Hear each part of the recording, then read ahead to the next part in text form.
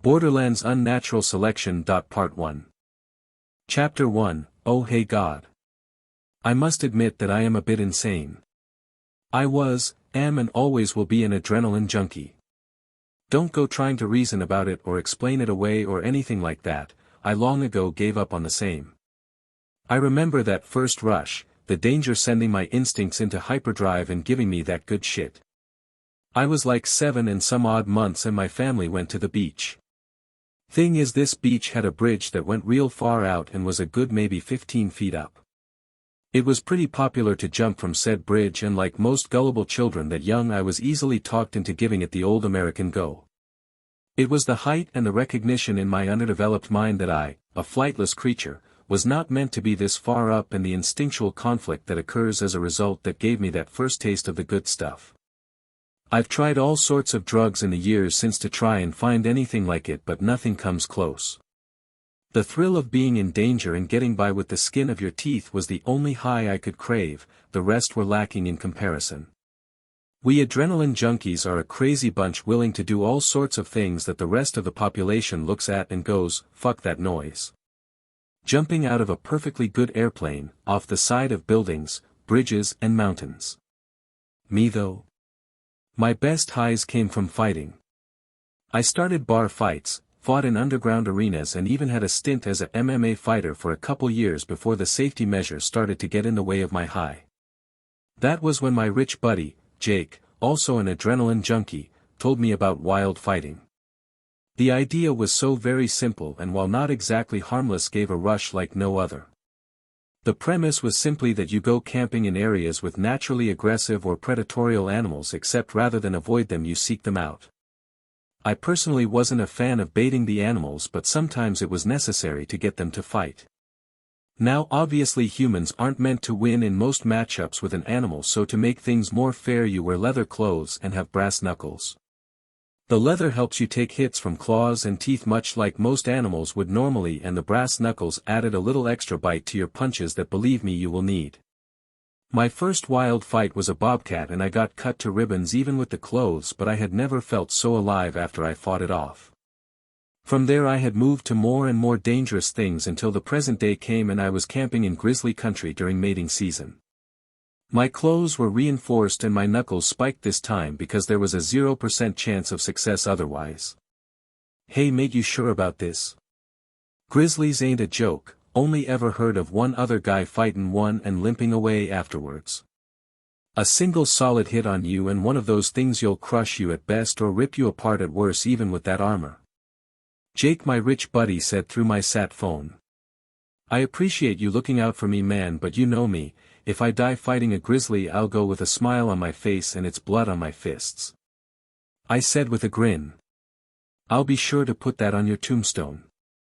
Still, you know how this goes, 3 days and if I don't hear from you a team gets sent to recover what's left, dead or alive. I would prefer the former, but your chances don't look great, mate. I'll chase the buzz with the best of them, but as your good buddy I gotta at least try and convince you not to go through with this. You say the word and I'll have you up in a heli in 30, no judgments added. Jake said seriously. A solid offer, man, and tempting too, since I don't actually want to die, but you know me, I'll never run from a good fight. I said honestly.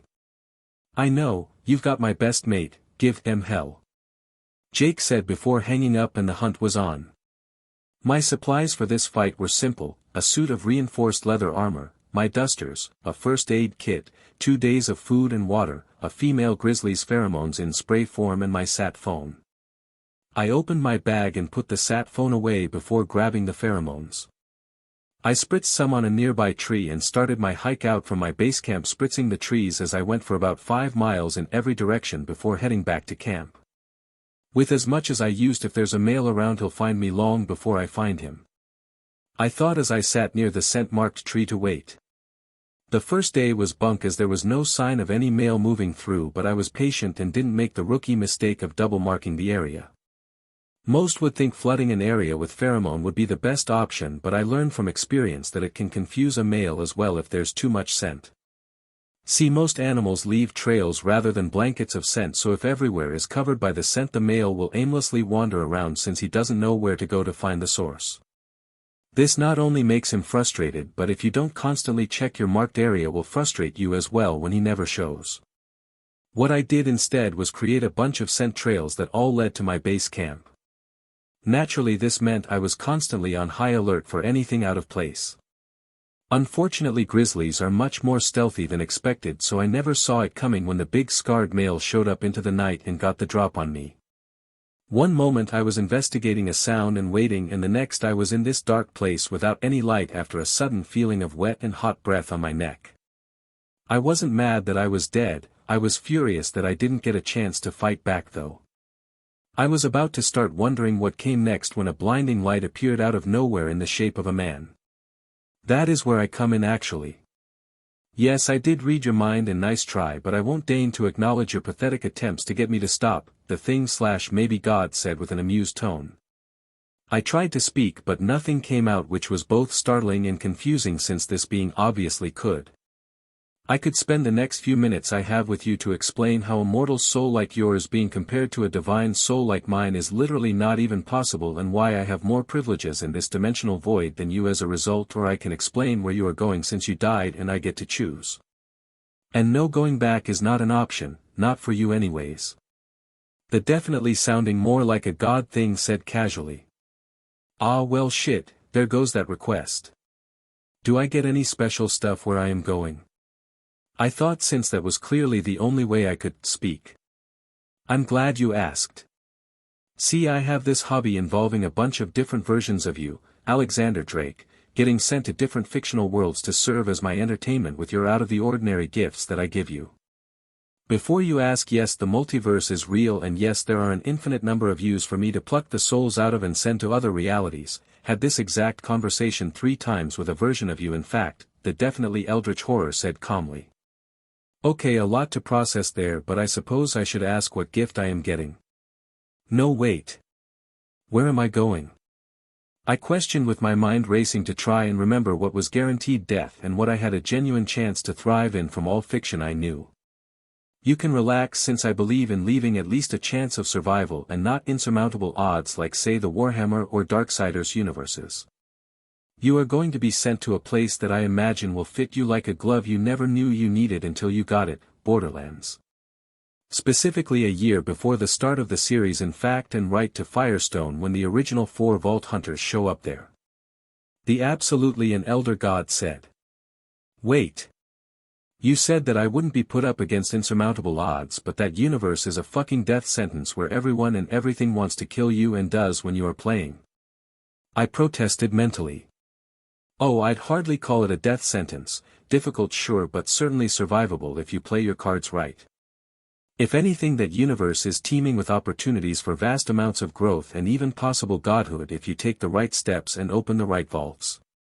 Of course you won't know what or where those are exactly, but the idea stands. And of course that doesn't even include whatever gift you choose. The Bright Lord said. I can choose. I mentally exclaimed in shock, as I had thought I had no say in this sort of thing. Well, yes and no. See, the rules of this kind of thing, yes there are rules, and no, I won't tell you exactly what they are, state that I have trade with you to give you a gift. Memories, handicaps, gender, and pretty much anything that you as an individual have of value or potential is yours to trade for your gift. Otherwise I give you a small mundane low potential buff and boot you to your new life. The more valuable the thing you trade, the better the gift, and as an important note, if it is powerful right off the rip, it costs way more than if it has the potential to become just as, if not more powerful, if you put in the effort. It's a balance thing, don't ask. The one above all said seriously. This was a very important choice for me to make, so naturally I wanted to take my time contemplating what would be the best option. Forgot to mention it, but you only have 10 minutes to decide before I have no choice but to boot you to your next life. I suggest thinking about what you want to give up so I can make offers on them. Allah said, clearly enjoying the panic its words brought me. I would say all my memories, but at that point I might as well just be an NPC from that place to begin with. Also, something tells me that gives you the right to fuck with my personality via those memories, and I'd rather not. What about all the knowledge I have on that universe and blurring any personal memories from my time on Earth, family, friends, people, or places, that sort of thing? I thought seriously. Chapter 2, Mulligan. So you want to give up all your memories other than skills, personality shaping and practical ones? Alright, I'd say that would let me give you a lower level gift, something like a Vault Hunter's skill tree with all the limitations that come with it. Middling potential and power at best and mediocre at worst, Satan said casually. Fuck, why is the level so low? I thought, outraged, considering all that I offered was definitely worth a lot to me. Key point being to me it's worth very little considering the sheer enormity of the multiverse of yous. You aren't special and what you have isn't special, so if you want the top shelf stuff you have to think about what would be valuable to me. I've already told you, by the way. The Endless said casually. I thought back to the entire conversation and realized the crux of the issue and knew what I needed to offer to get a much better gift. This being sported a wide smile when I made this realization, and it dawned on me that this wasn't some benevolent entity but merely something treating me as a toy to play with. I do so love it when a you figures out just the sort of position they are in.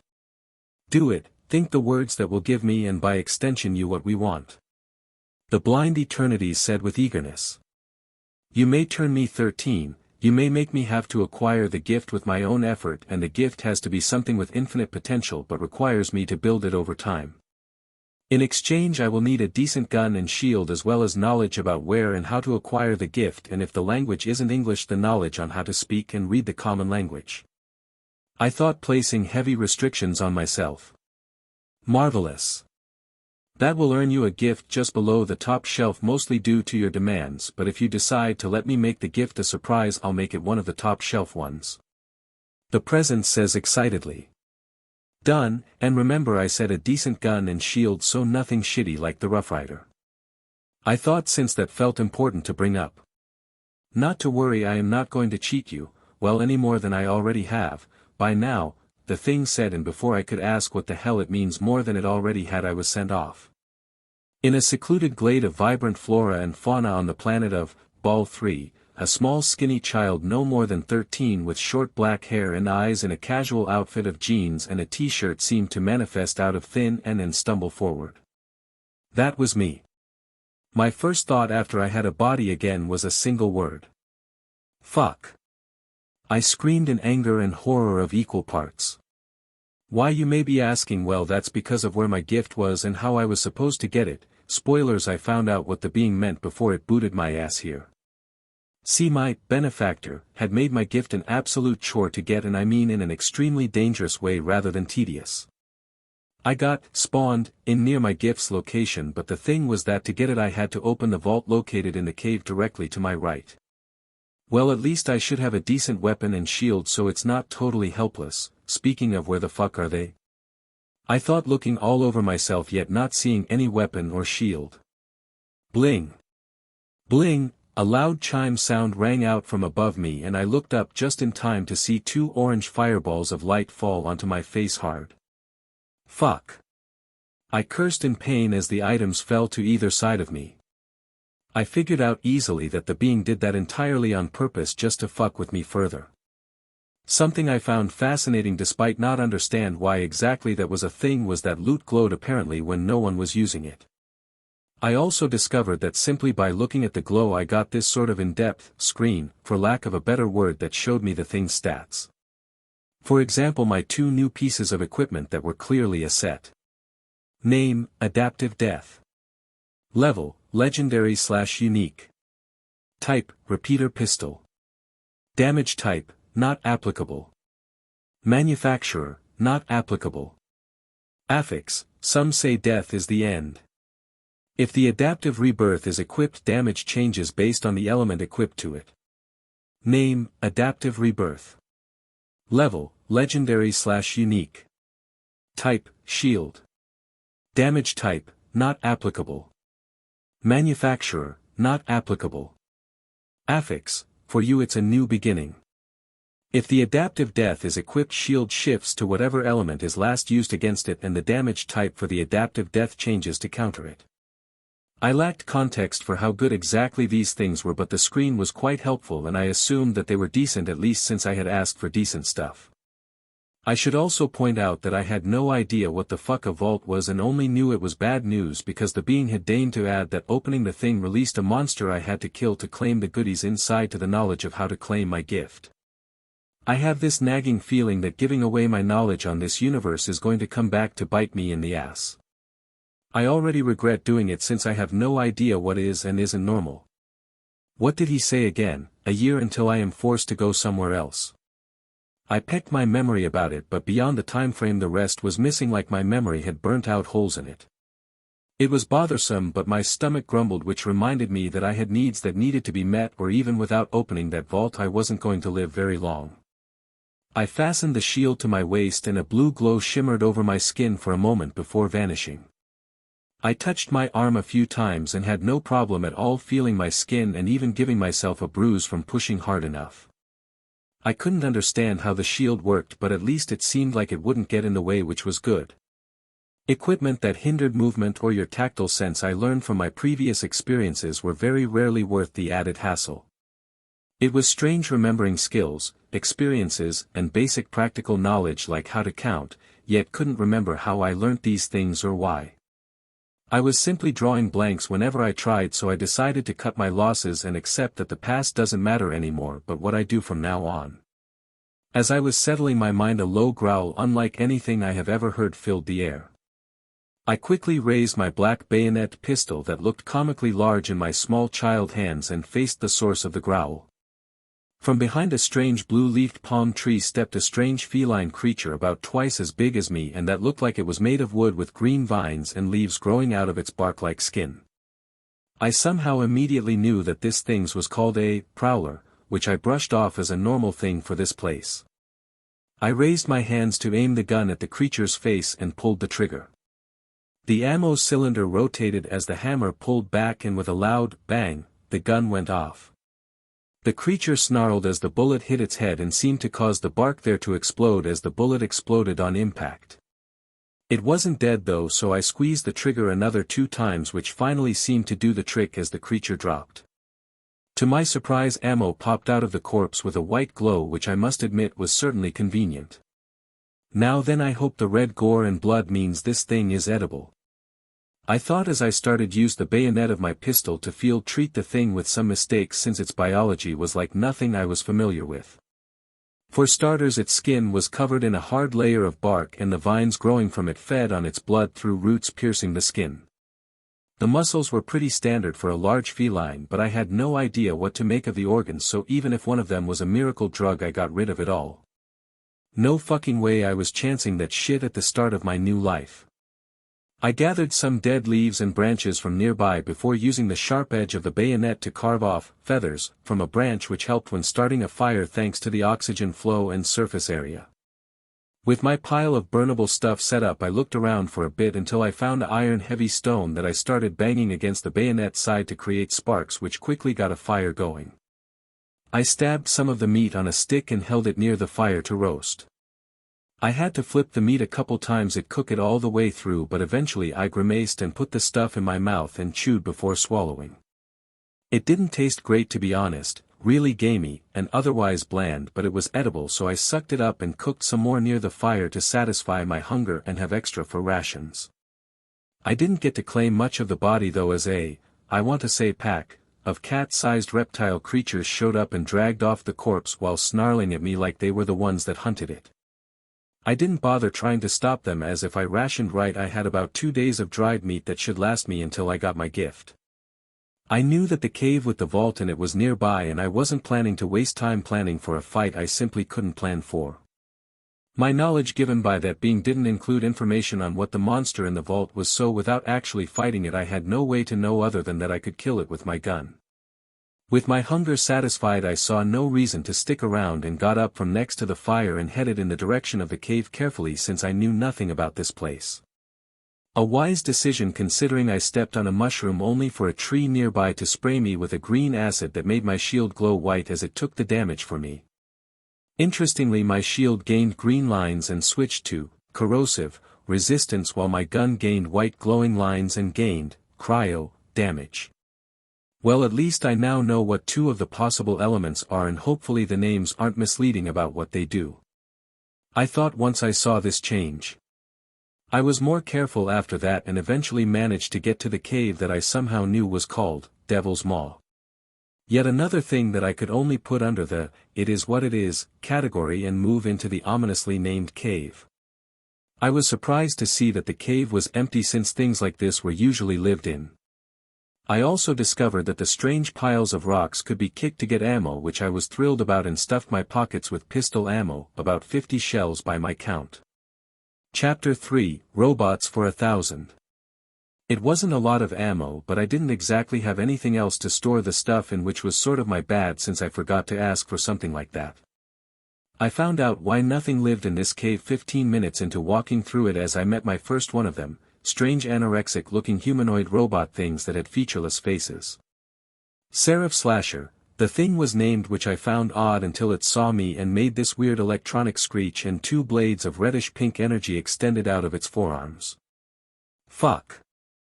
I yelled and immediately raised my gun and shot at the ghostly gliding robot alien thing. When the first shot hit it, I was thrilled since I thought it was over like that, only for my day to be ruined as a whitish-colored film of energy rose over the spot I shot, preventing any damage. It has a shield. I thought in horror and took off running while pointing my gun in the general direction of the thing chasing me and pulling the trigger over and over until I needed to reload.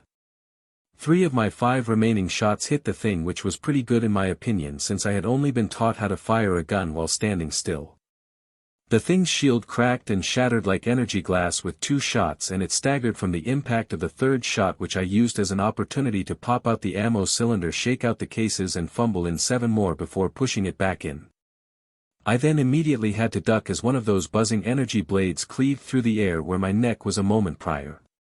"Eat lead, bitch!" I screamed as I unloaded it point blank into its face, which did the trick. Let me tell you, my adrenaline was pumping after that near life and death struggle, and I was out of breath. Fuck, I'm so used to the stamina I built up over the years that being in a younger, less trained body is going to be a problem if that light workout was enough to get me winded. I thought grimly. I decided to pull back from my trip through the cave and grabbed the corpse of the Seraph Slasher and started dragging the surprisingly light thing back towards the entrance of the cave. Why, you may ask? Because I wanted that fucking energy blade, that's why. It came from the thing's arm, so I had hoped that destroying its head hadn't ruined whatever made it work, and a little bit of electrical work would fix it right up. As I said previously, us adrenaline junkies were a strange bunch, and thanks to my experimentation I had learned a bit of electrical engineering since I heard from a friend of a friend that the rush of working around enough electricity to kill you in an instant was a great high. At first that was indeed true, as I got that high from sheer fear of fucking up and frying my ass while messing with live wires. Unfortunately, after I got good at the stuff, that thrill was gone since I had nothing to fear save freak incidents. Still, the skill was still there, so I figured alien robotics couldn't be that different, right? I literally couldn't have been more wrong. The fuck is that? The fuck are those? How the fuck did that even work? I mentally screamed in confused rage after I managed to pry the metallic casings off the torso and limbs and got a good look at the power core and wiring. It was not anything like what I was used to back on Earth. For starters, the power core was a literal ball of silver metal with glowing blue squiggly lines all over it. If it wasn't literally thrumming with energy, I probably wouldn't even have known that it was the power core. The wiring was even more confusing, or rather the utter lack of the stuff. You could have told me this thing ran off hopes and dreams and I'd probably fucking believe you with how much sense this shit made. The only part of this entire thing I understood was the blade deployment mechanism in the arm, and even then only because it was fully automated and just needed a flow of energy to activate. There was this tiny connector piece in the shoulder area that regulated the flow of energy to and from the movement mechanism in the elbow, and from there to the forearm that was actually one stiff piece that created the glowing energy blade. All of this to say I just needed the forearm and the power core technically. The trick was figuring out how to create a switch to regulate the energy coming from the core to the forearm blade. I was rather destitute of tools and spare parts at the moment, so besides the robotic body, my gun and shield, I had nothing to work with. Frustrated, I could only grumble at the waste and ditch the entire idea for now. That said, it wasn't a complete waste of time, as I could still use the protective plating that I had pried off the thing to cover my vitals in case my shield gets busted through. An adult wouldn't get enough coverage from the stuff, but I was a small and fairly skinny kid at the moment, so it was just barely the right size for me. I had to pop 4 holes in the corners with my gun, which was harder than you'd think but not surprising. It was meant to protect the power core and movement mechanisms from damage, so naturally it was pretty damn tough. Not by any means bulletproof but highly resistant, which was good enough for me. Something I was coming to love about my gun's bayonet is that despite the abuse I was putting it through, the thing was still good as new and as sharp as a razor. Thanks to that wonderful implement of murder, I had a very useful tool for survival and to a degree crafting purposes. In this case I used the blade to cut down some sort of purple thin grass that I proceeded to weave into grass ropes to fasten the armor casing to my chest, arms and legs.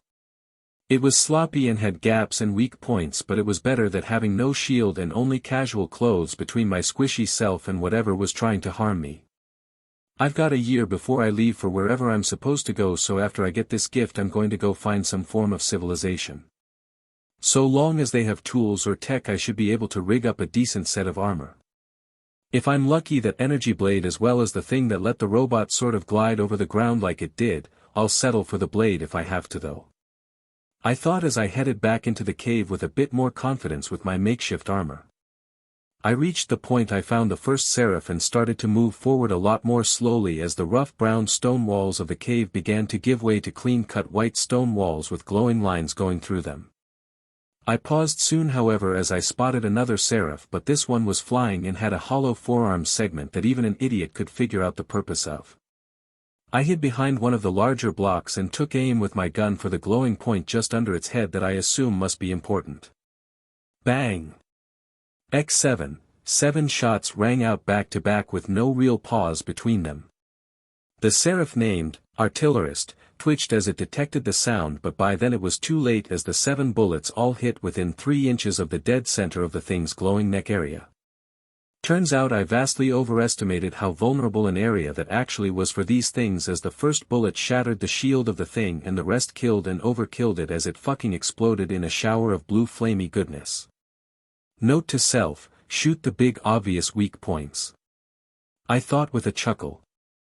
Admittedly, it wasn't much of a design flaw, since unless you sniped them like I just did, hitting that spot while the things were trying to murder you tenderly was probably really fucking hard. Even hitting a moving target at the range with any sort of accuracy without taking forever with each shot was already hard. But to get a bullseye while dodging an unpredictable target when you and it were moving quickly? That took skill I didn't have, yet. I knew my way around a gun, since any adrenaline junkie worth a damn did, but it wasn't my bread and butter. That was up close and personal type brawls. Put me in a fist fight against damn near anyone and I would dismantle them in at least 3 different ways. Still, while I don't remember anything about this universe, if I of all people asked for a gun, it meant that I truly understood that the things were vital to survival. I am willing to bet everything I'd be dead against the first seraph I came across after trying to punch through its shield. This meant that unless my gift turned me into Superman or some shit, guns were probably gonna be the most viable way forward for me. Moving on from the still chunks of my victim, I only came across one more seraph before I found myself in a massive chamber with huge statues with sharp angles that reminded me a bit of the robots I killed, and a broken stone archway at the far end that had a platform and an object laying right next to a raised pedestal. Walking up to the platform, I looked at the object next to the pedestal closely. Name, Ball 3 Vault Key. Description, a strange iridian object with the power to open the vaults on Ball 3. This vault key was in fact 3 pieces fused together into the shape of a ring about a foot across. I picked it up and I felt the rough metal that hummed with barely contained power. Well, time to make yet another questionable life choice and release a monster to get superpowers promised by what is more likely than not some cosmic horror that decided watching me do this shit with a single gun was amusing. I thought with a sigh and placed the vault key in the pedestal. It sank right into the perfectly shaped divot and the pieces of the broken archway began to float up and slot themselves in place, perfectly repairing the thing. Immediately a black and purple swirling sheet filled the whole archway's frame. Seconds later a massive three-fingered clawed paw reached out from within the sheet, and grabbed the archway's side and pulls as the rest of the body attached to it appeared. The monster's full form was similar to that of an ape from Earth in that it had a single head, 2 arms, and 2 legs, but that was the only similarities shared. Each hand had only 3 claws and no thumb, and its skin was like that of a crocodile's with ridges and spikes of bone along its length. The creature's head was also a massive crooked fanged thing with a huge red slitted pupil eye in the center of its head. Colossus. Well, that's not good. Chapter 4, Strategy Bitch. Understatement of the fucking millennia, ladies and gentlemen. Not good didn't even begin to fucking cover the double shit sandwich I had decided to put myself in. Froo. The monster roared loud enough that I could feel the air shake and my shield activate to stop me from going deaf. Bang X7. I unloaded my gun while the thing was busy posturing right at that giant glowing red eye. 3 bullets hit that soft vulnerable organ and sank in maybe a centimeter. Fuck. I yelled seeing this and started running as the monster ripped up a piece of the hard stone floor as big as me and chucked it like a softball right at me. I flinched when I felt and heard the chunk of the floor smash into the wall behind me as I ran and hurriedly focused on reloading my gun. I was also keeping an eye on the monster that I had noticed hadn't moved from its position even after I shot it. This confused me as I knew for a fact that most animals that can get shot and shrug that shit off also tend to charge the shooter, yet this thing chose to throw something at me without leaving its spot, which was strange. I also noticed that after it threw that piece of the floor it rubbed at its eye while growling. It didn't throw anything else though. I quickly noticed why after taking aim again. A thin layer of ice had grown over the spots my bullets hit. I forgot about that. I thought joyously as I remembered that my gun currently had cryo damage equipped. To be fair, the Seraphs were robotic and had shields, so I never noticed the effect of the elemental damage type until now. Eyes are mostly water and this thing has no shield, so it makes sense that the spot I shot froze over. I think I know how I'm gonna kill this thing. I thought with a plan in mind. While it was focusing on clearing the frost from its eye, I stood still and took careful aim at that eye and waited for it to move its paws away. Bang X3. I squeezed the trigger 3 times, which I had discovered trial and error style was the max I could handle the recoil from before my accuracy suffered. FRUUOH, the monster screamed angrily as all 3 bullets hit the eye, only this time they sank in enough that some blood started to come out and freeze. I didn't just sit still though, but took off again as the monster chucked pawfuls of stone at me one after the other before focusing on its eye again, like that was way more important than killing me. This thing's dumb as a rock. I thought, frankly insulted at how easy this was. I quickly came to regret that thought as the monster ripped out its own fucking eye and started growing bigger. 20 feet. 25. 30. It doubled in size and the spikes of bones protruding from its now black skin extended like blades bigger than I was tall. As if that wasn't bad enough that I had ripped out regrow. Only this time it was way bigger and white-pupiled. I think we might have gotten off on the wrong foot. How about we start again? I asked, only to receive projectiles 3 times my size as the response. Worth a shot. I muttered under me breath as I ran for my god's damn life. I of course didn't stop shooting at it and reloading as I ran, but my accuracy was frankly terrible and landed all over the thing, though it really didn't like cryo damage as the spots on its skin hit frosted over and cracked to leak blood. After 5 minutes however I was at my limit and simply couldn't run anymore as my lungs and legs were burning in pain. I waited until I was near one of the now wrecked statues for it to throw another chunk of the ground at me and timed it to dive behind the statue. Crack! My shield got hit with the projectile and broke, so I scrapped my hands when I landed, but otherwise I was fine. I laid flat out behind the statue, gulping air desperately to recover as much as possible, and from a crack near my head I could see that the stupid brute immediately thought I was dead because I had vanished from its sight. Yep, sharp as Play-Doh this one. I thought, relieved as I reloaded my gun and waited for my breath and shield to recover. I kept an eye on the brute that was dragging itself forward slowly with its 2 long arms. It didn't charge because it can't charge, those legs can barely keep it upright, much less walk or run. I realized excitedly. While killing this thing wouldn't be easy, it was starting to look more and more doable as I got better acquainted with its weaknesses and strengths. For starters, cryo damage fucks up its body wherever it's hit, it's dumb as hell, can't move very fast and has definitely lost a lot of blood. Strengths-wise it's durable as shit, seems to be able to regenerate when it grows and is ridiculously strong. Once I could breathe semi-normally again and my shield was back up, I stood up and took aim at that massive eye of its and unloaded my full cylinder before popping it out and stuffing the bullets I had waiting into the now empty cylinder before popping it back in. FRUUUUUH, the monster screamed in rage and pain as all 7 of my shots hit it somewhere on the now me-sized eyeball and frozen each and every hit.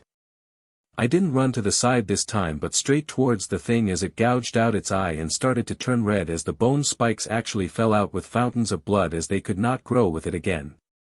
Ignored that, and as a new eye started to grow out to fill the now even bigger hole, I stopped and took aim right at the now exposed brain behind that rapidly growing organ and unloaded the cylinder.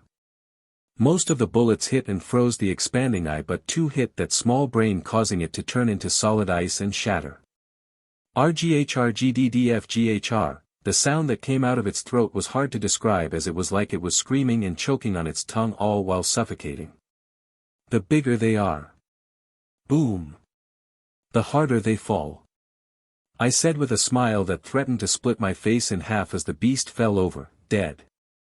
I felt a rush that I can't even begin to describe. If I wasn't currently in such a young body I'd probably have a raging boner. It was ecstasy pure and simple from the thrill of death and the sheer feeling of accomplishment that came from laying low such a mighty beast in single combat.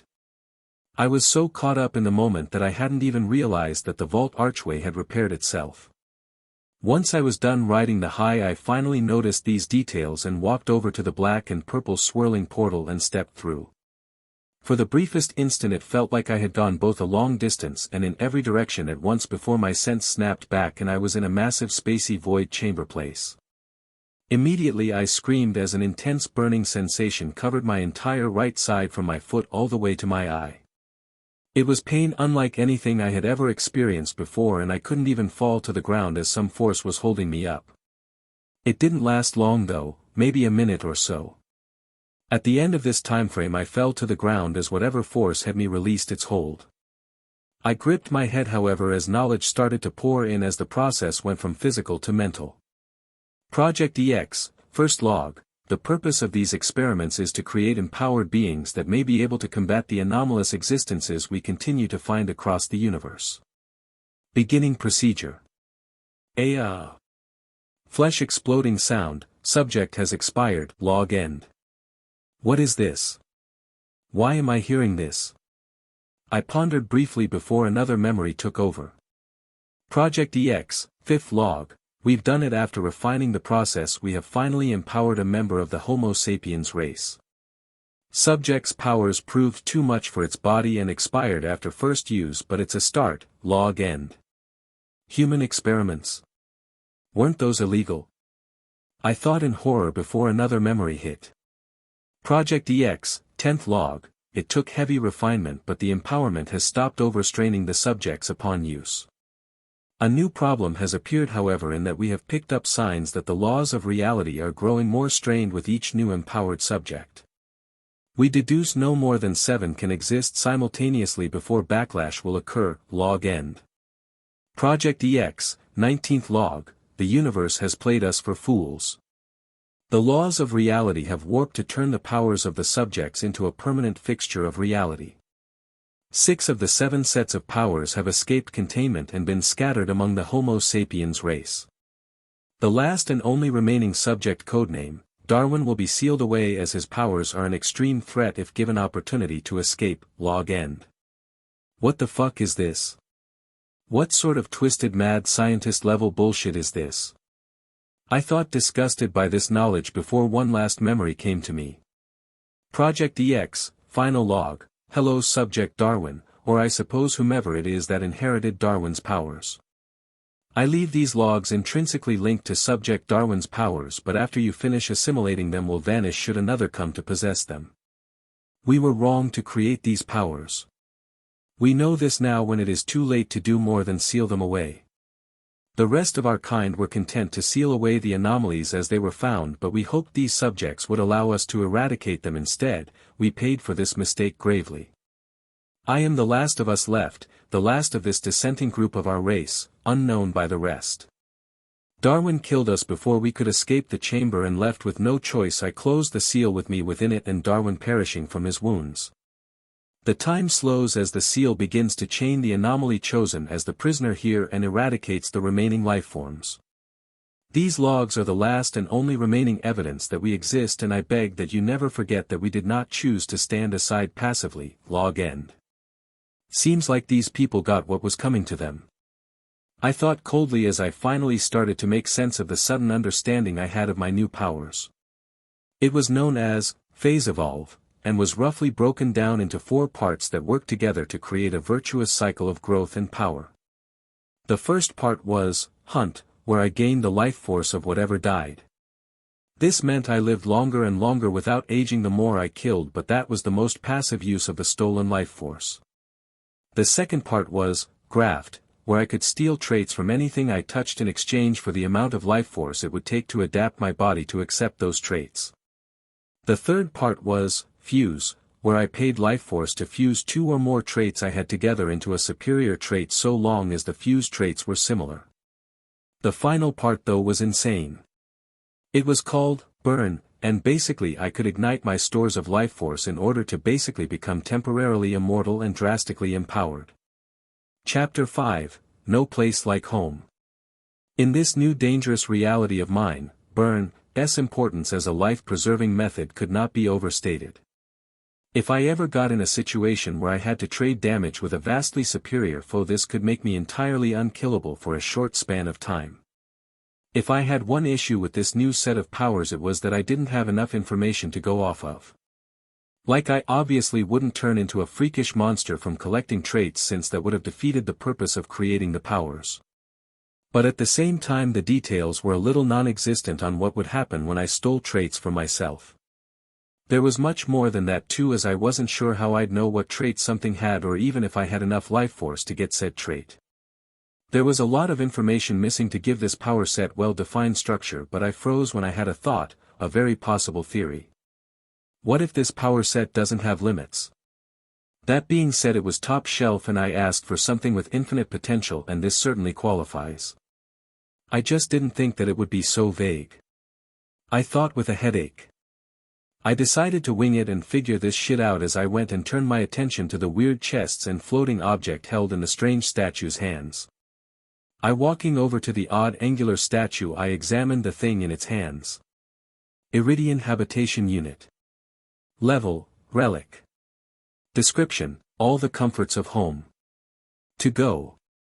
The object itself was this black metallic sphere thing with this beautiful amber glowing crystal in its center. Is that a fucking pokeball? I blurted in shock. I reached out and yoinked the thing off the statue's hands without hesitation and with more than a little greed. I grimaced when it started to glow amber orange and stick to my hand, even though I tried to get rid of it like a cat with tape on its paw at first. Wait, it doesn't hurt. I froze as this thought hit me. Lifting my hand up to stare at the thing, I saw some orange bar-shaped lights on the side of the ball that were slowly filling up. User binding, or is it recharging somehow? I wondered curiously. Whatever was responsible for the creation of this thing was clearly the same thing responsible for the creation of those robots I ran into on the way to this vault, as the design was very similar, though clearly this sphere was way more valuable. After staring at the ball in an attempt to unlock its secrets for a good 5 minutes, I got bored and decided to ignore it for now and go check out these chests at the back of the chamber. There were 2 kinds of chests, with only one of them appealing to me aesthetically. The first kind of chest was this pale white stone rectangle with 2 glowing green diamonds intersecting carved into the lid. It was about 4 feet long and 2 feet tall, but was frankly bland as shit. You opened it by hitting the lid. I'm not kidding, you literally had to hit the lid for it to open. When the things did open though, I immediately decided that I was never going to judge a chest by its cover again, as 3 items just sort of pixelized into existence on the 2 shelves of the chest. The 3 items had 3 different colored flame glows, much like my gun and shield did before I equipped them. I hurriedly looked them over and was surprised at what I found. Name, TR-386 Berserk Rifle. Level, Common. Type, Combat Rifle. Damage Type, Explosive X1. Manufacturer, Torg. Affix, Not Applicable. Name, ML1183 Vicious Scattergun. Level, Rare. Type, Shotgun. Damage Type, Pyro X1. Manufacturer, Malawan. Affix, Not Applicable. Name, HP 7003 Needler. Level, Epic. Type, Pistol. Damage Type, Standard. Manufacturer, Hyperion. Affix, Not Applicable. 3 weapons with different levels and even manufacturers. The problem? I had no idea who the fuck these manufacturers were or what their weapons were about besides shooting things. I thankfully was able to figure out what another 2 elements were though, with pyro and explosive showing up like this. What's the difference? Explosives tend to be fiery, so like, is it a local thing or is there actually something different about it? I pondered, confused. I didn't grab the guns though, since I didn't have anywhere to put them at the moment, and moved on to the next chest that was of the second type and my personal favorite. It was this nice red color and had segments in it that split to the sides when it opened, and this clearly decorative horned head sculpture thing on its top. When it opened, the internal layout also proved different than the previous chest, as there was a single large shelf in the middle and 2 smaller shelves that unfolded up and to the sides. Once again there was guns inside the chest that manifested from thin air, but nothing legendary level. The same applied for the last 2 chests in this chamber, though I did notice that the glow, despite being the same color for some of the guns, was also larger, which I assumed meant they were the better weapons. BRNG, the sort of chiming sound rang out from my hand and the sphere stuck to me fell with a 10k, that startled me. I forgot I was even holding that. Time to see what this thing's about then. I thought as I picked up the sphere and started pressing and trying to twist different parts of it to figure out how the fuck it worked. Turns out that big obvious amber gem part was a button, and once it clicked, the most fascinating thing happened: it shot out of my hand. Defied gravity and everything as it shot through the air before going through the portal of the vault, leaving me standing there speechless. Get the fuck back here! I roared angrily, thinking my loot was making a break for it. In hindsight, not my finest moment, but to be fair, I had no idea how this alien tech worked at the time. Anyways, I left the vault and immediately my new powers went haywire, as it was suddenly like a very annoying voice screaming in my head to take the life force of the giant monster corpse and that it had some great traits. That shit was disorienting as all get out, since I wasn't expecting it, but I managed to stuff that new instinct down to a manageable level. Once that was done, I was surprised to see a small black metallic archway with a familiar amber button at the top not far from the vault, still open portal that looked like a mini vault. Is that what the ball turned into? I wondered in surprise. Shrugging, I didn't hesitate to walk right into the portal to see what was up with that whole thing. What I discovered was amazing on so many levels I had a hard time processing it. To start, I suppose I should clarify that the inside of this mini-vault was an entire building that was easily able to house a small platoon. I, as the registered owner of this whole alien smart house, got this sort of tour/tutorial of the place when I first got here, which was shocking as hell but super welcome, since learning by trial and error sucks. It had built-in waste disposal rooms, bathrooms, and even running clean water in hot, cold, and every temperature between.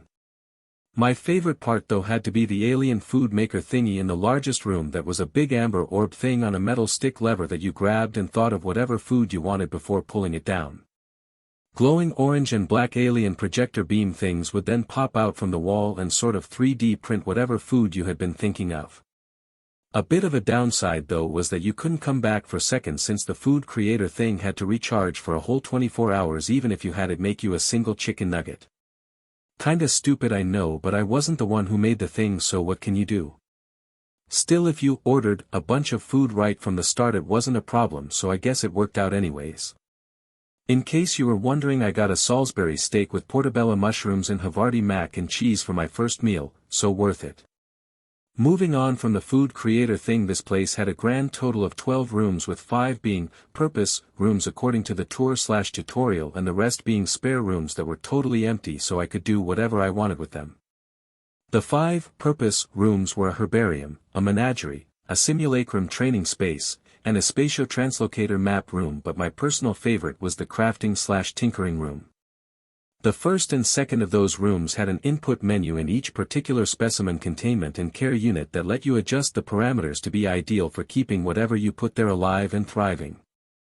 Did I forget to mention that this entire place looked like it was made for giants? I'm talking 20-foot ceilings and each room being large enough to play baseball in. The third room was, for lack of a better description, the fucking Matrix training room, in that it created hard light enemies that reacted and acted like normal enemies. I very much plan to abuse the shit out of this feature for the next year to shore up my massive weakness to running and gunning with any sort of accuracy. The fourth room was lacking any tools but had a waist-high workbench table and a matter-to-matter form reconstitution gizmo thing that deconstructed whatever I gave it into its base materials and remade them into whatever I wanted of the same stuff. This meant while I might not have any tools or parts at the moment, I could use this to make them as needed so long as I fed it the right materials and knew what the hell I needed and how it was made. Finally, there was the spatio-translocator map room, or the teleporter room as I like to call it. Built-in motherfucking fast travel for the win. In all seriousness, the way it worked was that I could set up my mobile home here at a spot, designate that spot as important using this room, and from literally anywhere in the universe teleport the entire place to that spot from this room. Not super useful at the moment since there was only a single place marked as important by default and I had no idea where the fuck it was, but in the future, game-changing. My only real gripe with this porta-home would have to be that it was almost entirely barren smooth gray stone. No furniture, tools, decorations, not a damn thing that wasn't built into the place. Still, despite that, I didn't mind at all because, like the description said before I grabbed it, all the comforts of home, to go, the potential for that was there so long as I was willing to put in the effort to fit the place out. First things first though, I need to go power up from the dumb giant outside. I thought with an excited grin. Chapter 6, I have the pow-wow. I left my house after that and hit the amber button at top of the archway, which caused the portal to vanish before the sides of the archway folded and shifted until it was back in its nice neat sphere form the size of a coconut. I caught the sphere as it went to fall and held it in my left hand while stuffing my gun under my jeans waistband since I didn't have a holster. I then walked over to the corpse and placed my right hand on it. Alright, so how does this work exact? Whoa. Colossus. Life Force, 12,811 units. Traits, Thick Skin Common Grade, 500 units, Hard Bones Common Grade, -500 units, Gigantism Uncommon Grade, 1,000 units, Cryo Weakness Trash Grade, 50 units, Rampant Growth Rare Grade, 5,000 units, Small Brain Trash Grade, 50 units, Colossal Strength Legendary Grade, 100,000 units. The fuck? The worst traits are also acquirable. Also, what the dick is up with these prices? I get that the good shit cost more, but this is ridiculous. A monster this powerful only lets me buy 4 of its weaker traits, and I might as well forget about its best trait that feels like it costs 10 times more life force than this fucker gives me. I complained mentally. Some of these traits I definitely didn't want, as I got a sort of feel for what they did. Gigantism and Rampant Growth, for example, sounded good, but the key detail about them was that their effects were permanent. As in, if I took them I would get bigger and bigger until I was as big as or bigger than this fucker and unable to shrink down again without a trait that does the opposite. Don't know about anyone else, but that sounds like a pain in the ass to me. Thick Skin and Hard Bones, though, were traits that, while clearly not rare, were good stuff as they improved my body's defensive capabilities with no downsides.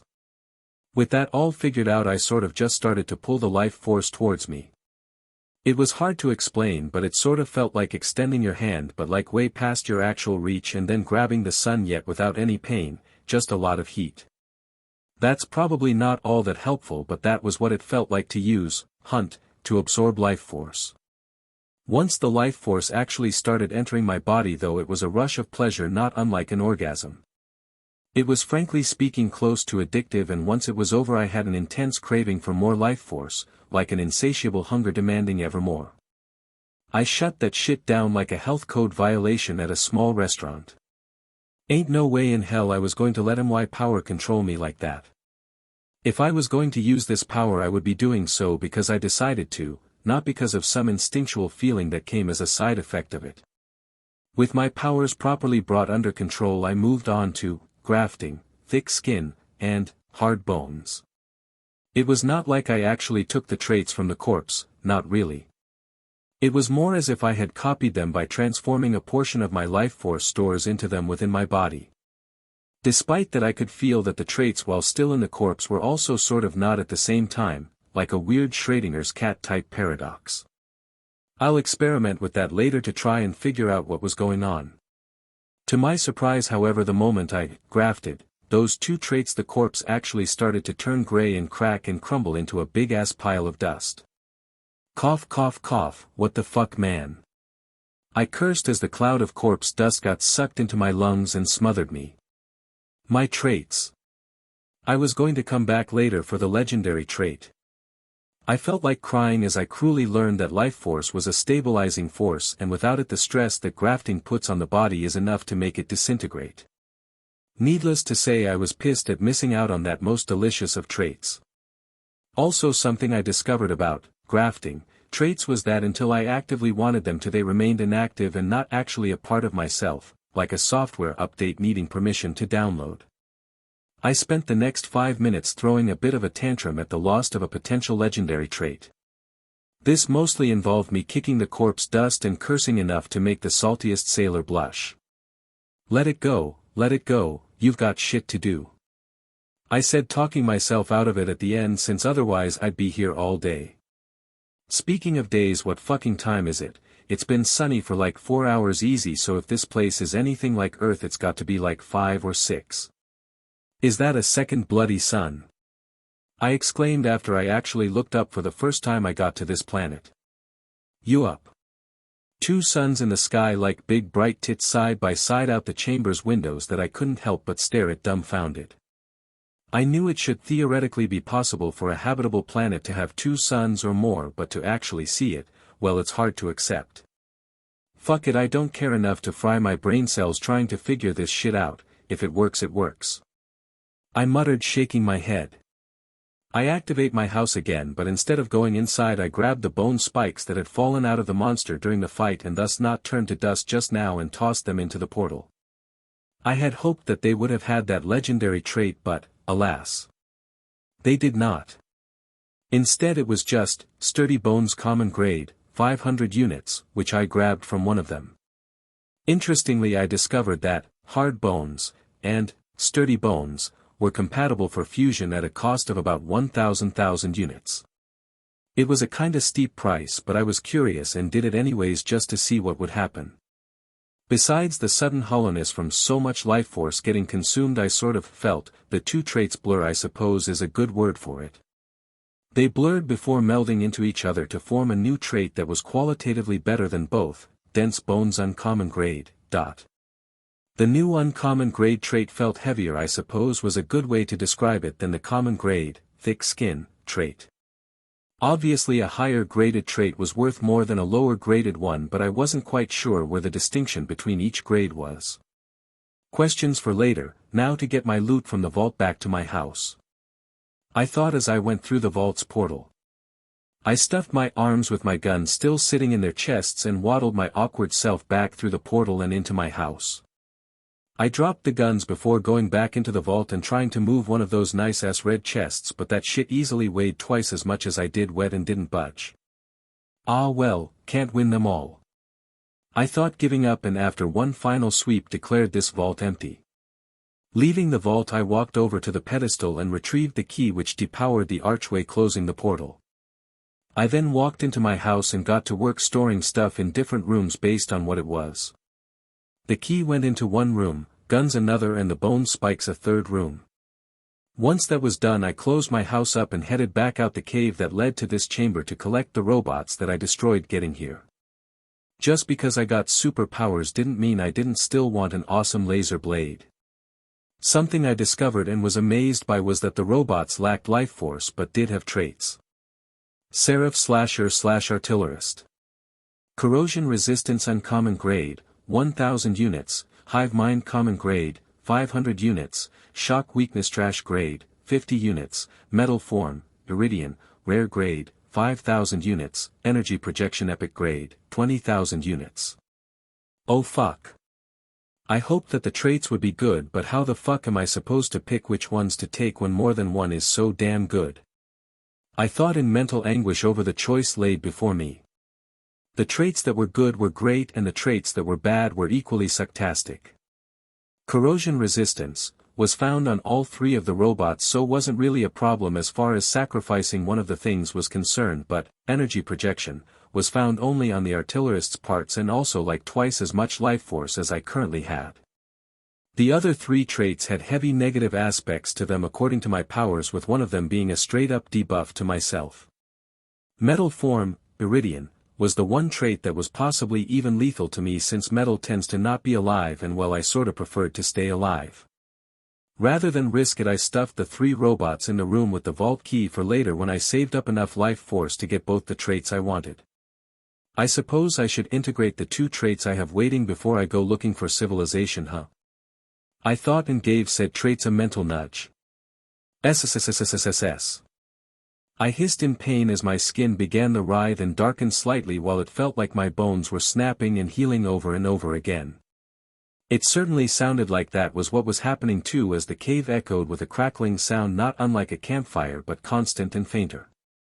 This feeling only lasted a few seconds, but every god's damn instant of it sucked. As if that suffering wasn't good enough, I now felt sluggish and had trouble moving because my every bone now weighed more than before by a good bit, and my muscles weren't strong enough to handle it without straining slightly. Note to self: get strength trait of some sort ASAP, also get to a safe location before integrating new traits. I made a mental note for later as I dragged my now sluggish self forwards.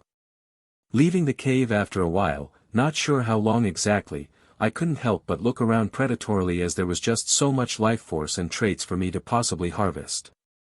How could there not be in such a clearly thriving jungle/forest? I drew my pistol and confidently walked out of the cave and into the vibrant greenery, not bothering to hide my desire to kill, to hunt. It didn't take long for me to find a dark blue shelled insectoid creature that reminded me a bit of a stag beetle, except the size of a cat and with a horn that had a razor-sharp edge to it like a sword. Bug, I identified it as, and didn't hesitate to raise my pistol and pop a cap in the gaps between its natural armor. It was still twitching when I laid my hand over it, and my new green tattoos started to glow. Bug. Life Force, 137 units. Traits: Exoskeleton Common Grade, 500 units, Bladehorn Uncommon Grade, 1000 units, Fragile Internals Trash Grade, 50 units, Multilimbed Common Grade, 500 units. I wasn't a huge fan of the traits or the pitiful amount of life force the kill gave me, but I did like the shiny edge that the horn had, and cut the head of the thing off and tossed it in my house. Still, life force was life force, so I harvested. Chapter 7, Drastic Changes. I had to admit that this place had colors if nothing else going for it. Vibrant reds, blues, greens, yellows, and I even saw some purples in a couple of the local flora. The fauna were also something else, like you could see the leaps in evolutionary directions they took, and as I got more familiar with the environment, why they took them. For example, a good many creatures I had seen had some form of greenery growing on them and were omnivorous. As it turned out, the prowler was not an exception at all. In fact, I had seen 3 creatures, including that one that had the greenery growing from them. Prowler. Life Force, 492 units. Traits: Symbiosis, Plant, Uncommon Grade, 1000 units, Predatory Muscles Common Grade, 500 units, Barkskin Uncommon Grade, 1000 units, Bond Dependence Trash Grade, -50 units, Keen Nose Common Grade, 500 units. Charger. Life Force, 735 units. Traits: Symbiosis, Plant, Uncommon Grade, 1000 units, Bond Dependence Trash Grade, -50 units, Barkskin Uncommon Grade, 1000 units, Tough Skin Common Grade, 500 units, hard teeth common grade, 500 units, poor vision trash grade, 50 units, keen hearing common grade, 500 units. WOEMP, pronounced WOMP. Life Force, 1155. Traits frowny face symbiosis, plant, uncommon grade, 1000 units, bond dependence trash grade, dash 50 units, thick skin common grade, 500 units, sturdy. Muscles common grade, 500 units, poor vision trash grade, 50 units, keen hearing common grade, 500 units, poor smell trash grade, 50 units, bloodthirsty rare grade, 5000 units. If the Prowler was a feline with bark-covered skin and vines growing from it, the Charger was the same thing except in boar form and like twice as big. I don't mean just fatter either, but in all regards, taller, wider and longer. They also had a wicked sharp sense of hearing but piss-poor vision. Their teeth were also much thicker than usual and darker, as well as possessing 2 long sharp tusks. For my second encounter with a Prowler I took the Life Force, keen nose, and predatory muscles, traits before leaving the dust behind. My encounter with the Charger though netted me the Life Force, an extra, tough skin, hard teeth, and keen hearing, traits. I killed both with headshots. As it turned out, shooting something in the face tended to kill it pretty damn fast, who knew? My encounter with the WOEMP was unpleasant though, as there I was walking through the forest/jungle and then out of fucking nowhere above me a fucking inbred gorilla monster thing decides to down smash my ass like it's WWE. When I say inbred I don't mean that as just an insult, it still is though, but rather that this creature looked like it should have been shot at birth to put it out of its misery. General body shape wise it was basically a gorilla, hairy body, thick arms, short legs and a roundish head equals gorilla. The similarities ended there, as it had a big jutting bottom jaw that was larger on one side than the other. It was cross-eyed with one eye being bigger than the other, and that one big one small freak show shit continued with its limbs. As far as its bonded plant was concerned, it had a whole-ass red fern growing out of the center of its back. It also reeked to an unreal degree and had flies swarming around it from what looked like caked on blood it never bothered to wash off. The species, from what I could tell, had traded its vision and sense of smell for extremely acute hearing that it used its massive right arm to ambush stuff with from above when it hears something below it. Apparently it also wasn't used to the idea of shield, since after it broke mine, bitch hit like a bus, it seemed to think I was dead and got my gun pressed against its lower jaw when it flipped me on my back to try and rip open my soft belly. Admittedly the first shot through the head was enough, but I was so pissed that I unloaded the cylinder into it. At the very least I can say the Life Force made up for it, as it had a nice chunk ready for harvest, though I spent most of it immediately on thick skin and sturdy muscles. I didn't really have a choice, as the noxious beast died on top of me and I couldn't move its corpse off me and had to get corpse dusted to get free. Needless to say, I opened my house up directly afterwards and took a shower to try and make the smell and feel of it go away. While I was nice and safe in my house I began messing with my stored traits. As it turned out, traits stacked if I got more than one of the same.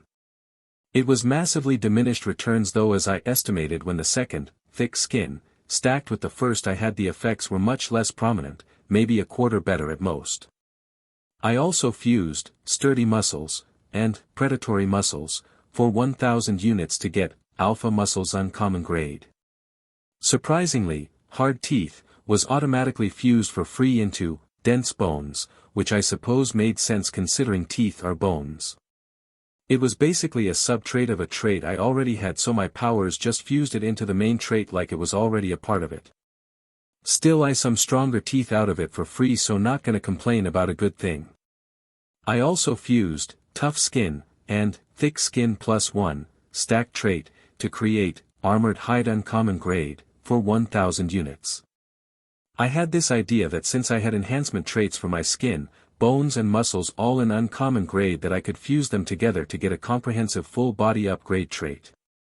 It didn't work though, as I sort of felt like I was missing one last piece to tie it all together. I need an uncommon trait for my organs maybe. I pondered but shrugged in the end, as I wouldn't know until I got whatever I was missing.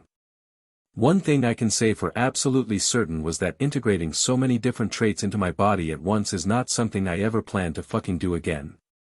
It was a bloody horror show as my skin sloughed off entirely while my muscles writhed and expanded in the open air as new skin grew over them. At the same time my ears and nose bled internally as the associated senses got an unnatural upgrade. The transformation lasted only a few brief moments but was downright traumatizing and left one hell of a mess to boot.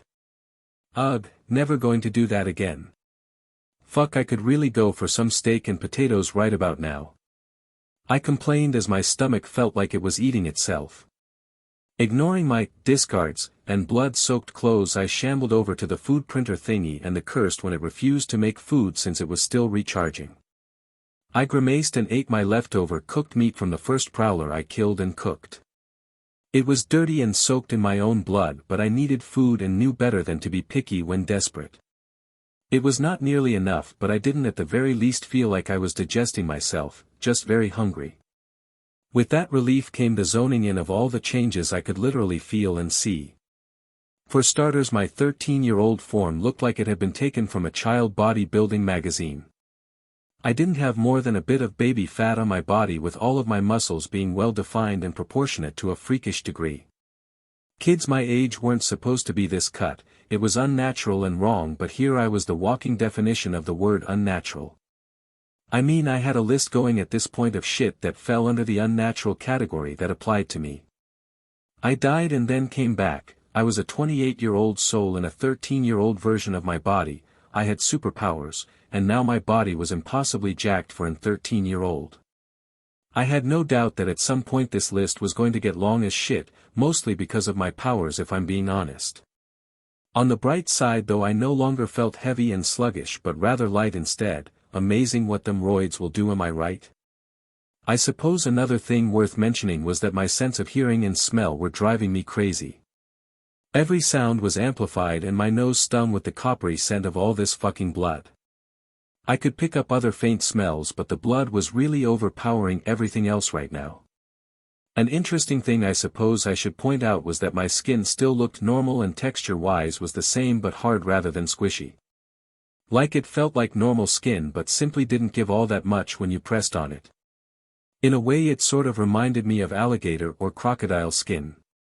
It wasn't all great though, as I was losing life force faster than I was accumulating it, but it was one of those damned if you do, damned if you don't type deals. My whole power was about improving myself by stealing and making my own the traits of other things. It was literally just how it worked, and at the same time it wasn't as if the traits I was saving up for from the seraphs were going anywhere. So while I was spending life force faster than I was getting it at the moment, that would change once I got to a point where common and uncommon graded traits weren't all that appealing anymore. Right now I was still fresh and new to this power and in the process of building up a foundation I will work off of for the rest of my life, so naturally I wasn't going to skimp out and regret it much later when I could have really used these upgrades. Ugh, I need another pair of clothes. These are ruined, I thought with a grimace once I was done checking out my changes. Unfortunately, unless I wanted to hunt through the forest/jungle outside my house naked, these clothes were staying on. If I could find another woemp and not get ambushed this time, I could probably skin it and feed its skin to the creation thingy in the crafting room to get a decent set of leather clothes. I'll also feed my current clothes to it to use as liner to keep the leather from sticking to my dangly bits. First though, I should probably get these discards out of here before they start rotting and stinking the place up, I thought with a sigh. With a lack of cleaning equipment on hand, I was forced to pick up the discards by hand and throw it out before using one handful of water at a time to try and clean up the blood on the floor. It was a pain in the ass, but I got most of it out the portal to my home and was only left with a slight pink hue on that part of the floor that I'd work to remove later when I had actual cleaning supplies. I also took a quick shower while dressed to get out as much blood as I could from my clothes before leaving my house soaked. If anything, the fact I was dripping wet actually worked in my favor, as this forest/jungle was hot and the water evaporating off me helped cool me off a little. Chapter 8, Threads and Experiments. I came to slightly regret taking those enhanced senses when I stepped out of the portal to my house and immediately got overwhelmed by all the sounds and smells that hit me at once. The plants, the dirt, the water and so much more filled my nostrils with their scents and it was disorienting. The sounds weren't much better as like you may expect a forest/jungle was not exactly a quiet place. It took me a good 30 minutes to bring it back to a level that I could handle but I twitched at even the smallest sound out of place. It got better progressively as I walked through the greenery and my brain adjusted but the next time I shot my gun I winced at the loud sound. It was just to kill a prowler but still really sucked even as I harvested the 451 units of life force. I was good on the traits of that species at the moment and only took the life force before leaving. I didn't need more physical strength or sharper hearing at the moment so I passed on the traits to stockpile life force instead. It was a balancing act really as I knew I needed to take traits to improve myself but that I should also be at least a little picky with what I took since I knew that I would need a lot of life force if I wanted the good shit when it started popping up. Thanks to my new senses after I adapted to them I could track animals that way by following scent trails and listening for the sounds of movement. As a result when I picked up a foul odor wafting my way from a certain direction I knew I had found a woemp. The dumb beast was like the previous one in appearance though it had a mohawk and was waiting up in a tree to clobber anything that walked under it. I raised my gun calmly, took aim and pulled the trigger twice in quick succession. Thud, the putrid corpse hit the forest floor dead moments later. I whistled casually as I strolled over and stabbed my bayonet into its throat and began to skin the still hot body on the spot.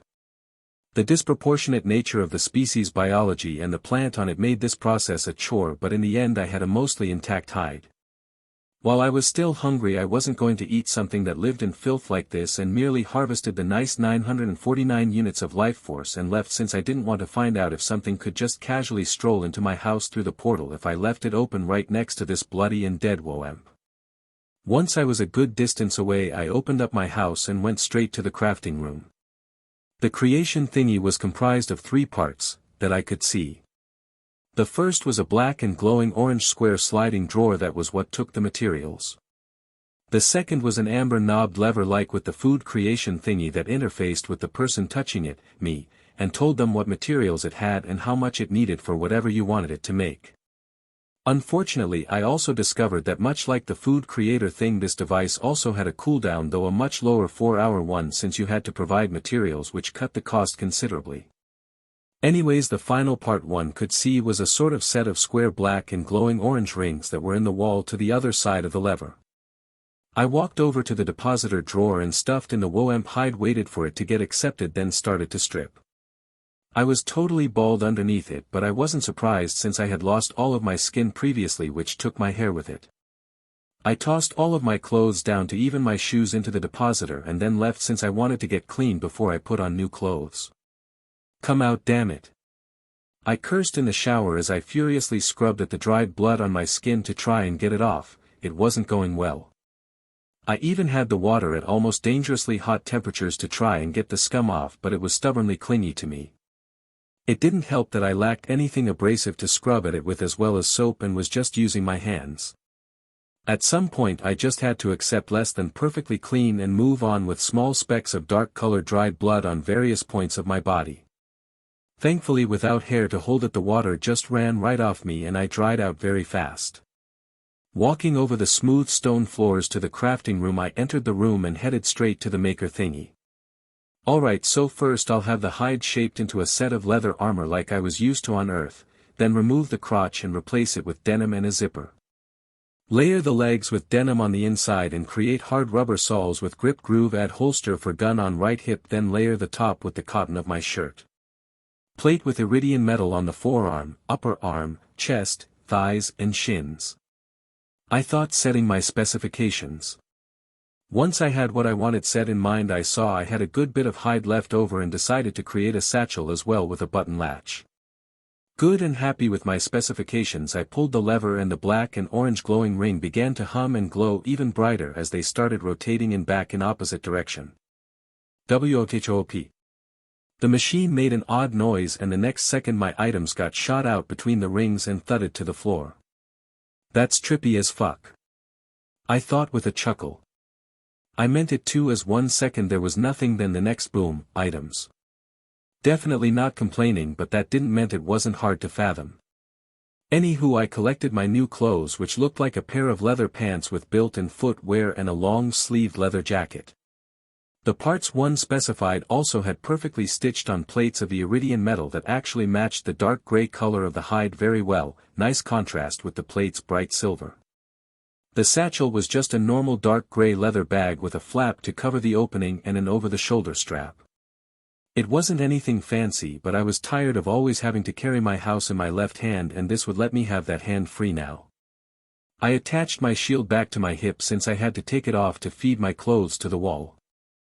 I felt rather vulnerable without that shield and was relieved once it was back. For the coup de grace, I holstered my gun at my hip and grinned. Alexander Drake, badass wilderness explorer, slayer of monsters. I struck a pose before bursting out in laughter that I hadn't realized I needed. I had been rather high-strung since I found myself in this new crazy place after meeting what can only be described as a god, because I fucking died to a sneaky grizzly I probably should have seen coming but hadn't because I was overconfident. If you had told me I'd be in this situation even a single day before it happened, I probably would have beaten you within an inch of death before leaving you to die in a ditch somewhere, thinking you were some lunatic trying to insult me. I wasn't new to taking lives. I'm not proud of it, but sometimes underground fights don't go so well, or your opponents didn't like that they lost and try to get even outside the ring. One thing leads to another, and well, eventually your rich buddy has a cleanup crew show up and make the dead guy disappear. At some point I had killed so many people who got unlucky or thought to get even for some supposed slight that it didn't even faze me anymore when I did it. Whoops. Didn't mean to let my mind wander there like that. Anyways, laughing like that had helped me unwind a bit, unclench that ass as it were. You know, it's amazing what a new outfit will do for your self-confidence. I was focused and in the zone when I walked out of my house with this new set of threads. Now that I wasn't so uptight, I was also able to register the little things I had been neglecting, such as the small insects and avian species nearby. Reaching out, I grabbed a small blue and yellow slug off a tree and activated my powers. Newt slug. Life force, 30. Traits, boneless trash grade, 50 units, slime production common grade, 500 units, poisonous skin common grade, 500 units, poor senses trash grade, 50 units.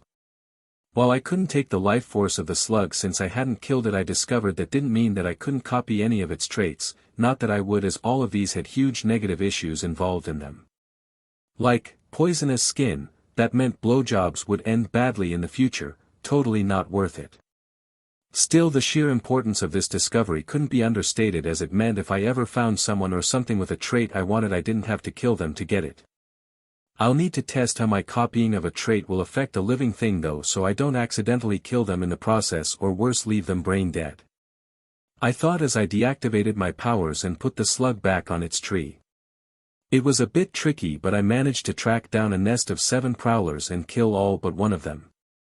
The last was a young one that was just as hostile as the rest, so I didn't feel bad about grabbing it by the back of the neck and using it for my experiment.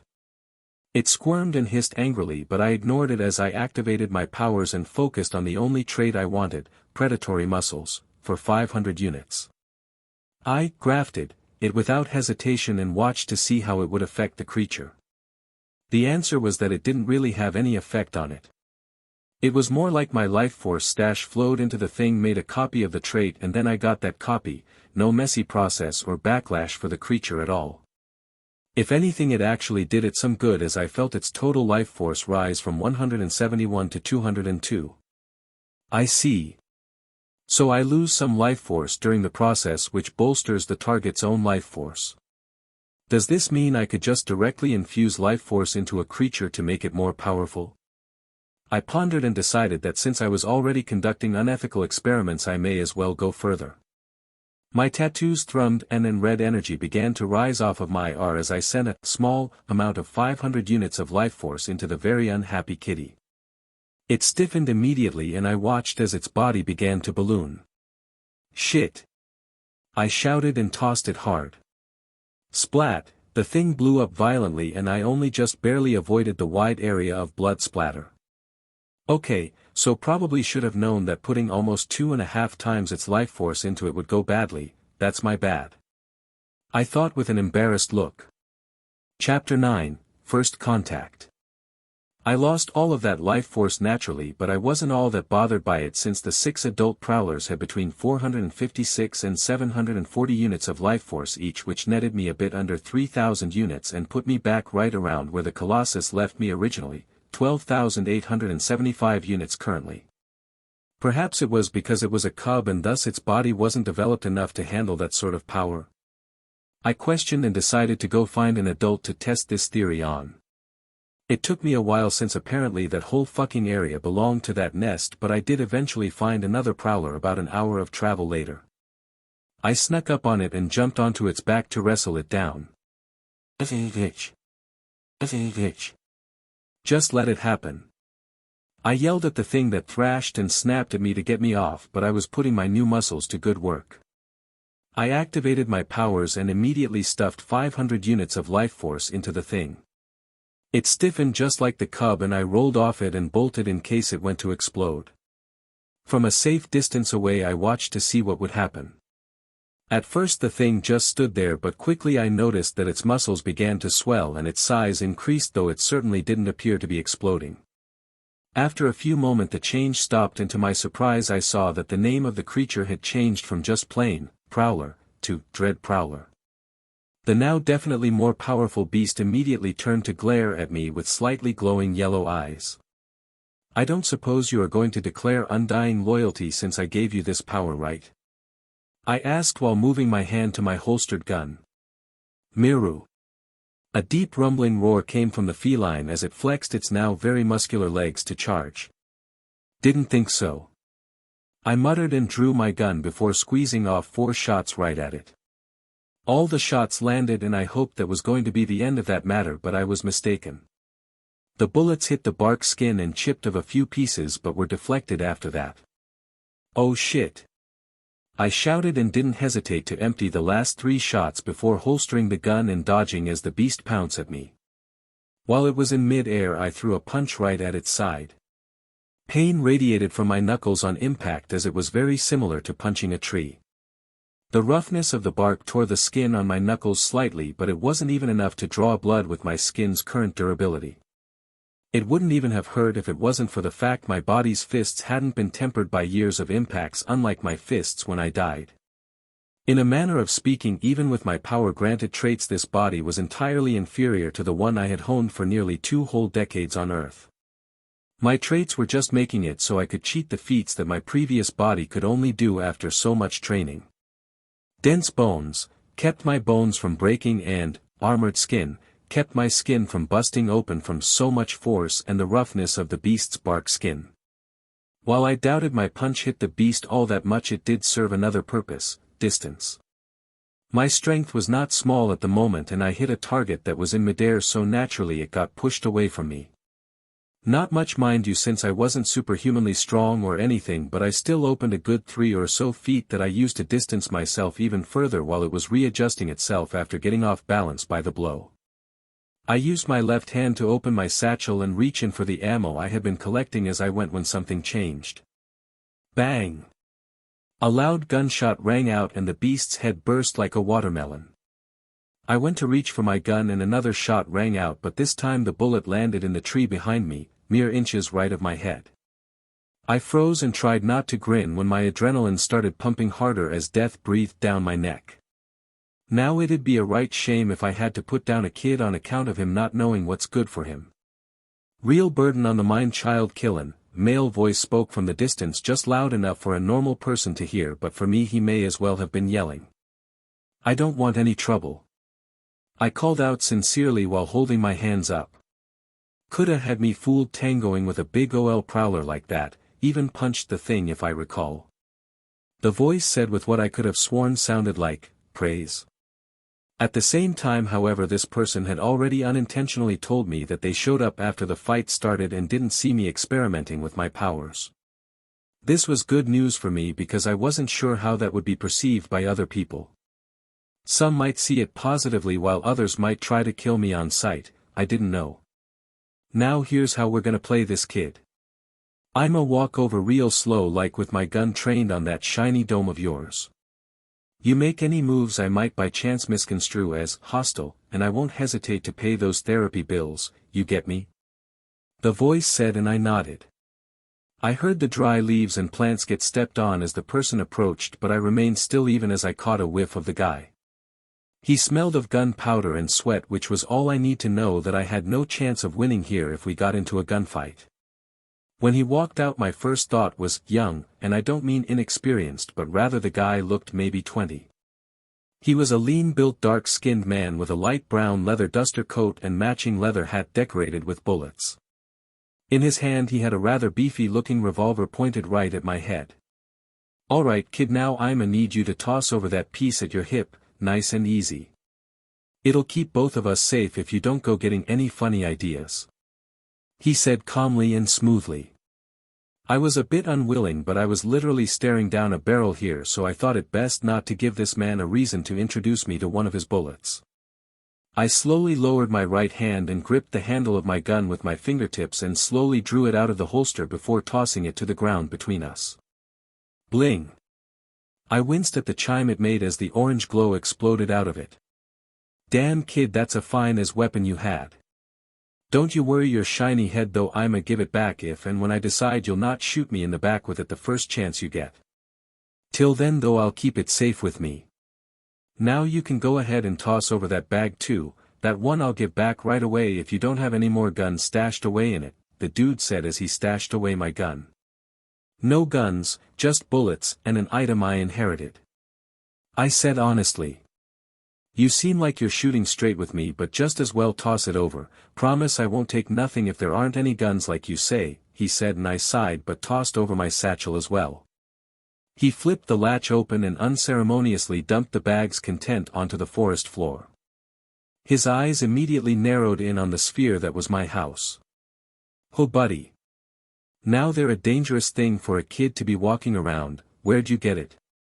Don't go telling me that grog shit about inheriting it neither, the real story," the guy said much more seriously this time. "I'm not lying, I did inherit it, just not from family. I had to fight a big-ass monster to get it, thing was dumb as rocks though," I said honestly.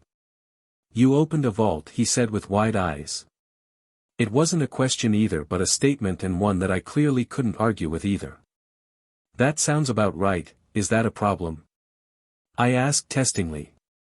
The guy stuffed the bullets and my house back in the bag and tossed it back to me before spinning his gun by the trigger guard and holstering it at his waist. To my surprise he then took out my gun and tossed it to me. "If you really did open a vault and kill the monster to get that thing, whatever it is, I think we may have gotten off on the wrong foot. Hopefully giving that back will earn enough trust to convince you to have a talk with my boss. Name's Clay by the way," the guy said holding out his hand. I was confused, but not the sort to look a gift horse in the mouth, and put my gun and satchel back in their rightful places. "Alexander Drake, go by Alex though," I said taking the offered hand. "Strong name, iconic. Probably wondering why I changed my tune right quick when you told me how you got that fancy alien thing right. Smuggler by trade I am, damn good one too if I say so myself. I mostly work for the Jacobs these days, the family not the corporation. Way I see it, the 6 galaxies have been hunting vaults for decades now, ever since Atlas got theirs on Promethea. If you've gone and opened one up, it's only right I set you up with old man Monty Jacobs, and if that means trying to butter you up a bit to get you to sell the vault to him, then I figure I best do it," Clay said honestly. "A few things, first 6 galaxies. Second, I have no idea about any Jacobs, family or otherwise. Third, what's Atlas or Promethea? And finally, there's more than one vault." I quick-fired questions at the guy and he froze. "You been living under a rock or something? That's all common knowledge even people on a backwater planet like this know," he said confused. "Amnesia, I'm afraid. Judging from the blank look on your face, I should explain. I remember some things like my name and how to use a gun and shield, but as for pretty much anything else I got nothing. First thing I remember was waking up in the forest with my gun and shield and then stumbling onto the vault which I opened," I said honestly. Obviously I couldn't remember anything when I traded all those memories for my powers, but I couldn't exactly say that now, could I? It was still technically amnesia though, even if artificially created, so I wasn't lying. Damn. Can't even begin to imagine what that's like. Don't you worry, O.L. Monty's not the gentlest of people, but he's got a heart of gold. We tell him your story and he'll see you right, might even offer you a job since there's got to be something special about you to conquer a vault in your state. You just follow my lead and I'll take you to him, he'll likely want to meet you in person after all. Clay said. End. Chapter 10, Technophile's Paradise. Clay jogged through the undergrowth with an ease that told me he was quite familiar with moving through untamed lands. I followed behind and even reloaded my gun just in case we ran into something less than friendly. As for why I was willing to trust Clay so easy, it was a sort of feeling you get when dealing with the darker side of society. You either become a really good judge of character or you eventually fall apart from paranoia. Contrary to what it may seem, not everyone on that side of things was necessarily evil or bad after all. I can't give any examples on account of those memories being gone, but I do know that I had encountered plenty of people in my time as an underground arena fighter who were either there for the same reason I was or just had some bad times that drove them to that place. While the majority of that side of things were without a doubt terrible or twisted folk, there were plenty who were, other than their occupation of choice, good trustworthy folks. I simply learned to figure out which was which over time. Clay struck me as a pretty straightforward guy, absolutely ruthless if he needed to be, but simple to understand nonetheless. Plus he did give me back my gun on good faith, so I was willing to at the very least give him the courtesy to do right by me. If it came back to bite me in the ass, that was on me, but I didn't think it would. Hold up a moment, Woemp ahead. I said after a few minutes of travel. How do you know? He asked, surprised. I pointed at my nose. I can smell it, gotta be at least half a mile away, but there's definitely one up ahead. I said honestly. No shit, you are turning out to be quite the catch, kid. At this rate, even if old Monty doesn't give you a job, I might myself. Rogues always need talented new blood. He said and took his gun out before we continued jogging. About 2 minutes later he seemed to spot the Woemp. Well, I'll be, you actually could smell this thing. Nose like a bloodhound on you. Not the most useful thing, but in the right circumstances might prove vital to a mission, he said, impressed. I nodded before taking aim and shooting the ape creature in the head. I then moved to cut the thing open while he was watching, but used that to secretly take the 1140 units of life force. Most of my tattoos were covered so he didn't see them light up as I did. Whatcha after their kid? He asked curiously. The heart, if cooked right it's supposedly pretty good. I lied smoothly. Learn something new every day, might even give it a try myself if you'll share. Up to you though, I know better than to just assume when food's involved. Seen a man pluck out the eyes of another over a grog steak, nasty business that. Clay said, accepting what I said easy enough. I did actually take the heart though to keep my story up, though I shook it a bit to get all the blood off before putting it in my bag. Besides, if it was anything like any other animal heart I have eaten in the past, it will taste fine. They tend to taste like prime cuts of the same animal, but with a bit more of an iron flavor, though not nearly as intense as kidneys.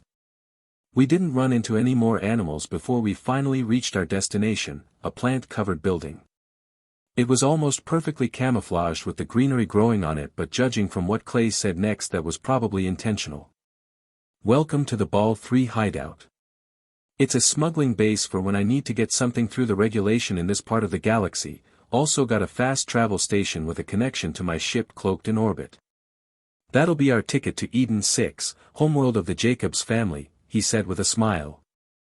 Fast travel? I asked, confused. Right, slipped my mind that you don't know nothing. Well, a good long time ago, before my time mind you. These eggheads figured out how to digitally break down objects, people, knowledge, virtually anything right.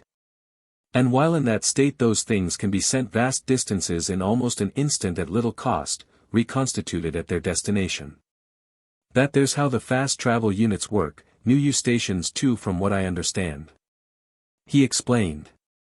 That's incredible and also highly questionable. Like if you get broken down into pure data, then how do you know it's actually you that gets rebuilt and not a totally new person who has all your memories? I asked, rather worried. Well, I'm no egghead or philosopher, but far as I can tell, those that use the stuff are the same that come out. At least as far as important stuff is concerned, that is, he said with a shrug. Not really good at reassuring people, are you? I joked. Just telling it how it is, he said with a chuckle. He opened up the base and I couldn't help but sigh in relief as cool dry air blew over me. The place had a sea. The inside of the place was damn near spotless and also empty. Like besides the yellow and white device over in the corner that was taller than he was, the entire place was pretty much a barren metal room. Was actually on my way back from a dead drop pickup when I heard your gun go off and went to investigate. Don't actually have any goods coming through this area at the moment, so the place is empty. Fast travel's over there, as you likely guessed already, he said before pointing at the yellow and white device in the corner. He walked over to the device and fiddled with a thing on its side, and the whole thing lit up with a projection of a sphere that had the words, "Fast Travel," circling it. The yellow and white sides also opened up, letting me see the internal mechanisms that included what looked like scanners and a keyboard, no doubt used to choose your destination. Looks like it does something similar to my home's teleporter room, though it goes about it in a different way. I thought, highly impressed. Alright, I got the coordinates locked in, so all we gotta do is stand here and press this button. See you on the other side, kid. Clay said with a grin and hit the button. His body got covered in a blue glow and I watched in shock as he broke down into blue grains of light that got sucked into the machine, followed by a small burst of light from the antennae at the top of the device. It certainly didn't seem so bad, and with a nervous heart I pressed the button and everything went dark for a moment before I suddenly found myself standing in a totally different location. I instinctively swung when Clay moved, though he avoided the blow hurriedly. Whoa there. Easy kid, easy. I probably should have mentioned it was a bit disorienting, so I won't hold that against you, but try to keep that under control from now on. He said with a laugh as I blushed in embarrassment. Sorry about that. It was a reflex. I said, scratching the back of my head. Damn good one too. I could feel the air on that haymaker, might have laid me out if it hit. You just find a spot to squat and I'll get us to Eden 6 in no time at all. Not the most luxurious of ships, but she does her job. Clay said proudly before walking off. I looked around for the first time after that whole fast travel thing, and I had to admit that I was way out of my element here. The ship wasn't all that large on the inside, maybe about 50 yards or so long and 15 or so wide. There was a some stained cots to the side, and the rest of the space was filled with boxes of various sizes and all marked with different tags.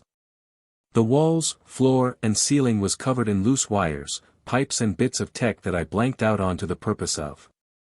In the direction Clay was walking I saw a rather complicated-looking console with a projection of a galaxy and various markers and complex equations being shown.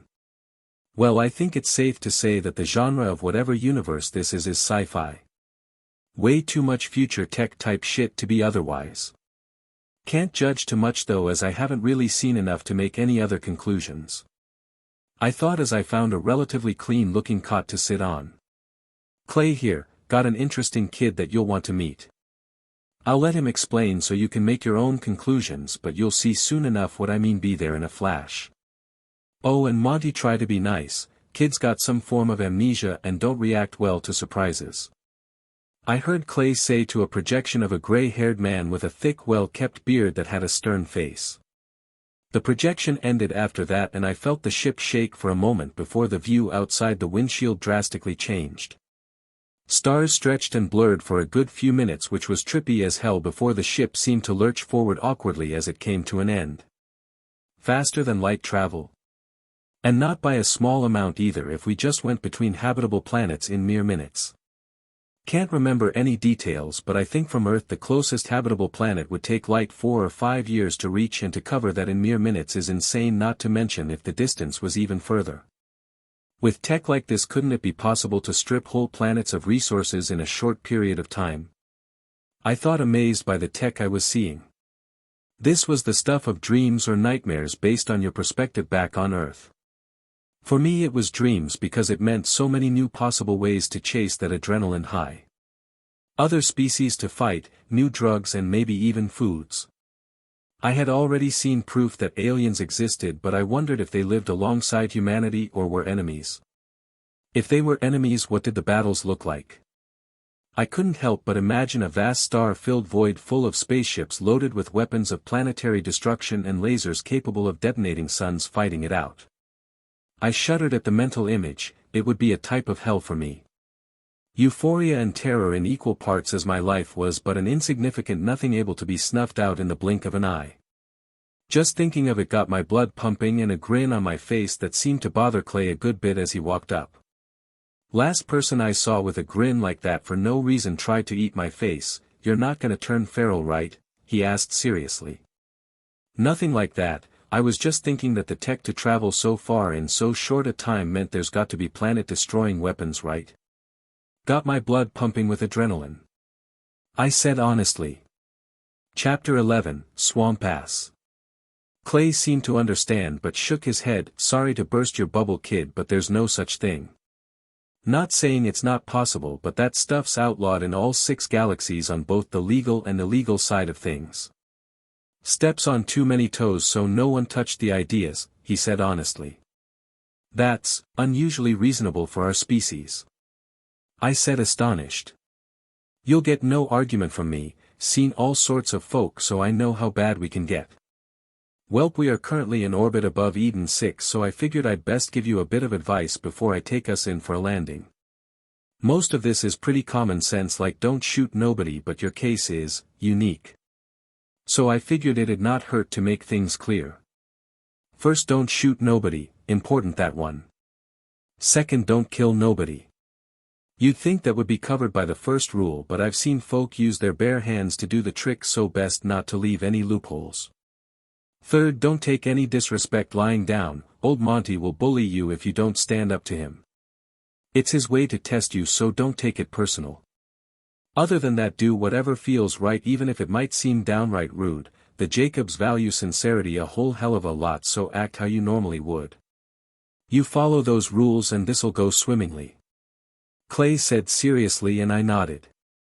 He headed back to the console with that taken care of and typed some stuff and turned some dials before hitting a button. The ship rapidly started to approach the planet that also had an even bigger planet behind it, and I realized with a start that this habitable planet was a fucking moon.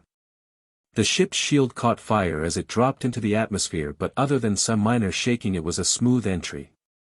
As we got closer to the surface I was amazed at what I could see out the window: massive trees, and lush dense flora that covered everywhere that wasn't covered in rocks or swamps, and even some of those were covered too.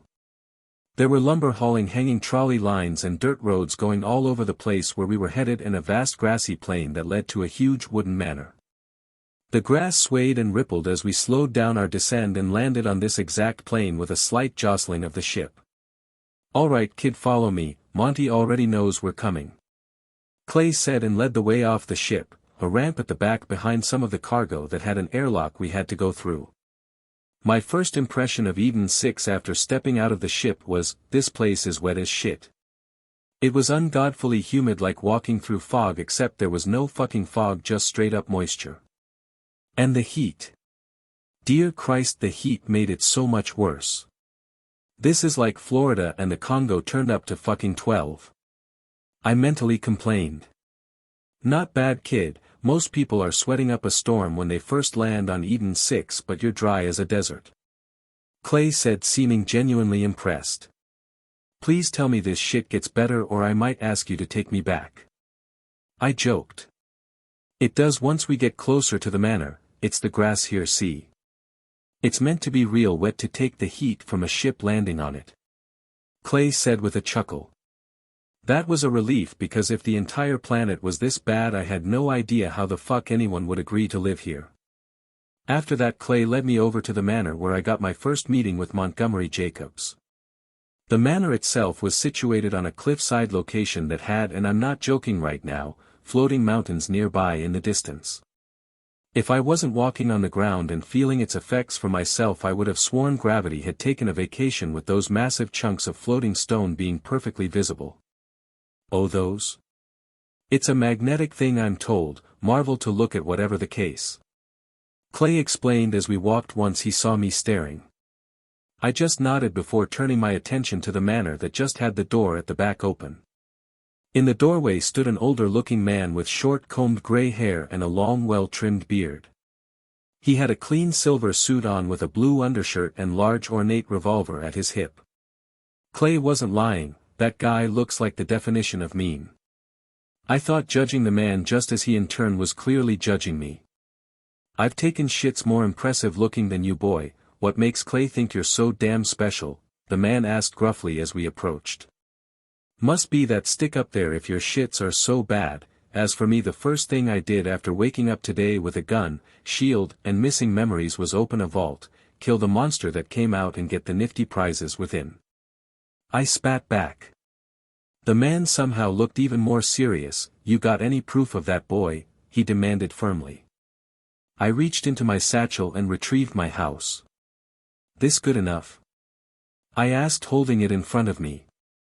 His eyes widened as he beheld the sphere, but he maintained impressive amounts of self-control. What do you want for that and the vault? He asked seriously. Why would you want an empty vault? I asked, confused. My house I get, but I had made sure to mention that the vault was empty, so why the fuck would he want the thing? What's it matter to you when you are just here for a quick and easy buck? He snarked. When the fuck did anyone said I was here looking for money? Last I checked, me coming here was his idea, not mine. I sent back, and we both turned to look at Clay, who had an "oh shit" expression. In my defense, I had told the kid you'd do right by him after learning about his amnesia, figured he'd save the alien stuff for later. Clay said, embarrassed. You don't seem like you've got amnesia to me, the old man said gruffly. I know who I am and how to do some things, but shit you would consider common knowledge is fucking news to me. I am picking up whatever little breadcrumbs of knowledge Clay has been dropping for me so far, but that isn't a whole damn lot. He said you'd be willing to help me, so either prove him a liar or fucking help. I spat, done with this man's shit after so little time interacting with him. The old man stared me down. Baldrin, he roared without looking away. A few moments later, footsteps approached from within the manor, and a narrow-faced old man with slicked back hair and a butler outfit appeared. You called, sir? He asked. Prepare the guest room and bring me everything you have about amnesia as well as the good tea. Montgomery said, and the butler, Baldrin, nodded and left. Follow me, he said to me, and I assumed Clay before turning around and walking into the manor. Like I said, don't take it personally, kid. Clay said, patting me on the shoulder before walking into the building after Montgomery Jacobs. Fuck it, I've got nowhere better to be. Let's see how this plays out. I thought, and walked into the building, making sure to close the door behind me. The inside of the manor reminded me almost of an old Western museum with how it was styled. Damn near everything was made of wood and just had this old Western vibe to it that was hard to explain. The books looked like they were rarely read, and the bronze or gold, can't tell, statue busts were pretty much everywhere. There was also an insane amount of vine design detail work on all the wood that I couldn't understand the significance of. The manor itself was huge both inside and out as well, almost rivaling my own house in fact. The old man led us to a spot that had a fireplace, couch with end table, 2 chairs and a coffee table between all of it. He sat down in on the largest of the chairs that was clearly his personal seat. Clay sat on the couch comfortably and I sat in the chair opposite the old man. Let me see your gun, boy, the old man said firmly. I raised an eyebrow. I don't have any, at him questioningly. Trust is earned, boy, you give it and you'll receive it. You can learn a lot from a man's gun, how he maintains it, how it's been used, who made it. He said gruffly, holding his hand out. I took my gun out of its holster and slid it across the table. Bling, the chime went off, and this time it was his turn to raise an eyebrow. He reached forward and began looking the gun over, but as he did so his frown deepened and a look of confusion crossed his eyes. Without hesitation he pointed it at a nearby bust and pulled the trigger.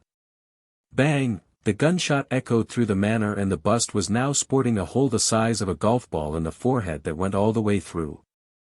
You said the first thing you remember was waking up with this and a shield, he questioned as he slid the gun back across the table to me where I holstered it. I moved my satchel to the side to show my shield. Yeah, woke up on ball 3 with just that and the clothes on my back. My memories were also pretty much all absent, like trying to hold water with a net, full of holes. I said honestly. That gun's stock, but the confounding thing is that it ain't got a single defining feature as to what corporation made it, but functions like it belonged to 3 of them. Seen nothing like it before, he said seriously. I can't tell you what I myself don't know. Which corporations does it seem to belong to and why? I asked, fishing for information. Jacobs, Atlas and Molly 1. We at Jacobs make the most powerful guns, and I mean that literally, got the most stopping power in our guns out of any corporation. Atlas makes the most balanced guns, not good one way or another but not bad either. Molly 1 specialized in elemental effects and are the best in that field, but trade pure stopping power to stuff that tech in their guns. That gun's got the stopping power of a Jacobs, the balance of an Atlas and the elemental capacity of a Molly 1. I ain't got a clue how, since we don't mix our products, doesn't end well when forced together either, he said seriously, and I filed that nugget of information on those brands of guns away. Clay whistled appreciatively. Damn kid, knew that gun was something special but never woulda expected that, he said impressed. I ignored that and focused on another detail that interested me. You said it was stock. That means it can be improved through customization, doesn't it? I asked, and the old man nodded. Wouldn't be easy, or cheap for that matter either, but if you were willing to machine new parts that were compatible with it, that gun could become something fearsome to face, maybe even the most powerful revolver in the 6 galaxies, the old man said seriously. Chapter 12, Showboating. Sounds like a plan for the future. Since I don't know anything about making guns, I know how to maintain them, but I don't exactly have the stuff for that on me at the moment. I said with a shrug. There's a box in that cabinet there, help yourself, the old man said, pointing at a wooden cabinet next to the fireplace. I stood up and walked over to it and opened it up. There, like he said, was a metal box that looked like the sort of thing shoes would come in. I grabbed it and walked back to the chair and got to work taking my gun apart so I could clean, polish, oil and perform general maintenance on the parts. Neither Clay nor the old man said a word as I did, but merely watched even as the butler Baldwin returned with the tea and a cartridge-looking thing that he gave to the old man. Once I was satisfied with my maintenance, I put all the tools back where I got them and began reassembling my gun. Passable skill at maintenance, a few mistakes, but it's clear that they were from inexperience, the old man commented gruffly, but I just shrugged. I never claimed to be an expert at it or anything like that, just that I knew how to do it. It was part of the training that came with learning to use a gun, but I didn't like using guns on Earth, so I never went beyond the basics of maintenance. The old man didn't say anything after that, but took out a strange rectangular device with a large slot at the top that he popped the cartridge into, and to my surprise a blue screen got projected from the device in front of his face. Hey, what's that thing? I asked Clay curiously. Echo 1 unit, standardized method of communication in the 6 galaxies. Used to store information and access the personal storage deck modules too. Clay explained calmly. Storage deck modules? I asked, confused. Keep slipping my mind you don't know this stuff already. I told you about how the fast travel units digitize stuff, right? Well, this uses the same tech but to store items in a sort of personal digital backpack like that bag of yours, though without size limits, like this, he explained before reaching into the breast area of his duster and pulling out a whole assault rifle that he then put back. How did you take that out without taking out the Echo first? I asked, infinitely curious about such useful tech. You only need to take out the unit itself when doing mass inventory, more than one item type deal. Not an egghead, but I believe it was something to do with brainwaves, like mind reading but more vague. Clay said honestly. It was at this point that the blue screen in front of the old man vanished and he looked at me. Story checks out, been cases like yours in the past but usually attached to experiments on the mind. Sorry boy, but it looks like the memories are gone for good, he said with what I can only describe as pity. I shrugged, not knowing. Common stuff is bugging me a bit, but otherwise I'm no different than anyone else as far as I can see, at least up top here. I said, tapping my forehead. Well said, don't you worry boy, I'll get an education drilled into you before this is all over, the old man said seriously, and I nodded. In that case I suppose I have something to come clean about. Well, two things actually. The first is that I actually know what this alien thing does. It's a house. I said honestly as I took out my house. A house? Whatcha mean? Clay asked confused, and the old man was not much different. It'd be easier to show rather than explain, I said as I stood up and pressed the button on the sphere. Immediately it stuck in mid-air even as I let go of it and began to twist and unfurl to form that oh so familiar black metallic archway with the button at the top and portal glowing in the center. Sweet Mary! It's a vault, the old man exclaimed in shock. I suppose there are similarities what with the portal and all. But if you'll follow me I'll explain what I mean by it being a house. I said calmly. Boy, why in damnation would I ever get anywhere near that contraption? The old man demanded with a concerned look at the portal. Trust is earned, you give it and you'll get it. I believe you said earlier. I said with a grin. Cheeky brat. Using my own words against me like that. Fine. Ain't nobody gonna say Montgomery Jacobs didn't live by his words, the old man said fiercely, and I chuckled before leisurely strolling into the portal. A few moments later the old man and Clay stumbled into the entryway with cautious looks. Welcome to my home on the road, kinda barren at the moment I know, but I plan to fix that over time. I said with my arms stretched widely in a dramatic fashion. Kinda underwhelming, ain't it? Clay ended up asking with a funny expression. You say that now, but you'll be singing another tune after the tour. First up is the standard living amenities. Got this nifty thing here that every 24 hours can create any type and portion of food you can imagine. Then there's the bathrooms and showers with running water of any temperature you can imagine, all perfectly clean and pure. I said, showing them around proudly. How'd you figure out what this stuff did if you just got it today? Clay asked confused. Ah well, when I first got this place it was in the ball form you saw before. It sort of bound itself to me after that, and the place kinda gave me its own form of a tour, though not as easy to understand mind you. Still, the vague understanding of how everything worked was more than enough for me to roughly figure out the rest.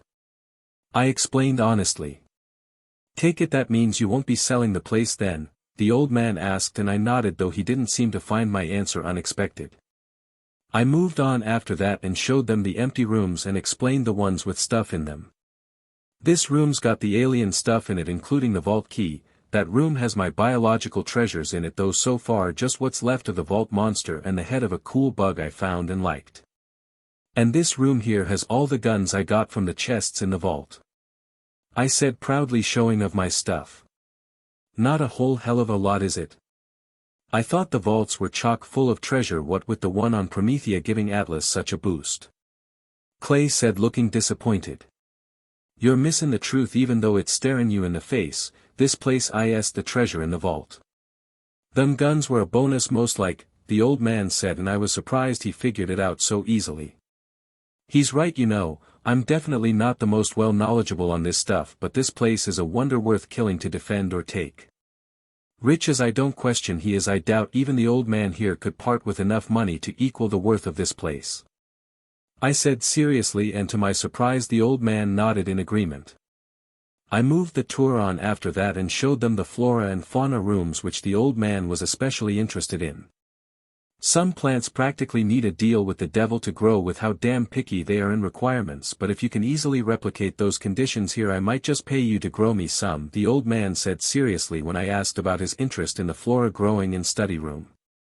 The fauna room was likened to the universe's most elaborate zoo, and I couldn't unhear that, and now it was stuck with me. The crafting room on the other hand made the old man mad with jealousy. Not that that was surprising considering what the creator thing was able to do. The old man flat out said that he'd pay me a fortune just to see Jacob's weapons made by the thing. A rather odd request, but it shouldn't be too hard to do if you can get me the materials and a blueprint. I said honestly after he asked. It's not about the damn weapon, boy, it's the manufacturing process. Our machines are precise, but they still make mistakes, a crack in the metal, a slightly tilted bore. But if this thing can just shit out a finished product with no flaws at all, we can learn exactly which parts we need to improve to increase the quality of future weapons across the board. It's a god's damn goldmine for quality and prototype testing, the old man said, more excited than I even thought possible. I thought about it for a moment and couldn't really say that he was wrong. If my creator thing did in fact make perfect versions of each gun manufactured by the Jacobs Company, any changes in the guns could be spotted and removed from sales, increasing the overall quality of the weapons sold. In addition to that, if I created experimental weapons, they could in theory test them and make changes to the blueprint, which would in turn be added to the next iteration without actually having to make a new machine for just the prototype. I can only use it once every 4 hours, so I'll charge by the gun made if that's fine with you. I said with a shrug. By the gun? You trying to give me a raw deal, boy? Every 10 guns sounds more like it.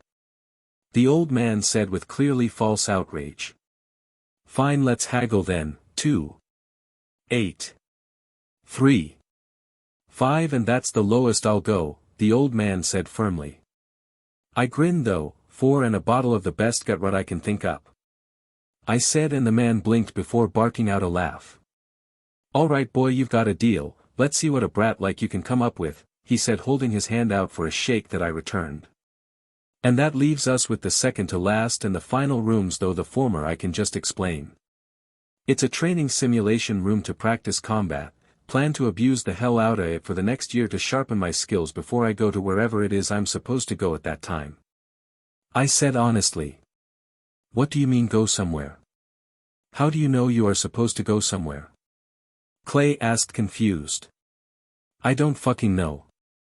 I just know that in a year I will be going somewhere that I can't remember the name of and doing something that I also forgot. This amnesia is really such a pain. I said, a little frustrated. And if you were to miss this trip of yours, the old man asked sternly. I shrugged, nothing good probably. I don't plan to fuck around and find out though, so once that date hits I'm going to be looking for whatever is supposed to get me there, assuming the next room doesn't already serve that function. I said seriously before showing them the final room, the teleporter room. Pandora, the old man exclaimed in shock after seeing the planet set as the only destination of the house. So that's where I'm supposed to go. The moment you said that name I knew instantly that was where I am supposed to be in a year. Creepy how this place already has it marked for teleportation. I said, now having a name to go with that vague direction of where I'm going. That being must have either left that coordinate knowing I'd get this place or left this place just so I get to that coordinate, not sure which. I thought with a twitch of my eyebrow. Chapter 13, Yay Trust. The reason for that twitching was sheer irritation, because no matter how you look at it, the being definitely had some part to play in this matter but hadn't said anything about it. For all I know, this place and my powers were a package deal with same death delivery rather than just my powers being my gift. A kid's got no place on Pandora, place is as savage as it gets. If you've got no choice but to go in a year, though I swear on the Jacobs name we'll do our damnedest to make sure you'll at least not die there. The old man swore seriously. That sort of brings me to that second revelation I mentioned earlier. What do both of you know about superpowers, specifically the sort that have wicked tattoos involved? I asked a little nervously. You mean sirens? The old man asked, confused. I frowned, not familiar with the term. Can I get a description? I asked. Drop-dead beauties with wicked glowing tattoos and crazy powers. Supposedly only 6 in the whole universe. Clay said, and I stopped him. There are 7. I said, and both men looked surprised. Whatcha mean, boy? The old man asked seriously. I learned that there were 7 when I went into the vault, 6 that escaped their creators and 1 that got sealed away and forgotten. Until now. I said, raising my right hand as my green tattoos started glowing. Damnation, boy, you're a siren, the old man exclaimed in shock. I take it that is not something I should be casually sharing from your reactions. I said, kinda regretting it now. The old man took a few breaths to calm himself before answering me. It's not a simple thing, boy. Sirens have been hunted for as long as anyone can remember and for damn near just as long a list of reasons. It boils down to three main ones though, they're rare what with only 6, 7 now being around. Rare means valuable boy, doesn't matter if it's useful or not, and make no mistake, sirens are useful. The second of these main reasons are that no siren is weak. Each and every one of you are dangerous things that if harnessed can cause untold amounts of damage. Finally is superstition, you sirens are anomalies, things that nobody can explain, and it frightens people. People kill what they fear, it's in our nature, he said seriously. Suppose I should mention a stand-in bounty on all sirens of $1 million. It gets higher or removed dependent on the siren, but $1 million is the start for unbound sirens. Smart folk know better than to chase that bounty though, your kind tend not to come peaceful like. Clay said seriously. Huh. Never had a bounty before, so that's pretty cool I guess. I said with a grin. I really wasn't bothered by it at all. If anything, I thought it was pretty badass, like, look you fools. I'm so fucking dangerous that I'm wanted everywhere just for existing. Biggest flex ever. Wipe that damn grin off your face boy, you ain't getting no bounty, least not till a year from now.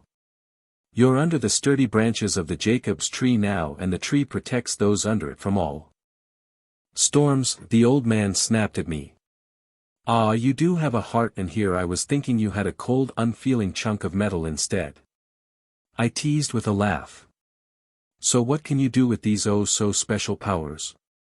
Clay asked curiously, and even the old man bit back whatever retort he was about to utter to listen closely.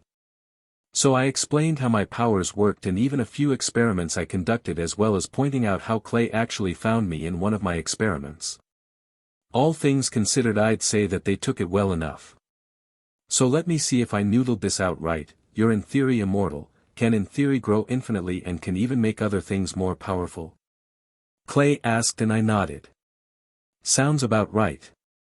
I said casually. You don't plan on starting a cult or nothing, right? 'Cause that sounds a lot like the description of a god, and bandits will worship anything that stands out, much less someone who actually fits the bill. He said seriously. Bandits? Like thieves? Highwaymen? That kind of thing? I asked, confused. Lawless bunch of inbred, cannibalistic and psychotic folk that are as mad as a jabber in heat. Once normal working folk, but driven mad after the wars years back. Not idiots exactly, but too nuts to properly use their brains, the old man explained. There are a few outliers amongst those born into the clans, but they tend not to live long. Tall nails get hammered first, get me? Clay said, and I nodded seriously. So pretty much kill on sight then, right? I asked. Generally speaking, best to shoot first and ask questions later where bandits are involved. Now don't mean to be rude, but you've got me curious now, but what are my traits? Clay asked while holding out his arm for me to grab. Human. Life force, 1270. Traits, keen sight common grade, 500 units, quick reflexes common grade, 500 units, gun expertise uncommon grade, 1000 units, clever mind uncommon grade, 1000 units, athletic body, common grade, 500 units. Now that's an impressive list of traits. So far you are the first thing I've looked at with my powers that don't have any trash grade traits, though you don't have any extraordinary ones either. I said after reading out the feedback I got. So if you were to copy all these traits you'd become a mini-me more or less? Clay asked, and I shook my head. Better than you in all but experience. Traits stack, remember, and I already have some that would definitely stack with those. I said honestly. Do it, the old man said firmly, catching me and Clay both off guard. You said that it didn't hurt the Prowler Cub to copy the traits, but even might have helped it by a small amount. Doing the same to Clay's all benefits and no downsides, he explained, and I couldn't really disagree with him. Not sure I enjoy being volunteered like this, but Monty's got a point. Go ahead and copy away. Clay said, and I began to use my powers to grab all of his traits, wincing slightly at the huge chunk of my stored life force that vanished to get it all. Once I was done, Clay felt odd. Like I could feel his traits still within him, but at the same time he felt blurry and faint despite him getting a solid 300 or so units of life force during this trade. Units of life force that had an immediately effect on him as he groaned in pleasure as his body got an inch or two taller and his form bulked up a little. He didn't look lean anymore, but not like covered in bulging muscles either. I take it back, I feel like I could wrestle a Truxican Lucador and win. Clay said, moving around clearly pleased with the upgrade. What about you, boy? You don't look like anything's changed at all. The old man asked, confused. I haven't integrated the traits yet, I'm seeing which ones I can fuse into my other traits. So far, keen sight, can fuse with, keen hearing, and, keen nose. Athletic body, can fuse with, alpha muscles, as well as, quick reflexes. Ugh, it's so expensive though at 6,000 life force to fuse it all. I said, complaining about the price a bit. Stop belly aching, that self-improvement is too damn expensive and just do it already. The old man barked angrily and I felt wronged but went through with the fusions. All the, keen, senses traits fuse to create, enhanced senses rare grade.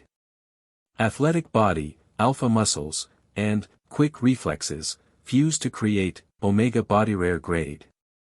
Since the two rare grade traits were comprised of traits already integrated into my body, they too automatically integrated and the changes started immediately. I started to grow taller and my form began to bulk up and take on a predatory stature. My eyes, ears, nose and tongue all bled as the other trait made sweeping improvement. When it was over I groaned and stretched, causing my bones and joints to pop alongside my outfit that was now way too small to contain my form. In all my years I've never seen something so unnatural. A child grown into an adult in mere moments, the old man said, disturbed at the spectacle. I ignored that though and integrated the last two traits, though oddly besides a sudden throbbing headache I didn't feel anything. I'm not grown up yet, this is just what an outlier of the human species looks like at 13. I said honestly as I stripped off my jacket that was uncomfortably tight to the point of ripping with any movement I made. From an outside perspective I probably looked like an adult now, standing 5.5 feet tall with a stupid amount of muscle definition. My face had gotten slightly more narrow as the last of that stubborn baby fat vanished as well. The words alpha and omega didn't exactly mean what they did in standard context here. In truth, alpha referred to the strongest normal members of a given species. Omega however referred to those that were genetically superior to the rest of the species, bigger, stronger and more dangerous at the same developmental stage. In my case, I as a 13-year-old could pass for an adult due to my appearance, but once I actually became an adult I would be a hulking mountain of a man, easily considered superhuman.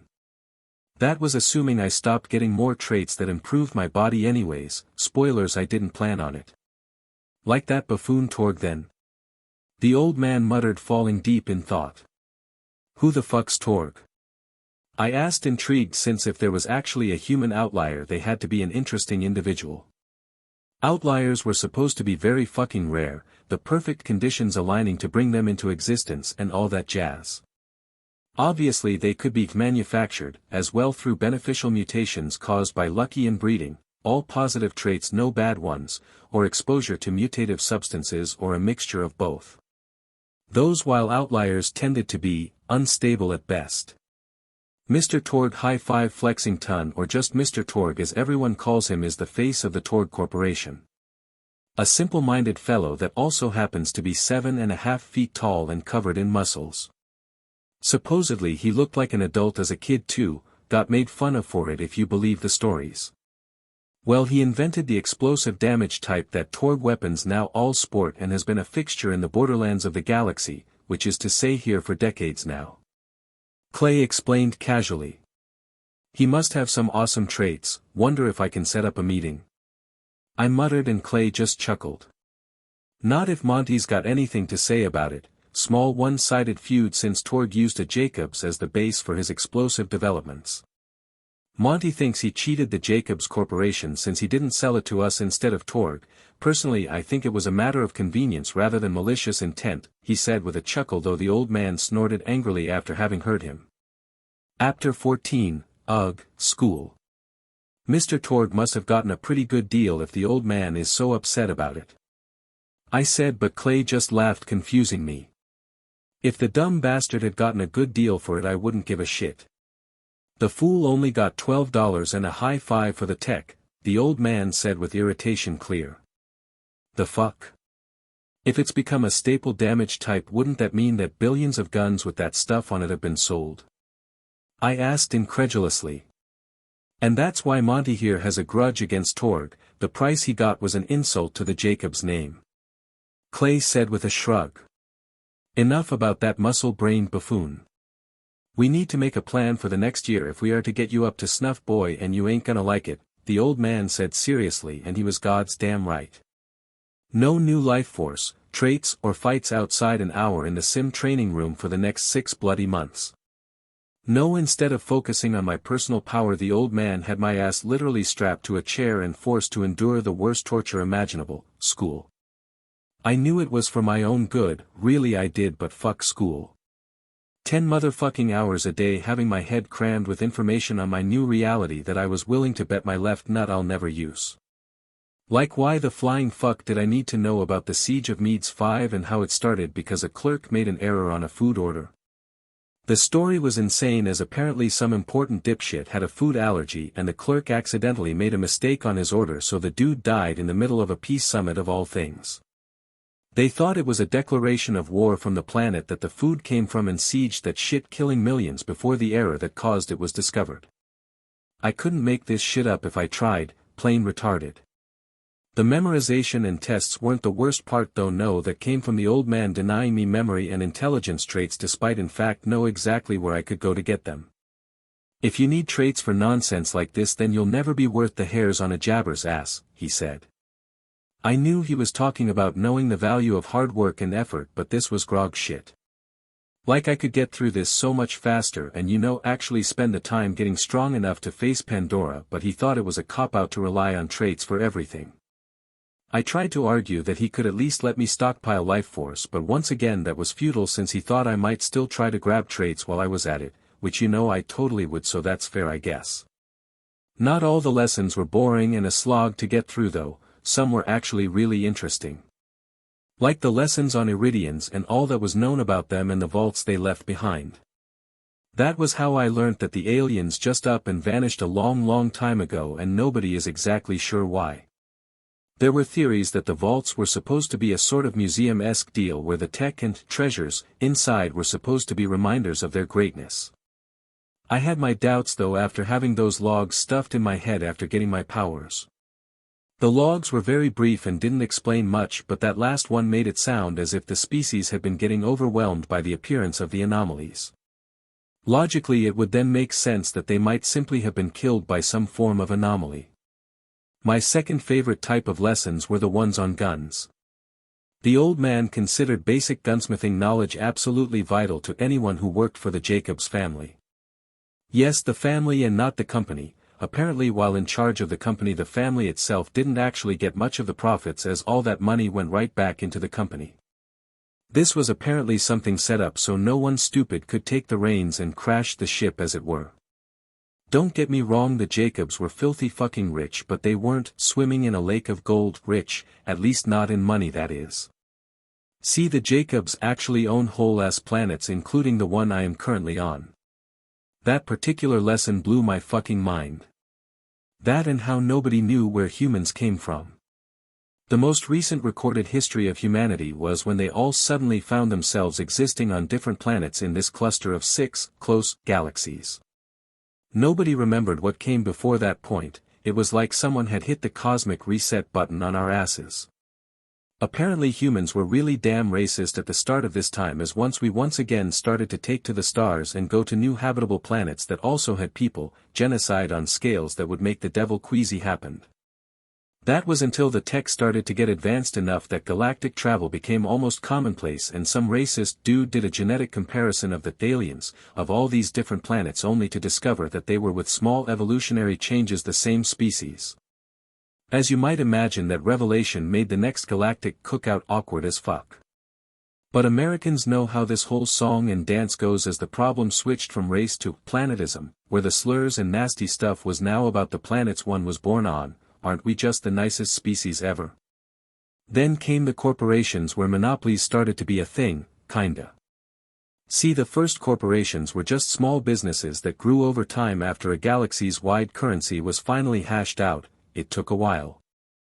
At some point the businesses started spanning multiple planets and eventually galaxies, and new laws and regulations had to be agreed on by humanity as a collective. Again, this took a while. Once those were set, the first, true, corporations formed from businesses that purchased entire planets with their vast funds and kicked out or absorbed all smaller businesses on the planets, so all that was left was a planet of consumers who only ever bought that one corporation's stuff. The real competition for these mega businesses came from each other and spurred them to create ever better and better products and scientific marvels like the fast travel units. There was also a bit of a whole corporation war from underhanded business tactics in unauthorized locations that ended up creating most of the bandits that currently exist in the Borderlands. Speaking of that term, Borderlands actually referred to the planets found at the outer rim of each of the galaxies that were far from the ideal world locations. These planets were effectively labeled, "do whatever," and left alone by the rest of the galaxies. That was the brief version of the history lessons I myself took. Mine was so fucking detailed it literally hurt to remember. Montgomery Jacobs was thorough if nothing else though, and had me taught mathematics, bleg, cursive, law, bleg, business, surprisingly something I'm good at, engineering, I was pretty good here, botany, zoology, I paid attention here, biology, here too, physics, I was decent at this, Iridian, I learnt everything they could find, it was unsatisfyingly little, and chemistry, I almost died here. Still I persevered for 6 whole months of that torture and came out with a solid B average, which apparently put me in the top 5% of educated people here in the Borderlands and top 15% in the entire 6 galaxies. I wasn't sure if the vast majority of humanity was that stupid or if education was just that bad all round. Finally though, the old man got to the part of his grand, make the best Alex possible in a year, plan that I actually was excited for, power usage. Alright boy, now that you've got the best education my money can buy for such a short time frame, we can get you powered up.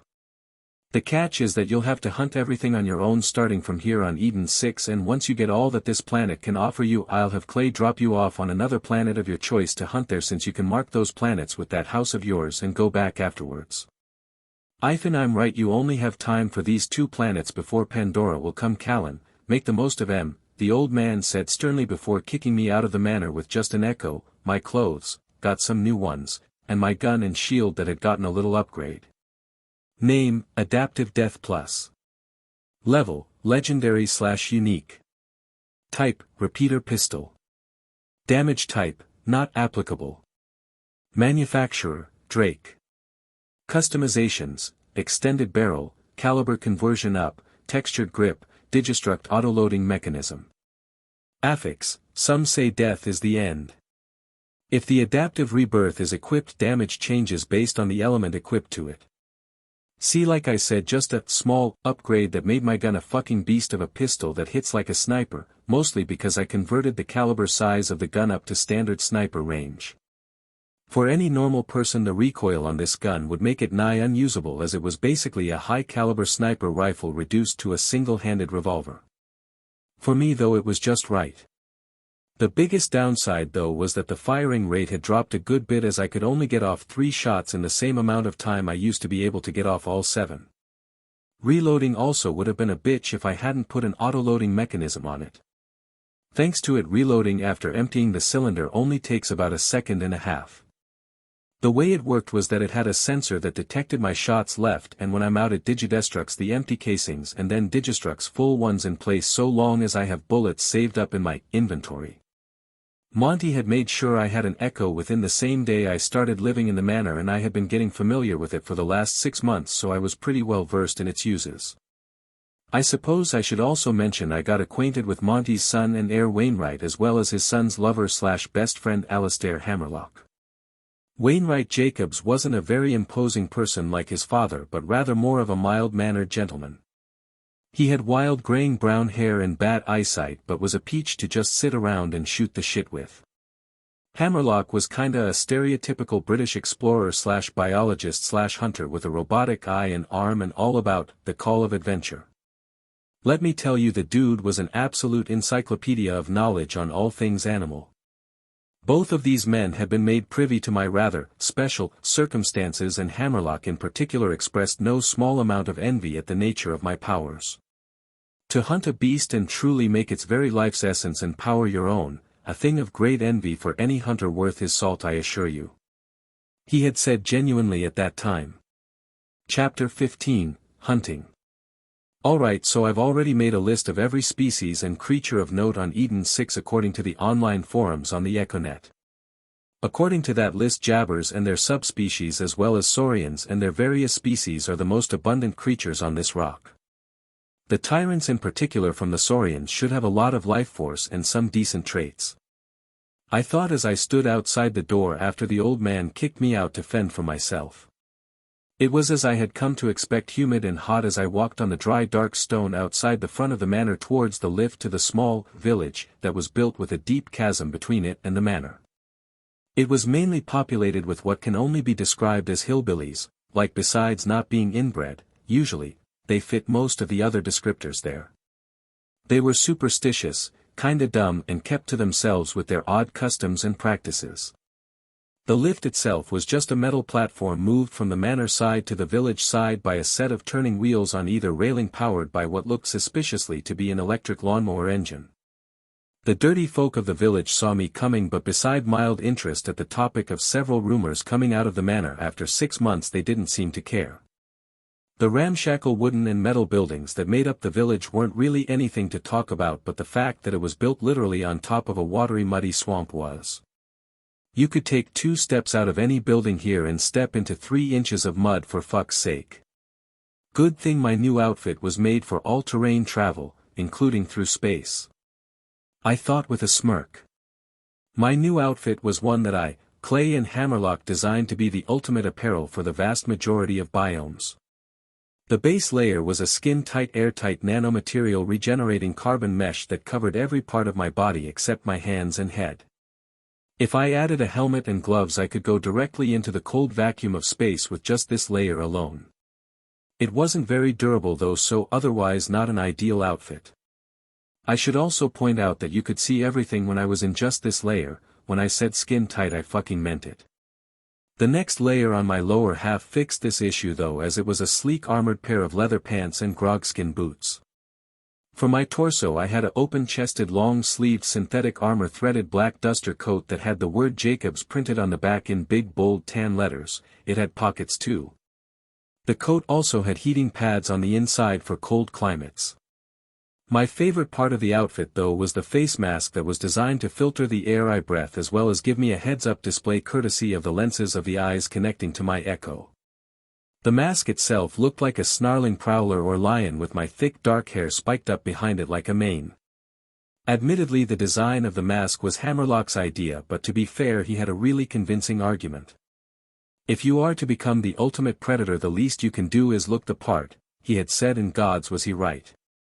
I looked like I meant business with my gun on my right hip and my shield on my left in this outfit. Oh. A quest? I thought, surprised when I saw the big yellow exclamation mark above one of the villagers' head. Quests were a fascinating subject about the universe I was in, as they were more or less job requests that anyone could issue or take. It was pointed out by that yellow mark and created via the Echo HUD, with your objective being marked clearly in the right side of your vision, and the Echo even highlighted the objective items for you. It was all very video game-like and user-friendly. That wasn't a fucking coincidence either, as the dude who made the Echoes was a video game enthusiast and wanted to make reality more game-like. It was a weirdly effective system too, as those big bright yellow exclamation points drew the eye and triggered a sort of impulse to investigate them. Anyways, I walked up to the shirtless big-bellied dude picking his nose that had the quest. "Whatcha need?" I asked curiously and more than a little excited to do my first quest. "Huh. Oh right, well, some grogs done stole all my shine. I want you to get it back and kill those wasted grogs while you're at it. he said, and I got the quest automatically added to my HUD as well as an area of my mini-map being circled to tell me where the grogs were. I nodded at the dude and started walking through the thick brown muck towards the spot marked. I just thought about it, and I think I'll throw in a little something extra if you use a fire weapon to kill them wasted grogs. The dude sent over my echo after I started to get close to the area with the grogs. Fuck. I cursed since I didn't have a fire weapon on me, just the current cryo of my gun. I saw the grogs in the distance and identified them easily as polygrog, wasted grog, wasted fire grog. There were 3 of the first, 5 of the second and 1 of the last. They all looked more or less the same, but each type was slightly different from the last. Polygrogs were small cat-sized bipedal raptor-looking things with leafy-looking feathers on their heads and large frog eyes that honestly made the things kinda cute, sharp teeth withstanding. I can see why they are kept as pets, kinda cuddly in a weird reptilian way, like an iguana. I thought right before making all 3 of the things explode with a bullet each. SSHAA, the other grog type screeched and came at me, but I just watched as they stumbled about drunkly. That's just sad. I commented and pulled the trigger 5 more times, exploding all of the grogs, which looked the same as the polygrogs except were a little bigger, medium-sized dog maybe, and had no feathers. Once my gun was reloaded, I casually blew the head off the fire grog that once again looked like a normal grog but was even bigger, person-sized right about, and had red skin. My quest updated after they were all dead and the dude spoke up. "Ah shoot, I was kinda looking forward to seeing a drunk grog running around on fire." "Welp, might as well grab the rot gut and get back here," the dude said, sounding disappointed. I just chuckled and moved over to the fire grog to grab my real prize. Fire grog. Life force, 572. Traits, aphrodisiacal sweat rare grade, 5,000 units, projectile gland common grade, 500 units, pyro oil production uncommon grade, 1,000 units, poor sight trash grade, -50 units, keen nose common grade, -500 units, fire resistance uncommon grade, -1,000 units. The fuck? This thing has horny sweat. Why does this thing have horny sweat? Like, what fucking reason would it evolve to have that? God, you there? I have questions, man. I thought absolutely bamboozled by that first trait. That said, I was sorely tempted to grab it simply because it might come in handy if I ever wanted to get laid. Can you imagine how erotic it would be for a chick to lick the sweat off you and it actually makes them more horny? Wet dream material right there. I didn't actually take it though, since I wasn't unreasonably insane, just mildly. I did take that, fire resistance, though, since I too enjoy not burning to death. As for the oil and spitting gland traits, those came with some negative side effects that I wasn't okay with. I moved on to the grogs after that, and upon seeing they had weaker versions of the fire grogs traits minus the resistance trait, I just took the nifty 300 to 400 units of life force they each had. Polygrogs had only 100-ish units each, and again no new traits. I was a bit disappointed in the haul this time, but not every trait was going to be a winner. Grabbing the bottles of booze strewn about the grog nest, I checked for anything else, but seeing as there wasn't anything of note, I headed back to the dude that gave me the quest. Shame you couldn't set them grogs on fire, but you got my shine back, so I'll say that's good enough. Here's your pay. The dude said, and a gun got transferred to my inventory. Name, Jar 227 Pyro. Level, Uncommon. Type, Assault Rifle. Damage type, Pyro X1. Manufacturer, Jacobs. Affix, not applicable. I couldn't help but feel my eyebrow that had grown back in the last 6 months, twitch. I took a deep breath and left it go, since I doubted it was intentional. For those wondering why I didn't just use the fire weapon I got from the vault, the answer was I could only use 1 or 2 weapons at a time. This wasn't a video game as much as it seemed like it sometimes, and that meant I couldn't reasonably carry a small armory of weapons on my person at all times. Deconstructing the guns in my inventory to my hand also wasn't a fast process and took a few seconds to do. This meant that unless the weapons were quite small, I could only have maybe 2 holstered on me at a time, one of which was always going to be my gun. I was being picky to simplify. I wanted my second weapon to be really damn good just like my first, so no fire weapon at the moment.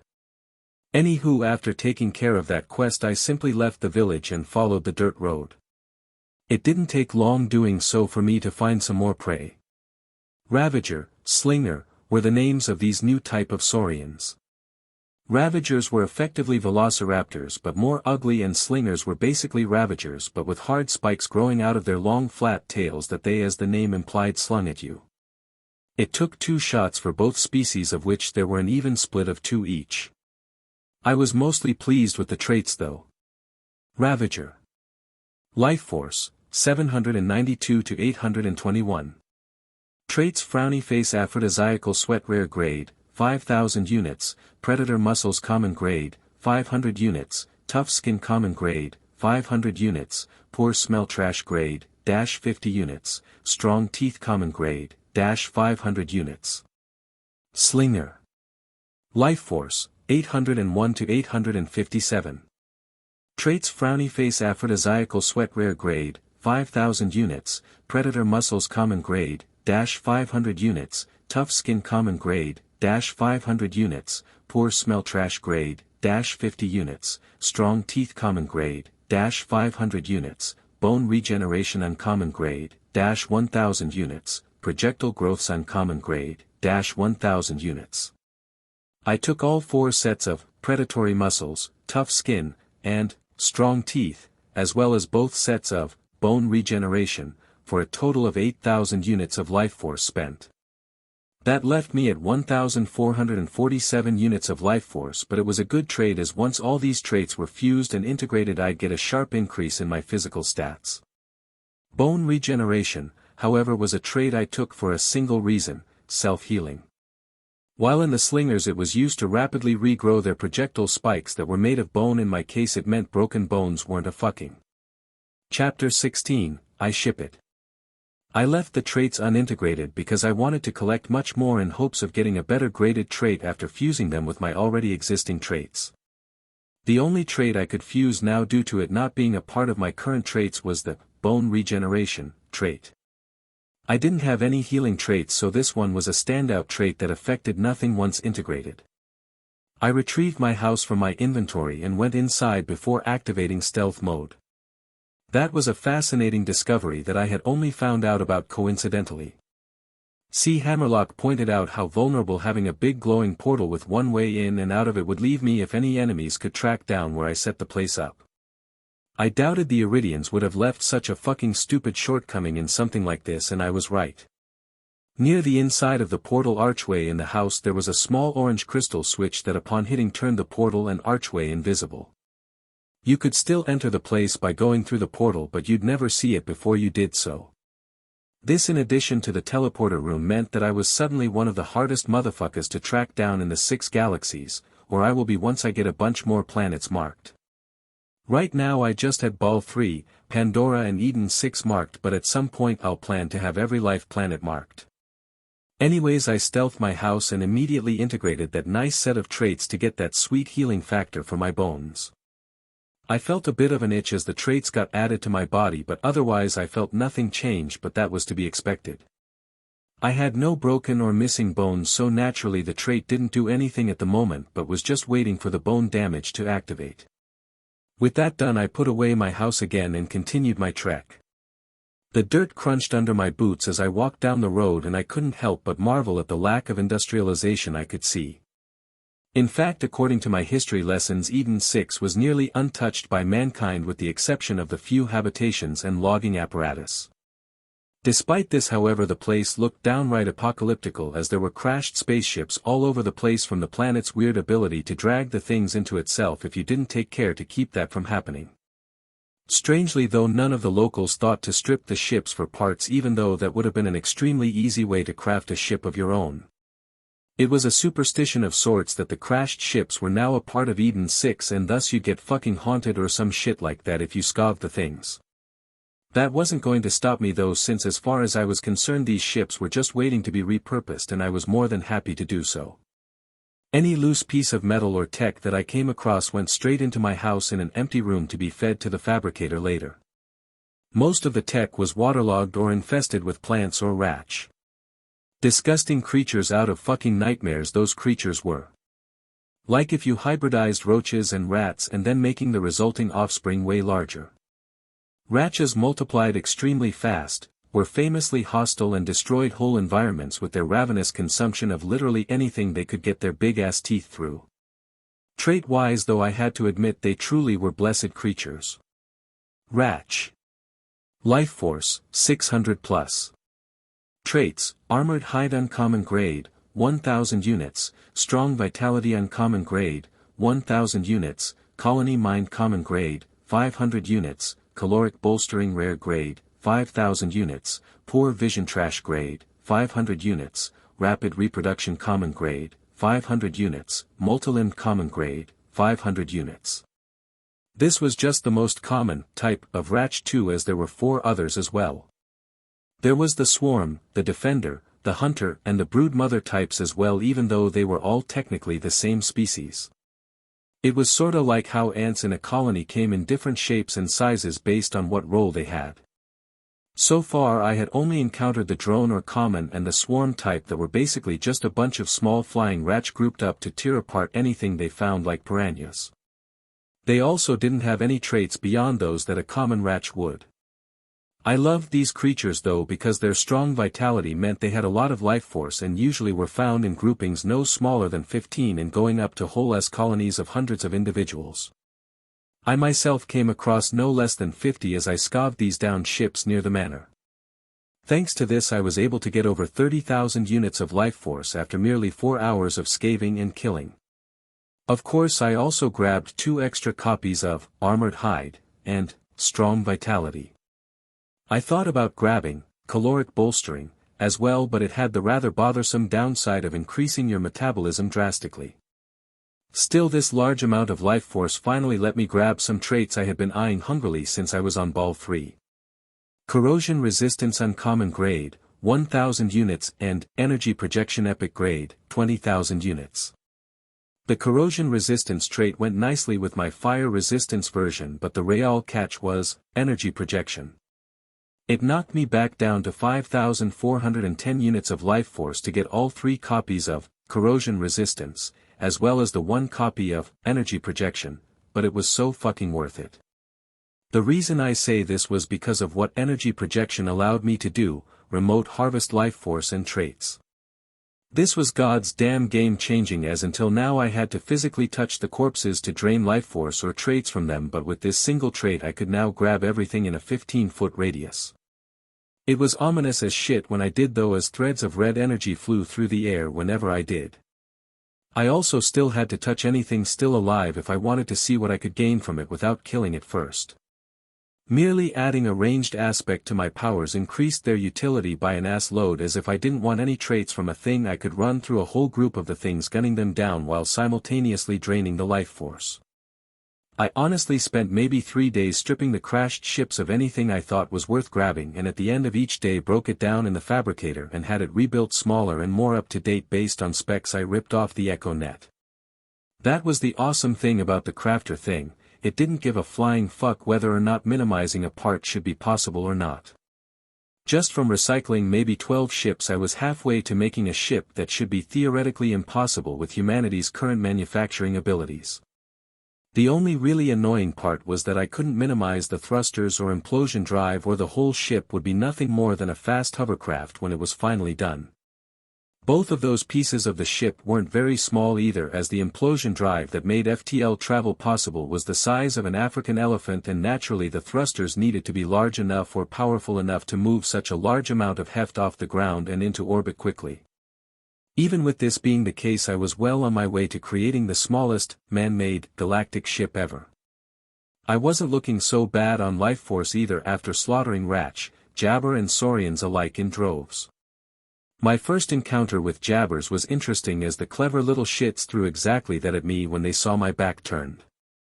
Jabbers were a fairly smart species of simian creatures closely resembling a mix of spider monkeys and mandrills. General shape-wise they were closer to the latter with long arms and short legs. They however tended to be closer to the size of a spider monkey and had long prehensile tails that they used like third arms. As a species they were typically yellow-eyed and striped with a long fucking list of mischief both benign and malicious attributed to them. Throwing literal shit at people who weren't paying attention was amongst the more harmless of pranks they regularly play. Didn't mean I didn't slaughter the whole fucking troop though. Got some sweet traits from my angry retribution too. Jabber. Life Force 400-1300. Traits: Dexterous Hands Common Grade, 500 units, Clever Mind Uncommon Grade, 1000 units, Strong Nose Uncommon Grade, 1000 units, Strong Body Common Grade, 500 units, Coarse Fur Common Grade, 500 units. All of these traits save for the last one were well worth grabbing an extra 2 copies of at least. Considering the troop had almost 10 members, I didn't suffer a loss in life force either.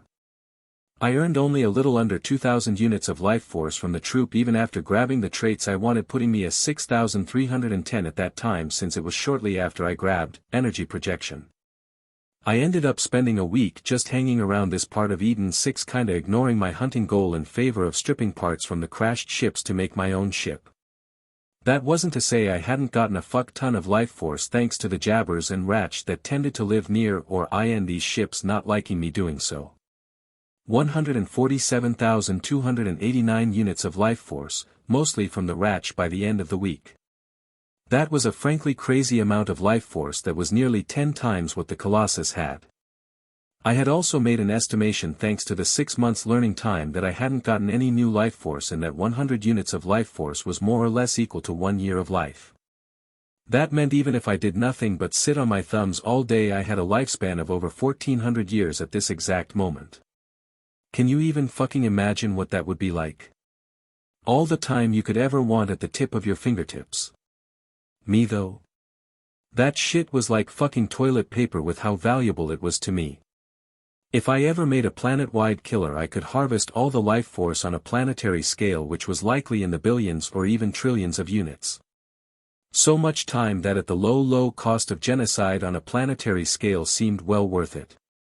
The only prerequisites needed to pull that off is being able to cover a whole fucking planet with my powers and to somehow be able to kill everything on a planet, that's it. When you consider that there were billions of life planets in just the 6 galaxies you can suddenly comprehend just how busted my powers were, or rather could be if I went full evil douchebag. Obviously I wasn't going to do something so absolutely evil but the idea still stood. Well actually if it was like a planet full of ratch I might. Should probably fuse and integrate these traits while I am here too. I thought with a chuckle as I finally fabricated the last part of my ship.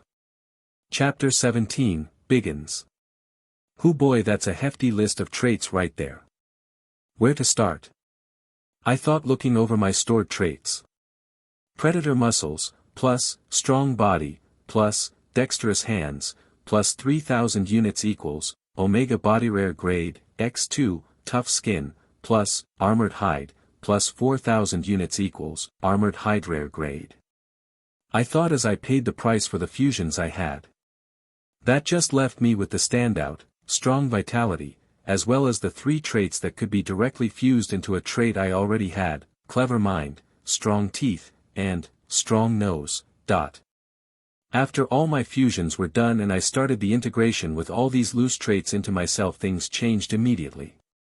First my already existing, omega body, fused with the 2 stacks of the same I had just fused, which added an extra 2 inches of height to myself while not seeming to affect my musculature at all. To my surprise my armored hide didn't get a new name but rose up a grade after integration, which felt extremely weird as all of my skin sort of felt like it expanded before condensing. The integration of the stacks of clever mind, strong teeth, and strong nose caused a few different changes. The first was that all of my senses grew sharply superior in an instant as sharp senses got upgraded a bit, which was slightly disorienting. The second was that dense bones turned into superior bones rare grade. The final change was more subtle, but I suddenly felt it slightly easier to grasp knowledge and apply what I grasped in inventive ways. Not exactly smart so much as being more able to learn fast and apply what I learnt. Oddly, the change in my bones trait didn't cause me any discomfort but rather was actually pleasurable to a degree, like I had been carrying a jabber on my back this whole time but someone had shot it in the face causing it to fall off.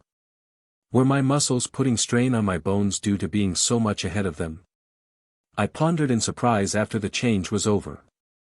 In theory that was possible since I was continuously increasing my musculature, but my bones weren't getting the same rate of improvement. I didn't doubt that I was beginning to approach superhuman levels of strength, so if my bones weren't ready to handle that sort of thing I would have some serious problems. I'll have to keep an eye on that from now on. For now though, I need to figure out how the fuck I'm going to take this pile of parts and turn it into a ship. I decided with a strange look at the odd mountain of ship parts just sort of sitting casually in one of my rooms. Anyone who says that a ship was a simple thing to make are lying through their fucking teeth. I pulled the parts blueprints straight from the EchoNet, so I knew that they would work, but we are talking about a machine capable of safely sending a person not only into space but also through it at FTL speeds. Something like that couldn't just be put together like a fucking Lego set even if you somehow knew where everything went. In the end I contacted the old man through my Echo. "This call got anything to do with you pilfering the crashed ships and carving a bloody path while you did it?" The old man asked immediately. "As a matter of fact, it does. See, I recycled those parts since it seemed a waste to just leave them to rot out here, and now I've got a bunch of brand new top-of-the-line ship parts and don't got the know-how to put them together. Figured I may as well call the one person I know who might be able to remedy this regrettable situation," I said with a grin. "How top-of-the-line we talkin' here, boy?" the old man asked, and my grin grew wider. I had the foresight to copy the blueprints of each of the parts one made, so I just sent that to him and waited for him to respond. "I want one. If I'm reading these right, you got all the parts for a ship no bigger than a dropship with galactic travel." "I want one with the Jacob's name on it, boy," the old man said firmly. "You'll need to collect the stuff for the fabricator to shit the parts out, but I don't mind," I said honestly. He agreed, and that was that with the ship, which left me with hunting to take care of. I opened my notes on my Echo and looked over the creatures of note that Hammerlock was generous enough to give me. There's the Indo-Tyrant, Chonk Stomp, and Edenian Bloodfeather, with the Indo-Tyrant being usually spotted out here in the swamp of this area which I am closest to at the moment. I thought casually before putting away my Echo and heading for that spot after marking it on my map. The brown muddy water sucked at my feet as I moved through it, though not enough to be much more than mildly inconvenient. The Indo-Tyrant was supposedly much like a normal Ravager variant Saurian, except with some nifty extra tricks, and also being like the size of a fucking elephant. It was not hard at all to find the thing, considering it was massive and absolutely thought I looked delicious. I drew my gun and squeezed the trigger 4 times and watched as the biped's ankles exploded and it fell over with an anguished roar. Holstering my gun, I casually walked over to just outside of lunging distance and looked the thing over. It had glowing green eyes and a sort of frill at the top of its head that wasn't typical of Ravagers at all. It was clear to see that it was also trying to regenerate its ankles, but was being stopped by the ice left by my cryo rounds. The big bastard snapped at me and to my shock even pulled a tyrant move and spewed fire at me, which hit my shield and switched my gun's damage type to shock. TCH. That wasn't very nice at all, I said, annoyed, and unloaded my gun into its chest where the heart was. It spasmed heavily as electrical energy ran rampant even when my powers told me it was dead and could take the life force and traits. I didn't, however, but called up Hammerlock instead, since he enjoyed making trophies of great hunted beasts. I would most certainly like to have the head of a beast such as that upon my wall. "Please do cut off its head for me, would you?" he said after I asked him about it. "You got it, beast man, I'll drop it off for Wainwright to hand to you next time you see him," I said with a smile before moving to cut off the thing's head. Indo-Tyrant. Life Force, 2286. Traits: Frowny Face, Aphrodisiacal Sweat, Rare Grade, 5000 units, Alpha Body Uncommon Grade, 1000 units, Tough Skin Common Grade, 500 units, Poor Smell Trash Grade, -50 units, Strong Teeth Common Grade, -500 units, Flame Breath Uncommon Grade, 1000 units, Gigantism Uncommon Grade, 1000 units. This thing is just a really big fucking ravager, only has one trait worth getting out of the bunch. I thought, disappointed after seeing all these traits being the same as a normal ravager with the exception of the trait that let it breath fire and the one that made it get so big. Still, the fire breath trait didn't have any real downside, so I grabbed it and the leftover 1200 and change units of life force. The fact that fire breath didn't have any downsides came as a surprise, since I had assumed that it would barbecue me from the inside when I used it or something like that, but no. It was literally just a special bit added to my lungs that created an aerosolized chemical that upon being ejected from my mouth burst into flames. It was quite interesting, since I was sorta curious why it didn't ignite in my lungs or throat, but who am I to question something that worked? Plus I thought it would be badass as fuck to literally roast a dude to death with my breath. Anyways, with the head of the beast securely tucked away in my inventory, I watched the rest of the body turn to dust after I took the trait and life force. I then checked my map again and marked the next beast of interest, the Chonk Stomp. The thing was apparently a tyrant saurian that was bigger and more powerful than normal and had quite the nasty list of kills to its name, becoming something of a local legend as a result. Tyrant saurians were basically T-Rexes, as they looked like any other saurian in terms of general shape, but were big mofos with hard-plated skulls and a general all-around bad attitude. I had to deal with the fucking platoon of ravagers, slingers, and grogs that stood between me and it before I could get to it, though, as its lair was rather tucked away. Bang bang bang, 3 shots rang out, popping the heads of 3 grog as I walked into the saurian nest confidently. This drew in the rest of the nest that didn't take kindly to my trespassing. Close to 30 enemies in total, but I dashed away to the side and accurately popped the grog spitting at me in the head. The ravagers rushed me and the slingers also launched their projectiles, but I smoothly killed a ravager and then used its corpse to shield myself from the bone projectiles. I weaved between stones and corpses for cover while draining my kills of their life force remotely. I timed my reloads and shots precisely, taking out the slingers first and the chasing and very pissed off ravagers second. The smell of blood was thick in the air after the final saurian fell, and to my pleasant surprise I found something interesting when I was remotely draining on of the grogs. Mutant grog. Life force, 1572. Traits, aphrodisiacal sweat rare grade, 5000 units, projectile gland common grade, 500 units, oil production common grade, 1000 units, poor sight trash grade, -50 units, keen nose common grade, -500 units, minute regeneration rare grade, -5000 units. There was a mutant amongst the grog that I killed that had a small but useful mutation trait that gave it increased healing, though to such a small amount that it was almost not worth mentioning. I still was more than willing to spend 5000 units of life force to grab that trait, though.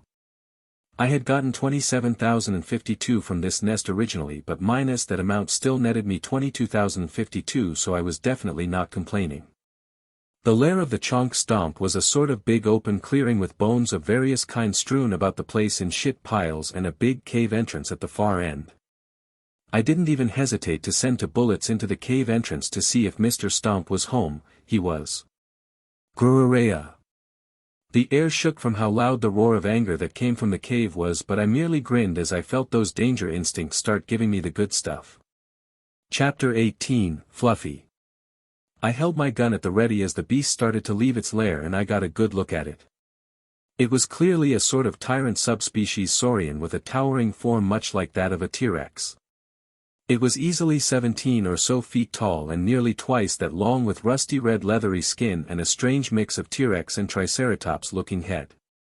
It was predatory at the start, with a massive set of huge sharp teeth but a thick bone ridge rising at the top of its head. "You are fugly as shit," I said with a whistle when I saw the entire form of the beast. "Grrrr." The big lizard roared loud enough to shake the air and make my body vibrate. Banks 3. I fired 3 shots right down the beast's throat mid-roar, which just made it angry as the shocks caused its voice to crack like a dude going through puberty. It stomped over towards me, and I immediately noticed that for all that size and clear strength the thing was slow as fuck. I was not. I burst forward, not wasting any movements, and slid right under the open jaws of the beast and between its legs. Bang! I pop a single shot at point-blank range into its ankle joint on its left leg. The thick skin barely slowed the bullet that ripped into the poorly defended weak point, and the shock damage of the bullet exploded for extra nerve damage as the delicate joint was blasted apart. The beast screamed as it collapsed under its own weight, and I rolled out from under it before it could crush me underneath it. Ankles and knees are rather nasty weak points for giant bipeds like you, bud, not that you'll live to remember this advice to begin with, I said as the big beast glared at me with vitriol. Naturally, the beast tried to kill me even with its handicap, but I wasn't stupid enough to get anywhere near it when it had its back to the corner like this. Even the gout of fire it breathed at me was avoided by keeping its body between me and its mouth. Eventually, after an uncomfortable amount of headshots, the beast keeled over.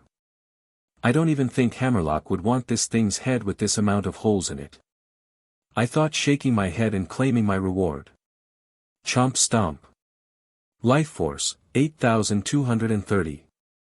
Traits: Frowny Face, Aphrodisiacal Sweat, Rare Grade, 5,000 units, Omega Body, Rare Grade, 5,000 units, Armored Hide, Uncommon Grade, 1,000 units, Poor Smell, Trash Grade, -50 units, Strong Bones, Uncommon Grade, -1,000 units, Flame Breath, Uncommon Grade, 1,000 units, Minor Regeneration, Epic Grade, 20,000 units, Enhanced Vitality, Rare Grade, 5,000 units.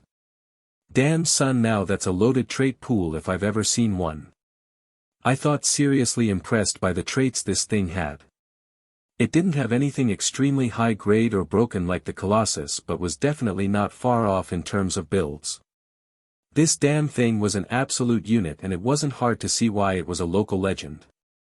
The trait that interested me the most thought was definitely minor regeneration. That was an honest-to-God's healing factor, even if minor as it said. I grabbed that, as well as enhanced vitality, flame breath, omega body, and strong bones. This was an expensive purchase, but well worth it in my opinion, as the corpse turned to dust.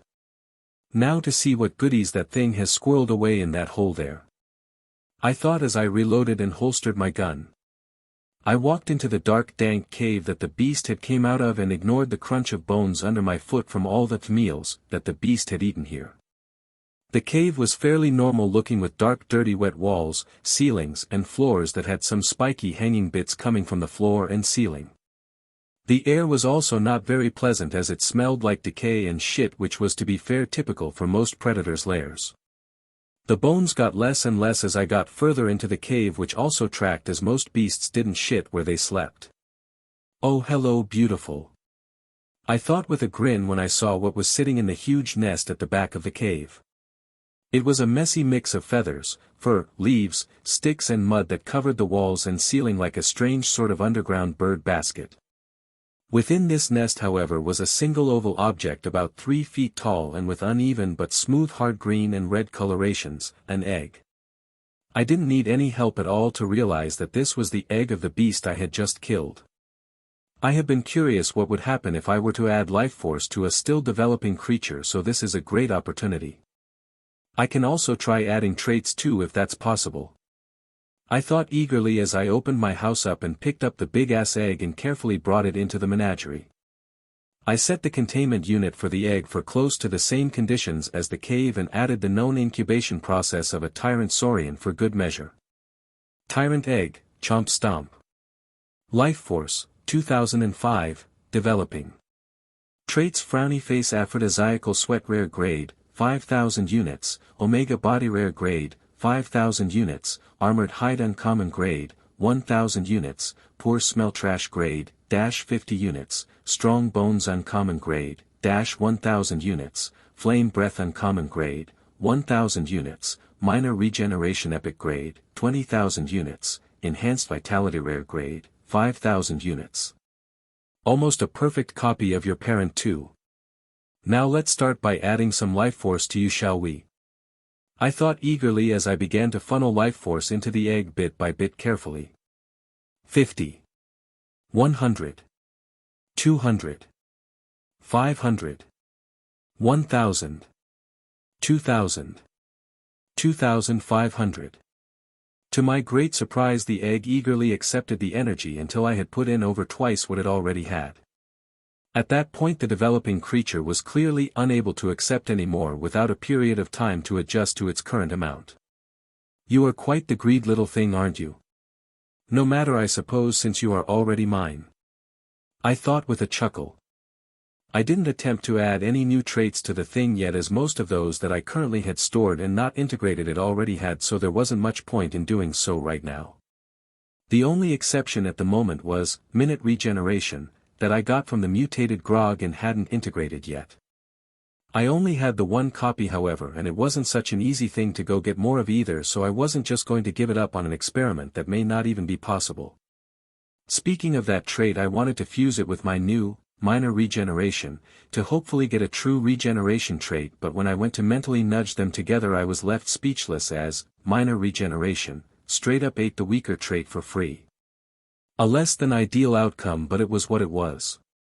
I then wasted no time at all integrating the traits I had stored up and watched them either stack with the same name trait I had already or get straight up eaten by another trait. The exceptions here were Flame Breath, Minor Regeneration, and Enhanced Vitality. The last of which I paid 5,000 units of life force to fuse with Strong Vitality, to create Superior Vitality Epic Grade. The changes to my body were rather minor during this round of integrations and thankfully not painful as a result. My whole body sort of felt tighter for a moment during the integration while my lungs tingled in a more annoying than painful way, but that was pretty much it. I was a little giddy when I tried out my new Flaming Breath and exhaled a small burst of fire. It wasn't nearly as impressive as I had hoped, but it made sense considering the size difference in lungs between me, a person, and a fucking tyrant. Still, I was motherfucking fire-breathing, baby. I couldn't help but laugh imagining the look on the old man's face when he found out eventually. Superior Vitality, I discovered, was an incredibly versatile trait that was definitely worthy of that dope epic grade. At first glance it just looked like a trait to live longer and be harder to kill, which it was, but there was so much more to it as well. A good example was that all my exhaustion vanished after I got it, like fatigue was a thing of the past. My food intake had also sharply dropped after getting the trait, so I didn't need the ungodly amount of 7,000 or 8,000 calories a day to stay healthy. Yeah, that was a rather big fucking downside to my body being the way it was. Thanks to my powers, it needed much more nutrition than a normal person's. My food creation thingy in my house had been a godsend, probably literally, in keeping me fed. Fun fact, by the way, the old man is a very big fan of fatty brisket with mushroom gravy and cornbread. This new trait made things real awkward for me when I ordered my usual haul of food of whatever kind I happened to want, only to feel full a quarter of the way in. I'm not complaining, but it would have been nice if I got some sort of fucking heads up before I was forced to give most of the ordered food to the local wildlife that was thrilled. If you were wondering what I was doing for the past 3 days, then the answer was both simple and complicated. See, I was hunting in simple terms, but the complicated part was that I was after something in particular, the Edenian blood feather. See, this species was a bit unique here on Eden 6 in that it was a migrator avian creature that was a pain in the ass to track down a member of for a dude on foot like me. Appearance-wise they were similar to what a pteranodon was thought to look like, with wide sharp featherless wings that extended from their sides as well to better catch updrafts. The difference was the heads that were basically the same as a vulture's long neck and ugly bald head. They were called blood feather, however, because they were all bright crimson red and impossible to miss in all this green and brown. They didn't actually have feathers, which was retarded, but whatever. While I was following rumors and supposed sightings, I was also collecting life force and a few traits that I wanted to stuff into the developing egg in my house. Was trying to make an already monstrously strong creature stronger a good idea? Probably fucking not, but damn if it didn't sound like fun. So far I had collected a copy of 3 traits that I thought would be interesting in the thing: Clever Mind Uncommon Grade, Strong Nose Uncommon Grade, and Imprint Common Grade. That last trait I took from a odd sort of fly that apparently imprinted on the first species it saw after being born, that I found buzzing about a jabber I had just blew the noggin off of. My hope was that should my experiment work I could tame the thing that comes out of the egg with this trait. The idea was quite appealing, as it would basically give me my own personal vault monster. Food may be a problem once it gets bigger, but that was hardly a concern for me so long as I had the food maker thingy. Chapter 19, World Domination. Even if I failed to tame the beast, I could always just kill it if it became a problem. Anyways, I shook my head to get rid of these distracting thoughts as I waded through the green and brown water towards the area that the Edenian bloodfeather was spotted. I was pretty far from most settlements, which meant that I had to stay on my toes, as the critters out here were the sort to eat first, ask questions never. The knee-high water also definitely didn't make me feel safe, as there was no telling what was living in it. Even on Earth there were more than a few large creatures that could move under the water even at this depth without making so much as a ripple at the surface. My senses were tuned in on every sight and every sound for anything that felt out of place. It was thanks to this fact that I was able to react in time when a creature burst out of the water to my left, aiming at my throat with its many long sharp teeth. I immediately leaned to the side and swiped my gun at the creature as it sailed past where I was. The head and body landed in two separate spots, and I wasted no time at all using my powers to figure out what the hell had attacked me. Lurker. Life Force, 531. Traits: Amphibious Lungs Rare Grade, 5,000 units, Anticoagulant Coating Uncommon Grade, 1,000 units, Thermal Sensing Uncommon Grade, 1,000 units, Poor Vision Trash Grade, 50 units, Water Resistance Common Grade, 500 units, Ambush Muscles Common Grade, 500 units. Oh, now those are new and useful too. I thought with a grin as I saw the traits this thing had. All of the traits besides Poor Vision and Anticoagulant Coating were very useful things to have. The latter of which was more or less just giving my teeth an anticoagulant film that made it to where anything I bite bleeds out. Not exactly all that fucking useful when I tend not to bite things as a means of attack. Also, can you imagine how fucking bad it would suck if you bit your tongue on accident? No thank you, I'm good. Still, the rest of those traits were good, so I grabbed them for a cost of 7,000 units. That wasn't the only one of these fucking things nearby either, far from it. After that first attack I got ambushed, unsuccessfully I might add, no less than 15 bloody times. Lurkers, as I discovered by recovering the corpses a few times, were a weird mix of a frog and a lizard as far as anatomy was concerned. They had short narrow bodies with small weak webbed front legs and huge muscular webbed back legs that were used to propel them rapidly from their ambush spot to their prey. Their heads were straight up fucking nightmare fuel though, as they had wide triangular heads that were all razor sharp fong-filled mouth and two stunted tiny eyes at the top. Coloration-wise they were a dark muddy brown, which fit since they were clearly adapted to hiding in the muddy waters to ambush anything that came near them. Still, I took an extra copy of Amphibious Lungs, Thermal Sensing, and Water Resistance for my experiment later. I don't have to shit. If I'm going to make a fucking monster, I'm going to fully commit to making the best monster I can, consequences be damned. I suppose my only gripe was that the lurkers were a bit annoying to deal with since I could only spot them after they fucking jumped. I thought about integrating thermal sensing to fix this issue, but I had learned my lesson about messing around with my senses on Ball 3, and I had no intention of finding out how disorienting adding a new one will be while I was hunting in the middle of bum-fucked nowhere. After dealing with these annoying creatures over the span of 3 hours though, Lady Luck finally smiled upon me as I caught sight of a flash of red that my focus zeroed in on instantly. It was weaving through the air in hard-to-track ways, but there was no doubt after I got a good look at it that this was the prey I had been chasing this whole time. I wasn't going to waste my time trying to shoot the thing when it was flying so erratically, a good way to waste bullets. Instead, I trailed the avian creature until it finally landed on a tree branch to rest. Bang! Splush! I blew off the thing's head and watched its corpse fall into the water at that point. Walking within range, I activated my powers and took a look at the traits of this creature that Hammerlock swore was worth my time. He was so fucking right. Edenian Bloodfeather. Life Force, 892. Traits: Precise Vision Rare Grade, 5,000 units, Aerial Expertise Common Grade, 500 units, Iron Stomach Uncommon Grade, 1,000 units, Disease Resistance Epic Grade, 20,000 units. Literally all of these traits were good shit. That last one though was worth a stupid amount of money if I could somehow pass it to another person. It was basically a passive trait that made your body's natural immune system into the fucking Hulk. While it wouldn't make you totally immune to every disease known and unknown to man, it did make it so you start producing antibodies for literally any disease that you catch at a stupidly fast rate. In other words, while usually it was a slow process of your body identifying the disease and then slowly fighting it off as best as it can. This trait basically increased this process by several folds, so you recovered and gained immunity to the disease in a far shorter time. This shit was practically a cure-all as far as diseases went. I wasn't even upset at the huge price tag attached to the trait, as it was well worth it in my opinion. I grabbed all the traits the avian creature had and only winced a little at the feeling of losing such a massive chunk of my stored-up life force. I wasted no time at all after collecting these traits and found a spit of land to open my house on.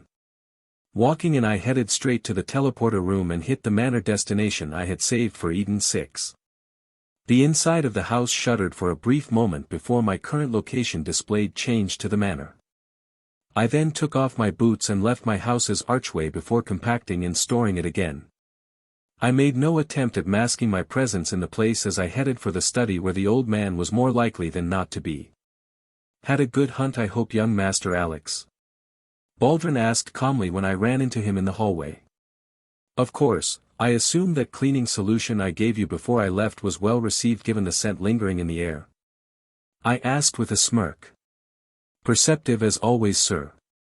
Indeed, that pine sol has been quite a welcome addition, as even that grumpy sir is pleased with it," the butler said with a small smile of his own.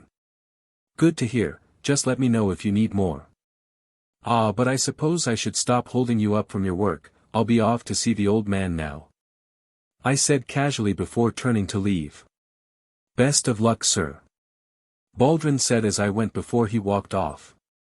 "Don't let the polite speech from that guy fool you. He was loyal only so much as it benefited him." It was no secret that he was suspected of recording the conversations around the manor just in case he needed blackmail material for some reason. Still, I can't deny that besides that rather nasty method of ensuring his job security, he was very good at his job. As far as butlers went, he was extremely competent, as he oversaw the cleaning, informational and employment aspects of the Jacobs family estates. All in addition to personally serving the Jacobs family themselves with whatever they required. When I walked into the study, I saw the old man with an interactive projection up with paperwork that he was reading over and signing in cursive where necessary. I didn't say a word but casually took out a bottle of brandy from my inventory and set about fixing him a drink that I sat on the desk in front of him before taking a seat myself nearby. He grabbed the crystal glass and took a sip before sighing. "Nothing like a stiff drink to ease the stress of work, boy. Glad you remembered," he said gruffly. "How could I forget after you practically beat me over the head with the phrase?" I asked with a chuckle. "Important things need to be emphasized. You must be done with your hunt if you are here, though. From the looks of you it was a decent enough trip," he said calmly. I nodded. "Most of my traits at the moment are uncommon at minimum and have a heavy amount of rare traits in there as well as a couple epics. Even got a tyrant egg that I'm hoping I can give some of the traits I collected to tame and strengthen the beast within," I said honestly. The old man raised an eyebrow in interest. "A tyrant egg, you say? Killed the mother already, I assume, since you aren't being chased across the planet at the moment and I don't have reports of a tyrant going on a rampage. Think that gift of yours will let you keep such a beast on a leash, boy?" he asked, and I nodded. I grabbed a trait from some sort of fly that was buzzing around a jabber-eyed dome that should make the thing see me as family once it hatches. "Assuming I can in fact give the unborn creature traits like I hope that is," I said honestly. "The way you described your gift copying Clay's traits and your ability to stuff that energy into others makes it sound like it should be possible." "But why risk the egg and not use a random critter first?" he asked curiously. "Well, I might be able to give traits to already grown things. My gut tells me that something still developing like an egg would accept these new traits in a less violent fashion," I explained honestly. "I'm not one of them damn eggheads, but that sounds like something they might agree with." "What planet you plan to go to next since you're done here on Eden?" he asked seriously. It's a bit hard to decide on just the one. I thought about going to Ball 3 again since I'm pretty sure there's another vault there somewhere, but without a lead to go off there's no telling how long it'd take to find. Before this year's up I was hoping to get at least one legendary trait, but without a monster like that I haven't a clue where I might find such a thing. I said honestly. Why do you think there's another vault on ball 3-4? The old man asked seriously. The description of the key said, vaults, with an S at the end, which means more than one. Still, like I said, there's no telling where it might be on the planet. I said with a shrug. Chapter 20, Alexstein's Monster. A second vault might be a bit much for the old tree to keep to itself, he grumbled with a deep frown. Worried that Jacobs might get attacked by the other corporations if you found a second vault. Can't say, as I don't see a precedent, since Atlas only avoided it because they kept it secret long enough and even then had to fight off the corporate spies that swarmed them. I said honestly. Them vaults are a blessin' and a curse, boy, where one's found blood is spilt, and I don't want Jacobs to get dragged into that mess. That said, we are talking about ball 3 here, not the heart of Jacobs, so we have some room to move still. If we go looking for another vault on that planet, we gots to keep it quiet or vault hunters'll come running like jabbers in heat, the old man said seriously. So how we playing this, lots of bodies looking or a quiet takeover and search with satellites? I asked, leaning forward in my seat fully focused. First we need to buy the planet. It's got a lot of wood so no one will think nothing of it as we've done it before. Then we need to start harvesting the stuff to keep up the image while we have a couple satellites scan the planet for caves. We can then start focusing on those spots and hope we find some alien stuff. Might take a few years till we find something though, so you'll be needing to choose a different planet to hunt on for the meanwhile, he said, taking another sip of his drink. Give me a couple days, I still have some traits to integrate as well as my experiment with the egg. After that's done I'll look for anything that sounds like a good spot to do some more hunting. I said, and he nodded before effectively telling me to get lost so he could get his work done. I wasn't bothered by the rude send-off since I knew he didn't mean anything by it, that was just the way he was. I headed up to my room in the manor and opened my house up again before stepping through the portal. I blinked a couple of times to adjust after getting inside before stripping off my outer layer of clothes, followed by my skin suit that thankfully stretched since it was a one-size-fits-all type deal. Once I was fully nude, headed to the bathroom before I gave, iron stomach, disease resistance, amphibious lungs, thermal sensing, water resistance, and ambush muscles, the go-ahead for integration while making sure to keep one copy in reserve for the egg. Hoo boy, let me fucking tell you that going to the bathroom after stripping for this was a damn good idea. I immediately started to convulse in agony as blood, sweat and other stuff started coming out of every pore and hole I had. My stomach churned and my lungs burned while my muscles writhed and swelled in my legs. The process, like usual, ended quite quickly but was a fucking miserable time. I weakly stood up and turned on the water to wash the filth off of me and hissed as the hot water triggered my new thermal senses like a strange bright orange sight in my mind. I powered through the annoying sense though, as I needed this vile shit off me yesterday. I grabbed a nearby bar of oak-scented soap and my loofah and got to work on scrubbing the abhorrent shit on me off. My new thermal sense didn't work exactly how I imagined, but was sorta like an extension of my eyesight that could be toggled on and off after I eventually figured it out. Water resistance made my skin kinda waxy, I suppose, so the water slipped off me like it had been tossed on an oiled piece of metal. Thankfully it also made it way easier to get the nasty stuff off me as the water took what I got loose with it. The only other trait just added that had a physical effect on me was ambush muscles, that while getting added to Omega body, also focused heavily on the jumping muscles in one's legs and thus gave me highly robust calves and thighs. In a manner of speaking, I now had the ability to jump the same distances a frog my size might. That might sound comical until you consider that also meant any kick I make was now strong enough to shatter stone and dent hard metal. That was what made my powers so dangerous. I might start out weak, but if given enough time and opportunity I would rapidly approach superhuman in several regards, like a snowball rolling down a hill. Even discounting the 6-month break I had to get educated, it only took me about a month to reach slightly below superhuman levels. I could have gone even further if I hadn't purposefully capped myself in terms of how many copies of a trait I was willing to take. I wasn't sure if there was an actual limit to how many copies of one trait I could have. What I did know was that if I recklessly took every trait copy that appealed to me, I'd never have any life force saved up. Unsurprisingly, the traits tended to cost more than the life force I got from any one creature with them, which meant I was operating at a loss if I didn't regulate my trait in and life force in rates. It also didn't help that the higher the grade a trait was, the higher the price in life force it would cost. Trash was the lowest at a pitiful 50 units, common was the true lowest acceptable grade and sat at 500 units. Uncommon was next at double the previous grade at 1000 units. The prices started jumping drastically from there, which was understandable given the rarity and/or complexity of the traits past that point. Up next was rare grade, sitting at a hefty 5000 units to buy. Then the price of the next grade, epic, jumped even further at a staggering 20,000 units. The final grade that I have only seen one time so far, and that too only from a vault monster of all things, was legendary, sitting at an asking price of 100,000 units to buy.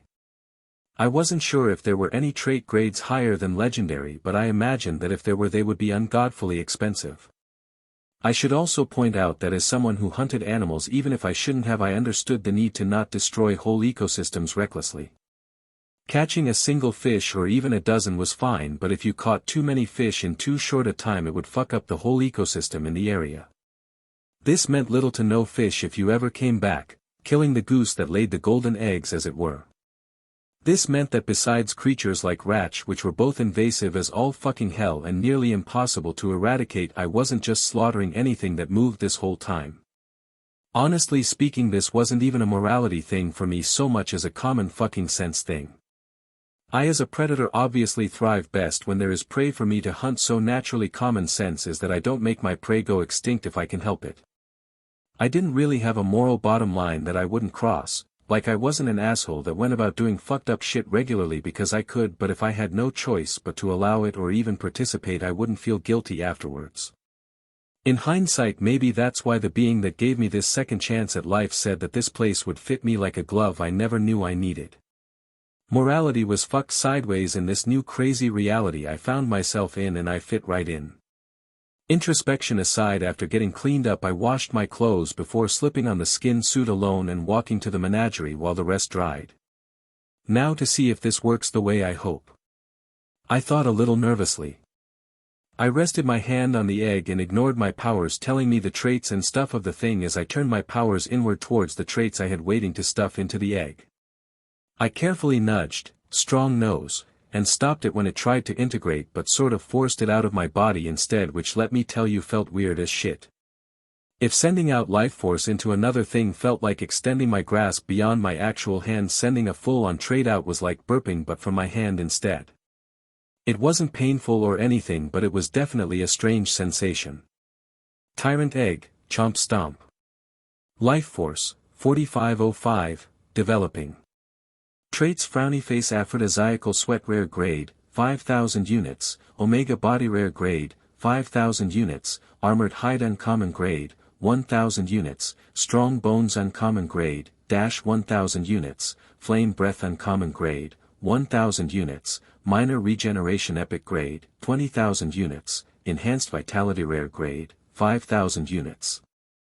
At first glance it looked like my experiment had failed, but if you paid attention you'd be able to notice that the trash trait, poor smell, was gone. It worked. I mentally cheered in excitement seeing this. This served to verify two things for me: first, that I could indeed give traits to another living thing. Maybe it had to still be developing like this one, or maybe not, further testing needed for clarification. The second was that I could enhance or negate an aspect of a creature that received the trait by giving it a trash grade trait of that type, or a trait that was better than its current one for that type. In this case I had enhanced the creature's sense of smell from bad to average, which, while not like phenomenal or anything, was still an upgrade in the end. Clever mind, uncommon grade. Imprint, common grade. Precise vision, rare grade. Thermal sensing, uncommon grade. 2000 units. I was only able to stuff these 4 traits and another chunk of life force into the egg before I got a feeling of fullness that I took to mean it needed to adapt again to these new changes, but I was getting kinda excited looking at its current status. Tyrant egg, aberration. Life force, 6505, developing. Traits: Frowny Face, Aphrodisiacal Sweat, Rare Grade, 5,000 units, Omega Body, Rare Grade, 5,000 units, Armored Hide, Uncommon Grade, 1,000 units, Strong Bones, Uncommon Grade, - 1,000 units, Flame Breath, Uncommon Grade, 1,000 units, Minor Regeneration, Epic Grade, 20,000 units, Enhanced Vitality, Rare Grade, 5,000 units, Clever Mind, Uncommon Grade, Imprint, Common Grade, Precise Vision, Rare Grade, Thermal Sensing, Uncommon Grade. I noticed that the species title had changed from Chomp Stomp to Aberration, which was fitting since this egg was clearly a freak of nature, or would it be unnature since I made it this way? Whatever the case, I was grinning ear to ear in honest glee at the thought that I looked on track to get my pet monster after all. If I could somehow manage to make the creature into a quadruped and stuff a working set of wings on its back, I may even be able to make an honest-to-God's dragon, or at the very least something that looked like one. Chapter 21, Alexstein's Monster, 2. Did I need a fucking dragon? Absolutely not. But not a damn person will ever convince me that it's not the biggest fucking flex either. Obviously I understand that my monster won't actually be a true dragon, but if I had my way ain't nobody gonna know the difference, well, unless an actual dragon shows up, but that's just downright improbable. The trick here though was I had to figure out how to add wings and an extra set of legs to the thing in the egg to make my artificial dragon. I remember quite clearly that none of the quadrupeds I killed so far had any traits called quadruped, so I had a sneaking suspicion that either there was a secret layer of traits that I hadn't found yet, or traits that made up the core of a thing were not a thing. Thinking back, however, there was one creature that had that, a trait based on its body design, a slash bug from Ball 3. Multilimbed Common Grade was the trait in question, and thanks to me keeping the pleasant-looking sword-horned head of the bug, I happened to have access to the thing. I held up the head and focused my powers on the small head on my palm, and my Siren tattoos glowed a bright green, but I ignored that as I locked my full attention on this single trait. I wasn't trying to graft it though, but rather trying to change it to fit my will. This was definitely not something stated within my powers understanding from when I first got them in that vault. It wasn't even like the other unexplained uses for my powers that I had discovered that were in fact more like reversing a facet of my powers to give rather than take. This was flat out trying to fucking jailbreak my powers into doing something that they should in theory be able to accomplish but weren't programmed for. Where did this theory of mine come from? Fuse, the part of my powers in charge of fusing traits of similar types together to get a better outcome. See, at first glance, fuse had a very easy to understand use, but I knew biology, so I knew that this wasn't even fucking close to as simple as it appeared. Standard evolution was for a creature to, over several generations of exposure to a stimulus such as an environmental factor or new predator, mutate to better handle this new stimulus. This meant going through different failing or succeeding mutations over generations to create a final outcome that was perfectly designed for that particular stimulus. Fuse accomplished something similar in a matter of moments in exchange for life force, the ultimate genetic stacking of the deck as it were. My theory was that since this was the case, I might be able to choose the direction a trait mutates towards. Attempting this feat, however, was clearly not a simple matter, as I could feel an ungodly amount of strain on my powers that was by extension costing me dozens of life force per second as my powers tried to do what I wanted. If I had to describe what it was like, I would say it was kinda like trying to deadlift your own body weight without working out a day in your life, all while you had a cold. Needless to say, I looked downright demonic as my eyes glowed green and had veins protruding all over my face and neck as I snarled in stubborn fury against the trait. It was like a dam burst, however, when I finally forced my way upon the trait that had been overloaded and cowed into submission. All that pressure just vanished. This made me fall over as all that tension in my body had to go somewhere after release. Ha ha. Ha ha ha ha. I panted for a moment on the ground before breaking into uncontrollable cackling like a mad hyena as I felt the trait waiting for my input to decide how it would change. Right now the trait was primed to simply give an extra set or two of legs like the six-limbed insect I got it from. Obviously that wasn't what I had in mind at all, and instead wanted the trait to give an extra set of usable wings, as well as making the four already existing limbs of the creature in the egg more equal in size and function, effectively turning it into a winged quadruped. The trait making the two existing legs roughly the same size without making the creature have freakishly disproportionately long legs was easy if quite expensive lifeforce-wise at 10,000 units. The issue came in with the fucking wings. The trait couldn't understand what I wanted as it was meant for legs or arms, not wings. It was only after I chose to be really daring and attempted to fuse, aerial expertise common grade, into the trait that things got weird as shit. In a split second I got thousands of years worth of mutations and variation in data regarding this fusion which sort of short-circuited me, so I didn't see the end result as I went unconscious in my brain's attempt to self-preserve itself. 3 Edenian days, I was in a fucking coma for 3 whole days and nights, a full 90 hours given the 30-hour length of the days here. Ugh, did someone get the number of the bitch that hit me? I asked with a groan when I finally regained consciousness. It didn't need to be said that I was bloody starving by this point and had a throbbing headache I would have strangled a person with a sock to get rid of, so I won't say that. Still I felt, looked and smelt like shit, which was mostly to do because I had while I was out. Not a pleasant experience at all for me, but I got what I wanted if rather annoyingly priced. Multi-limbed, winged quadruped, legendary grade, 100,000 units. In addition to the 14,710 that it took just to create the trait, that extra price tag stung a whole fucking lot, but I paid it anyways. Feeling my life force drop so drastically did not help my hunger at all, and if anything made me even hungrier. I once again took a shower while setting my skin suit aside for cleaning while trying my best to ignore the gnawing hunger in my gut. Once I was clean, I threw the skin suit in a special cleaning solution that was harmless to the suit but broke down anything organic it came into contact with. I then went over to the food maker thingy and ordered me enough food to feed a small family. I specifically chose as much nutrient-dense foods as possible for this meal. Liver, kidney, kale, carrots and fatty Wagyu brisket for the oil. Once I was satisfied and stuffed like a turkey, I went to check on my egg to see if I could add the new trait I got just for it yet, or if it needed more time to digest the previous traits I gave it. Tyrant egg, aberration. Life force, 2130, developing.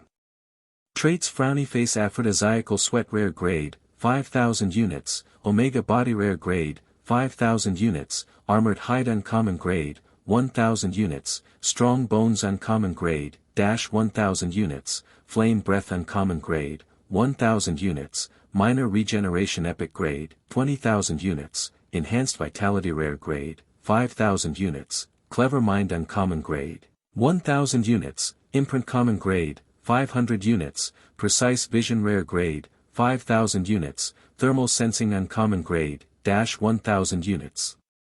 The traits I added now have prices next to them, but the total life force of the creature has dropped. Perhaps it burned through the life force in order to integrate the traits, since unlike my powers it isn't optimized for new traits like this. I thought, seeing the situation. Still, I was getting a feeling of emptiness from the egg, which I attributed to its life force being lowered from what it was before, as well as its traits being successfully integrated. I wasted no time at all sending in the new trait I had for it, only to be surprised to find that I got a sort of sense of connection forming between myself and the egg. I couldn't even begin to describe how it felt, but what I can say was that through the connection I felt a demand for life force, not a forceful one but more one of desperation.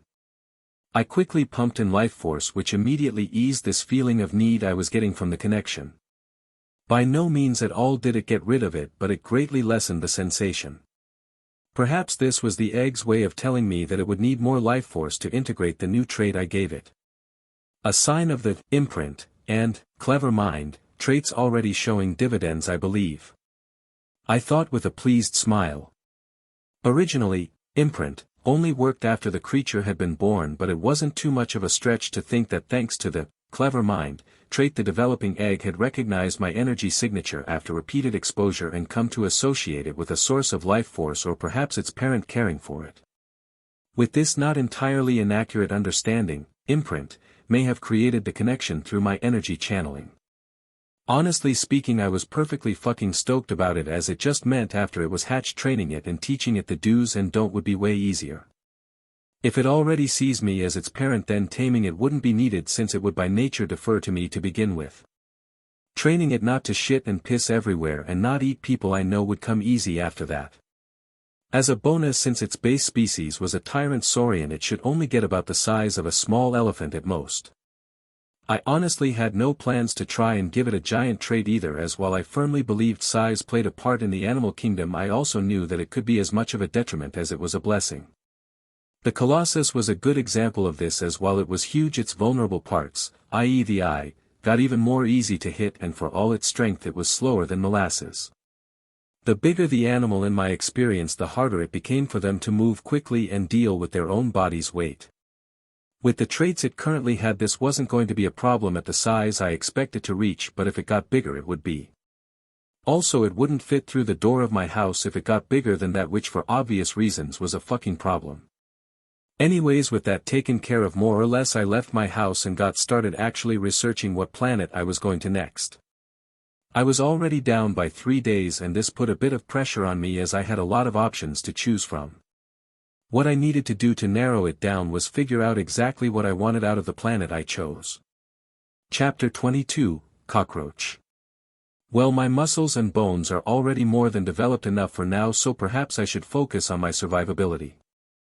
I have 2 resistance traits, so maybe I should grab the others as well. There is also things like my energy projection, that directly improve the utility of my powers, to consider. Or perhaps I should focus on accumulating as much life force as possible so I can get any trait I want later. Fuck, I have too many directions to choose from. I thought with a sigh. My powers came with this irritating dilemma in that I had too many fucking options to choose from. I needed to go against all of my instincts and actually choose a single build, which is to say how exactly I want my traits to stack up. I admit that I am kinda greedy and want to have all the options, and if I wasn't on a deadline that would be fine, but I've got 4.5 months before my ass needs to get to Pandora. That being didn't exactly strike me as the sort to let me get away from whatever it had in mind, so not fucking going wasn't an option, since I kinda value not dying again. Or I could be totally wrong and the being didn't give 2 shits and wouldn't smite my tight ass for being cheeky, pun very intended. I wasn't going to risk it though, so I had a deadline to hunt within. Ah shit, how do I want to play this? Tank? DPS? Maybe rogue? I thought with a frown. I've played every position in video games imaginable and even some downright cursed mixes of a class, so I was honestly familiar with every way this could go. It was a phase, of course, as once the adrenaline high from the pressure to get good at playing those positions in a party or solo vanished, so too did my interest. Now that I think about it, perhaps I could do that build. I always loved playing it. I thought with a smile. Hydron. Odinia 4. Gigantes. With a build in mind, I was able to narrow down my options to these 3 planets. Despite being vastly different, they all shared a single detail that made the creatures on them perfect for taking traits from: they were hell planets. I'm not talking like somewhere that humans could reasonably live with serious difficulty, but like where the entire planet was ravaged by endless storms, earthquakes, radiation clouds and shit so nasty that it was a miracle that anything could survive 5 minutes, much less live there. Okay, so Hydron has a breathable atmosphere but will require either a specialized suit or the devil's luck to survive the perpetual radiation and lightning storm that rips across its face. Odinia 4, on the opposite side of things, is a frozen hellscape with an overabundance of active, constantly erupting volcanoes that keep the air filled with soot that will need to be filtered to breath. Gigantes, on the other hand, is a straight-up toxic sea planet with all sorts of nightmarish conditions below its rough waved surface.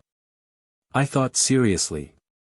Straight away the last option was taken off, as oceans tended to be a bad idea as guns had trouble working under them, and I very much doubt the place being literal acid would help at all.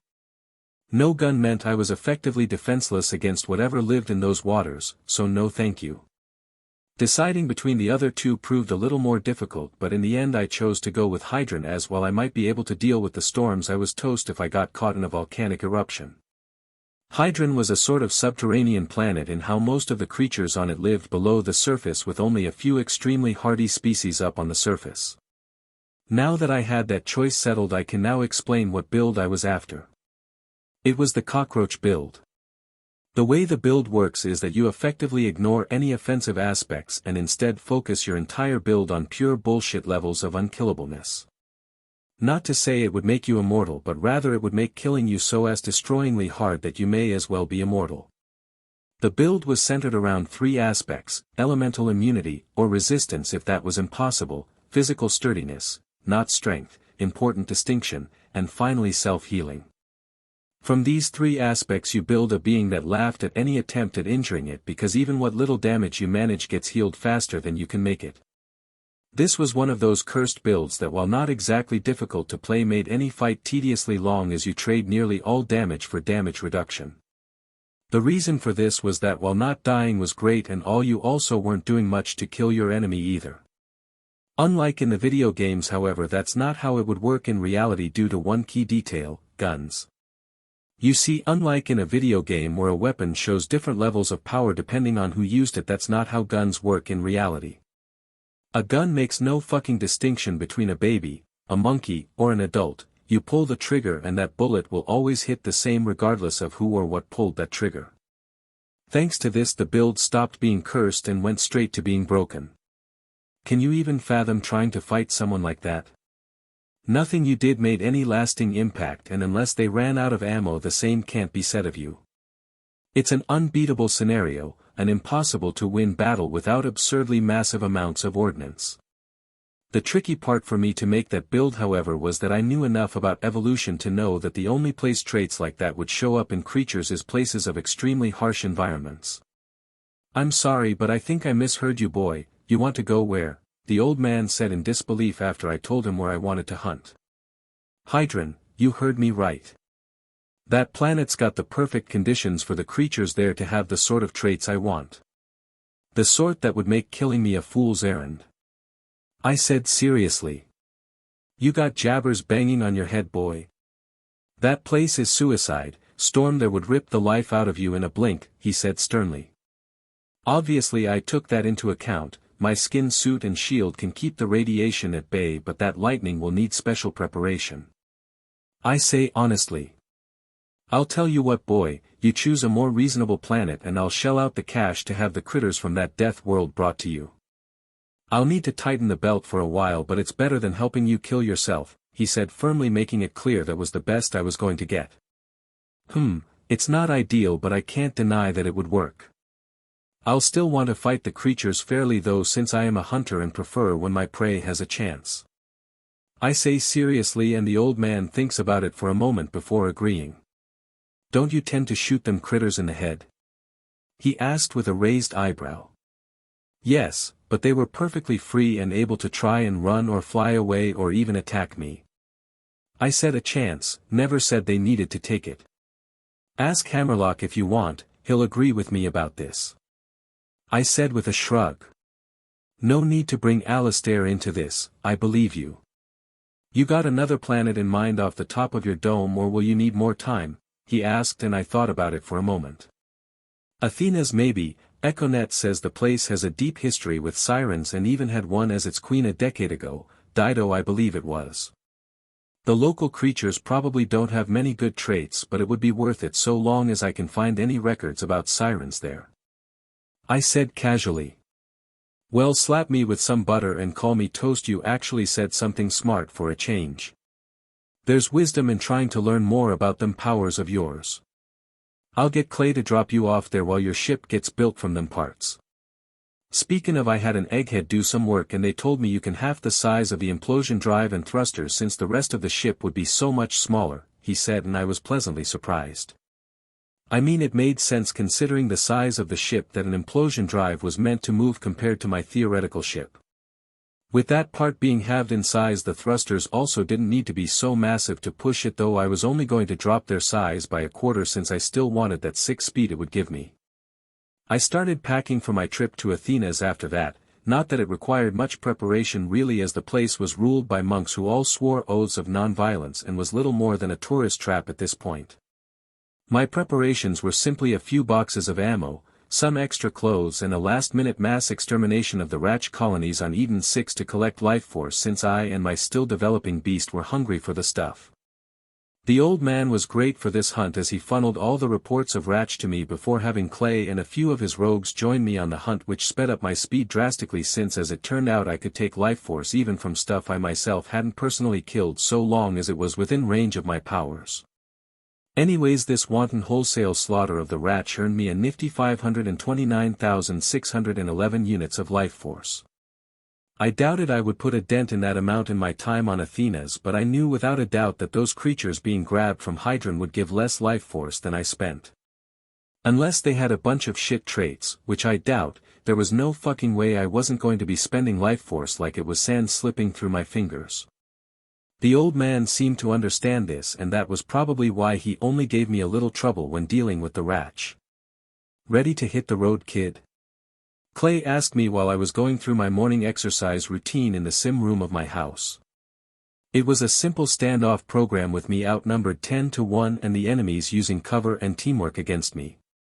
I used to get wrecked by these sim enemies, but now I could consistently win all my fights with them and it'd only be considered a light workout for me.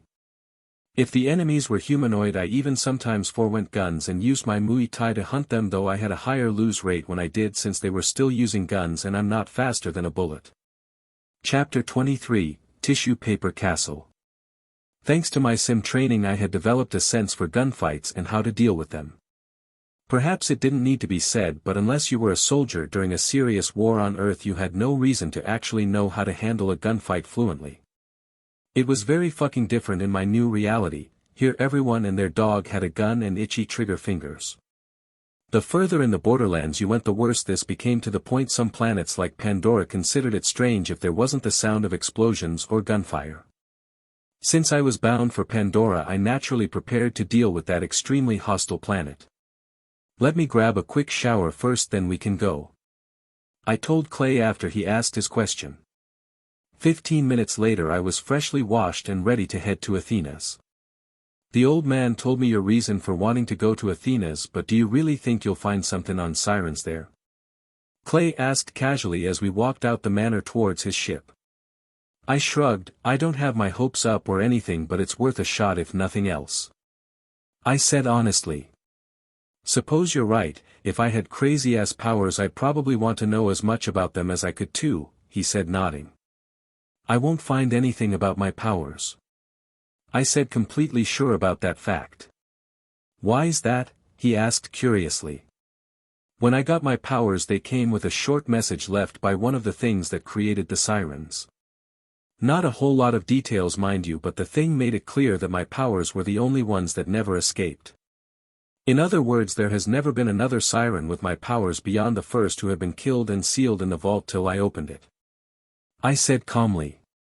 "Damn kid, that's some crazy stuff right there, valuable too, but you of all people should understand that.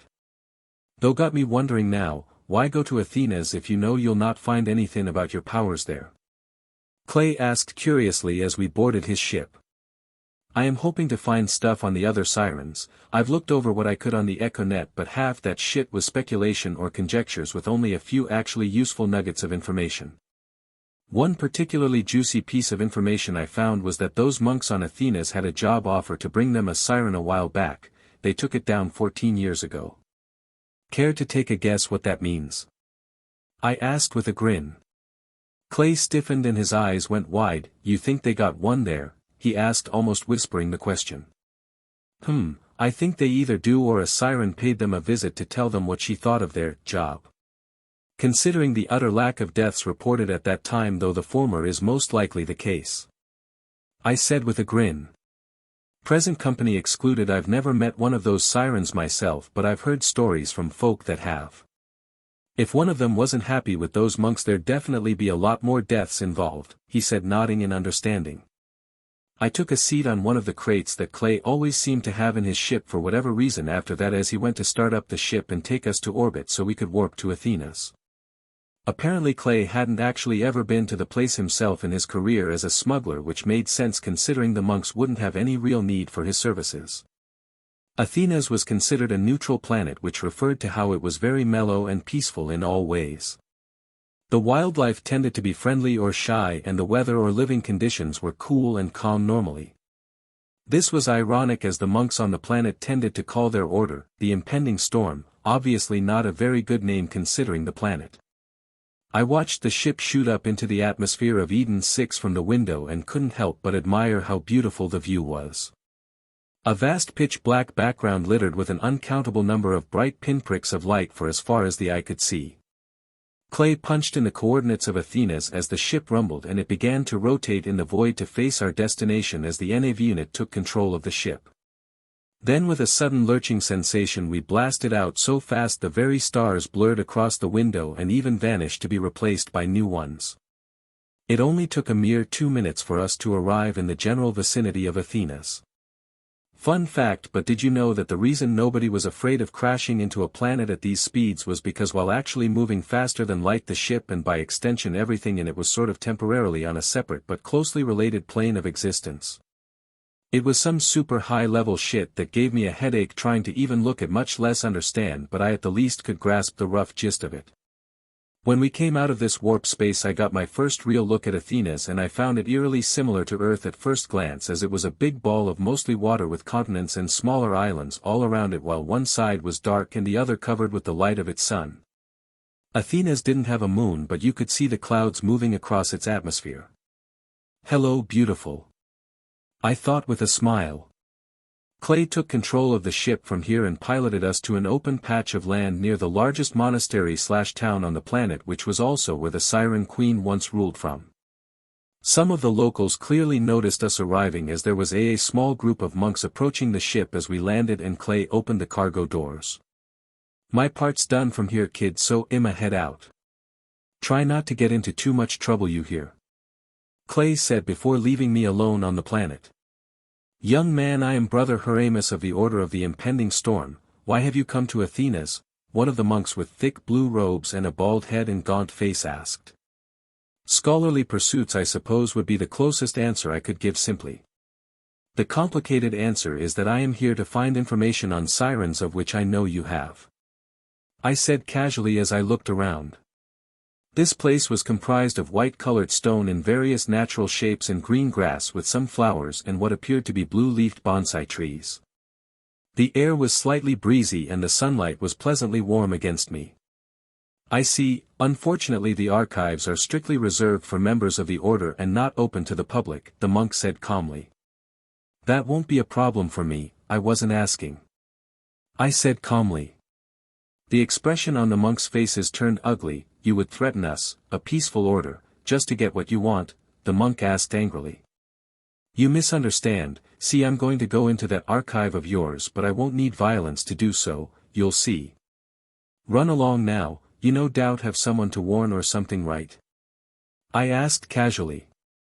The monks quickly left for that exact reason no doubt, but I fully intended to take my time walking to that monastery. The scenery was simply too nice not to enjoy after all.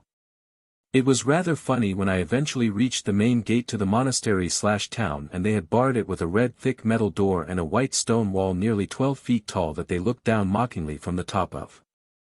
I smirked at this and crouched down before jumping as hard as I could, leaving the monks dumbfounded as I easily cleared the top of the wall and landed safely on the other side.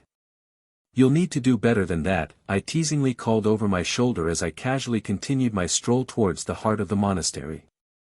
The citizens of the town were normal folks but looked at me in fear and with expressions like they were begging me to leave. I wasn't the most skilled people reader, but I could tell that they weren't afraid of me but rather something else that they thought I would cause to come after them.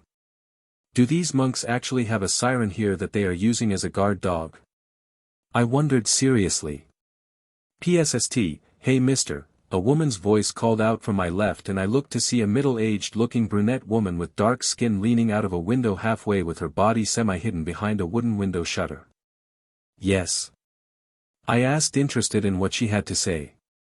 You are the guy that's got the monks in a tizzy, right? Listen, they have a monster on their side that will get you if you keep defying them like this, she said, scared. Oh really? What sort of monster are we talking here? I asked, very interested. One of those sirens you hear rumors about, the girls that can kill you with their minds, she said with a fearful look as if she was afraid the siren would appear just because she spoke of it. Now that you know, I imagine you'll leave peacefully before we have to let our ward deal with you, a monk said as he walked up arrogantly, and the woman fearfully closed the shutters at his appearance. I laughed. As a matter of fact, no, I don't think I will. Now then, I believe there are some tomes awaiting my perusal. Good day, I said casually as I walked right past the monk with a grin. Against anyone else, perhaps knowing of a siren guarding this place might be enough to get them to leave without a fight, but as a siren myself, no chance. It was an interesting strategy to say the least, using a siren to rule through fear when you took an oath of non-violence yourself. For normal folks like that woman who saw sirens as monstrous things capable of horrific feats, this might work, but anywhere else I doubted it. You tried this shit on Eden 6 and the whole planet might laugh in your face before they unloaded a shotgun into it. It didn't take long before more monks started to show up, all talking about how their siren was gonna destroy me and stuff, and I realized something as a result: things weren't so fucking simple. If it was, then why hasn't this siren of theirs shown up yet? Either they didn't have one, or the siren wasn't as under their leash as they claim and refused to show up. My money's on the second fucking option being the case. Chapter 24, Hello there. Author here. Just want to explain the whole reason why Maya is so young here before someone asks about it. So all my research on how old she was in BL3 says 27, which thanks to knowing the time frame between the events of each game. 5 years from BL to BL2 and 7 years from BL2 to BL3. That means during BL2 she was 20, and by extension during BL she was 15. I could totally be wrong, but unless Gearbox themselves says otherwise, this is the best I got and I'll run with it like this. While I thought about this inconsistency, I also paid attention to my surroundings, and other than the monks buzzing about me like overgrown flies, this place really was quite beautiful. The architecture was very reminiscent of the old curved tiled pagodas and pavilions of China and Japan. The biggest difference was the odd modern feel that was perfectly integrated with the wires providing energy and the metal doors powered by said energy. My biggest critique really was that clearly this place hadn't been created with defense or warfare in mind. The walls were short enough a mere ladder could be used to go over them, and the whole place was filled with wide open spaces and little alleys that made fighting here practically a fucking death sentence. Hell, one of these areas was a gorgeous water pond with crystal clear waters and a small island with a single large blue-leafed bonsai-looking tree on it. In the water I saw fish with long flowing fins that were a bright pink color and slow but graceful movements. I stuck my fingertip in the water, creating a ripple on the surface and drawing the fish to me, thinking I was feeding them. Silver red ribbon fin. Life force, 152. Traits: weak body trash grade, 50 units, short memory trash grade, 50 units, beautiful form rare grade, 5,000 units, poor instincts trash grade, 50 units. Obviously I wasn't going to feed these things, but rather wanted to see what traits they had, and I was disgusted by what I found. They were fucking show fish and clearly bred with a reliance on humans to take care of them. The only decent trait they had was the one that made them pleasant to look at, and even that was functionally useless. I still grabbed it though, since it would serve my pet well if it wasn't hideous. From my understanding, dragons were supposed to be both powerful and beautiful, so this trait was perfect for that task. The lucky or perhaps unlucky fish that I took the trait from also got a decently sized infusion of life force as a result, and thrashed about as it grew larger and stronger. I didn't care about exposing my powers after spending so much time with the Jacobs, so even when the monks gasped in shock at the scene, I ignored it and watched the fish transform from the small weak creature it was to the largest member of its species ever likely recorded. Once I saw it start swimming around the pond, I continued my stroll towards the depths of the monastery/town. It certainly wasn't hard to find the archives, as it was literally the first place I went into after following my nose for the place with the densest smell of paper and ink. This place could use a clean. This amount of dust and cobwebs is simply unacceptable for valuable information like this. I muttered, disappointed in the monks for not taking care of their collection of books. The archives held books that were clearly old as shit, though I am not sure exactly how fucking old. I was well educated thanks to the old man, and even sat at the top 15% of all people in the 6 galaxies knowledge-wise thanks to how well I retained what I learned, but determining the age of an object wasn't a subject I had been taught. Still, I didn't mind grabbing the dusty and web-covered duster hung up near the door and begin clearing away the loose dust and webs from the thick-bound tomes. I had to give it up to whoever stored these things, though they did a bang-up job, as besides the dust that I assume came from the door, given how little there was once you started to get further away from it, the rest of the room was nearly spotless. The humidity and even temperature was perfectly controlled, so the books hadn't molded or decayed by any real noticeable amount when handled. I also noticed that there was clear evidence of someone else regularly coming in here, though I wondered why they never cleaned the place. Still, once I was satisfied with the cleanliness of the place, I found a wall near the back of the archive that was large enough and opened my house up against it before entering. Once I was within the place, I turned on the stealth function, making the archway and portal outside invisible. I then walked across the stone floors to the menagerie and wasted no time at all integrating the new trait with the egg, as well as another 2,000 units of life force since it was being greedy.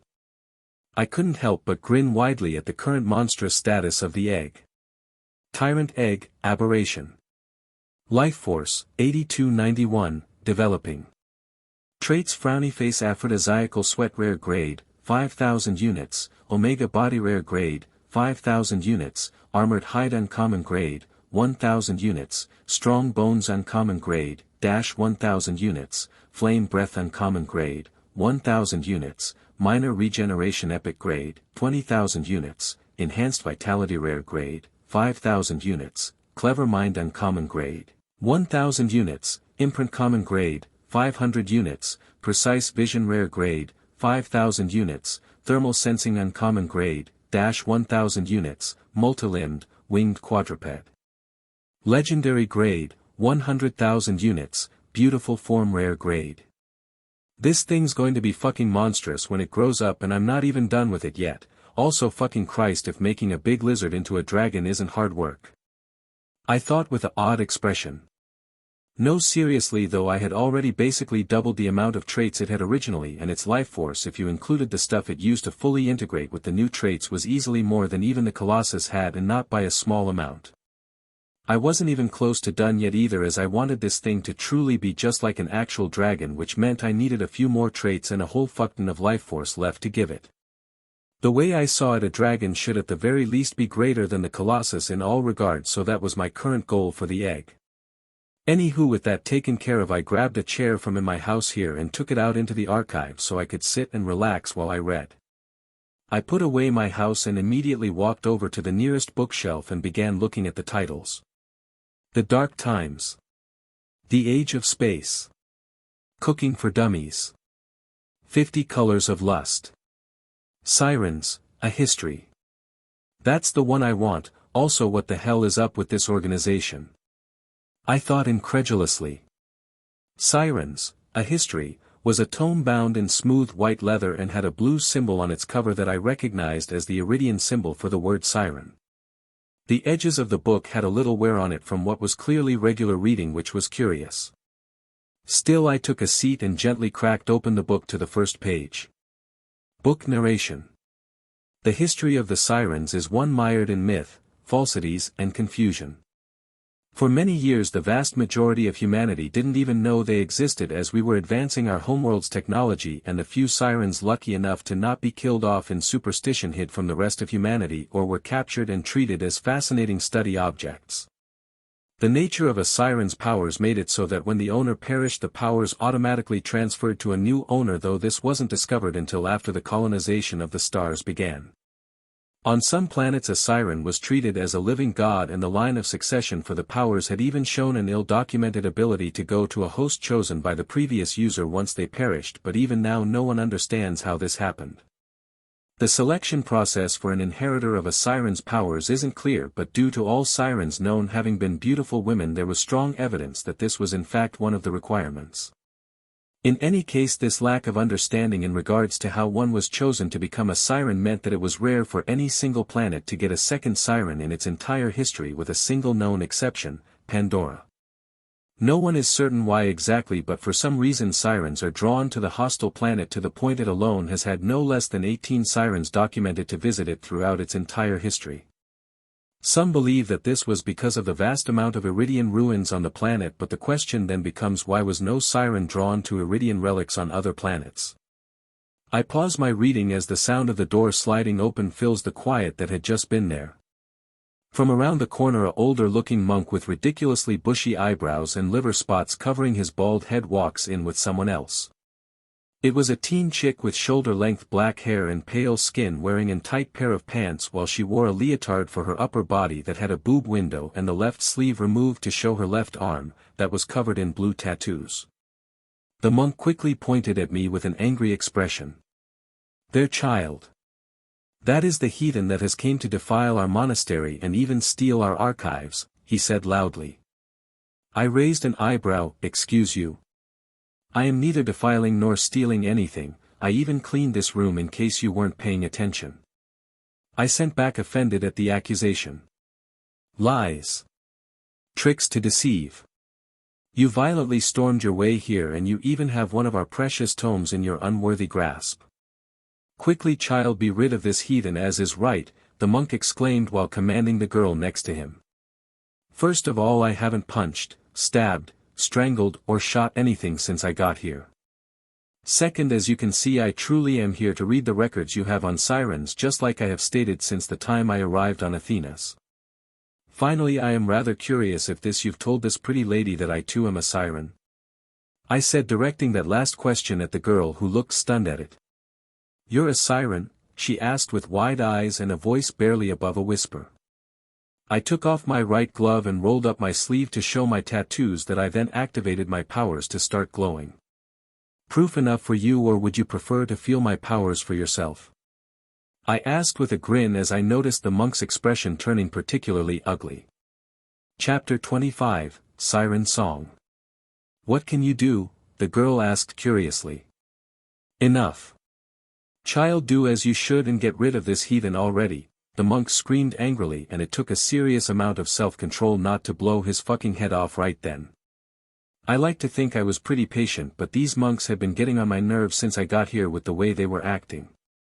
Honestly, if I didn't want to leave a good impression on my fellow siren here, I would have long since shown these monks the biggest downside of an oath of non-violence. Judging from her apparent age and the information I had previously, it was easy to deduce that these monks had raised her, which meant just killing them might be less than perfect for giving a good impression. Bang! I fired a shot through the monk's left ear, making him scream and grasp the mangled body part. "You clearly don't use those as much as you should, so I figured you wouldn't mind having one clipped off for you. Want me to do the other side? Even you out?" I asked with a smile that wasn't. "Now then, I suppose before you and I talk shop about our powers, I should explain something that may come as a surprise to you. These monks have been using you to rule the population of the planet through fear of you coming to kill them.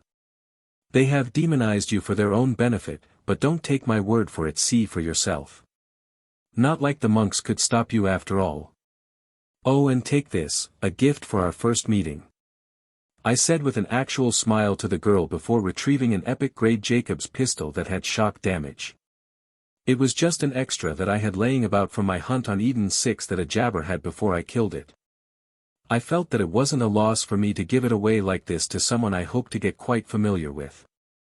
She took the gun from me with only a little hesitation due to the monk who was bleeding from his ear and in serious pain.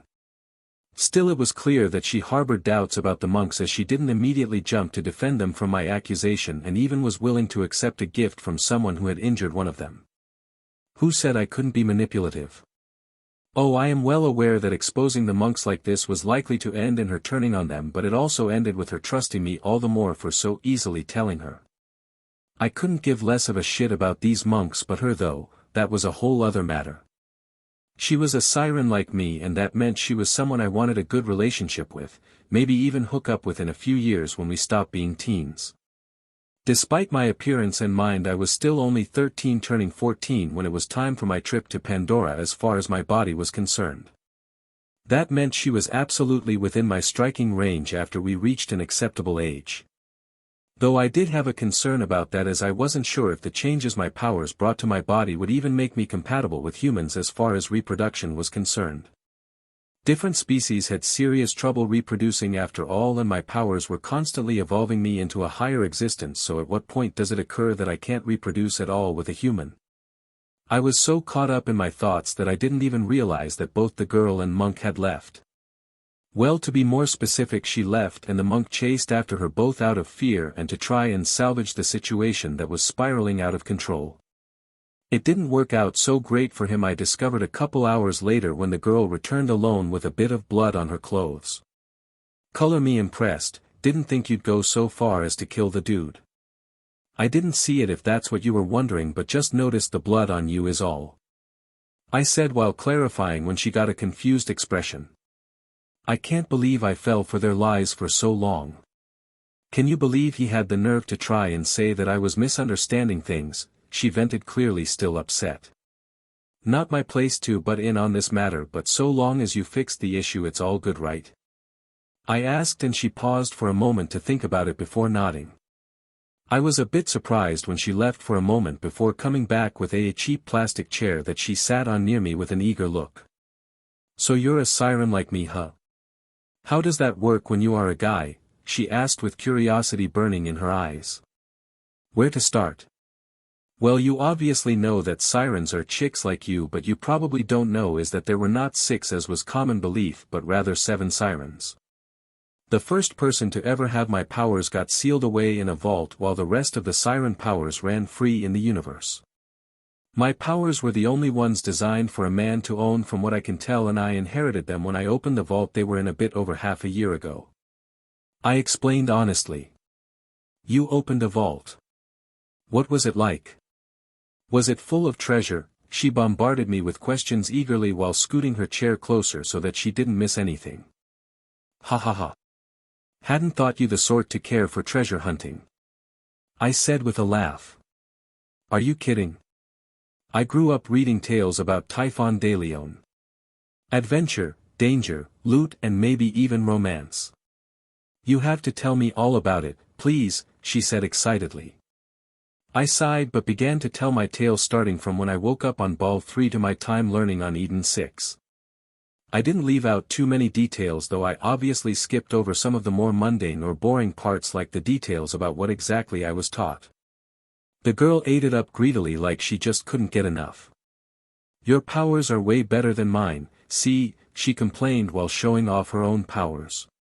The best way to describe it from my perspective was a sort of localized telekinetic bubble that she could control that affected space itself to a degree. Was it worse than my own powers though? Yes and no. See, her powers vastly trump my own powers in terms of immediate usefulness and combat power, since it affected something at range. On the other hand, however, her powers were sort of a one-trick pony and only did the one thing, though with creative use that could be changed slightly. My powers by comparison were a jack-of-all-trades master of many type deal. The starting point of my power was vastly lower than hers, but the end point was theoretically infinite, whereas hers had a limit. It was easy to figure out why this was as well if you thought about it seriously. Her powers worked a bit like a super soaker in that she had an energy pool that she drew from to use her powers, so she hemorrhaged energy only but never got more beyond refilling the tank she already had. My powers on the other hand worked like a fast-moving body of water. I took in power and used that to expand my own like a pond that grew when it rained, except unlike in that case where evaporation would drop the water level again, my power never dropped after I raised it. In simple terms, I started out as a drop of water that turned into a cup, then a puddle, and then a pond, and further with no limit to what I'd eventually end up as. Ah, that reminds me, but I want to know if your powers count as a trait that I could get a copy of? I asked, and she looked interested and held out a soft pale white hand that I gently took in my own. Siren. Life Force, 3850. Traits, Clever Mind Uncommon Grade, 1000 units, Quick Thinking Rare Grade, 5000 units, Athletic Body Common Grade, 500 units, Beautiful Form Rare Grade, 5000 units, Energy Projection Epic Grade, 20,000 units, Energy Reservoir Epic Grade, 20,000 units, Siren, Phase Lock, Mythical Grade, 1,000,000 units. Fuck me sideways. I exclaimed in shock. How could I not be stunned at this status? She only had a single common grade trait and 3 traits that were epic or higher, including her Siren ability trait that was a whole new grade, mythical. She pulled her hand out of my hand at my outburst and I snapped out of my thoughts. Sorry about that, your traits just surprised me is all. I said, embarrassed. Was it that bad? She asked worriedly. No, nothing like that, but the exact opposite in fact. It was phenomenal.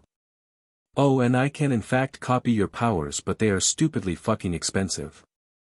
In addition to that, you have 3 other traits that I want but are also a bit pricey, not nearly close to the same point as your powers but still pricey as shit. I said seriously. So you can take my powers from me then? She asked curiously. I shook my head. No, from still living things such as you I can only copy the traits you have but not steal them outright. So if I took the trait for your powers you would still have them and I would have a copy, a knockoff if you would. I explained and she looked interested. So why didn't you do that right away? She asked confused. Well, first it's not exactly a fast process and second it's rather personal. Without permission from you it would probably be close to rape with the amount of traits I want. 1 or 2 traits may be a sensation similar to getting aroused but 3 or 4 in your case might directly bring you to orgasm.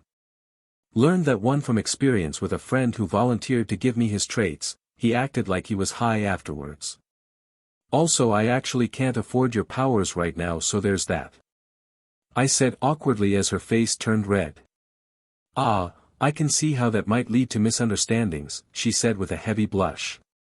Chapter 26, Siren Song, 2. Yeah, I'd rather not have you getting any wrong impressions about me if possible. Besides, we are both a bit too young for stuff of that nature. I said with a chuckle. You did say that you are actually 13, didn't you? If you hadn't explained it I would still think you were 20-something. Oh right, I'm Maya by the way, she said finally introducing herself. A rather late introduction, but I'm Alexander Drake, go by Alex though. I said with a nod. That was how my meeting with Maya the Siren went for the most part. What did you expect, some sappy nonsense like love at first sight or something? Sorry to burst your delusion but that shit doesn't happen in real life, it's fiction, nonsense, grog shit, whatever fancy way you want to call fake. She was hot, yes, but first and foremost I was 13 at the moment and she was 15, so yeah, that's a thing. Second, while we got along fairly well for this first meeting, basing your entire understanding of a person from such a short amount of time is no different from asking someone to peg your ass with a hot sauce lubed foot-long strap-on, questionable at best and retarded at worst. Not here to kink shame, but if you are into that kinda stuff there is something wrong with you and it's not a small thing. Questionable quotes about life choices aside, Maya didn't stay for long as the monks came looking for her and she knew she needed to set things straight on Athena's, which would take time. Once she left I went back to the book I was reading previously. The handwritten words did as the title said and went over the history of the Sirens as per this person's knowledge of it. I learnt of the abilities of 3 other Siren abilities in the past, though the powers' current users were unknown. The first was, Phase Walk, that was a sort of teleportation with aspects of fire manipulation and creation as well. I practically salivated at the thought of getting my hands on that power, as I could very easily imagine how busted it could be if utilized properly. The second was, Phase Shift, that was the stuff of nightmares with the sheer amount of technology around. More or less the power worked by allowing the user to integrate, communicate with and control nearly all machinery and electronical devices. Pretty much anything with an electrical current that wasn't biological in nature was the user of this power's bitch. It also apparently came with a sort of shock generation and control as well, much like Phase Walk did with fire, not the main thing but still present. The final Siren power was Phase Trance. It was kinda the odd man out though, as the abilities it had actually changed apparently depending on who had it. For example, the first user listed in this book could elementalize themselves, while a second user could apparently create an armor and weapons at will. The author of this book theorized that the nature of the power was to manifest the user's mental image of themselves to reality in some way. That made me wonder how it would work for me if that was the case. Would it give me a tracking ability or some sort of adrenaline boost-esque power? I decided then and there that if I ever got the opportunity I would try and get all of these Siren powers, because from what I can tell they all have an aspect of existence involved with them. My power held change, or life, or evolution. Maya's power, Phase Lock, seemed to hold either space, or time, or some other concept I can't quite pin down and name. Phase walk was the more likely holder of a space, though, or might have energy, instead, though something told me that didn't quite fit. Phase shift seemed to hold creation, or a knowledge, or some other concept. Finally there was phase trance, that I believe holds soul, or mind, as its concept. As for the other two powers that I still wasn't aware of, they likely had their own concepts as well that would round out this set. My thought process, however, was, what would I be considered as if I collected a copy of each of these powers? Would I be a god at that point, or merely just a being infinitely close to that title? I knew becoming a god was possible in this reality because that being had said as much, though some of the details of that conversation were missing since it pertained to this reality's knowledge, and I traded those memories. I couldn't help but imagine that collecting all the Siren powers unto myself was a path to godhood, though I could certainly be wrong. I did know that even without doing so, my powers alone made it possible as what was a god but the most powerful being in the universe. Anyways, I finished the book by the end of the day and discovered that the author was none other than Dido, the previous Siren queen of this planet. It was an interesting discovery and one I was quite thankful for, as this brief history lesson had broadened my horizons greatly. Maya came back right as I was putting the book back in its place on the shelf I had taken it from. Hungry? I was just about to go home to make dinner and go to sleep. You are welcome to join me on the first front, and perhaps in a few years the second as well, I said with a wink. She laughed. Maybe in a few years, for now, though dinner sounds great, she said, not denying she had some interest in that regard, before blushing a little as her stomach growled. Oh, you're gonna love this, I said with a grin as I walked over to the wall I used previously and opened my house. She gasped in amazement when the archway formed and the portal appeared. We walked in and I gestured around the place. Welcome to Casa del Drake, my home, I said grandly with a grin. Unlike all those months ago when this place was barren, my time on Eden 6 had allowed me to truly make the place shine with the money I earned from making guns for the old man. Furniture, decorations, and tech. The entry room, for example, that held the food maker thing and led to all the other rooms I had outfitted with a nice table and chair set made of fine oak wood. I left the walls blank, but the floor had a special dirt and grime absorbent carpeting that cleaned the stuff off your shoes so you didn't track anything in, though it needed to be cleaned every few months to get rid of the build-up. I had a cabinet/dishwasher installed near the food maker to hold all my plates, bowls, and silverware and clean up the used dish after I was done eating. I even had a air hockey table set up at the side if I ever had guests. Clay was a fan. Kinda bland for an alien house, isn't? She asked, confused as she looked around. Besides some inbuilt tech, the place was barren when I got it, so I'd say it's pretty damn nice given that. Anyways, whatcha feeling for dinner? I have everything, I said, still grinning. What do you mean everything? She asked, confused. I mean anything your heart, or in this case gut desires, I have in any amount you may like, thanks to this beaut here, I said, patting the food maker thing. So if I wanted, say, a pizza with olives, peppers, pepperoni, sausage and onions, you have it? She asked testingly while not so subtly telling me what she wanted. You want that with white, wheat, or rice flour? Stuffed crust or regular? What size you want? I asked with a wide grin at her incredulous expression. Stuffed crust, regular flour, and extra large, she said with a challenging look. Coming right up, I said, and pulled the device's amber lever while grabbing a platter from the cabinet to hold the food on. Maya watched on in fascination and excitement as the device basically 3D printed out a whole-s pizza that was piping hot like it just came out the oven. I collected the pizza on the platter and set it on the table before waiting for my food to get done. She looked at the device in confusion when it kept going, and soon a bone easily 3 feet long covered in sizzling meat was made, and I grabbed it and set it on a different platter. I then grabbed some silverware and took a seat to eat. Well, what are you waiting for? I asked, and she didn't need to be told twice and grabbed a seat before tearing into the pizza while I started cutting off meat and eating it. As we ate, she kept glancing at me like she had a question but wasn't sure if she should ask it. You can just ask if you want to know something, you know. The worst that will happen is that I'll simply refuse to answer. I said with an annoyed expression. It's just out of literally everything to eat you chose that. I don't understand, are you a carnivore or something? She asked curiously. I chuckled, no, nothing like that, my body simply requires a lot of protein and calories, so once a week or so I have a meal like this to fulfill those needs. You just joined me on the day I happen to do so is all. I explained, amused. That sounds annoying to deal with, she said honestly as she tore into her fifth slice of pizza. I shrugged, it's a cost of my powers, so I'm not bothered by it too much. I imagine that your powers also have a cost to use for a prolonged time frame as well. I said casually. They make me a bit tired unless I push them, at which point I tend to drop from exhaustion, she said honestly. Lucky you, my powers work internally for me, so I need more food. Could be worse though, as I at least don't need to shit more since there's rarely anything left to shit after I finish digesting. I said with a chuckle. You're right, that is worse, she said with a laugh. We finished eating after that and I started to show her around the rest of the house. I showed her my room that had a bed, dresser, TV and video games. I showed her the guest room with a simple bed and nightstand arrangement.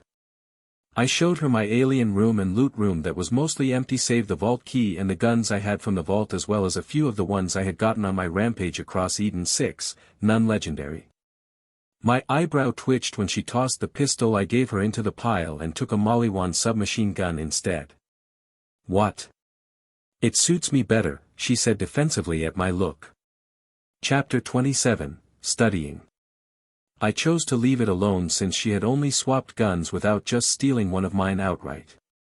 And this not-so-little beauty is my dragon egg. I said excitedly, showing off the egg once we got to that part of the tour. Really, or are you just fucking with me? She asked, suspicious.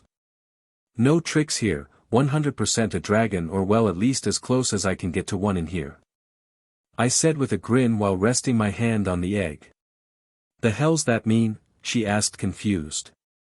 Well, it wasn't originally a dragon, but I've been stuffing all sorts of good traits into this thing in order to turn it into one. To be honest, I'm not sure how close to the real thing this will turn out to be, but at the very least it will look the part, fire breathing and all. I said proudly. Wait, you can give traits to people? She exclaimed in shock. Well, I'm not entirely clear on that point actually.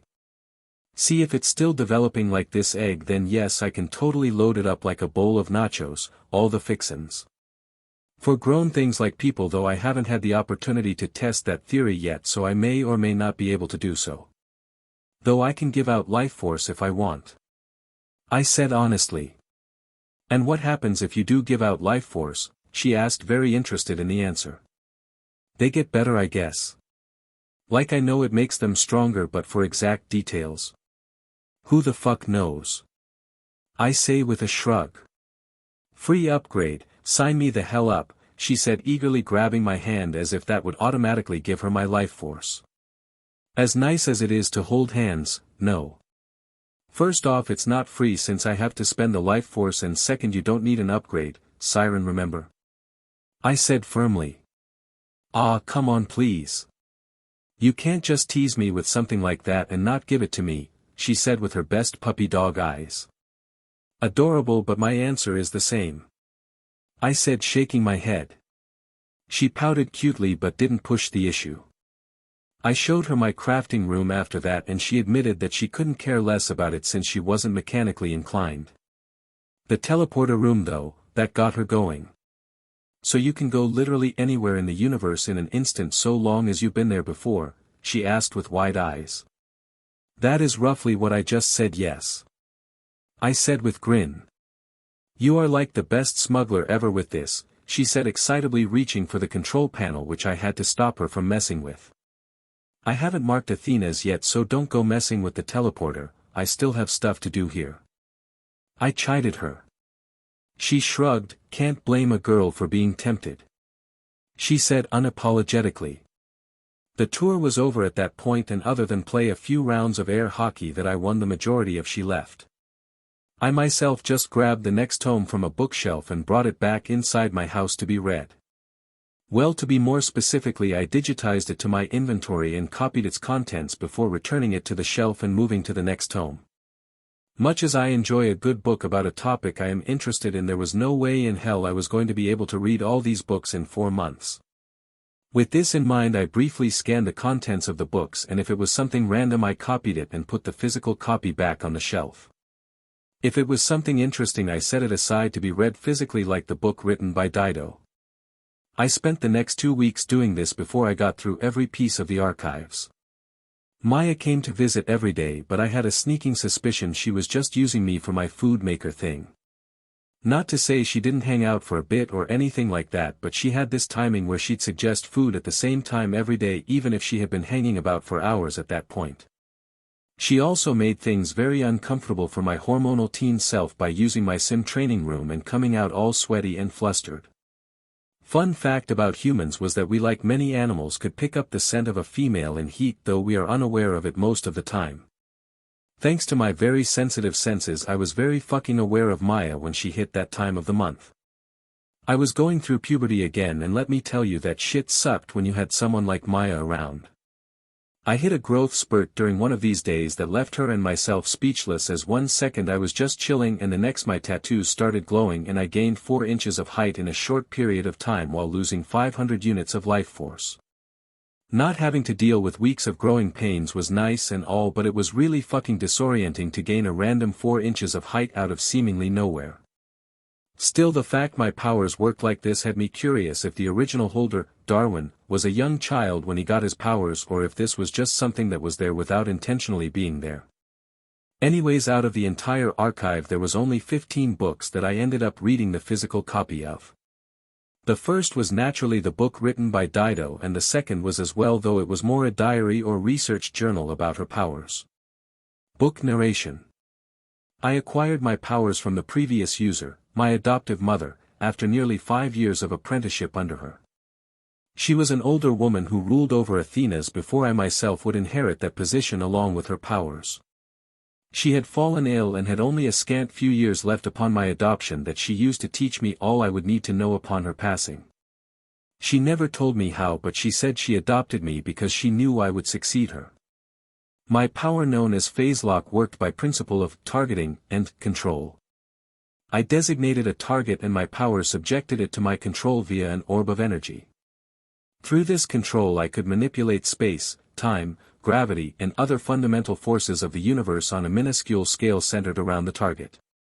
There was a caveat, however, to my power that offered a serious limitation to my use of it. Any living thing subjected to my power could either resist its effects or outright shrug them off if it was powerful enough. The more resistance I faced and the larger the target, the more energy it cost me to use my power on it for more than a few moments. With practice and my mother's teachings to guide me, I eventually learned how to target and control multiple things simultaneously. On the matter of the alien substance known as iridium, I learned from my mother that our powers disallowed us to absorb the material without a special method that her predecessor generations back had developed. The reason for this inability to simply absorb it like most sirens was, I believe, due to the projection nature of our powers. Our powers sent energy outward and had no intake feature to it in its base usage, thus leaving us unable to enhance our powers using the material. The technique to use the material was in fact merely a creative usage of our power to encapsulate the iridium as a target and use our control to break it down into pure energy that was then released into our bodies.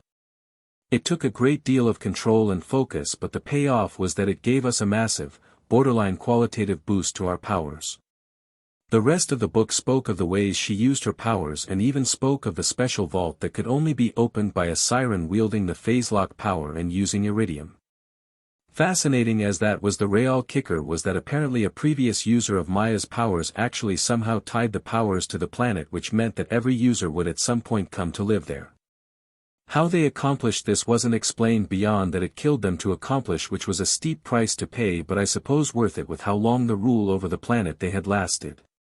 It was only during Dido's reign that the next inheritor of the power arrived after she passed away, which meant she never got the chance to teach them herself and keep the ruling line going. Ironically, Maya was still in a fashion ruling the planet, since she was what the monks used to keep the population under their thumb or used to before I showed up. Nowadays Maya spent most of her days either dyeing her hair bright colors, she was partial to blue apparently, or setting things right with the local population. Unfortunately few chose to stay once they learned that she was not in fact going to kill them with her powers if they tried to leave.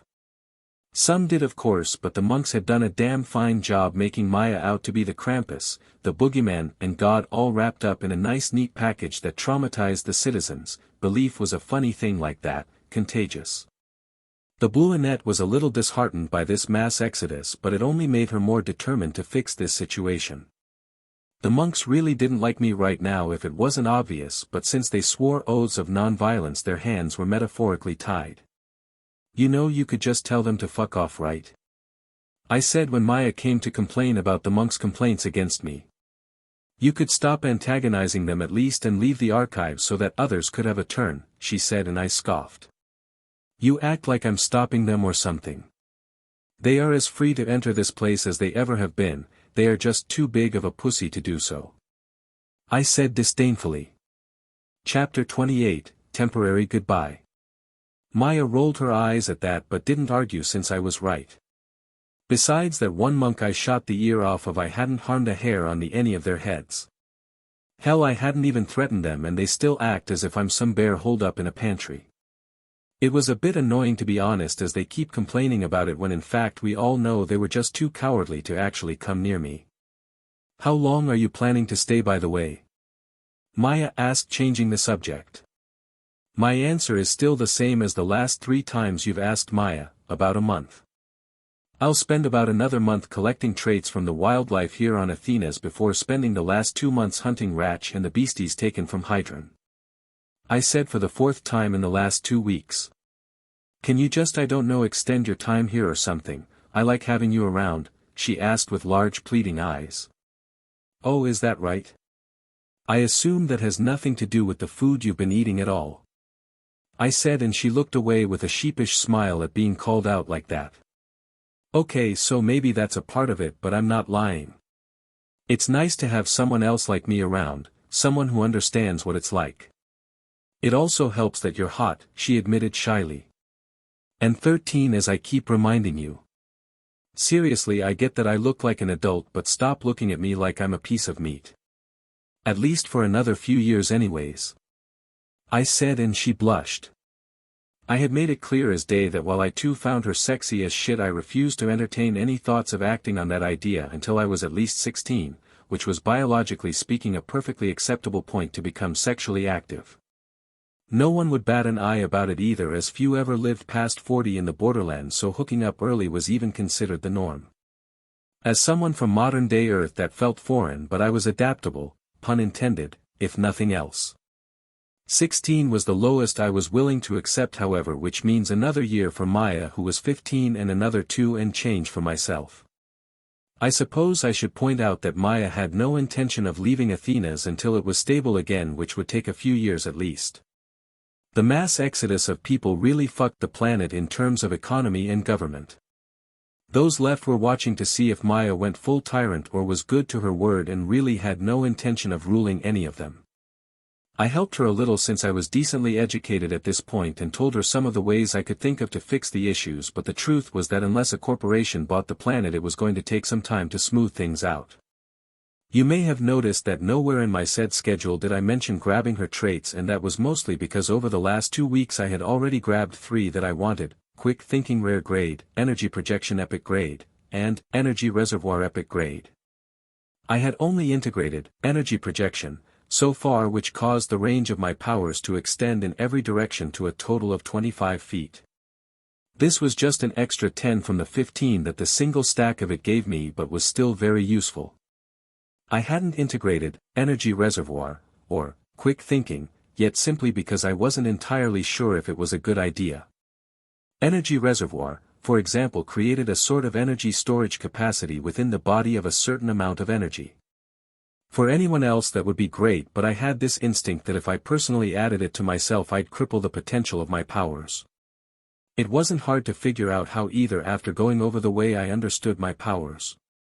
See, right now I could in theory hold an infinite amount of life force, my energy of choice. If I took this trait however, that infinity would suddenly have a limit, and a small one at that. I decided to give the trait the shelved treatment for now, to deal with it later. Quick thinking followed a similar reasoning in that I simply hadn't gotten around to it yet, not the it's bad for me part. My days here at the archives were fairly peaceful, and since I already had a game plan I wasn't in a rush to leave. Anyone who says that not having a plan was a good way to live was lying through their ass and should be shot for giving bad advice. A good way to live would be to have a plan and then prepare yourself for it not working out. Then you feel like you have some control over things even if shit goes flying fucked sideways. Hell, plans don't even need to be complicated. Wake up and go outside was a plan despite its simplicity. In my case, I lived by a series of small adaptable plans that let me live however I wanted without worrying about it. Thanks to this, the next 2 weeks went by smoothly and I finished the books I had picked out from the archive. I of course made copies of the information within them on my Echo, but I was officially done with the archive. Time to hit the road, huh? Maya asked as she saw me step out of the archive for the first time since I got there a month ago. Yep. Gonna grab any useful or interesting traits on this planet before heading back to Eden 6 for those tasty beasties the old man's got waiting for me, I said with a casual grin. Guess this is goodbye then, she said with a sad look. Only for now, I'm sure you'll bump into me eventually after you finally leave this place, I said with a chuckle. Not wanting to drag this out any longer than necessary, I turned and set off in a jog away from the monastery and towards the wild area nearby. The day was pleasant with clouds floating lazily overhead and a constant but gentle breeze that caused the bamboo, trees, and other plants to rustle and wave. I could jog for hours if I paced myself so as my boots crunched on the grass and dirt as I took in my surroundings leisurely. There wasn't much in terms of wildlife this close to the monastery, but the place was vibrant with green and blue plant life all over the place. The air smelled of the stuff and a strong earthiness that was pretty bland. The area not inhabited by people nearest the monastery was a small forest of bamboo and those odd blue-leafed bonsai-looking trees. Leah fir. Life force, 370. Traits, dexterous hands common grade, 500 units, sharp sight common grade, 500 units, compact form common grade, 500 units, environmental camouflage, silver bark tree, rare grade, 5,000 units. In the blue leaf trees lived small lemur-like creatures that were clearly quite used to people, as they not only didn't shy away from me but were more than happy to climb up my body and even play or groom themselves on me. They were about a foot long and had blue fur that matched the trees they lived in, as well as tails that looked like the leaves of said tree but were made of fur and cartilage rather than leaf. I wasn't particularly interested in any of their traits, to be honest, as even the rare grade trait was clearly an adaptation to evade the few predators that lived on this planet by blending into the trees they lived on. I could see the things being quite popular pets though, as they were adorable, hyper-friendly, and enjoyed getting petted. Most of them went back to their tree once I started to walk away, but one of them seemed perfectly content to nap on my shoulder, which ended up forcing me to take it off and put it on the tree. The next creature I encountered was not much better in terms of traits and was just as friendly as the Leah firs. It was a small feline about the size of a normal house cat, but was clearly more of a forager/scavenger, as its body was lean and it had a pouch of skin on its stomach used for storing food for later. Physically speaking, the creature was roughly built like a raccoon but less bulky and with clear feline features.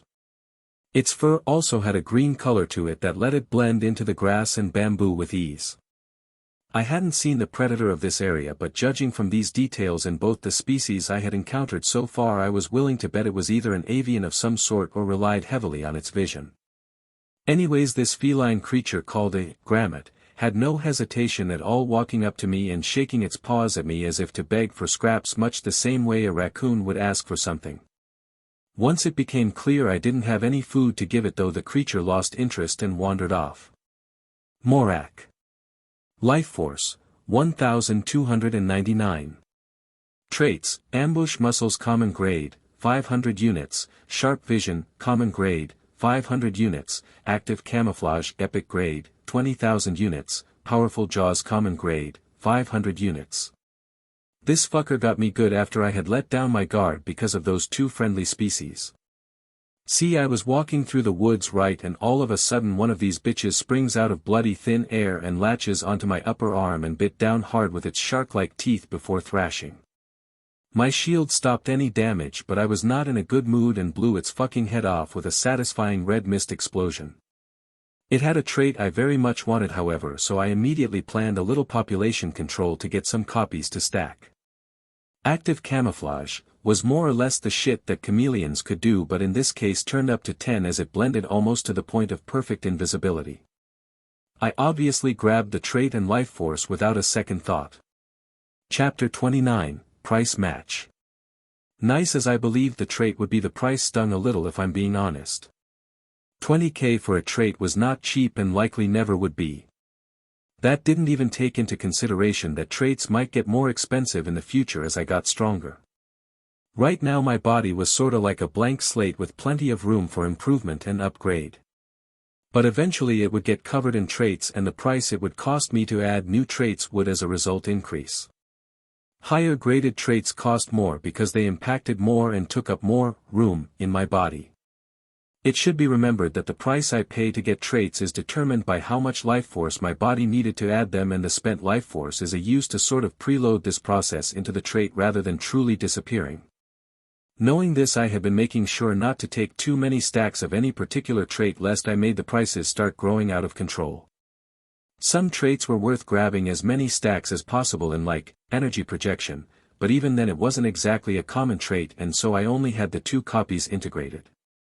Active camouflage wasn't one of these kinds of traits, as I estimated that after the 3rd copy I'd be basically invisible whenever I flipped it on, so long as I was naked. Yeah, slight downside there, as the trait being a part of my body didn't extend to my clothes, or rather would need some special usage to do so. My powers were the tits and let me mix and match traits like fucking Legos, so I could get some traits to act differently than normal with the right combinations. In this case, applying active camouflage to energy projection should in theory allow me to create a small area around myself that was invisible as well, probably. Bioengineering stealth aside, I left the now ash corpse behind and continued walking through the forest. As it turned out, Morak were territorial as shit, so I hadn't found another even hours later. I had found some new creatures during this time, but they were all grog shit, useless for traits. I either already had the traits being offered or they came with big downsides. For example, there was this one trait called suicide, yeah seriously, that let the creature off itself if it wanted to. I understand the idea behind why something would have such a trait, as sometimes death is preferable to suffering, but to have a built-in night-night switch was off-putting as hell. Thankfully the odd mouse creature didn't cyanide pill itself when I caught it, since it hadn't been hurt, but it was still fucking crazy to find. I should also make it clear that by the end of the day I was miles away from the monastery. I set up my house and ate a nice dinner before grabbing an hour of training in the sim room and feeding my monster egg some life force. For my next trick I'm going to disappear, I thought with a chuckle as I stripped and nudged my active camouflage trait to integrate. I immediately felt a burning sensation like a billion fire ants going to town on me all over my body. I couldn't be blamed for scratching at my skin at that point, as I developed a whole new set of nerves to control my new color-changing skin. The discomfort like usual didn't last long, but the phantom itch was real, as I had this psychological urge to scratch an itch that I was certain didn't actually exist. As for functionality, this new trait wasn't quite what I had expected, as while it could indeed let me change color and even alter the color of a small area around me for a short period with energy projection, it worked based on my sight. Now I had some damn good vision thanks to my traits, but not even I could see behind me. In other words, this trait was not as great as I thought it would be. Still useful, but like situationally useful rather than invisibility that was OP as fuck. Everyone seems to fail to realize that true invisibility meant that if used correctly you were untouchable. People forget just how much we rely on our sense of vision until it's taken from us, so when confronted by something that bypasses that sense entirely, well, I hear hell's nice this time of year. Now I'm not saying this is an absolute case, as instincts and the other senses can play a part in surviving against such an attack, but not many have those at the level that becomes possible in. Anyway, I was disappointed in the trait, and after sending my clothes through the cleaner went to sleep in a bad mood. I was feeling better when I woke up and got dressed before heading back outside my house and putting the place away. I ended up walking another 3 hours before I came across a new biome that held new possible traits. In this case it was a whole-ass mountain complete with rocks, and you guessed it, more rocks. There was a bunch of moss and some shrubbery as well, but that was more or less it as far as plant life went. I used my hands as well as my feet to climb up the steep sides of the mountain and was rewarded for my effort. Athenian rock lizard. Life force, 843. Traits, keen nose common grade, 500 units, efficient lungs rare grade, 5,000 units, frail form trash grade, 50 units, hard skin common grade, 500 units. Ignoring the lazy naming sense, the small stone-colored reptile with 6 legs had a really good trait that I was glad to grab since it solved a problem I'd have much later. Efficient lungs, basically allowed this high-altitude reptile to absorb far more oxygen with each breath it took. That didn't sound all that impressive at first glance, but what I had taken into account was that my body would likely require more and more resources the stronger it got, and that included oxygen. Being able to get more of it with each breath I took was a damn good thing to have as a result. Plus it meant that I could hold my breath for way longer so long as I remained still, since I'd have much more oxygen than normal. I grabbed that trait and moved on, leaving the lizard confused but still alive since there was no reason to kill it.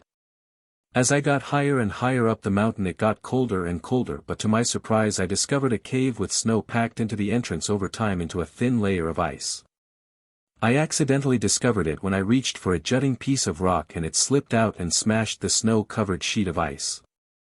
The inside of the cave was much warmer than the outside, but what really interested me was the preserved corpse at the back. It was a strange humanoid thing with 2 arms and 2 legs, but the proportions were all wrong. The limbs were long and thin and the body was narrow and slender. The entire thing also had on a metallic armor on that had been clearly cleaved through with some form of claw on the center of the chest piece. The corpse was little more than a mummy that had long since lost all life force and traits, and may even have turned to dust already if not for the perfect conditions the cave provide for it. Oh, now there's something I hadn't expected to find, I said with a wide grin splitting my face as I laid my eyes on the object resting quietly in the 4-fingered hand of the corpse, a vault key. Name, Athena's vault key. Description, a strange iridian object with the power to open the vault on Athena's. The key itself was made of the same impossibly tough material as the one sitting in my house right now, but the shape was very different. This key looked almost like a staff in design, as it was a pole comprised of 3 pieces and covered in curving marks and symbols regularly favored by iridians. I walked over to the corpse and examined it before taking the key from its long dead hands. No blood trail, and the darkened stone beneath this corpse is too small. You teleported to this place, didn't you? I muttered, confused as I could see no tech on this thing at all, much less a teleporter device. After taking the key with a crack that came from the broken bones holding it, I didn't hesitate to defile the corpse by stripping the metal armor off of it so I could study it. I remember that annoying time on Ball 3 where I took apart one of those seraphs only to discover that their internal mechanisms defied all logic. It wouldn't be a stretch to think that this corpse that I had suspicions of being an iridian could have similar tech in it. Don't think I wanted to spare the corpse either, as if it really was an iridian, even if it was mummified, it was worth a fortune. The problem, however, was that anyone with a brain would notice that the corpse had something on it that had been removed and naturally assume I, as the finder and seller, took whatever it was, which was totally fucking true in this case. Tough luck, I guess. Looks like you get to rest here until someone else finds you, if ever, I said to the corpse before heading back out the cave. I scaled the mountain to its peak and after taking a shit on it went down the opposite side. I came across 3 more rock lizards on the way day, as well as a rock snake that lacked any traits I really wanted. I grabbed all 3 copies of efficient lungs, which gave me 4 total, with 2 of those going to me and the other 2 to my monster egg. Honestly speaking, Athena's wasn't that great in terms of traits for me to grab. It was too peaceful and orderly for that. The ecosystem here hadn't had the need to create viciously powerful life forms or unusual adaptations, and so most of what I could find would be pretty common. I don't mean grade-wise, but in terms of actual rarity in the natural world. Blending with the surroundings and having adaptations for one's environment are to be expected. Chapter 30, Big Bug.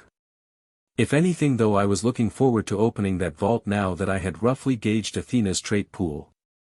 I'm not sure if the vault monsters sealed in the vaults were originally from the planets they were sealed away on, but if that was the case, I was curious what sort of monster could have been born on this planet. Obviously it would be some sort of mutant, but most mutations were hardly noticeable in a member of a species without careful observation. Yet despite this, a creature had managed to get classified as a threat by even a race like the Iridians, so clearly whatever made this thing like this was no small thing. Now to figure out how to open the vault without sending alarms off to every person within the 6 galaxies like a dumbass. I pondered with a frown.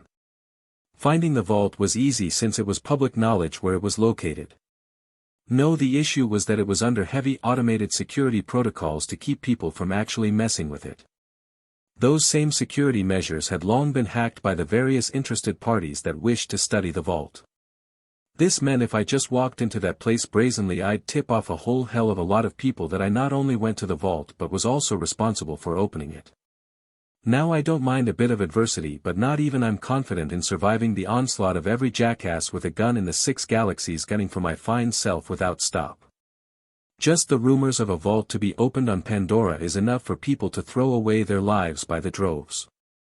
Not to even get started talking on the repercussions that actually opening a vault would cause. For starters, I'd immediately get a massive fucking bounty placed on my head regardless of the Jacobs' interference. There was no way to avoid it when the contents of a vault could be valuable enough to send any of the major corporations skyrocketing ahead of the competition. In the face of such juicy potential profits, few would stop at anything to get their hands on them. Sure, they'd all try to buy the vault key and the vault's contents off me first. But when that inevitably failed, since I definitely wouldn't hand over my prize so easily, it was bounty o'clock. Anyways, the next big issue with opening the vault that came was related to the previous, but not exactly at the same time. I am of course referring to the absolute shitstorm that the Jacobs will get hit with, since there was no hiding my ties to them. This was going to turn into one of those guilty by association type deals for them, as everyone will start pressuring the Jacobs to hand over whatever I got from the vault. Thankfully that particular old tree had a thorny bark and believed in shotgun diplomacy. Any pressure put on Jacobs would only result in the old man in charge returning it in kind. Ugh, how annoying. I thought as I sat leaned against a tree at the bottom of the mountain planning my next move. I don't like complicated plans, never have. Too many details hinged on the previous step following through leaves far too much room for something unexpected to happen that fucks the whole thing up from that point forward. I like generalized plans with plenty of room for improvisation. You know, now that I think about it, couldn't I just shoot out the power to cut the signals? I thought, sitting up as the idea hit me. I wasted no time at all opening my house up and heading to the teleporter room. Once there, I grabbed the amber orb that controlled the whole thing and set it to take me back to the monastery. While the vault wasn't there, it was nearby that area. Specifically, it was in a cave system a couple miles to the side of the place. Apparently the Iridians like putting vaults in places like caves, since this was the third one I knew of in that sort of place. The one I had no connection to was the one that Atlas opened a ways back. Once I arrived at the monastery, I put away my house and didn't head for the entrance to the caves, but rather the tower above it with a bunch of wires and radio dishes on it. Bang! 4 shots rang out as I shot all 4 of the center points of the signal tower that was corroded and clearly ill-maintained. This made the whole structure groan as the strain of its own weight pressed down on it. Now for the finishing touch, a little blastomite for flair. I thought with a grin as I took out some sticks of the dangerous stuff and lit the fuses before calmly tossing them at each of the 4 legs of the tower. I jogged away a good distance before watching the show. Kaboom! Crash! The explosion roared out violently and the tower immediately fell as the force blew out its already weakened foundation. That'll fuck up any signals going out for me, busting up the power on the security forces. Now for the actually dangerous part. I thought with a serious expression as I headed for the entrance to the caves that held the vault. I sprinted away from this area and towards the cave entrance, as there was no doubt people on the way here to investigate what the shit just happened. It only took me about 10 minutes to see the entrance covered in vines and metal gates that looked barely functional. To the side of the rock area was a generator that had an obvious cable running from it to the gates. Bang! I fired a shot right into the generator that let off a burst of electrical energy but broke down moments later. The rocks crunched under my feet as I dashed into the gaping maw of the cave after the now unpowered gates fell open. It was dark, but I expected as much given the fact I had just taken out the power that would have been lighting the place up. Toggling my thermal sense on, I could vaguely make out my surroundings in the dark based on the shape and colors I saw. Bang X3, thanks to this I fired off 3 shots to take out the still hot and active robotic sentries. I carefully made my way deeper in the cave, relying on my thermal sense to keep me from running into a wall. Any robots or sentries turrets I came across got deep sixed, and eventually I got past the guarded part and to the actual Iridian ruins that thankfully glowed orange so I could see again. In standard Iridian fashion, there was many exposed stone structures and weird humanoid shadows that had glowing blue energy flowing through them with no discernible source. I saw signs of fights long past here as I walked that showed me why I hadn't found any seraphs. They were all killed. I shook my head in regret seeing this. What a waste, could have at least used them as free guards. I muttered as I walked through this deathly silent place. I thought it rather funny how there were signs pointing the way straight to the vault. Like, come on, if you don't want anyone to come down here, why make signs for it? Deciding to chalk it up to the weirdness that I've come to recognize as common in this reality, I moved on. About 2 hours of walking at a downward angle later, and the cave widened out into a huge cavernous chamber with massive statues holding spears and a familiar-looking broken stone arch in the distance that had a stone pedestal in front of it. Grab your popcorn, ladies and gentlemen, it's showtime, I said with an eager grin as I dashed over to the pedestal. Removing the pole-like key from my inventory, I slotted it into the hole on the top of the pedestal and made some distance as the thing sank below the ground. The pieces of the broken archway began to rise and slot themselves into place through some mysterious force until a complete archway was formed. Whoosh, the familiar black-purple portal manifested into existence and a large red carapaced limb extended out of it. Behind that leg came another and another, then a clicking insectoid head and body. Tithonus, hungry, thinks you smell like bacon. Now there's an introduction I can get behind. Bring it, bitch, I yelled with a wide grin as I drew my gun. Tithonus was a 6-legged bug with the body of a beetle, tail of a scorpion and the size of a semi-truck. The whole body was deep red in color and had 8 beady black eyes staring at me from its head. Skkkkrree, the thing made this ungodfully noise before spitting a stream of dark green liquid at me that sizzled the moment it hit the ground after I dodged to the sides. Acid, huh? That can be a slight pain in the ass if it leaves enough pools behind, I thought, seeing this. I raised my gun and squeezed the trigger 3 times as fast as I could while aiming for those eyes. Tink! Tink! Tink! I frowned a little when I saw the big bug block my shots with its tail without slowing down at all on its charge towards me. Not as stupid as that big ape, it seems. Good. It's no fun if it's one-sided, I thought excitedly as I sprinted away with the bug hot on my trail. I dipped behind a statue and the ground shook as the bug charged right into the stone thing full speed. Skkkkrree, the bug sounded pissed. I took advantage of its disorientation from the impact to circle around the blast the bug in between the joints of its tail to cripple it. I failed to totally cripple that tail, but I certainly caused serious damage as the bug leapt backwards like a reverse grasshopper. It hissed in pain as well as dripped green blood from its wounds. The tail also lay limply against its back to be protected from further damage as the bug eyed me with an intense desire to kill. I reloaded my gun with a casual shake and grinned madly. I know that's not the best you got, so come on, bitch, show me what put you in this vault, I taunted, and the bug was more than happy to oblige me. Chapter 31, Big Bug, 2. Immediately flames burst in existence along the carapace of the big fucking bug. I fucking knew it, I yelled with a wide grin seeing this.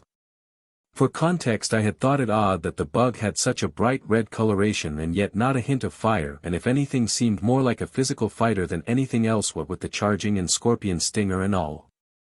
For some weird reason, universe rules I guess, the creatures that got elemental traits took on a different coloration related to their element. Red was typically fire related, hence my confusion. Ah, I see. I had to warm you up first before you started to use those flames, right? I said, more a statement than a question. SKKKKKKREE. The bug screamed angrily and I was forced to dive to the side as it launched itself at me far faster than before. Naturally, I wasn't planning to let the living pyre get anywhere near me, as fire resistant as I may be, I was not fireproof. Bang! X3-inch. I fired 3 shots at the bug and it barely even reacted when they cracked its hard carapace where the bullets struck. Its speed and defense raised from flaming up. I call hacks. I thought, annoyed as I was forced to evade yet again. Clearly the bug wasn't done showing off as the flames suddenly grew in intensity, turning blue as the heat started to bake the floor and ceiling and the air became stifling. It didn't stop there but jumped up and slammed down 3 times, sending a ring of blue flames expanding in every direction with each impact. Fuck. I cursed as I contracted my leg muscles and leapt high up to avoid the flames, but leaving me vulnerable as well. The bug seemed to almost teleport as it went from the ground perfectly still to mere feet away from me midair with clawed legs stretched out, but definitely not asking for a hug. Shit. Blue flames made it even faster. I thought in horror as I realized that this bug was considered highly dangerous by the Iridians for a very different but equally valid reason than the Colossus. Unable to dodge since I was mid-air, my mind raced with possible escapes and I found only one, but it sucked balls. I had to let it hit me. I felt the heat start to strain my shield and with gritted teeth lashed out with my gun-held hand straight into the waiting claws. The shield broke immediately and my right sleeve burnt away shortly afterwards as the claws ripped into my flesh, but the impact thankfully pushed me away before I suffered catastrophic damage in it. I hit the ground hard and rolled but got to my feet immediately while ignoring the vicious burns and weeping gouges in my arm.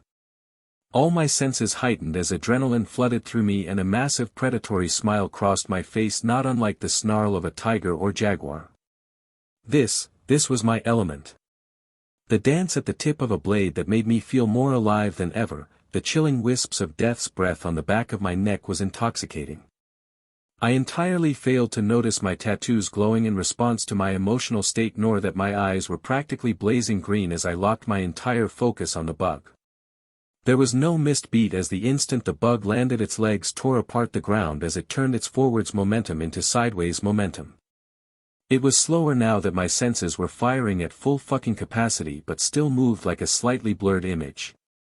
I could see how it got so motherfucking fast too, as the flames were shooting behind it much like a thruster pushing it forward. I pushed off to the side mere moments before it would have barreled into me and noted immediately that all that speed came at a cost: control. It couldn't turn without serious effort, and that gave me some ideas. I located the nearest wall and began to sprint towards it while keeping an eye on the bug that was working to cancel its forward movement. I reached the wall just in time as the bug was positioning itself to charge me once again, and I crouched, priming my legs for a full-force vertical jump. The bug blurred towards me but I remained perfectly still. It drew near but still I refused to move. It was within 2 meters of me when I launched myself up and over it as it slammed head first into the wall at full speed. Boom! The rune shook from the impact and the bug half buried itself in the stone, leaving it stunned and, more importantly, vulnerable. I emptied my gun into the joint in the center of its back as I went up and once more on the way down for a total of 14 shots. I had no intention of landing on the still flaming bug though, and kicked off the wall to roll behind it instead. The strain made my arm bleed again by pulling at the scabs my regeneration had already created to stop the bleeding previously. The bug did not like my 14 gifts and screeched in agony and rage as it tore itself out of the wall, even at the cost of worsening the wounds.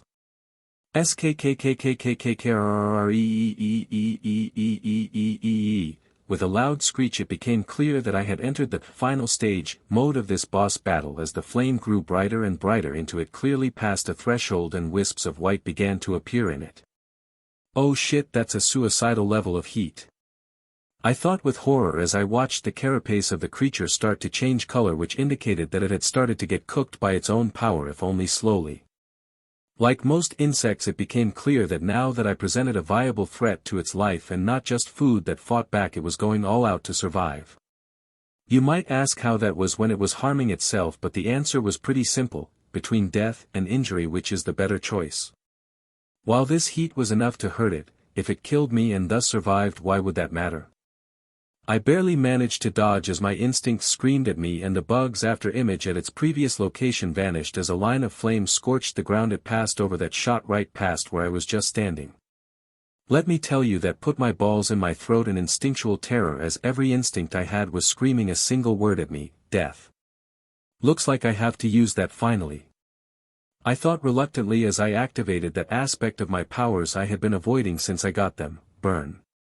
The instant my life force store ignited, I stiffened as my body ballooned in size and all my senses reached ridiculous levels, yet didn't overwhelm my mind that was fucking cranked up to 500. My wounds immediately bulged and healed in an instant as if they were never there, and red energy coated my entire frame as if it were fire. The bug was clearly unaware of just how fucked it was at this point and went charging at me at its ridiculous speed, only for me to kick it in the face. Its body was forced to a halt with a sickening crunch, as its head and the bones and flesh of my leg shattered. Moments later the leg regenerated, bones and all, but the bug's head certainly didn't. The flames went out immediately on it and I hurriedly cut off the burn, causing a crippling sense of loss as that godly feeling I just had slips through my fingers as my body deflates back to its original size and my senses dull. I knew that the boost would be significant, but what the absolute fuck? It was like all of my traits had been pushed to 20. Is that what I will be like all the time if I go far enough? I ponder, seriously taken off guard by what I just experienced. Life force, 377,110. I hiss in shock when I observe my stores of life force, as I had lost 126,468 units of life force in that short span of maybe 2 or 3 seconds. I cursed like a particularly large vocabularied sailor at the loss, and doubly so when I realized I was no doubt going to lose even more life force by taking the traits of the bug. I sighed before opening my house and dragging the corpse inside while ignoring its traits, since I was sort of on a deadline before people start showing up to come at the vault. Leaving my house, I hurry into the now functional vault portal, and after a moment of disorientation notice it was a bit different than the last one I went into. Not much, as it was just a big open pocket dimension with no real walls and lots of statues of Iridian design, and of course the 4 chests in the far back of it. The real difference was that in the center, where there was a single statue holding my house on ball, there were 3 statues in this vault holding the prize. Said prize was interesting as it appeared to be a person-sized black tech cube with purple energy lines swirling along its entire length. Iridian Data Module. Level, Relic. Description: knowledge is its own reward, doubly so when it's about guns. Oh fuck, does that mean what I think it does? I exclaim in shock and more than a little greed. Unless the description was lying, this cube here was a motherfucking treasure trove, as it contained the methods the missing alien race used to craft their weapons. This was huge, as so long as I could crack and translate the information into something I could understand, I could make my own corporation based on the tech. That might sound rather uninspired, but keep in mind that corporations not only held monetary power but also military and political power as well. Before I could get caught up in my power fantasies though, I reached out to grab the cube only to freeze the moment my hand touched it. The glowing purple energy of the cube surged into my arm and my eyes rolled back as knowledge was directly imprinted into my brain from the cube. This lasted all of 2 minutes before it finished, and I slumped to the ground and my mind refocused itself. Iridian Engineering Expertise Mythical Grade. Iridian Data Module. Level, Relic. Description: an empty library waiting to be filled. Chapter 32, Robotic Butler. Fuck. Shit. I wanted to put that on a god's damn terminal, not get it downloaded to my fucking head. I cursed angrily in my head at what just happened. While my reaction might seem odd, it needed to be understood that if the information had been put into a terminal, I could have had an AI program decrypt it bit by bit until I had the full recipes set in a way I just need to manufacture them. Now, however, I had all this information about Iridian engineering in my head, but it was all in Iridian. While the alien fuckers weren't so cruel as to stuff my head with information I couldn't use, I had basically had my idea of starting a corporation strangled in the cradle with this. Sure, I could personally manufacture each and every weapon if I wanted to, but there was little hope of me mass-producing anything anytime soon. At least the alien library is nice, I guess. I think with a frustrated sigh. Remembering that I was sorta on a time frame here, I dashed over to the chests and popped them open before stuffing the contents into my inventory, though I did find a legendary weapon that I didn't pause to examine at all before it got stuffed into my inventory. Once I was certain I emptied out the vault, I ran to the portal and out of the thing. Hurry, I think I can hear something ahead. A voice yelled in the distance. When I got in the chamber, I fought the bug in. I snatched up the vault key, closing the vault before tossing my house out and running through the portal the moment it appeared. I hit the stealth button before dashing to the teleporter room and got the fuck off this planet and back to Eden 6 before I got found out. Oh shit, that was close. I mutter with a little sweat on my forehead due to the stress. I waited a few moments before teleporting my house back to Athena's, specifically the archives of the monastery.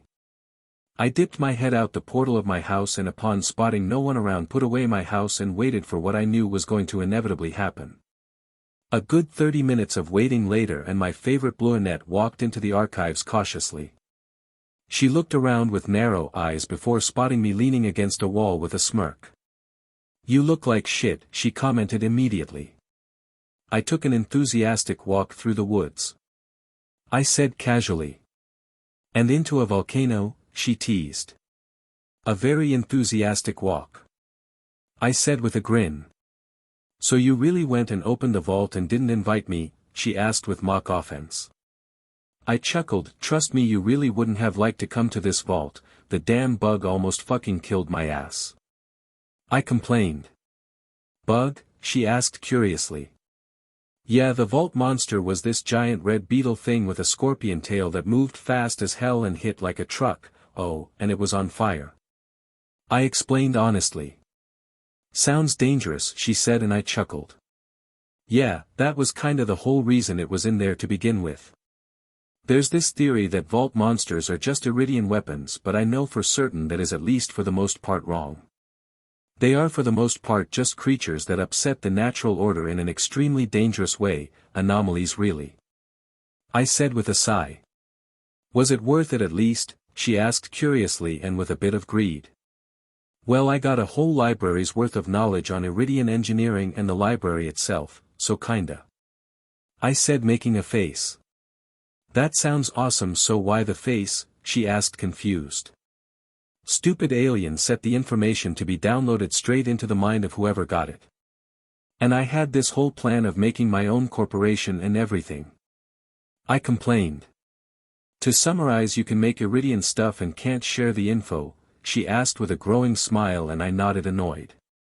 "You're rich," she exclaimed excitedly, confusing me a little until I understood what she meant.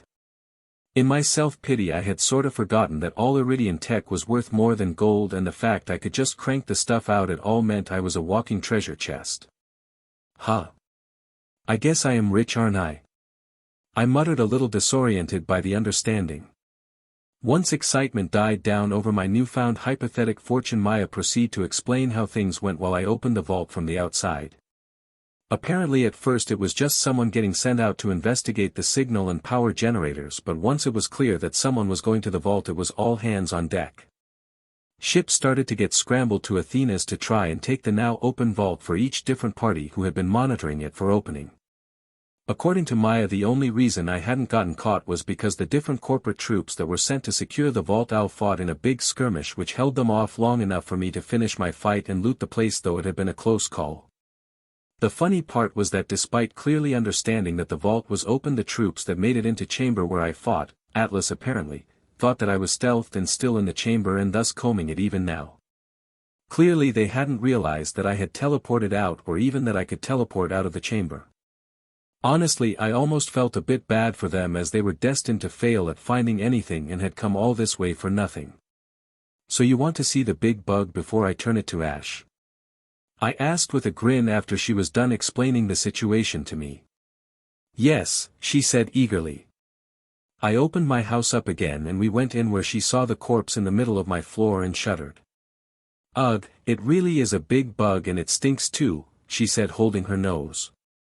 I had to agree as there was a rotten scent coming off the corpse of the bug despite the short period it had been dead that may have been chemical in nature. Pointing my right hand at the corpse I activated my powers and got a look at the bug's traits. Tithonus. Life Force, 57,491. Traits, Gigantism Uncommon Grade, 1,000 units, Supreme Exoskeleton Rare Grade, 5,000 units, Multilimb Common Grade, 500 units, Poor Vision Trash Grade, 50 units, Fire Resistance Epic Grade, -20,000 units, Elemental Body, Fire, Legendary Grade, 100,000 units, Superior Vitality Epic Grade, 20,000 units. Oh damn son, that's some good shit right there. I exclaim in pleasant surprise. Before Maya could ask what I meant, I listed out the traits it had as well as the amount of life force it had. Nice. Those last three in particular sound like the tits, she said with a wide smile. I agreed and without hesitation spent the 140,000 units to get them but got back 57,491 from the corpse, so two of them basically cost me nothing. Out of them, Elemental Body, Fire, was the most impressive because it was what the bug used to flame up as well as harden up and speed up while it was on fire. It was a trait that did exactly that too, so it was quite simple in use but powerful without any doubt despite this simplicity. The only real catch was that you could only go as hot as your body was able to handle, because even if you were projecting it away from you, you still got the heat of it all the same.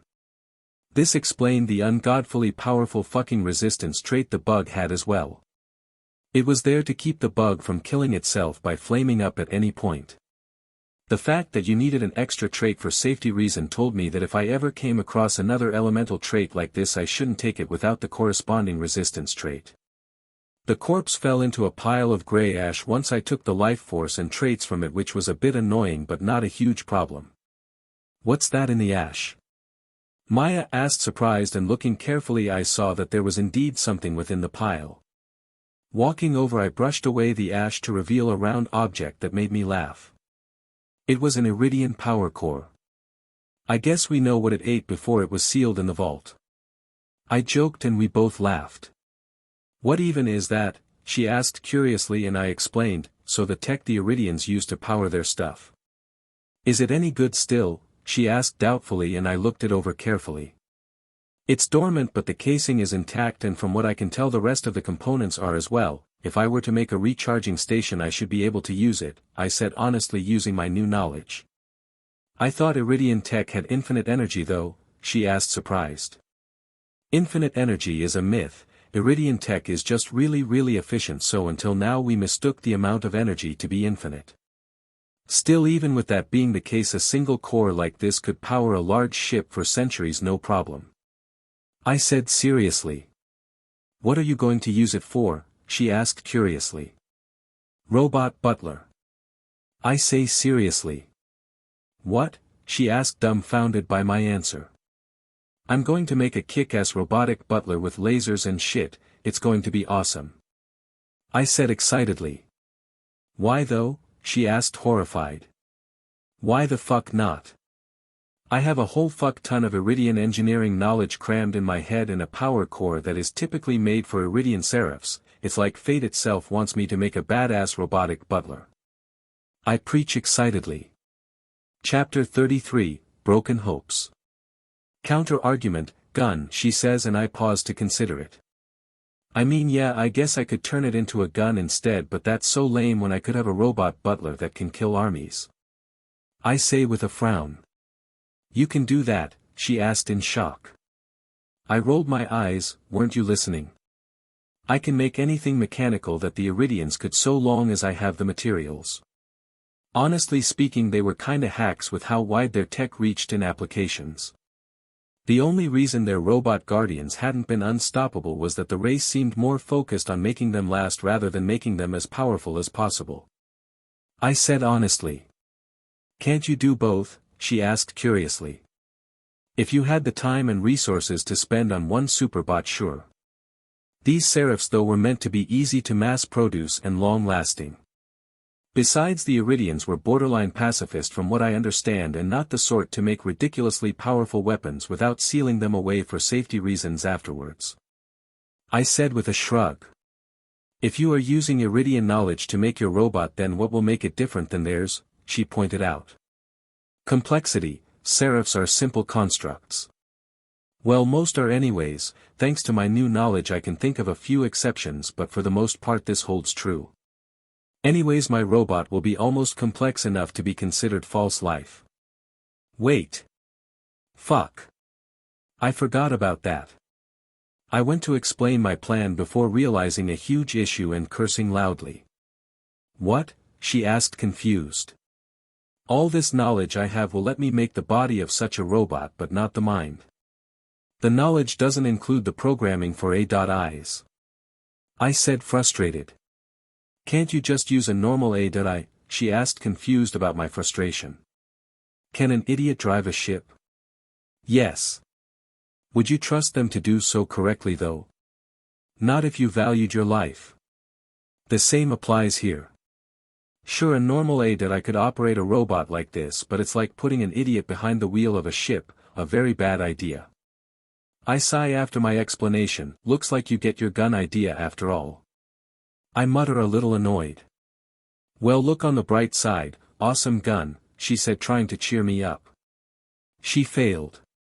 Admittedly, it wasn't her fault, as I was just a little drained from the vault monster fight and double disappointments from my ideas getting strangled in the cradle twice in a short span of time.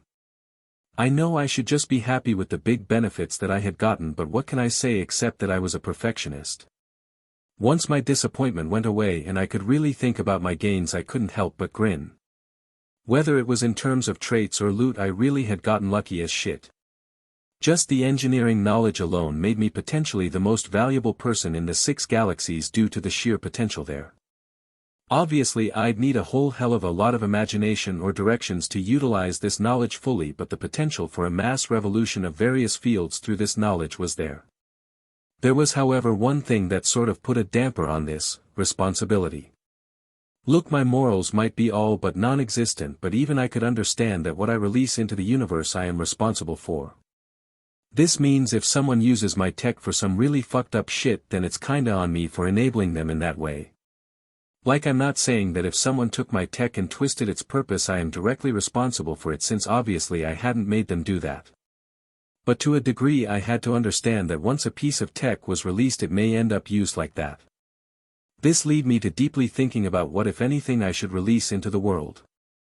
I found a few things that immediately got put in the keep to yourself till death and even after list.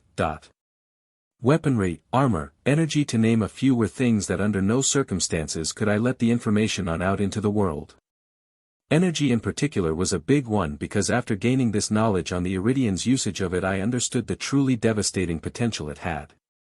You know those world-destroying sun-exploding things I thought about a while ago? Yeah, that kinda stuff was child's play to accomplish for the Iridians. Needless to say, I was going to be keeping that particular set of knowledge to myself.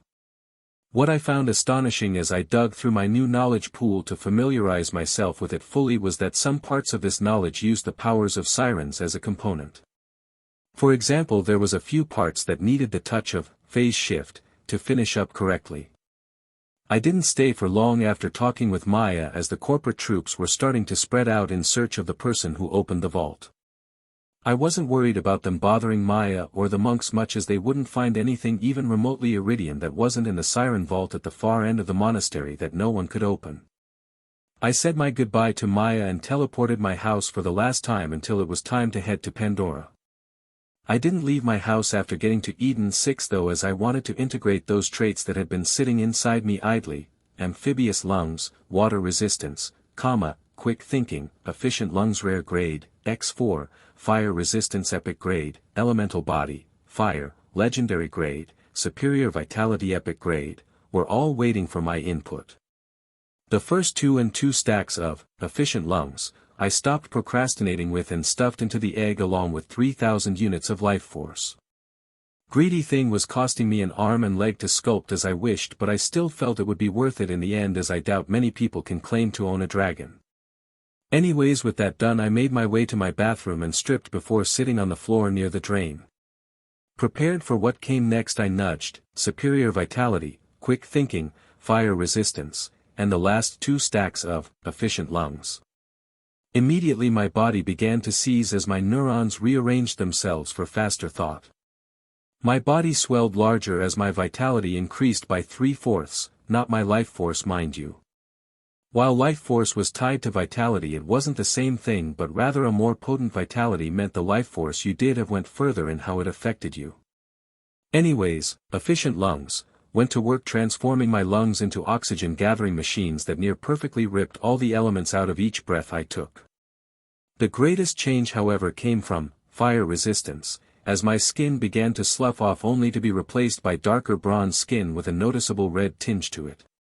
This transformation only lasted a few moments as per normal, but I felt like shit afterwards, which was to be expected given the amount of traits I had integrated all at once. I also noticed that my original fire resistance trait had fused into the new one, but had pretty much no difference due to the sheer disparity between their grades. My fucking hair. I just grew that back for fuck's sake. I complained as I noticed the changing of my skin had caused my regrown hair to get discarded, again. I cleaned up the mess from this round of integration before finally moving on to the main course, the legendary grade, elemental body, fire. The integration of this trait went very differently than any that had come before. Rather than causing a change in my body that was purely biological, my tattoos that covered my entire right arm, leg, chest and stopped under my eye expanded. They glowed a vibrant green as the odd swirling symbols on my chest started spawning even more on my belly, reaching over to the left side of my body before stopping. Unlike before, where the tattoos only covered my right side and the center of my chest, I now had tattoos across my abs as well, with only my left side being free of them. This transformation was also entirely painless, but I felt the trait's effects clearly. Unlike what the trait was supposed to do on a biological scale of engulfing my entire body in flames, I could instead choose what went up in flames, almost like a form of pyrokinesis. With an interested look I raised my right hand, and with but a small flex a red flame sparked into existence on my palm. As I had thought, I still felt the heat on my skin, but thanks to my resistance trait no harm was coming to my body from the flame, and in fact the skin of my palm even hardened slightly instead. With a bit of mental manipulation I could even control the direction the flame was projected out like the bug had, and with some strain even increased the temperature of the flame. Blue flames was my limit as any further, and even my ridiculous resistance began to falter and I felt some pain. Still, that was more than enough as far as I was concerned, as I doubted that I'd be trying to bathe in intense flames anytime soon. With my integration done I had worked up an appetite and certainly didn't need a bath since I'd literally shed off any grime on me. I ordered a massive amount of salmon, poutine, cinnamon rolls, grape soda and salad before digging in once I got it all. Once I was good and stuffed I got dressed again and finally left my house. My room in the Jacobs Manor was just how I left it, minus a bit of tidying up that Baldwin had clearly done while I was gone. Nothing major, mind you, just a bit of a floor polish and having my bed made up is all. To my surprise, however, there was an item that I certainly hadn't put in here present, a suit. It was a smooth formal thing made out of a brown silk and had green scales embroidered along its length using cleverly placed stitches. The undershirt paired with it was emerald green, and it even had a pair of brown leather shoes to match the outfit as well. There was a note pinned to the neatly folded fabric that I carefully removed before reading. Boy, if you are reading this, it meant you've come back to the manor and found the suit I left for you. I hope you like it, because I had to set aside my feelings on the matter and reach out to that buffoon Torg to get a guess at your sizes with some extra room in case you suddenly grow a bunch as well. You are a part of the Jacobs family, and that means you should damned well look like it. Sincerely, Montgomery Jacobs. Chapter 34, Binge. I chuckled at the gruffness that practically oozed from each pen stroke, but the heart of the note was easy enough to see. This was more or less the old man's way of saying he considered me a part of the Jacobs family. I'm not talking about the corporation but the family itself, in other words I had been more or less adopted. I wasn't surprised really as I'd need to be fucking blind to miss the signs of this coming. I may have been a stranger when I first walked into this place but both I and the old man had grown to see it as a place I can rest at, a home. As Clay had said, the old man was gruff and firm and will pick on you if you don't stand up for yourself, but it was all coming from a good place. He had a funny way of showing it, but he wanted the best from those close to him. With this in mind I was proud to suit up in the provided attire. It was all slightly off-feeling in certain parts but that was because of my traits making my body disproportionate. The pants were slightly tight while the shirt and coat were slightly loose and the shoes fit just right. Honestly I had to give the tailor credit as even after my unexpected growth spurt on Athena's the clothes still more or less fit me, which was quite impressive. Once suited up good and proper I pulled the brass handle of the wooden door to my room and walked out. If I had to guess I'd say it was about midday on Eden 6, so the manor was a bit warm but otherwise the temperature was fairly cool. As I walked through the manor my new shoes tapped on the wooden floors noticeably, but that didn't bother me. Soon I ran into Baldwin as he dusted a shelf in the hallway. "Ah, young Master Alex. I am most pleased to see your safe return and no doubt fruitful venture to Athena's. Might I say you look quite regal in your new suit," the butler said with a warm but small smile. "It's good to be back and you look to be doing good as well," I said with my own smile. "Fit as a fiddle, sir," the man said, flexing a bit playfully. "Off to see the old man now, but we'll chat more later if you'd like." "Oh right, got you some tea leaves from the monk's sacred gardens while I was there, go nuts," I said, taking the packet of leaves from my inventory, and he nodded. "Most appreciated, sir, I'll be certain to savor each leaf," he said, happy with the gift as I turned to leave. Like usual I found the old man in the study working on paperwork while sipping whiskey leisurely. He heard me walk in and looked up from his work to send a critical eye over me. "I'll need to get the tailor to adjust the pants, but you almost look like a proper Jacobs now," he said gruffly. I rolled my eyes at this. "Good to see you too, old timer, got quite the fucking tale to tell you," I said with a grin. "That's what I fucking did too." I told him about the grief the monks gave me after arriving. I told him about Maya and the archive and my trip across the planet and discovery of the vault key. Finally I told him about me opening the vault and fighting the bug as well as my reward from the vault. Throughout this whole tale he remained silent and merely listened to what I said. "And once the troops went searching for me I came back here," I said, finishing up my story. He took a sip of his whiskey. "Looks like my gut was telling the truth, you were going to need a whole mess of life force when you got back. Don't know if it'll be enough to give you that Siren friend of yours powers, but I had Clay bringing in whole shiploads of ratch since you left. Got 'em in a crashed ship out in the jungle where they won't bother no one if they get out. Few thousand easy," he said smugly. "Just got back and you already have a feast laid out for me, you shouldn't have," I said with a wide smile. 600 plus life force times however many ratch, let's say 2,000, was easily over 1,000,000 units and definitely enough for me to grab Maya's siren powers. Course you also got those death world critters I had brought to here and even got in an arena to give 'em a fightin' chance like you wanted. A few of 'em died though since they couldn't live off the planet," he added with a measure of amusement when it killed my mood a bit. I sighed. "Yeah, I suppose it can't be helped if a fish taken out of water suffocates.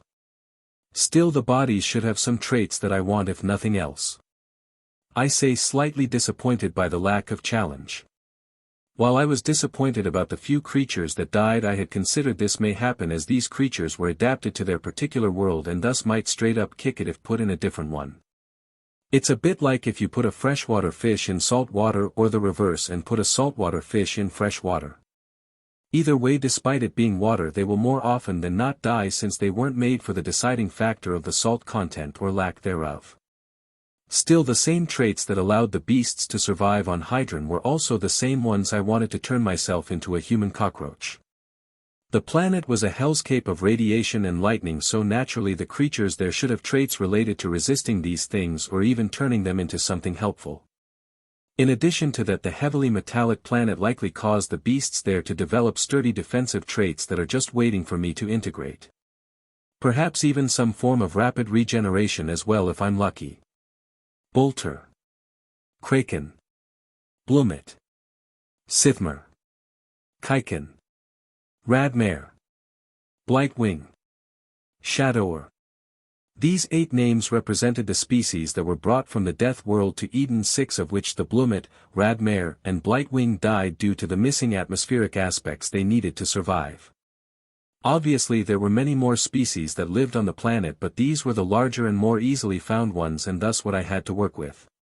The corpses were put on ice after death, so they hadn't decayed any when I was presented them shortly after I finished up with the old man. Blummet. Lifeforce 2032.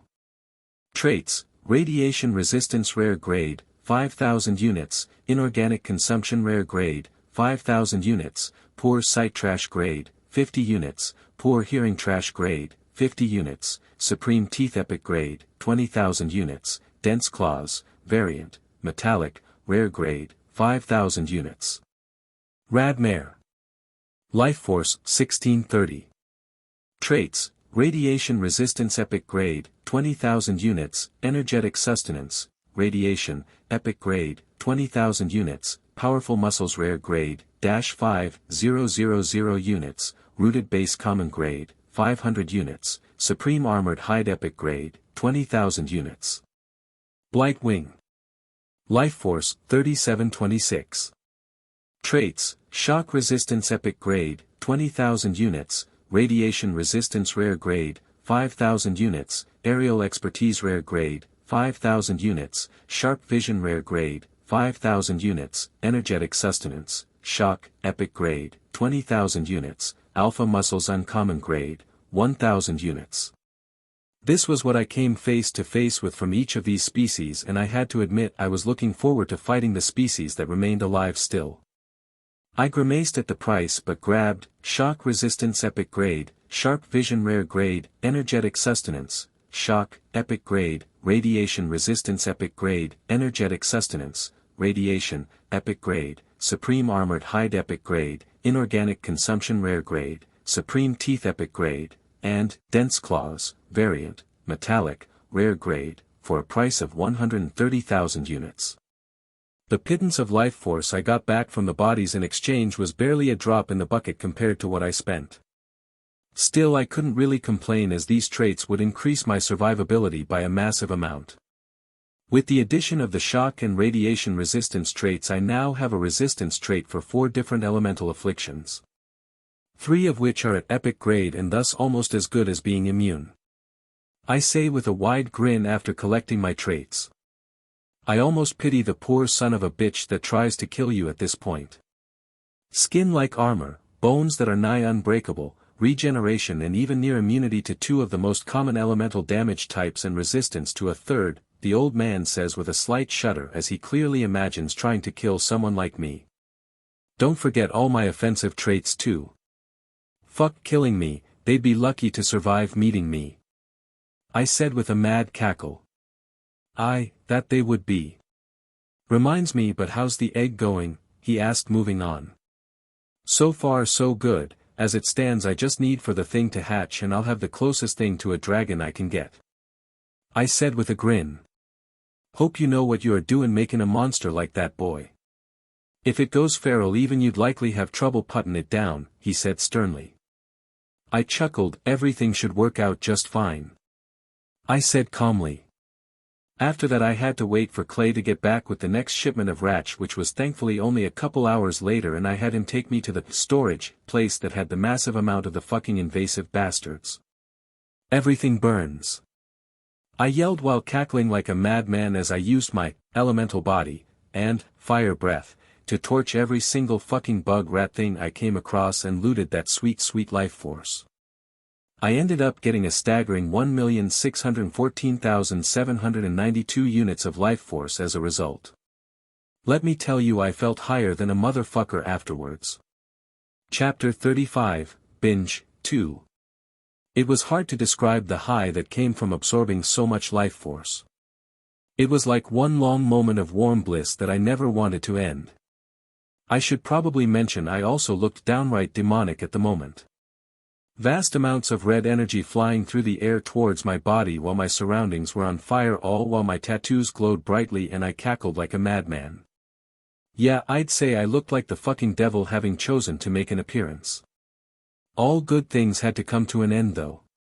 When I finally adjusted to my new wealth of power, I was hit with the long-suppressed hunger inherent to my powers with a vengeance. I dealt with you once and I'll do it again as many times as it takes for you to understand that you fucking belong to me, and I'll die before letting a fucking instinct control me. I thought angrily as I violently pushed the hunger down again. You good kid? Got a bit snarly at the end there, made me a mite nervous. Clay asked with barely masked concern.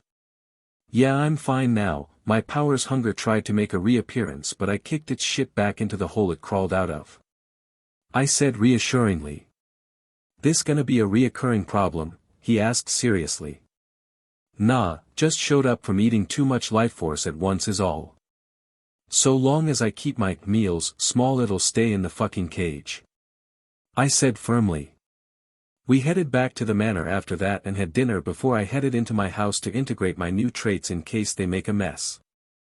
I stripped and sat down on the floor of my shower in preparation before squaring my attention on the traits I planned to integrate one at a time. First I nudged the shock resistance and radiation resistance traits to get them to integrate. Immediately my pores began to weep blood and my skin turned lighter and lighter until it was almost pale white with a faint odd red, blue, and yellow tinge to it. Next up was sharp vision, that fused into my enhanced senses trait and pushed it into the next grade, epic. Up next I went with inorganic consumption, which I fused with iron stomach, for 5,000 units of life force to create true omnivore rare grade. I immediately threw up blood and flesh as my stomach and esophagus rebuilt themselves for their new purpose, which is to say consuming literally anything that wasn't pure energy. Once that was over with, I was nauseous but refused to stop until I was done. Supreme Armored Hide was next up and got fused with Armored Hide for free, since I was pretty sure it was just the upgraded version of the trait. Once again my skin sloughed off, exposing the muscles underneath for a few agonizing but brief moments as new skin grew out over my body. The new skin was pale just like before but had a rough texture to it, not unlike stone, while somehow still being pliable enough to move as necessary. Next up I fused Supreme Teeth, Dense Claws, Variant, Metallic, and Superior Bones, for a price of 20,000 units to create Biometallic Bones epic grade. I quickly came to regret that as my bones liquefied under my muscles and an insane amount agony assailed my mind as new ones made of organic metal regrew in their places. If it wasn't for my powers locking myself into a stiff shape during this process, I shudder to think of the misshapen creature I would have turned into. I passed out, thank fucking gods, as I doubted I would have been able to withstand the pain and maintain my current level of sanity otherwise. Finally all I had left to integrate was the two energetic sustenance traits, which I nudged as soon as I awoke from my pain-induced mini-coma. Oddly however, there was no pain with this integration but rather a mild itch all over my body as my skin darkened slightly, and that was it. Honestly speaking, I didn't look much different than before this round of integrations, other than my skin being much paler and having an odd multicolored tinge to it, like I fucking slicked myself in antifreeze but failed to wash it all off. That didn't mean I didn't feel very fucking different. I was sluggish as shit as my new metal bones increased my weight by a fuck ton and my muscles weren't happy about it. My skin also felt stiff and hard, which it was.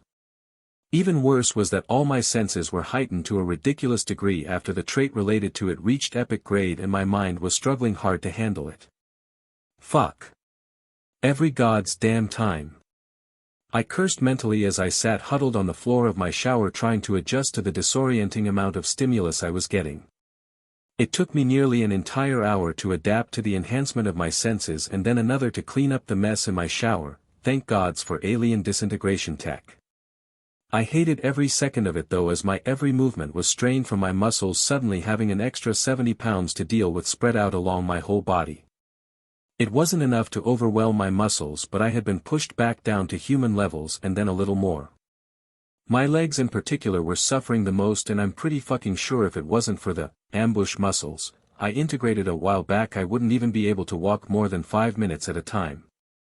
I slipped on my skin suit after I was done cleaning up and left my house to pass my good Jacob suit to the old man to get retailored.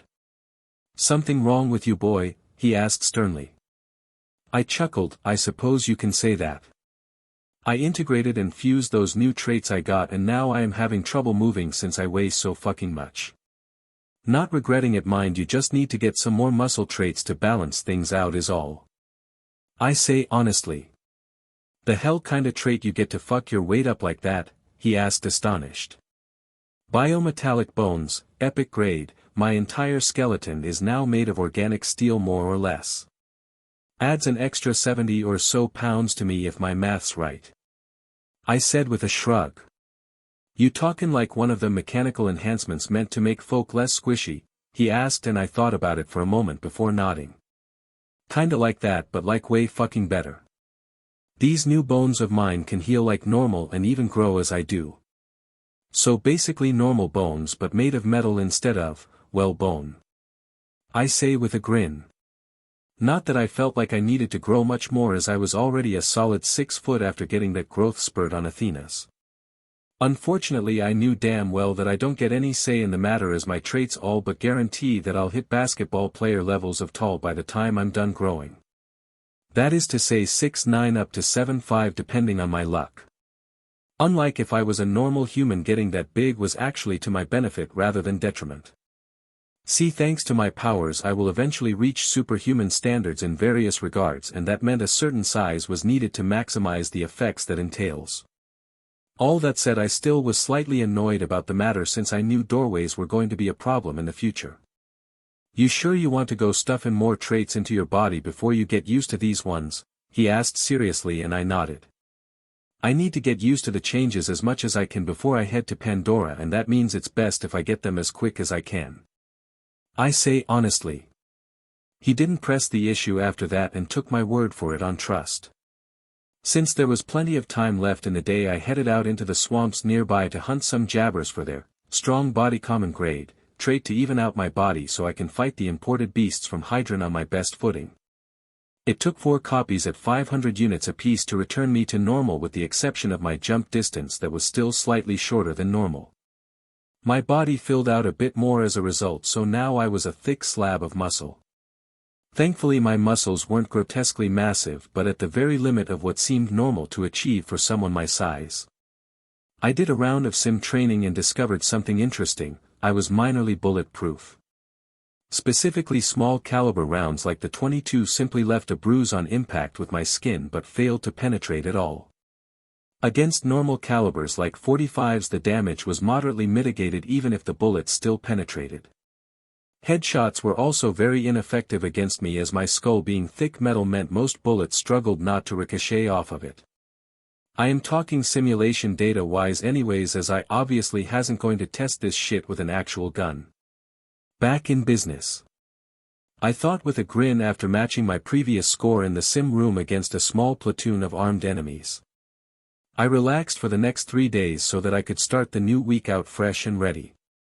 I spent most of the days tinkering with my gun and shield to upgrade them with my new Iridian knowledge. I sent the Iridian armor I took off the corpse in the mountain cave into the crafter thing to turn it into raw materials that I used to have the machine spit out perfectly machined parts for my shield and gun. Name: Adaptive True Death. Level: Pearlescent/Unique. Type: Repeater Pistol. Damage type: Not applicable. Manufacturer: Drake.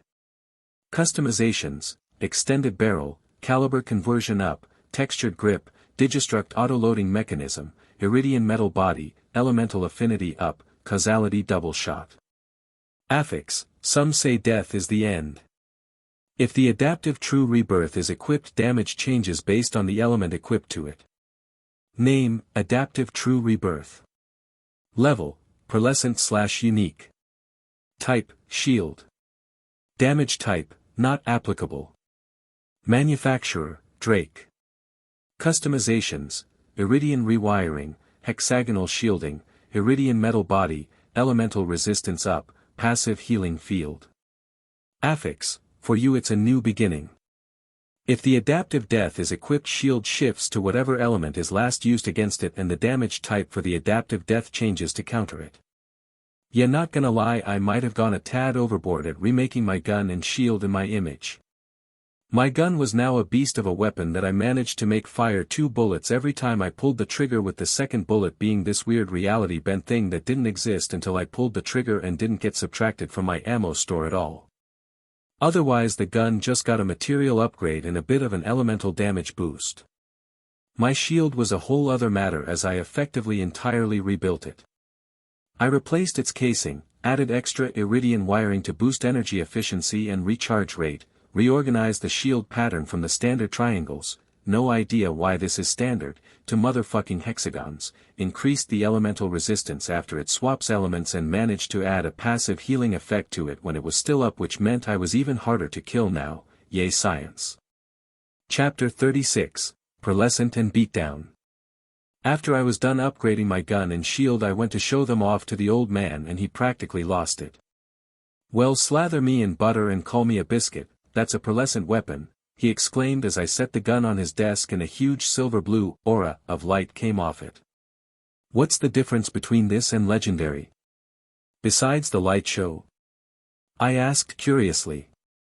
"Legendary weapons got unique effects, as you know, but pearlescent is what a weapon or shield gets if it exceeds a certain quality while having a unique effect. Think of it as a higher form of legendary. They're rare, boy, only 24 known to exist in the 6 galaxies. 26 now," he said seriously as he looked over the gun fervently, like he feared it would never be seen again. "Extremely fucking rare, got it. Jacobs ever made any of these pearlescent weapons?" I asked, interested in comparing my stuff to something in the same league. "We've made 4 of the 24. An assault rifle, Becca. A sniper, Bessie. A second sniper, Godfinger. And a pistol, Unforgiven. Don't ask for none of them, boy, can't give them to you, don't have them anymore. Only ever seen the pistol myself before a thief made off with it and it left Eden 6. The rest have been lost for a long time," he said seriously. "The first 2 sound like Jacob's weapons, but what's with the last 2 names?" I asked, confused about the epic but un-Jacobs-like names. "Bit of a tale to that, take a seat and I'll tell you all about it," the old man said, surprisingly eager. I did as he said, and once I got comfortable he started the tales. It was during the life of Singleton Talbot Jacobs, the founder of the Jacobs Corporation, that the Godfinger was born. Tale goes that he sneezed while creating a rifle and caused the machine to make a mistake. Singleton was furious as a man who demanded perfection in all things, but was professional enough to fire the rifle at least once before decommissioning it. To his great surprise, the shot he fired grew more powerful the longer it flew and left a white line of smoke like the finger of God come to reap a life. The name Godfinger stuck. The old man spoke with a rare proud smile and paused to take a sip of his drink before moving to the next tale. "The Unforgiven was both my greatest achievement and shame to date. It was some 6 years past when I was overseeing the production of our newest line of pistols. Nobody knows how it happened and we've never been able to replicate it, but all the machines making the parts malfunctioned simultaneously while producing a single piece of a gun before returning to normal. It slipped under the radar until it was too late, and whether by coincidence or an act of God, all these malfunction parts were put together to create the pearlescent pistol. I barely got to see the shine of the weapon and moved to get it when a worker stole it and bolted. Led a 2-month manhunt for the rat bastard before learning he'd been offed in a dispute, and his killer took the gun and left Eden 6. Christened the pistol the Unforgiven to make it clear that Jacobs would never forget the theft," he said seriously. "Why does it sound like luck had a lot to do with the creation of both of those?" I questioned seriously. "That's the way for all but a few pearlescent items. Yours are amongst the privileged little to get the quality through intentional improvement," he said very sternly, as if to press how important this fact was. "Not for lack of trying, I assume?" I ask, and he nods. "Many have tried to elevate legendary items to pearlescent, but only a few have succeeded. Some through luck and others like yourself through unique advantages," he said honestly. Kinda makes me want to take a crack at it with the other legendary I have, the one from the vault." Hyperion rocket launcher by name of Nidhogg that shoots a rocket that turns into 6 smaller rockets at a certain distance that shoot straight down. Not really my style as you can tell. I say honestly. Familiar with the line but I don't suggest it. Hyperion takes their copyright seriously and might come after you if you tamper with it and they find out, he says gruffly. Good thing I didn't mess with it then. Still kinda annoying that the first legendary I find as loot turns out to be one I don't want, but it is what it is I guess. I say with a shrug. He nods. That reminds me, but what of your alien tech gun that you talked about? He asked curiously. I sighed at that. Need more iridium metal to make it, but seraphs aren't exactly fucking common, so I am at a standstill on that front at the moment. I said, a little frustrated. Annoyingly, Iridian tech was specifically designed with their strange materials in mind, and since my bullshit alien engineering knowledge didn't extend to metallurgy, I was kinda fucked without a source of the metal to use. The metal I got from the armor was barely enough to cover my upgrades to my gun and shield, and I was left with barely enough to make a fucking fork from. I let the old man get back to work after that as I headed to the arena he got set up for me to fight the imported creatures. It was a cheap thing thrown together without any intention of it lasting very long, but sturdy enough to keep the creatures from escaping in a short amount of time. Design-wise, it was a large thick-walled circular dome with steel bars woven over the top to keep the stuff inside without costing a lot of money to create. I wasn't bothered by this fact though, as I only needed to use it until I killed all the imported species that were left alive. Considering that there were only 5 to go through, it wouldn't take long at all. Maybe a day or two. When I got into the center of the arena, the person in charge of the arena released my first prey item, a bolter.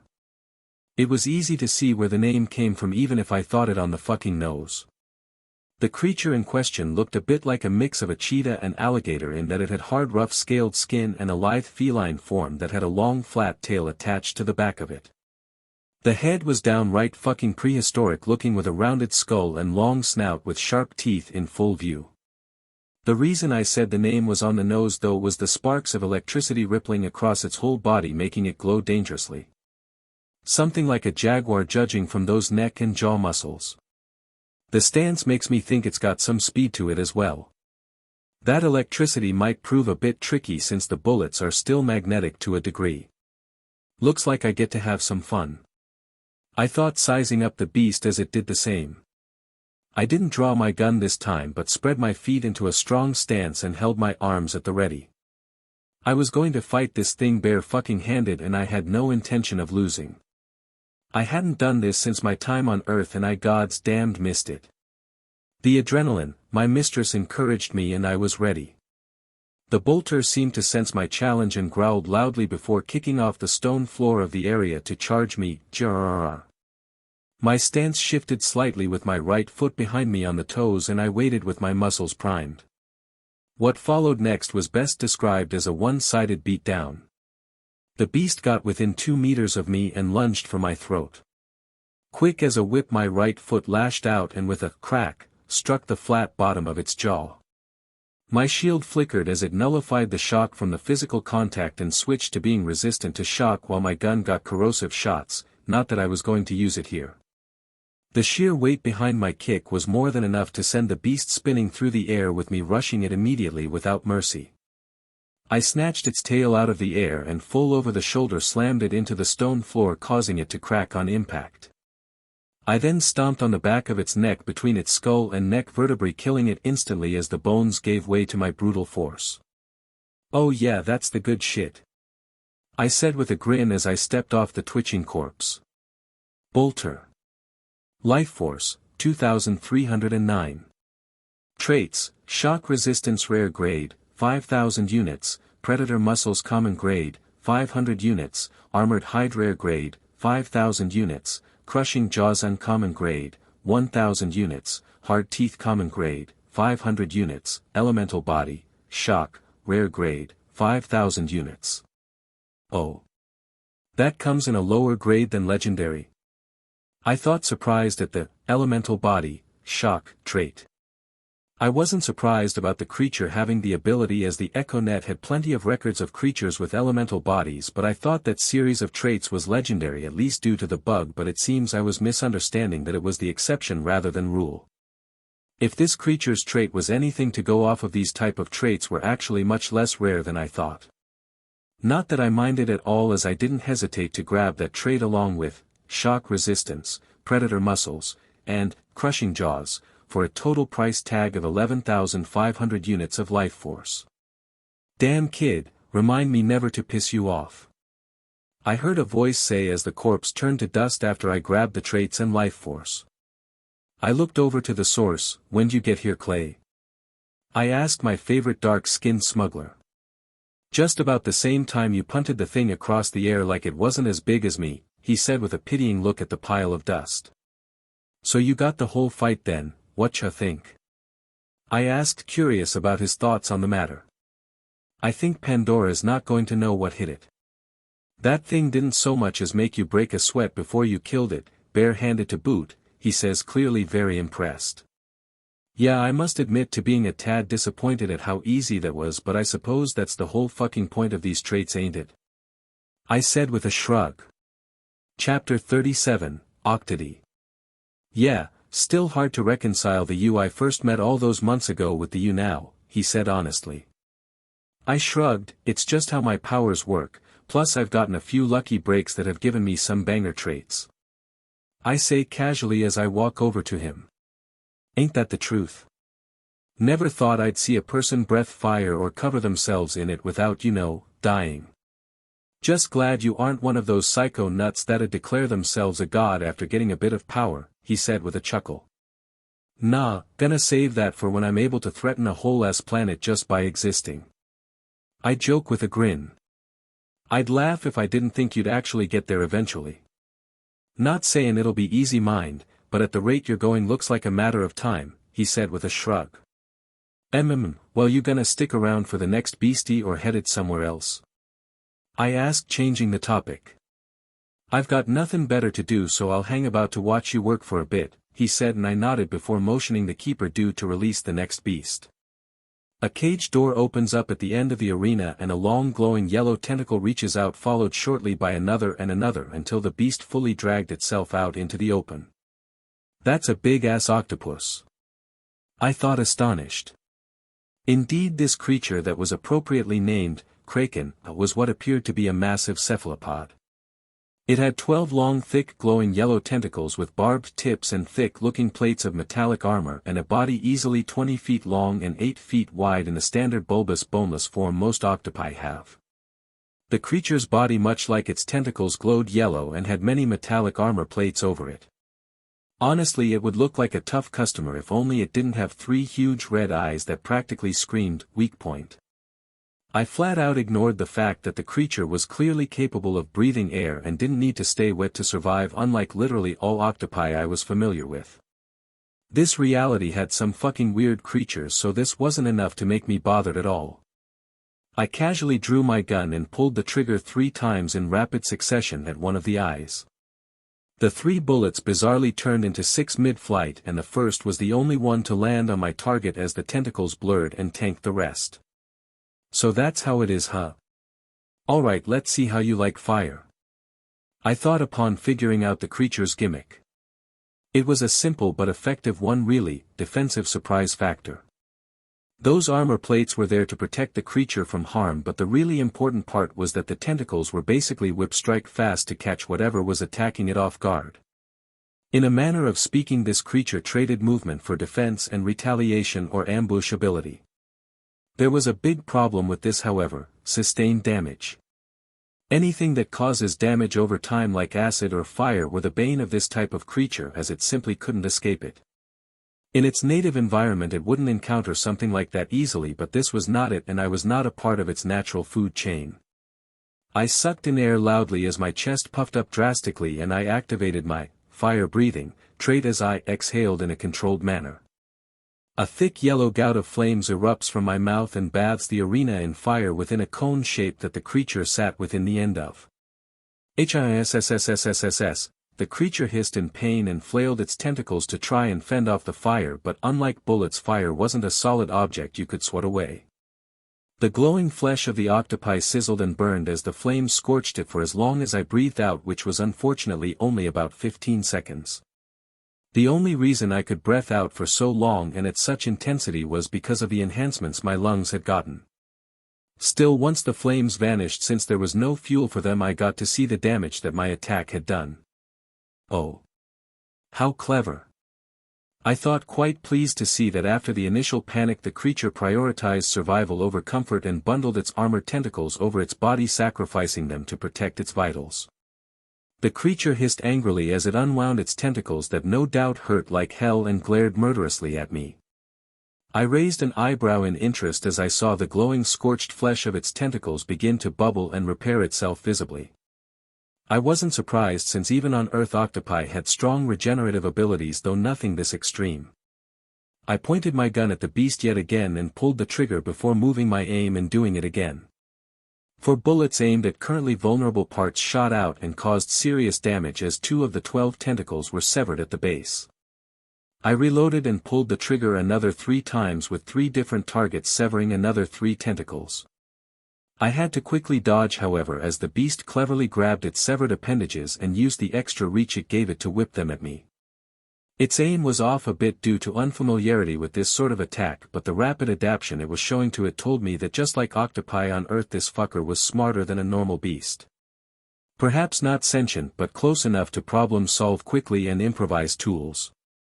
I pulled the trigger as I dodged the wild strikes that were getting more and more accurate, blasting off another tentacle for a total of 5 of 12 being severed. It became inevitable that I would be struck at this point, as 5 of the beast's tentacles whipped at me with its severed tentacles while it had 2 left to defend itself.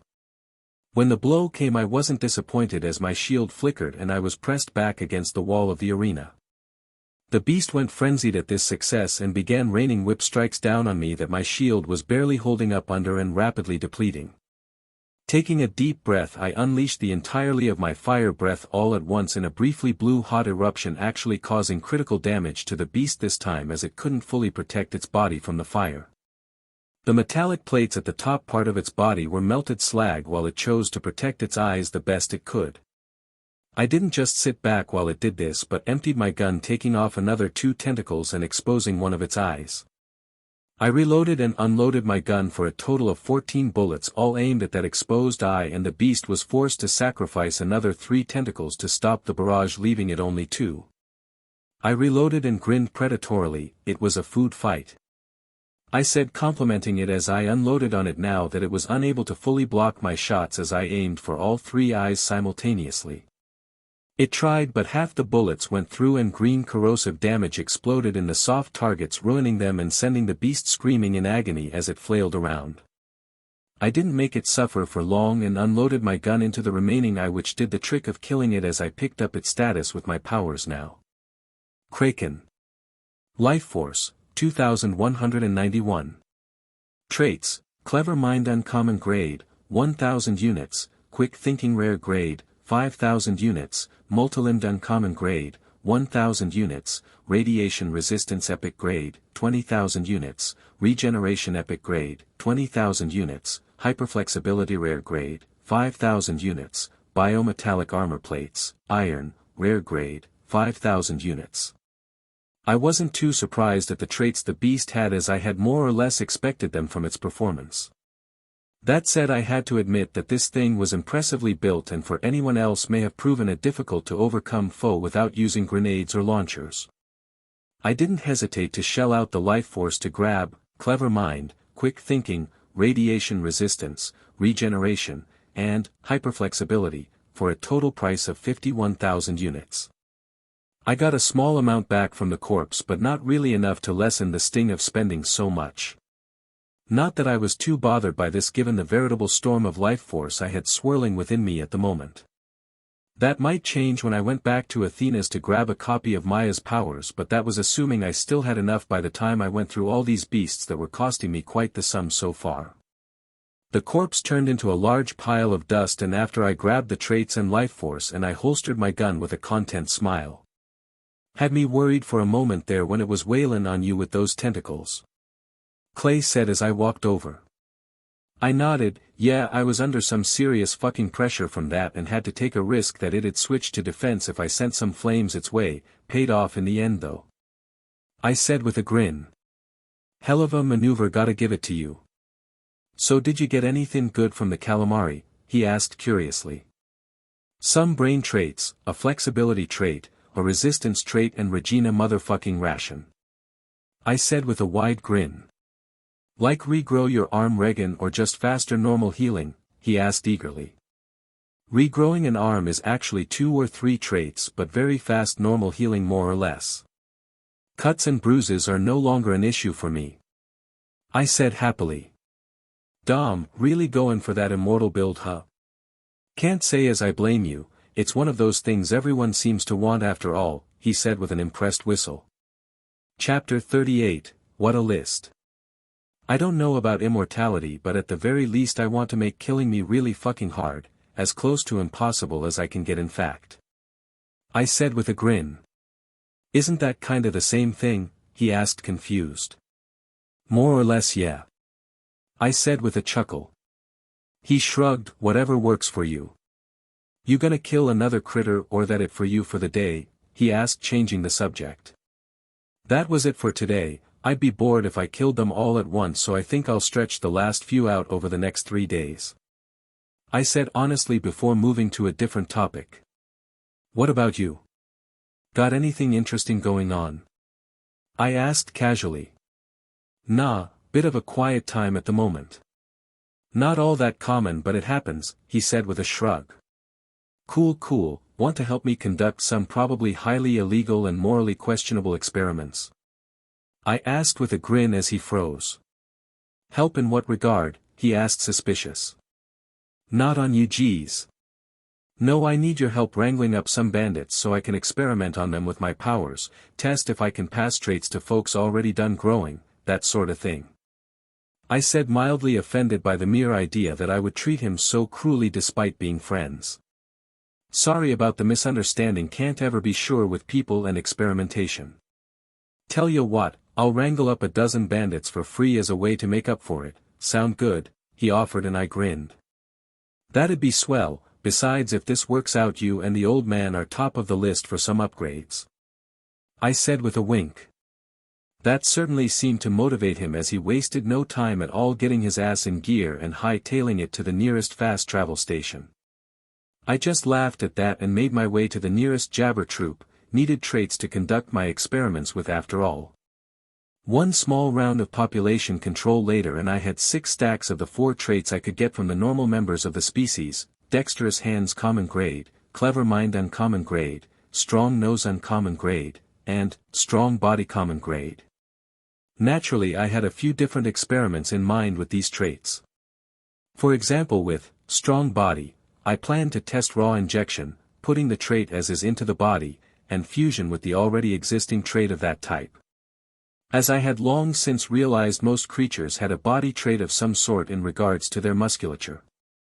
So one of my experiments was going to be seeing if giving another different body trait without fusing it to the original worked or if it needed to be fused first.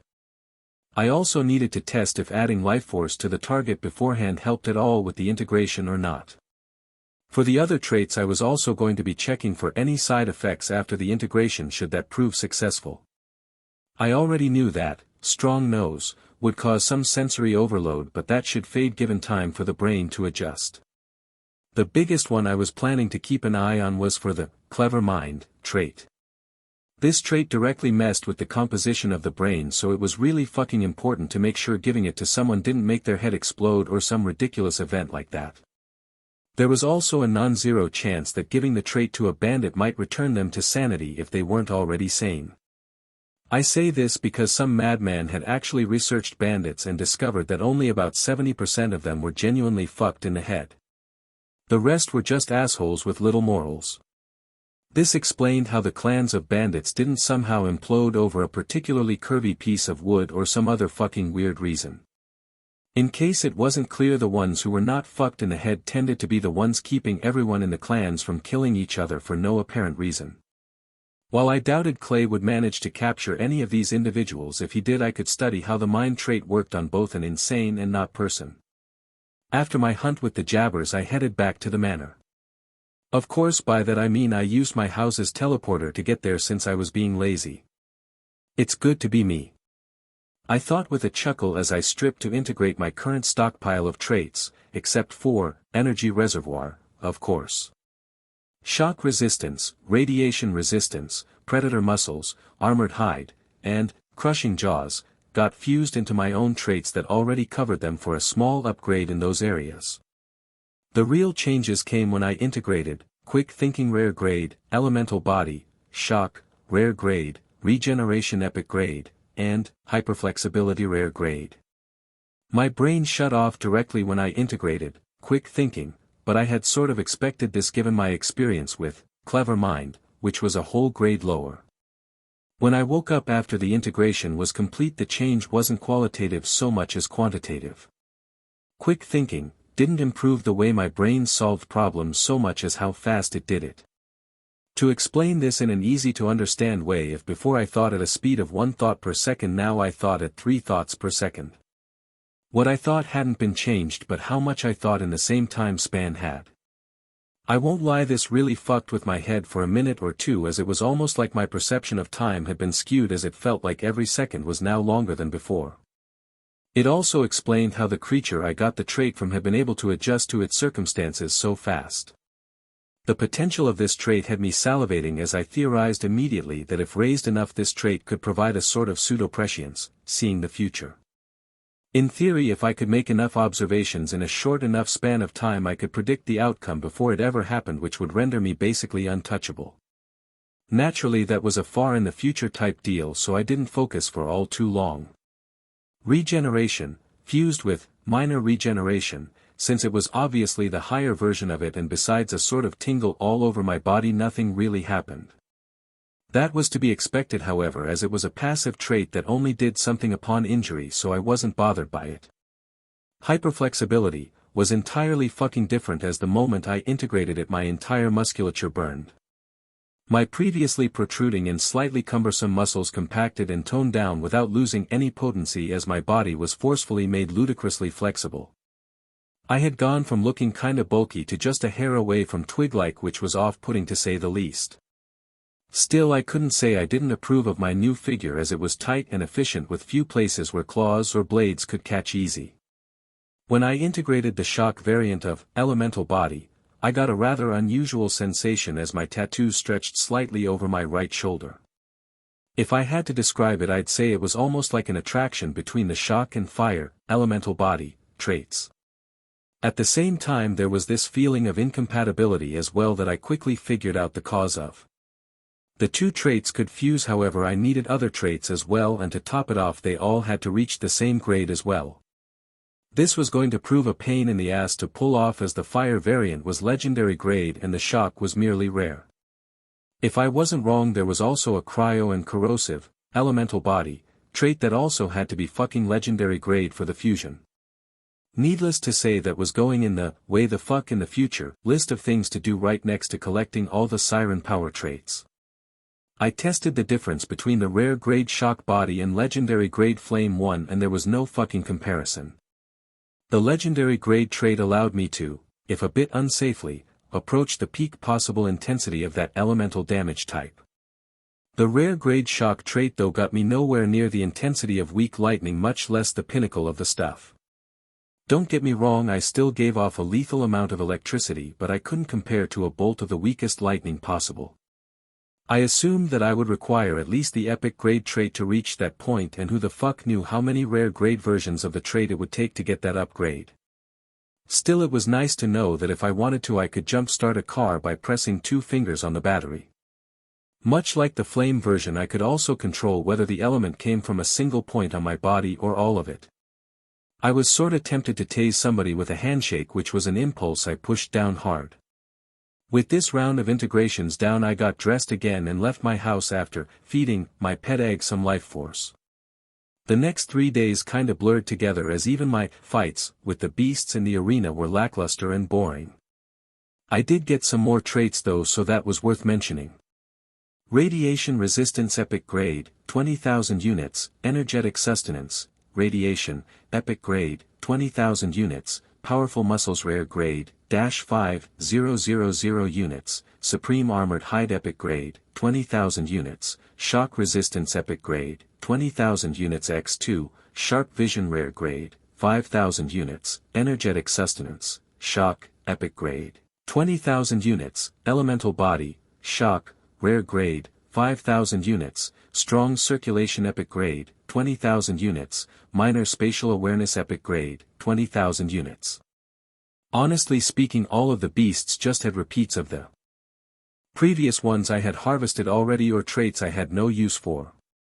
Besides the Shadower that had the last two traits listed, that is, not that it made the fight any less pathetic as the shitty thing keeled over after a single headshot.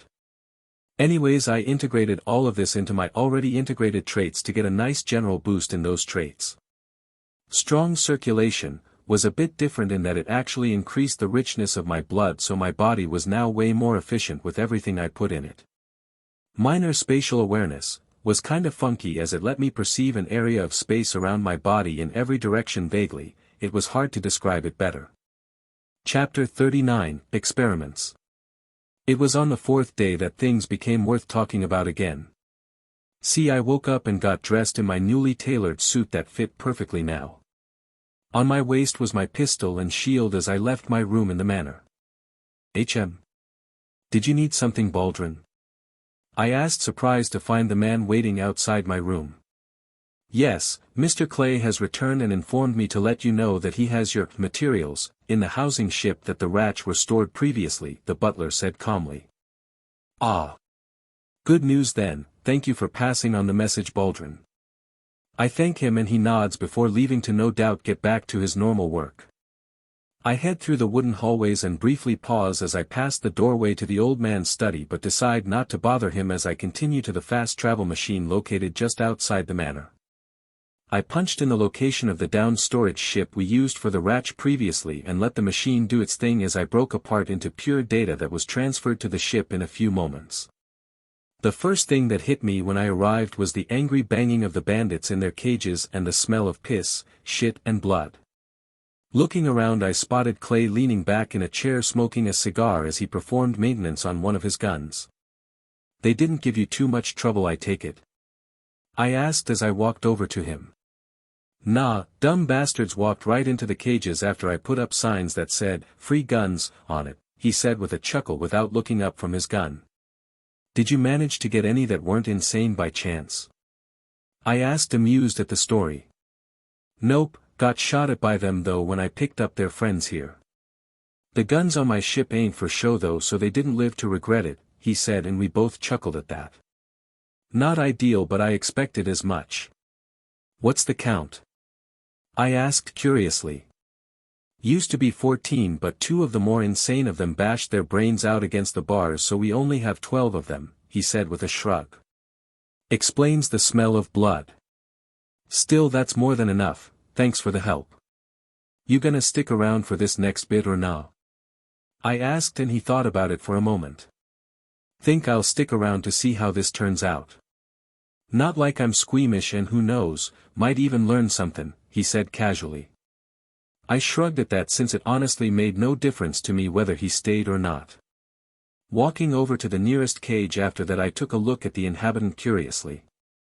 I had of course seen what a standard bandit psycho looked like from the EchoNet, but it was different than seeing one in person. I'll wear your eyelids to hide the sun, the bandit yelled as he lunged at me from within the cage while breathing heavily. I snapped out my arm and caught the lunatic by the throat and hoisted them up easily before looking them over. Disgusting sun-baked skin, athletic body, chipped nails, ratty clothes, and a foul body odor. Also clearly deranged. I noted mentally before checking the thrashing psycho's traits. Human, psycho. Life force, 825.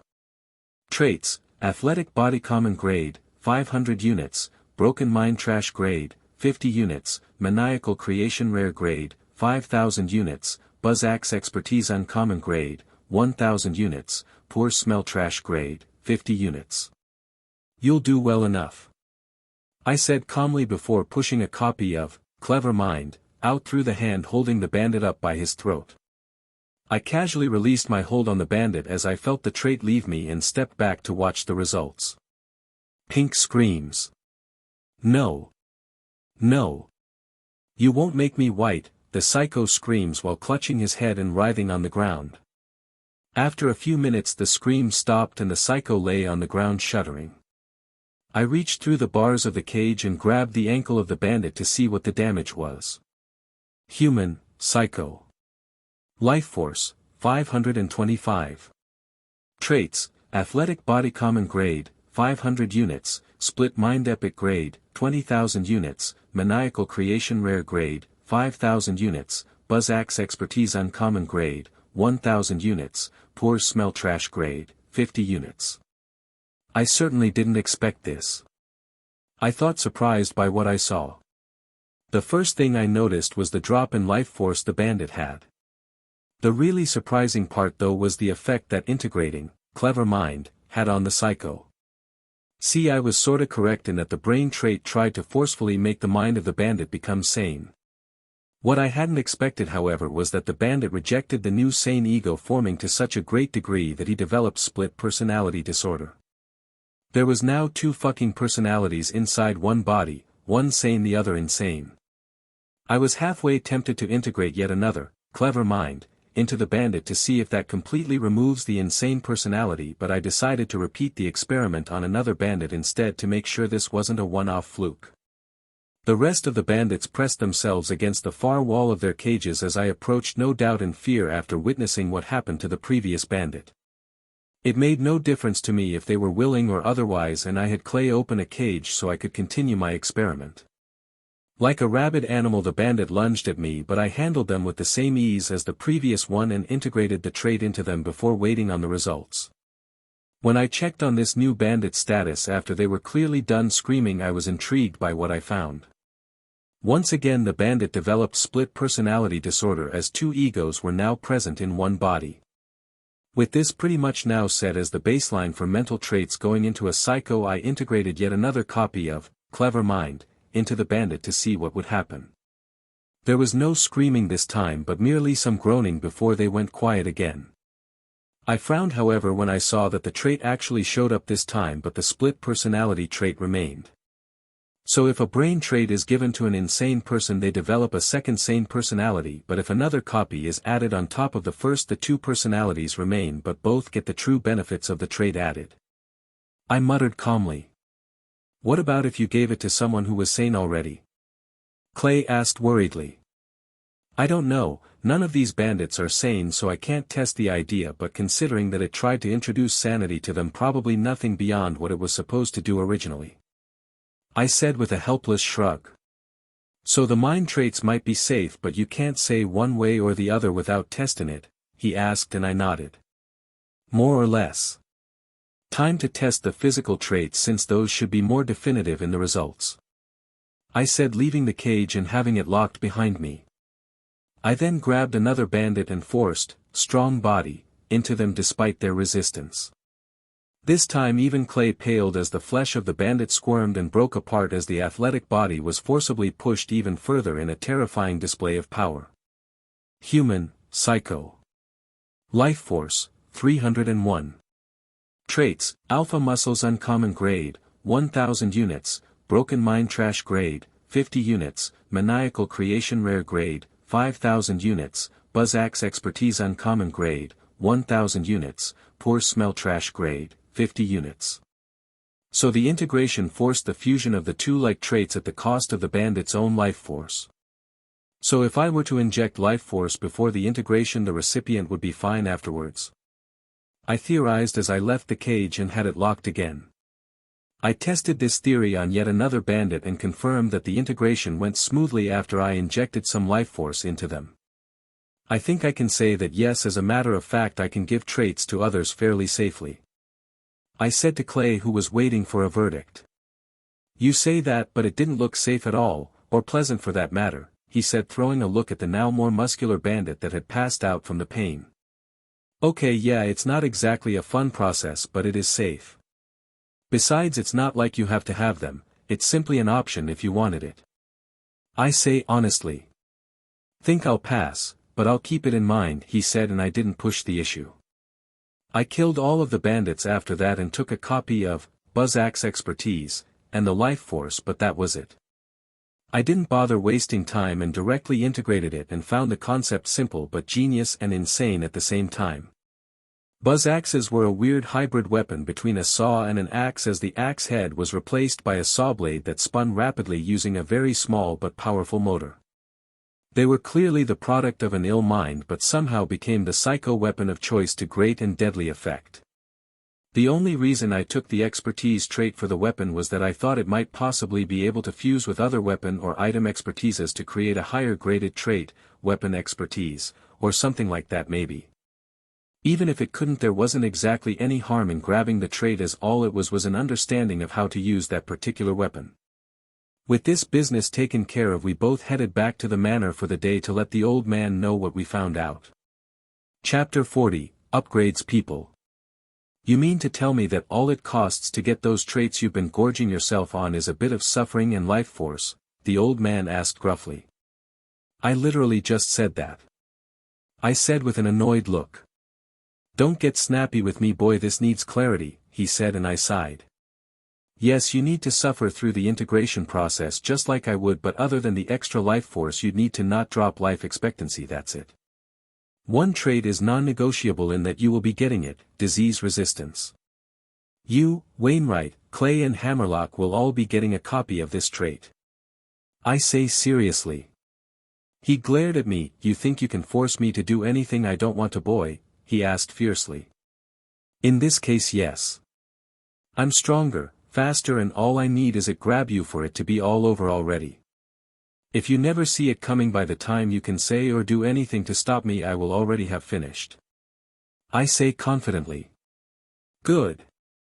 The strong take and the weak got no right to argue. So long as you've got the best in mind for Jacobs, you'll find the shadow of the old tree will always shade you, he said with the barest hint of a smile. Well shit, kid, don't we get any say in this matter? Clay complained. Of course you do, never said I would listen though. I said with a grin, and he sighed. Yeah, I shoulda guessed, he says with a wry smile as he shook his head. Can't really bellyache about it either, Clay, as it will be good for us in the end, the old man said with a shrug. He's not wrong, besides if it really bothers you, you could just get anesthesia first so you don't feel a thing. I said casually. That was an option, he asked incredulously. I scoffed, for anyone other than me, yeah. I have to be awake to start the process, which means none of that knockout gas for me, but since I'm giving the traits to you, there's no reason why you would need to be awake for it, since it's biological in nature rather than mental or spiritual. I said honestly. Well, I got no argument then, he said, now totally fine with it. Couldn't really fucking blame him, as no one other than a masochist, the insane, or someone with no other option would willingly suffer like that. I fell in the first category, by the way, since all adrenaline junkies are masochistic. It's literally how we get our high. In my particular case, there was also a good helping of the last type of person as well, since that was the only way to make the most of my powers. Clay wanting to avoid unnecessary suffering was pretty natural as a result, and not something to be held against him. That pretty much sealed the deal for what I would be doing for the last couple months before Pandora called my name. First and foremost, I had to collect the traits that each of my closest people would be receiving. The list was as follows. Montgomery Jacobs, Disease Resistance Epic Grade, Iron Stomach Uncommon Grade, Clever Mind Uncommon Grade, Dexterous Hands Common Grade. Wainwright Jacobs, Disease Resistance Epic Grade, Precise Vision Rare Grade, Dexterous Hands Common Grade, Iron Stomach Uncommon Grade, Clever Mind Uncommon Grade.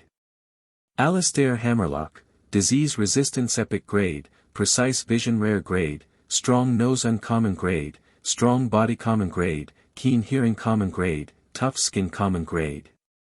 Clay, Disease Resistance Epic Grade, Iron Stomach Uncommon Grade, Clever Mind Uncommon Grade, Dexterous Hands Common Grade, Precise Vision Rare Grade, Alpha Muscles Uncommon Grade, Armored Hide Rare Grade.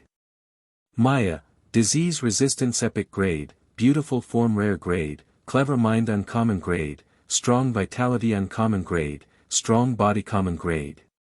Besides, disease resistance, the traits each of my close group chose for themselves represented their own interests and jobs. The old man took a trait to help with his alcoholism and the rest were chosen to help him run the corporation better. For Wainwright it was the same with the exception to the trait he wanted to improve his admittedly piss-poor eyesight. He wasn't blind or even close to it but his perception past about 7 feet made him unable to use any gun other than a shotgun with any decent amount of accuracy. Hammerlock straight up wanted an upgrade all around to make himself a better hunter. Clay's list might had coincided with Wainwright and Hammerlock's to a degree but that was apparently because he thought those traits would improve his ability as a gunslinger and smuggler. I could see how too if I really thought about what each trait did and how that could be used to do what he does. Maya was more a special addition to my list as I planned to go back to Athena's to grab a copy of her powers trait.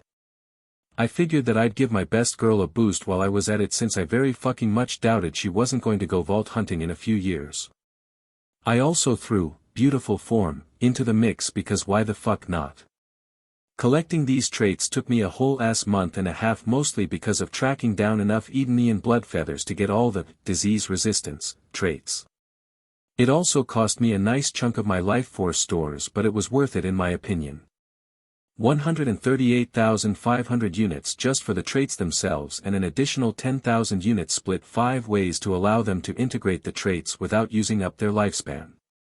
The first to undergo the transformation was Wainwright who was way too fucking eager in my opinion.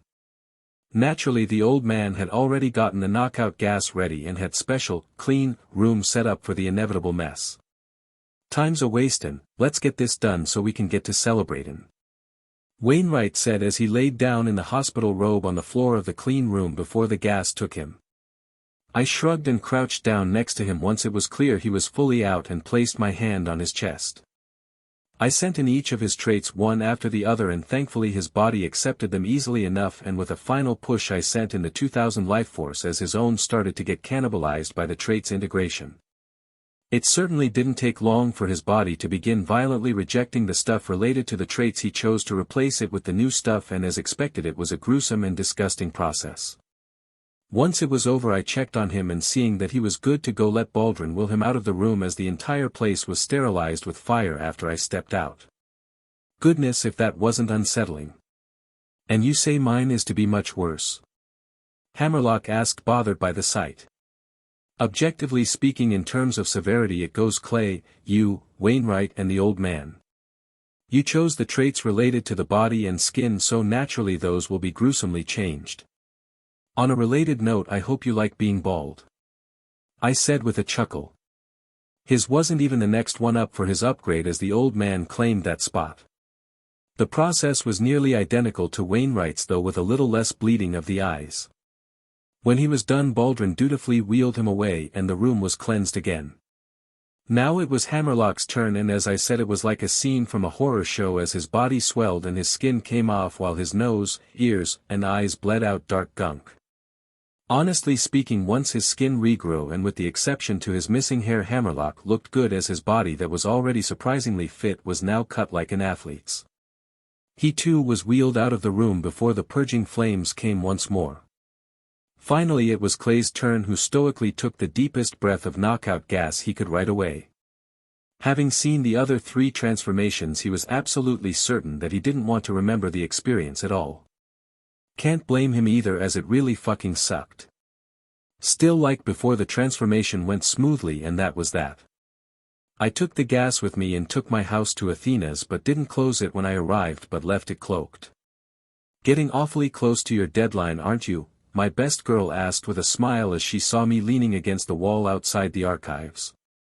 I've still got a couple weeks, besides I come bearing gifts. I have for you some nifty traits but if you don't want them I guess I could just keep them to myself. I said playfully. Her face lit up in a wide smile, absolutely not, how could you ever take back a gift you offered, she asked playing along. Meh, I'll deal with it. I said with a shrug. I suppose you didn't come all this way just for this, right? She asked changing the subject. Right you are, I am also here to grab that power trait of yours. A copy of it anyways. I said honestly. About time, I've been dying to know what would happen after you added a second Siren trait to yourself, she said, way more eager about this than even the traits I brought her. Let's give you those traits first. I brought the knockout gas since the process is kinda painful. You could also try doing it without being knocked out, but I don't recommend it. I say honestly as I lead her into my house. You aren't knocked out when you do it, so how bad could it be? She asked curiously. Oh, it's fucking terrible depending on what traits you do. The armored hide trait, for example, makes all of your skin come off. The traits you are getting are much more mild. You'll just bleed from your everything and have all of your muscles grow more powerful in a short span of time. I said, and she gaped in horror. Chapter 41, Miscalculation. That doesn't sound mild at all, she exclaims in horror. We are talking rapid controlled fucking evolution here. What were you expecting, a rash? No, your body will go through all the upgrades it would have taken for you to naturally reach that end result within a matter of minutes, so no matter what, it's not going to be a pleasant process. I said, rolling my eyes. Fine, I get it, but why the whole bleeding from my everything thing? She asked with a frown. That would be the disease resistance trait I got lined up for you. Turns out it does a complete upgrade to your immune system, which means all the old parts get kicked out, hence the bleeding. I said with a shrug. Disease resistance? Judging from the name, it makes it harder for me to get a cold, she said, confused. If it was so mundane, why would I bother getting it for you? I asked with a shake of my head. What it does is increase your body's ability to identify and combat any diseases you encounter to a ridiculous degree. I don't mean just common diseases, but all diseases, including to but not limited to plagues and anthrax. I said with a grin as her eyes grew huge as she understood the implications of what I said. Okay, that sounds awesome, she says with a smile. Glad you are on board then. So how we doing this? I asked, and she looked confused. I thought you knew, she asked, and I shook my head. I don't mean how am I going to give you the traits, but rather what happens after that. You'll be knocked out for at least 20 minutes, and that means you will be either covered in filth for that whole time and clothed, or naked and covered instead. I explained, and her face turned crimson as she understood the issue. Unlike with the old man and the others, Maya was a female, and that meant she will end up in an award position regardless. She might thirst me up whenever she thought I wasn't looking, and even actively try and get me to take peeks at her growing assets, but she was still a girl with no sexual experiences, so just getting totally or even partially naked in front of me was an uncomfortable idea for her. It was a strange thing being willing to fuck and stripping without having that intention, having different reactions from someone, but people were complicated. If we were just going to fuck, she'd probably drop her clothes without hesitation, but now that it was a look but don't touch type deal, she was embarrassed. Do you have a sheet or something I can cover myself with? She asked, red-faced. I don't, but I can easily fix that. Creation machine, remember. Gonna have to go with plastic though if we don't want it to stick to you. I said with a shrug, and she sighed and relaxed. Making a simple black plastic sheet in the machine was easy enough, and after going to my bathroom and changing into her sheet, Maya was ready. I gassed her and sent in the traits along with an extra 2,000 units of life force. As I had said, her muscles squirmed under her skin as they tore and reformed, while all of her pores leaked a mix of thick, dark and thin, light-colored blood. I didn't get to see the results really, as she was fully covered from the neck down in the black sheet, but I figured I'd know soon enough. I also didn't take a copy of her powers trait during this time because I wasn't entirely sure what would happen if I did. If for some reason the power went haywire when I took it, I wanted her awake to counter it with her own. As I guessed, she stayed under for about 25 minutes before I heard the water start flowing in my bathroom, and I waited for her to get done washing herself off. When she walked out, I mentally high-fived myself for throwing a copy of Beautiful Form in the mix. For starters, despite her body bulking up a bit, she still looked like a supermodel, just with faint abs. Second, her hips and tits got an upgrade in huggability, if you understand my meaning. That has to be at least a whole cup size bigger than before. I thought, impressed. It wasn't a very huge increase, but definitely noticeable. Her skin was also now practically glowing with how smooth and vibrantly healthy it was. I also noticed she'd gained a good 2 inches of height to better keep her proportions just right. I assume you did this intentionally, she asked, pressing her boobs together. Well, not intentional exactly, I did slip in a beautiful form in there, but other than it was supposed to make you more gorgeous, I had no idea how it would affect you. I regret nothing, I said with a grin. I'm not even mad, they are awesome, she said, bouncing a bit, causing that hypnotic jiggle everyone loves. Tearing my gaze from her chest, we should probably get the power trait over with, huh? I asked, and she rushed over eagerly. I've been waiting for this, she said with a huge smile. I just chuckled at her excitement before grabbing one of her smooth, soft hands and going ahead with the acquisition. Immediately I felt that hunger flare up as a whole million units of life force vanished from my stores.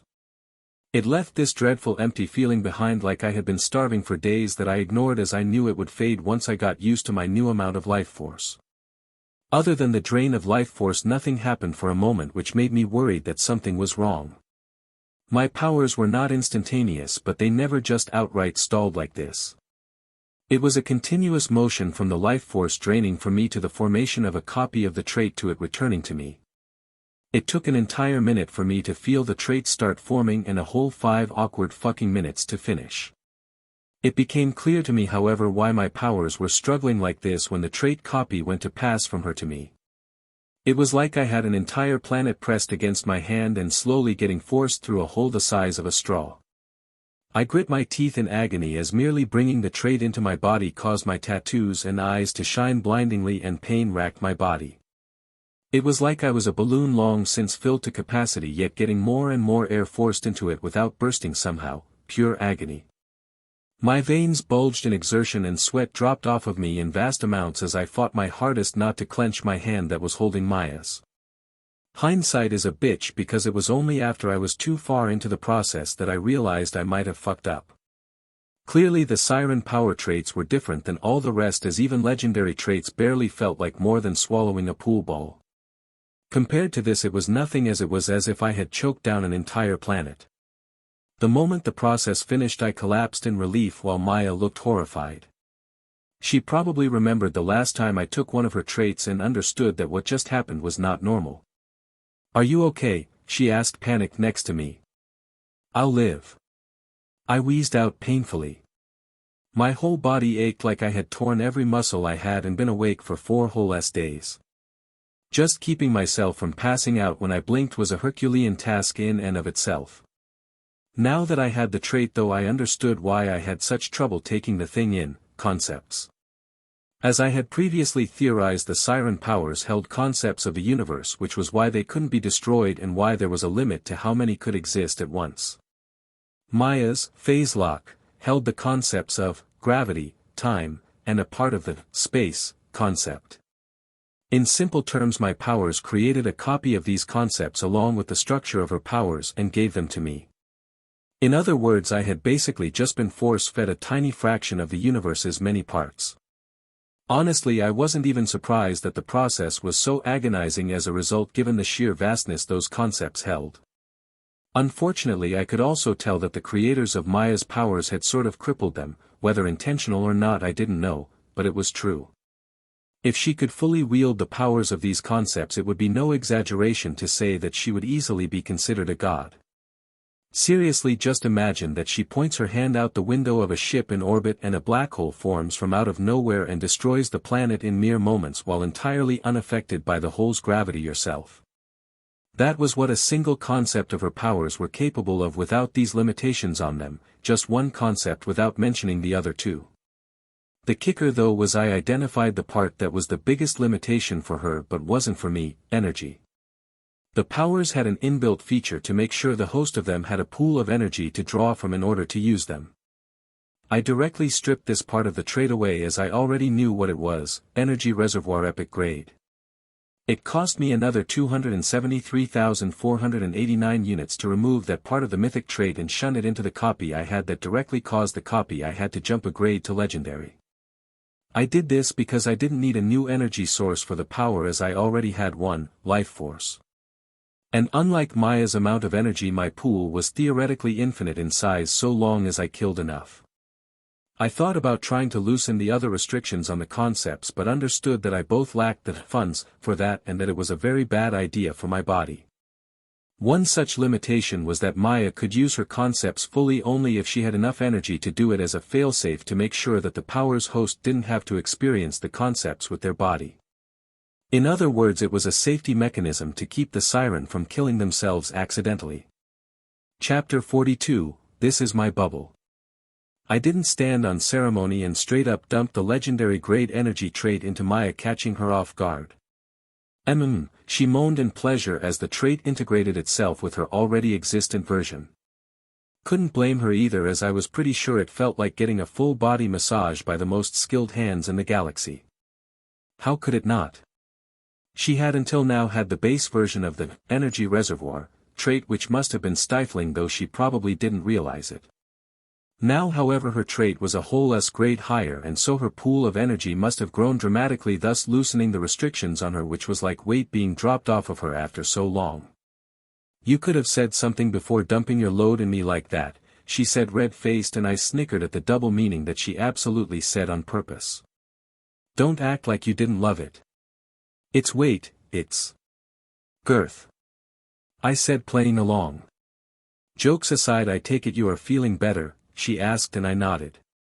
Yeah, the reason it was different this time was that your powers hold a few fragments of the universe's functions, and absorbing them felt like trying to swallow a planet.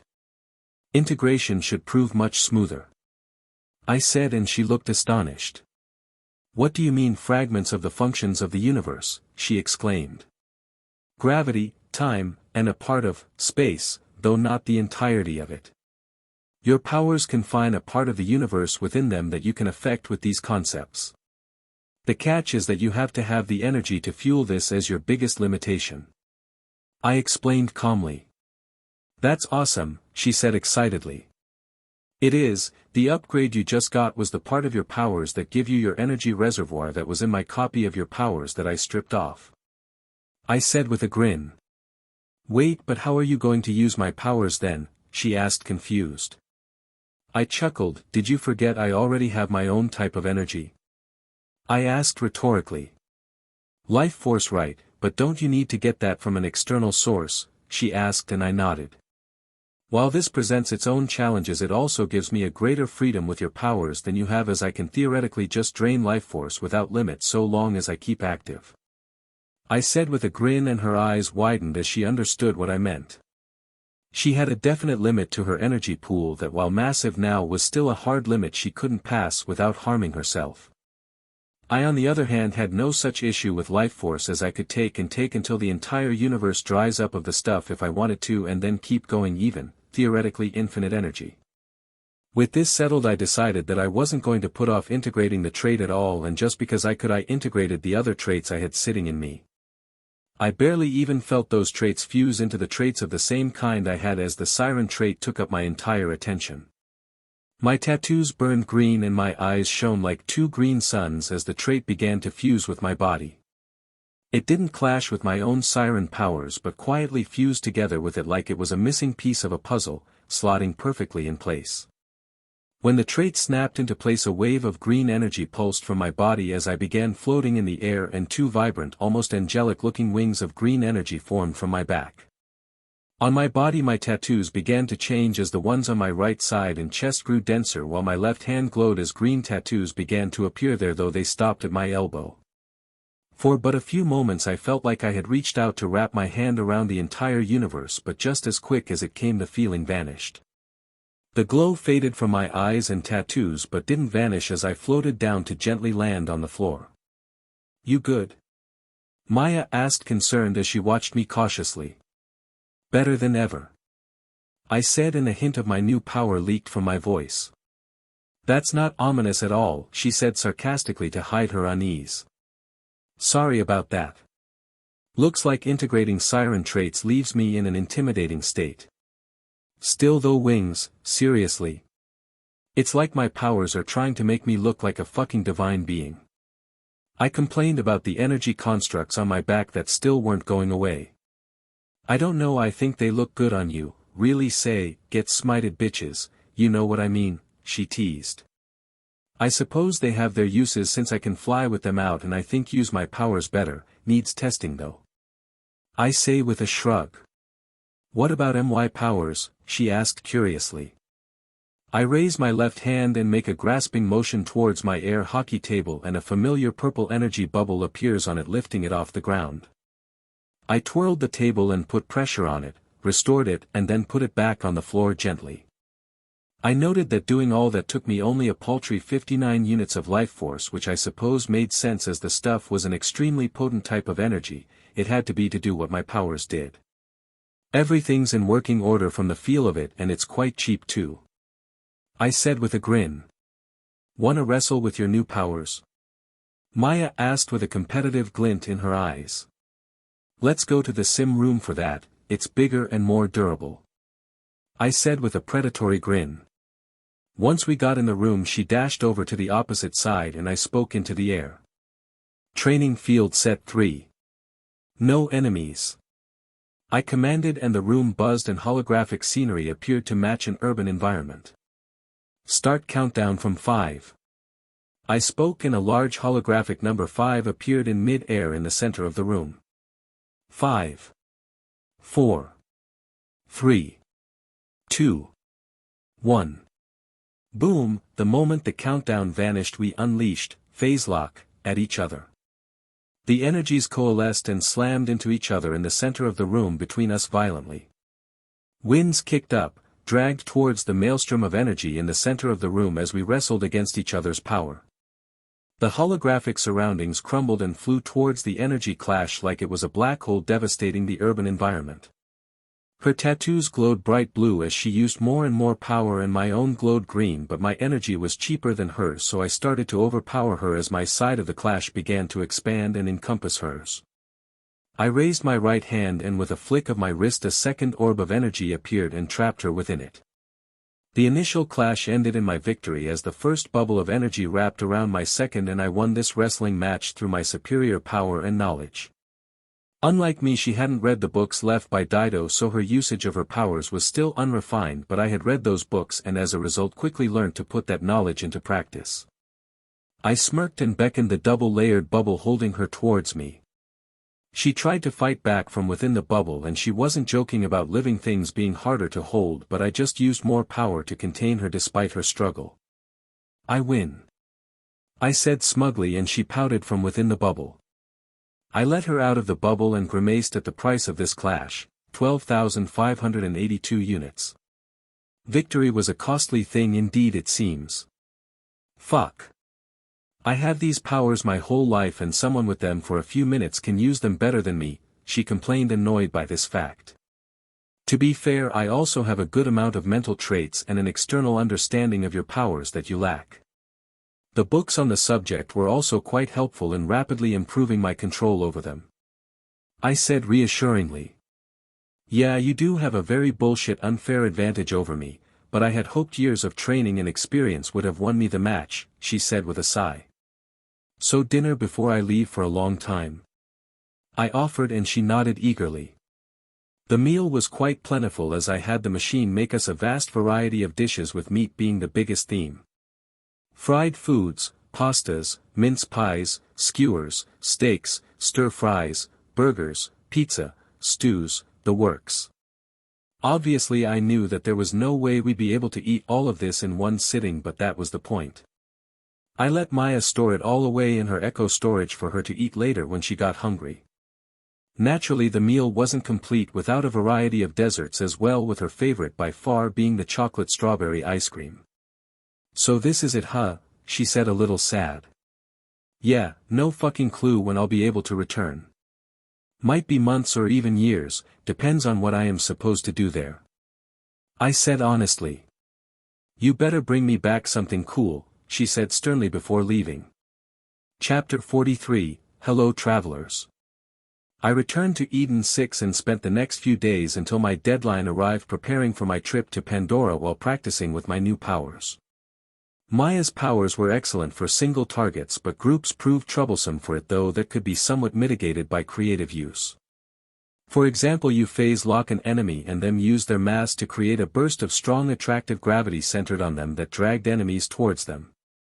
This left the enemies in a nice neat group to be cut down.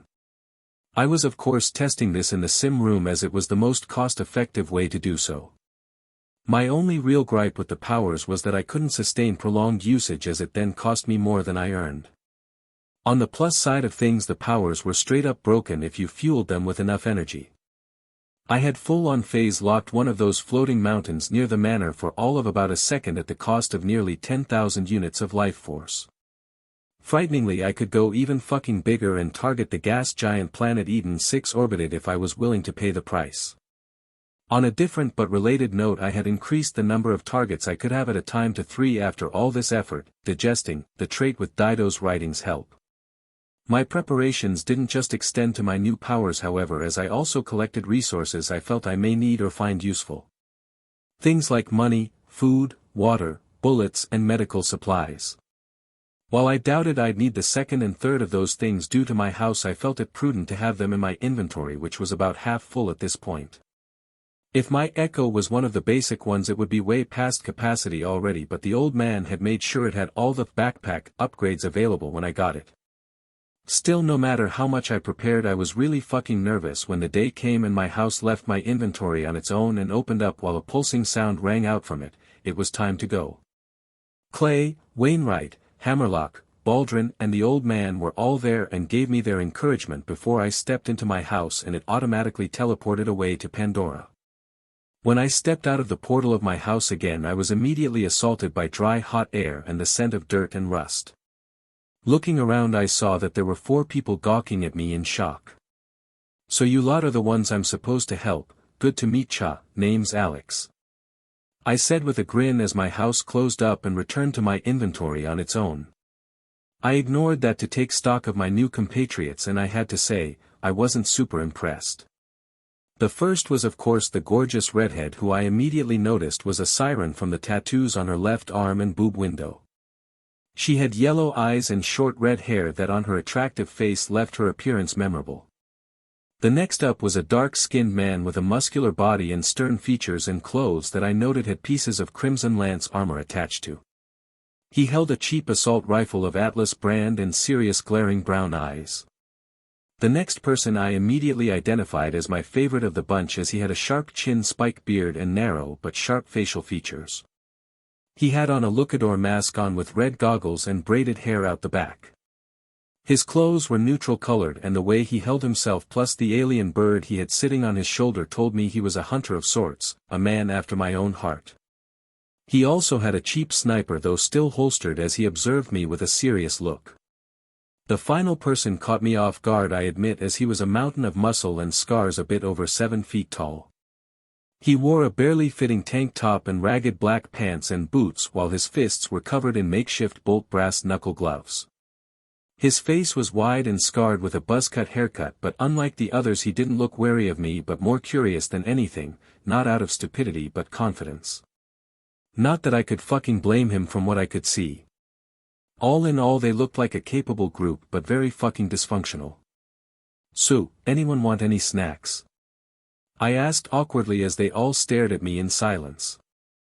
The big one's eyes lit up and he walked forward to tower over me. "What you got?" he asked with a deep but friendly voice.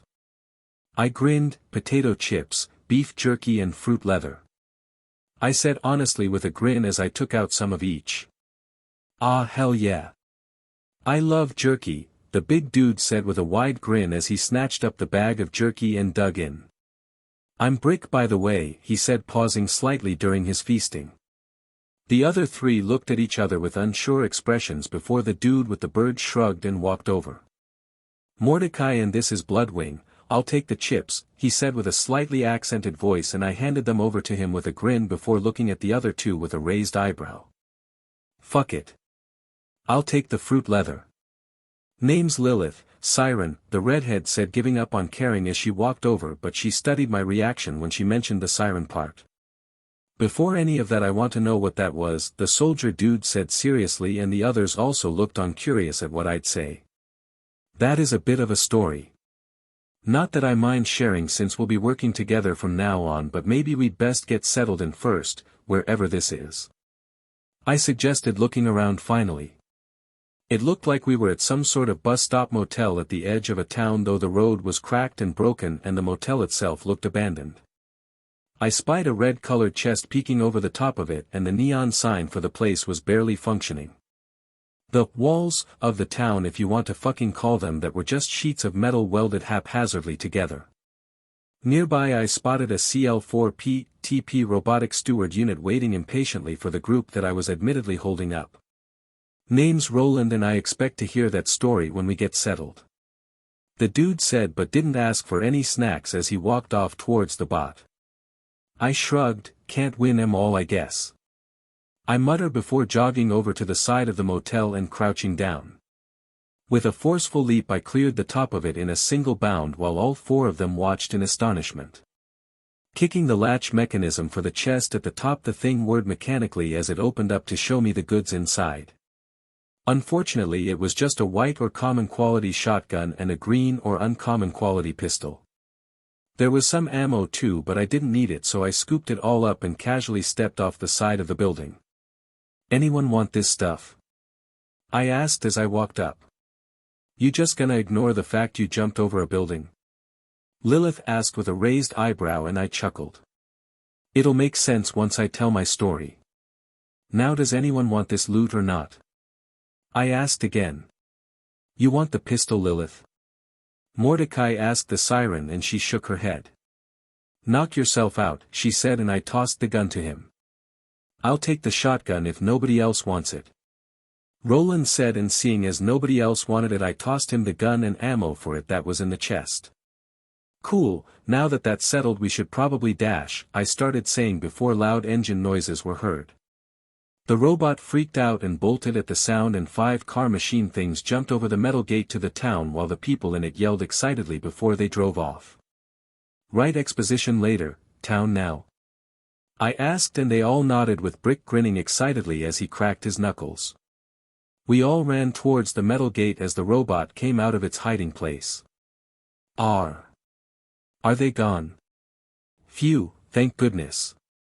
Those bandits really have it out for us claptrap units. Using us as target practice is not part of our programming, the bot complained as it opened the gate. And open. The gate slid open and the bot got ahead of itself and ran into it. Ow.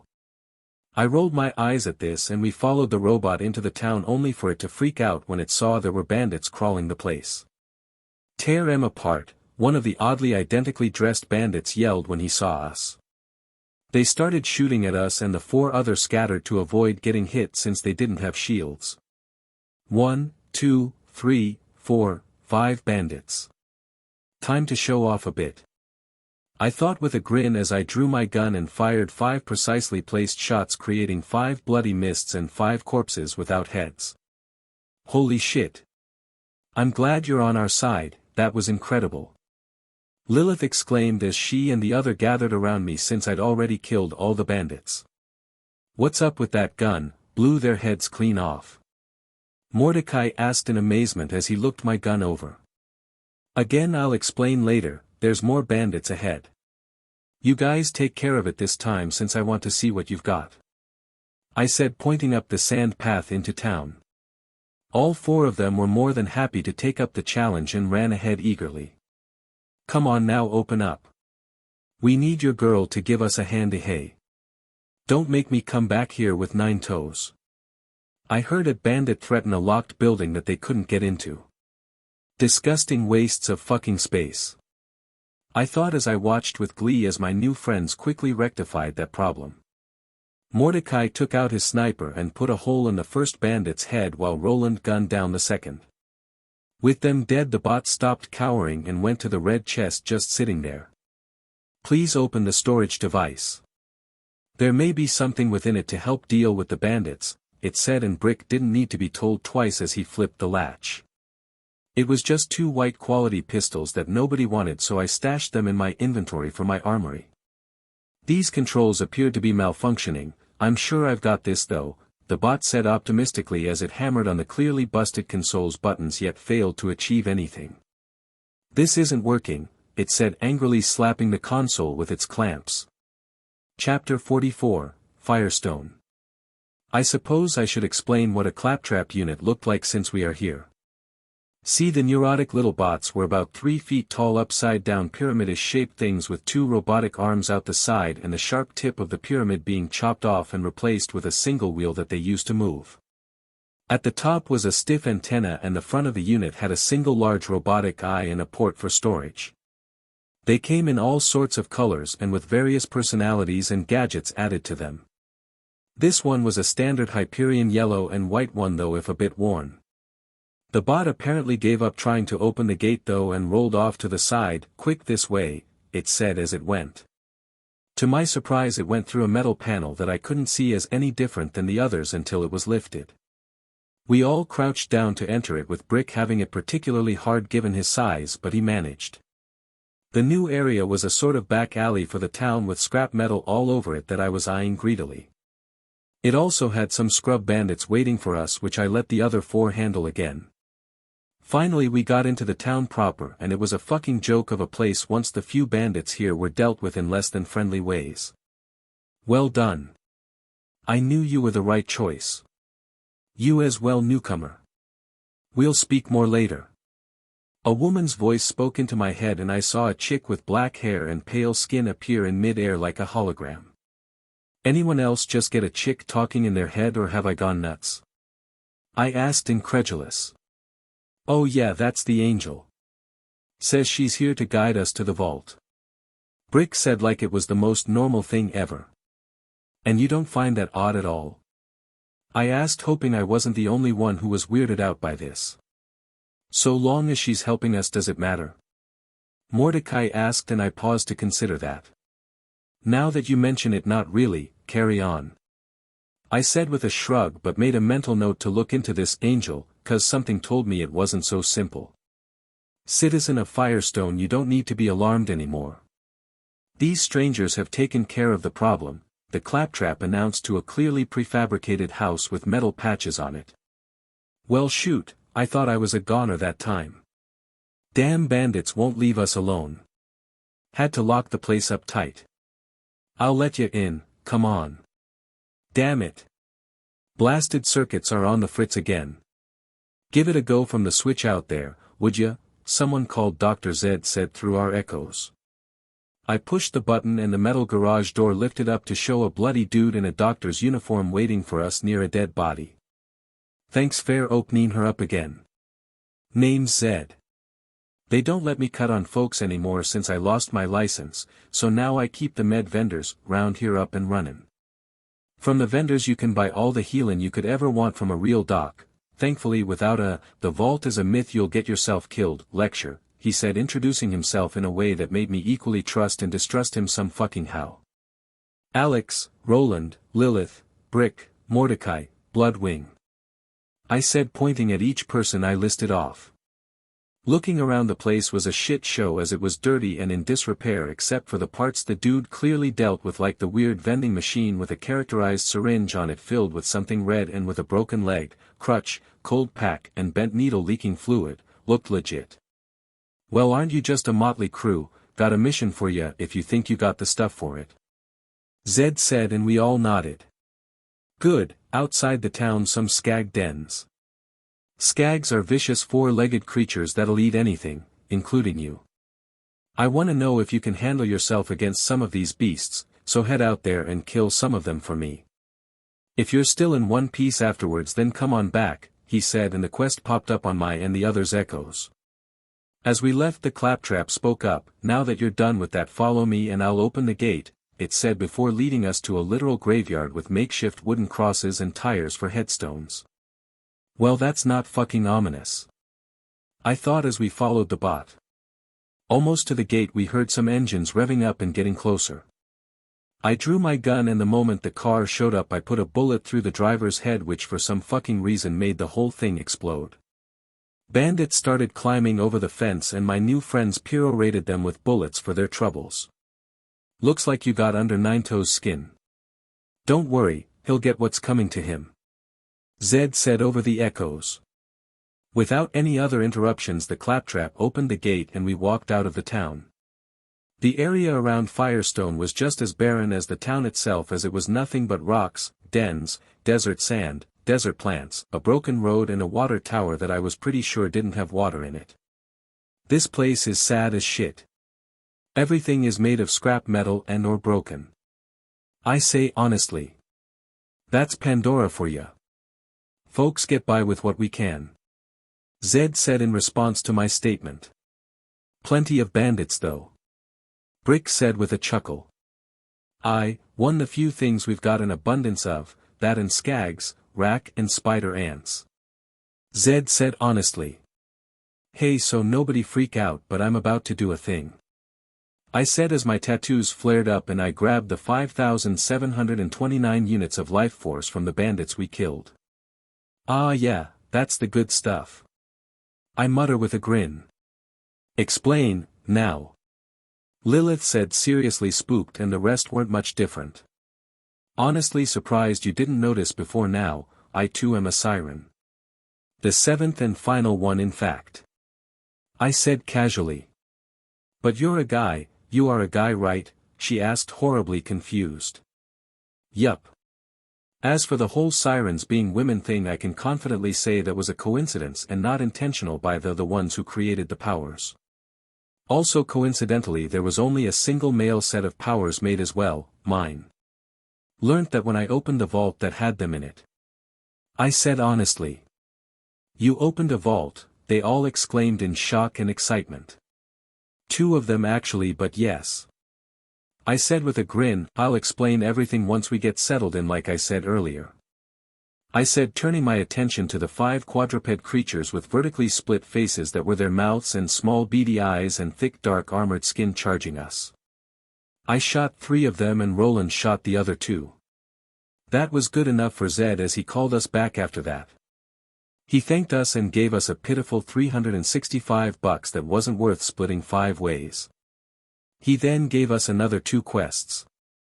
The first was to fix the fucking med vendor, you know the thing he said he fixes, and the second was to kill some bandits who spied on the town for their leader Ninetoes. I called dibs on killing the bandits. I said immediately. Damn it, I wanted to kill the bandits. Brick complained. Wanna make it a race to see who kills the most the quickest? I asked and he grinned viciously. You're on, he yelled and we both bolted out the building towards the area Zed said the bandits were holed up. People don't yet trust you. If you are ever to find the vault you'll need the aid of the people. Helping Dr. Zed with his 9-toes problem is a good move. That angel, said in my head as we ran. Brick and I ignored that as we ran straight to the makeshift camp that had maybe 12 bandits in it. We must have looked terrifying as the one left at the entrance to the camp saw us coming and ran away screaming. I shot him in the back of the head and called over to Brick 1, which really tickled his competitive side. His face turned red as he ran even faster to the point he was actually keeping stride with me, which let me tell you was impressive as shit. When we actually got into the camp it was like foxes in a hen house, bloody and one-sided. I shot 3 faces off right away and Brick didn't even bother with using his gun and straight up punched a dude so hard their skull visibly sank in under his fist. Mad respect, that shit was awesome. I picked off another 3 bandits while Brick broke the faces of 2 others who had the misfortune to be standing next to each other. We ended up killing the last 2 simultaneously. Ha! I win, 8 kills to your 4. I called with a grin as I dragged in the 10,725 life force from these bandits. I'll win next time, he swore and I just laughed before taking out a bottle of water and tossing it to him. You got blood on your face, I said casually and he nodded and uncapped the bottle before downing half of it and then dumping the rest over his head to wash the blood off since it was fresh. He tossed the bottle to the side and I didn't say anything as the place was already littered with trash so one more bottle made no difference. I also didn't grab any traits from the bandits because they had nothing worth grabbing, clearly fucking scrubs. Chapter 45, Shady Shit. We made our way back to Firestone and Zed's place in particular to turn in the mission and I saw the vendor was up and running while the others waited with shields now openly sitting on their waists. Got some shields finally I see, good. We cleared out the bandits already so this 9-toes dude shouldn't be getting any new intel, a good time to catch him off guard. I said calmly. About that, I don't actually know where Nine Toes is holed up. Not to worry though, I know someone who might. T.K. Baha lives alone just outside of town, might have seen his house when you killed those bandits. Anyways, T.K's blind as a bat but knows the area better than anyone else. If somebody's bound to have a guess where Nine Toes is hiding out, it's him. Zed said, marking the house on our Echo minimap. Ironic that a blind man is the best guide we can get. I say with a chuckle that Brick and Lilith share. Like Zed said, the house was really not that far from the town's entrance, to the point you could easily see it from the town. The place had a garden, it was all dead, and was set up on a cliff with a metal shack that looked to be made of scrap sheet metal being the house. On the porch was a dude with a large bottom jaw and narrow face that wore thick dark tinted goggles over his eyes and had short red hair. He was clearly missing a leg and had on a Hawaiian shirt and plaid pants with a shotgun resting on his lap. "You! One more step and it'll be your last," he yelled, pointing the shotgun at us with a wide grin before lowering it with a laugh. "You should have seen the look on your face," he said, chuckling to himself. We walked up and he inhaled deeply. "Smells like off-worlder. How you liking our planet anyways?" he asked, and everyone but me looked surprised. The blind gaining stronger senses was not a new concept, and as someone with definitely superhuman senses I could say with certainty that our group smelled differently than the locals. We were cleaner and lacked the smell of desert, blood and sweat that both Zed and Baha had, well except Brick, who definitely smelled like blood. Honestly, this place is a fucking armpit so far. Everything's broken, including the people, and if you were to tell me the place was a death world I'd believe you. I said honestly with a grin. "Phew boy, that's harsh, but fair enough. It's rough livin' but livin' all the same," he said with a nod of respect. "Zed sent us. Said you'd know about where Nine Toes was holed up," Lilith said, and Baha paused for a moment before cursing. "Aw, damn rat bastard skags just stole my food stores. Go kill 'em and bring the food back and we'll talk when I ain't so pissed," he said, grinding his teeth.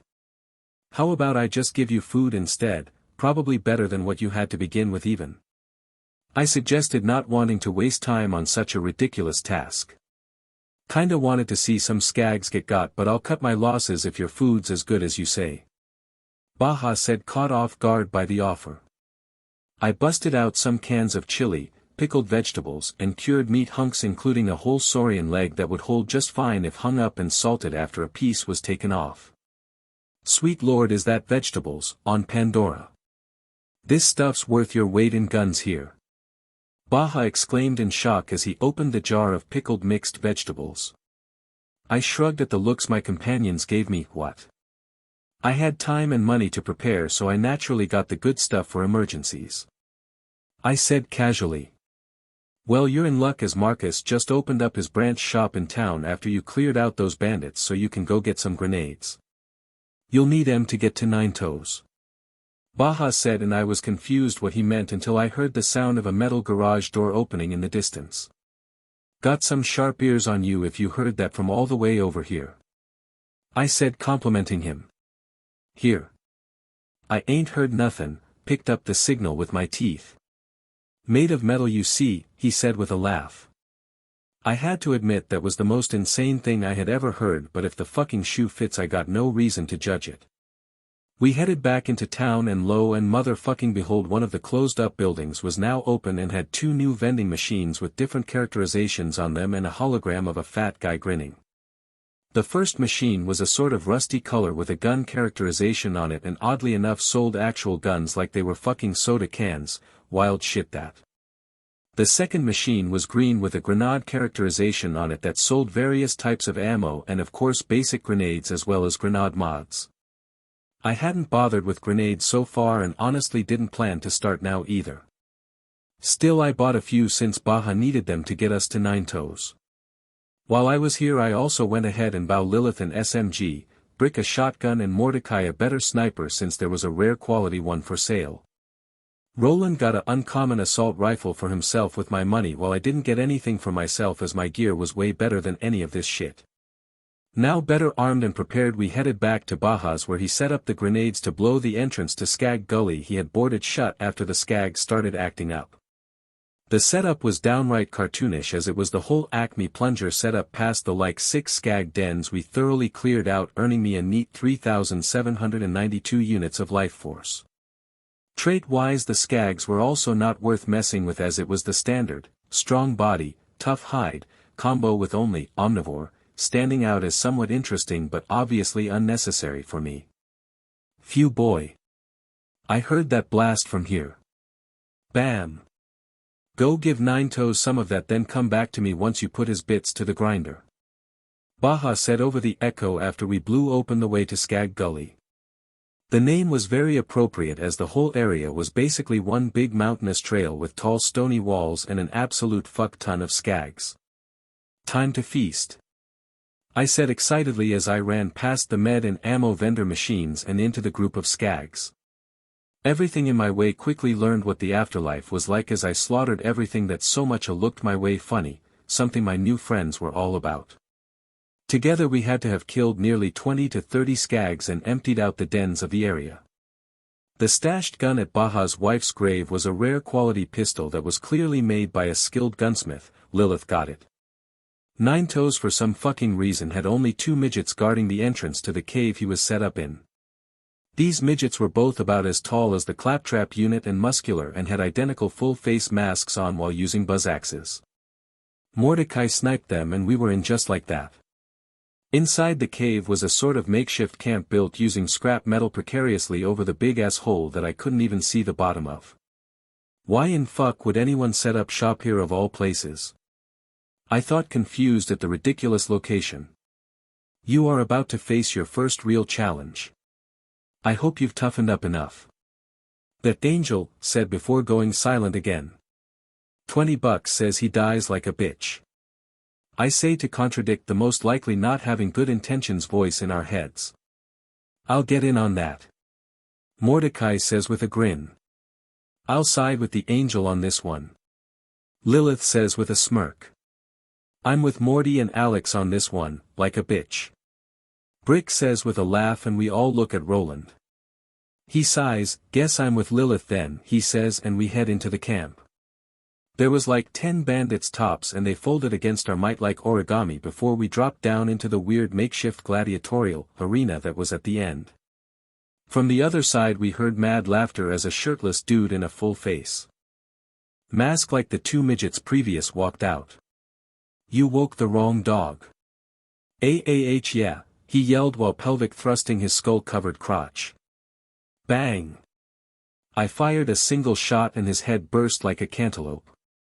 Everyone else just looked at me speechlessly. What? He had fucking nipple spikes of all bloody things. Who even does that? I said defensively. Fair enough. Lilith says, and the rest agrees. Also I was right, total pushover. His shield didn't even stop a single bullet, might as well have not even been fucking wearing one. I say honestly. You've taken the first step on your journey. Who I am isn't important, what is that the vault is real. Steel yourself for the challenges ahead and you will succeed.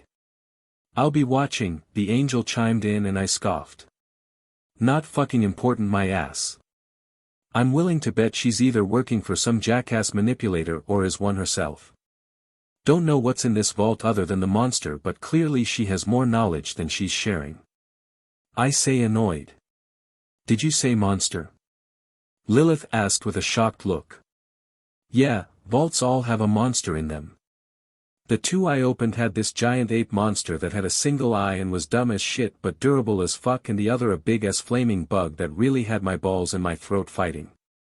Also, it's common knowledge the vaults have monsters in them, you barely need. Chapter 46, Anomaly. Third-person POV, Hyperion Office. Angel, what's the status of those vault hunters?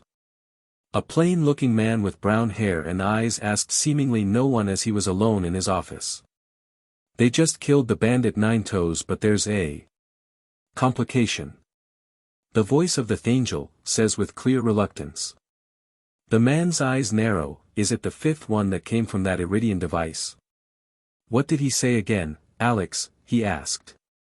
Yes. As I previously said, he claims to have opened 2 vaults prior to this and has just told the rest of the group about the monsters within the vaults. He also has made it clear that he doesn't trust me, going so far as to claim to the others that there was a manipulative jackass behind me if I myself wasn't one. Angel said seriously. Language, the man chided sternly before moving on. I suppose I should have expected that someone who's opened 2 other vaults without tipping off the corporations about who they are wouldn't be so gullible. Has he derailed the mission at all? He asked after thinking out loud. Not at the moment, but the chances of it happening are going up rapidly. Angel said honestly. What are the chances that putting a bounty on him will work? The man asked contemplatively. 5%. Angel said with a clear amount of surprise. What? How? The man demanded in shock. I ran an algorithm to determine the chances of success if a bounty was placed on him according to what I have been able to determine of his abilities, personality, weaponry, and all known bounty hunters. According to that, there's next to no chance outside of luck it would accomplish what you want. Angel said, sounding almost impressed. How can one guy be so frickin' hard to deal with? Send me the data you've gathered so I can see what the problem is, he said, and a page opened up on his terminal. His eyes widened more and more the further he read, and he even pinched himself to see if he was dreaming. It was all true though, and he couldn't help but gulp anxiously as the possibilities of this information flitted across his mind. Are you absolutely sure this is all accurate? He asked seriously. I removed any speculative data. That is everything that is absolutely confirmed to be accurate. Angel said. How the hell are you even supposed to plan around something like this? The man asked, frustrated. Normal POV. Don't tell me you guys went looking for a vault without actually knowing what the fuck you were even after. I asked incredulously. All I got for an answer was embarrassed, awkward looks. Well, fuck all my expectations, I guess. Alright, new plan. I'm going to do my thing with that corpse over there, and then when we get back to Firestone we are going to sit down and have a nice long talk about things. I said firmly, and nobody objected. Human, mutant. Life force, 1684. Traits, athletic body common grade, 700 units, virility, 3 balls, rare grade, 7000 units, buzzaxe expertise uncommon grade, 2000 units, careless trash grade, 150 units. I was disappointed but not surprised with the traits this bandit had, as besides that weird virility trait he wasn't really special at all. I ripped the life force out of the corpse, reducing it to dust as his clothes, gun and shield dropped. Yay, loot! I thought happily as I rushed over and picked up the shield and gun. Uncommon quality shield and a rare quality pistol, takers? I asked. Give Brick the shield, he's a bigger target. Morty said, and I wasn't going to argue with that logic and tossed the shield to Brick. Anything special about the gun? Roland asked. Bayonet Vladov with a weak fire damage type, but pretty standard issue. I said with a shrug after looking over the gun. Sell it to Marcus when we get back in town, then split the cash. Lilith says, and we all agree. We head out of Skag Gully after that and return to Zed, who looks about as surprised as he can with that mask on. Well, I'll be damned, you actually went and did it. You killed Nine Toes. Unfortunately, he was just a cog in the machine. The real problem is his boss, Sledge. Zed said, raining on our parade. Why didn't you say that to begin with? We could have fucking split up and killed both of them at the same time. I demanded, annoyed at being jerked around. Easy there. No need to get hostile, I just wasn't sure if you lot could handle it or not. Still, I'd say you've got a day or two before Sledge comes down on you, so why not check out the bounty board if you're looking for more work? He suggested, while paying us for killing Nine Toes with a grenade mod and some cash. Alright man, I think it's time we had that chat now that things have calmed down. Morty said, and I nodded. Follow me. I said, and walked behind Zed's house and took out my house before pushing the orange crystal button and waiting for it to open up. Once the portal was open I walked right inside, and besides Roland the others didn't hesitate to come in. Kinda bland, isn't it? Lilith asked, confused as she looked around. Why does everyone say that? It's an alien house, be excited damn it. I complained. He's kinda got a point. This is pretty cool. Morty said as he looked around. Why couldn't we have this talk outside? Roland asked, suspicious. That's because that portal shuts off any active signals and tech that tries to pass through it. A precaution against spying through our echoes. I said honestly. You can get spied on through your echo. Lilith exclaimed in horror. Not completely, no. But just like how you can talk to others through the device, if hacked someone could listen in to anything being said in earshot of it. I am pretty sure this angel person is piggybacking off our echoes to talk with us, which means they could hear everything said outside of here. This conversation isn't the sort of thing I want getting out though, so while I feel like I can trust all of you with it, that person is an entirely different story. I explained seriously. Awfully fast to trust us, isn't it?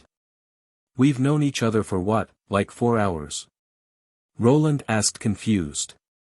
I laughed. Oh please, you guys, and girl, are so about as straightforward as it gets to understand on a personal basis. Brick's good so long as he has food, loot and violence. Mordecai's fairly laid back but gets things done when it needs doing. Lilith is playful but a bit cocky and knows when and how to handle business. You Roland are even easier to trust because you act like a glory-seeking but stern soldier. I said with a grin, and Brick and Lilith both laugh. He's got you there. Lilith said with a smirk, and the dark-skinned man looked like he wanted to argue but couldn't since I was right. Fine, so what's your story then? Roland asked, getting straight to the point predictably. Well, gather round and listen up, because boy do I have a story for you. I said dramatically as I started to tell my tale. I started my tale on Ball 3, where I woke up with a spotty memory and only a gun and shield on me. I then moved on to the cave that held the first vault in it and how I fought through the seraphs and finally reached the vault. I talked about how I opened the vault and fought the colossus that came out that was dumber than shit. I spoke of entering the vault itself and gaining my siren powers along with the logs left by the creator of the sirens. Lilith seemed the most amazed and also surprised by that part. I talked about how I got my house and some guns from the vault and how after I left the vault itself got familiar with my new powers. I explained how my powers worked and all of them looked at me in amazement as I explained how I was actually 14, set the date of my birthday for the day I arrived, and it was only due to my powers that I looked as old as I was. World's most dangerous 14-year-old. Brick joked but nobody disagreed with him. Anyways, I then moved on to my run-in with Clay. Morty and Lilith both snickered at the encounter, not that I could blame them. I talked about the meeting with the old man and hellish experience of the 6 months of schooling that followed. Hold up, if you are so smart, why the hell are you hunting the vault? Couldn't you just invent some stuff and get rich that way? Brick interrupted, confused when I explained my intelligence rating. And miss out on all the excitement?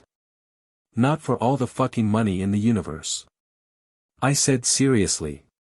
From there I moved on to my hunting on Eden 6. I talked about my dragon egg that was in another room, had to physically stop Brick from rushing to it in excitement. I then moved on to talk about my time on Athena's and with Maya, who Lilith was excited to hear about as another siren. I talked about my travels across that world and stumbling across the cave with the dead Iridian and the vault key for Athena's. I narrated my fight with the bug and the loot I got from that vault before glossing over everything after that until it came time to mention how I had a copy of Maya's powers that made Lilith flip her lid. Chapter 47, Tour Time. You have 2 siren powers, she exclaimed in shock. That is literally what I just said, yes. At some point I'd like to make a copy of yours as well. I admitted freely.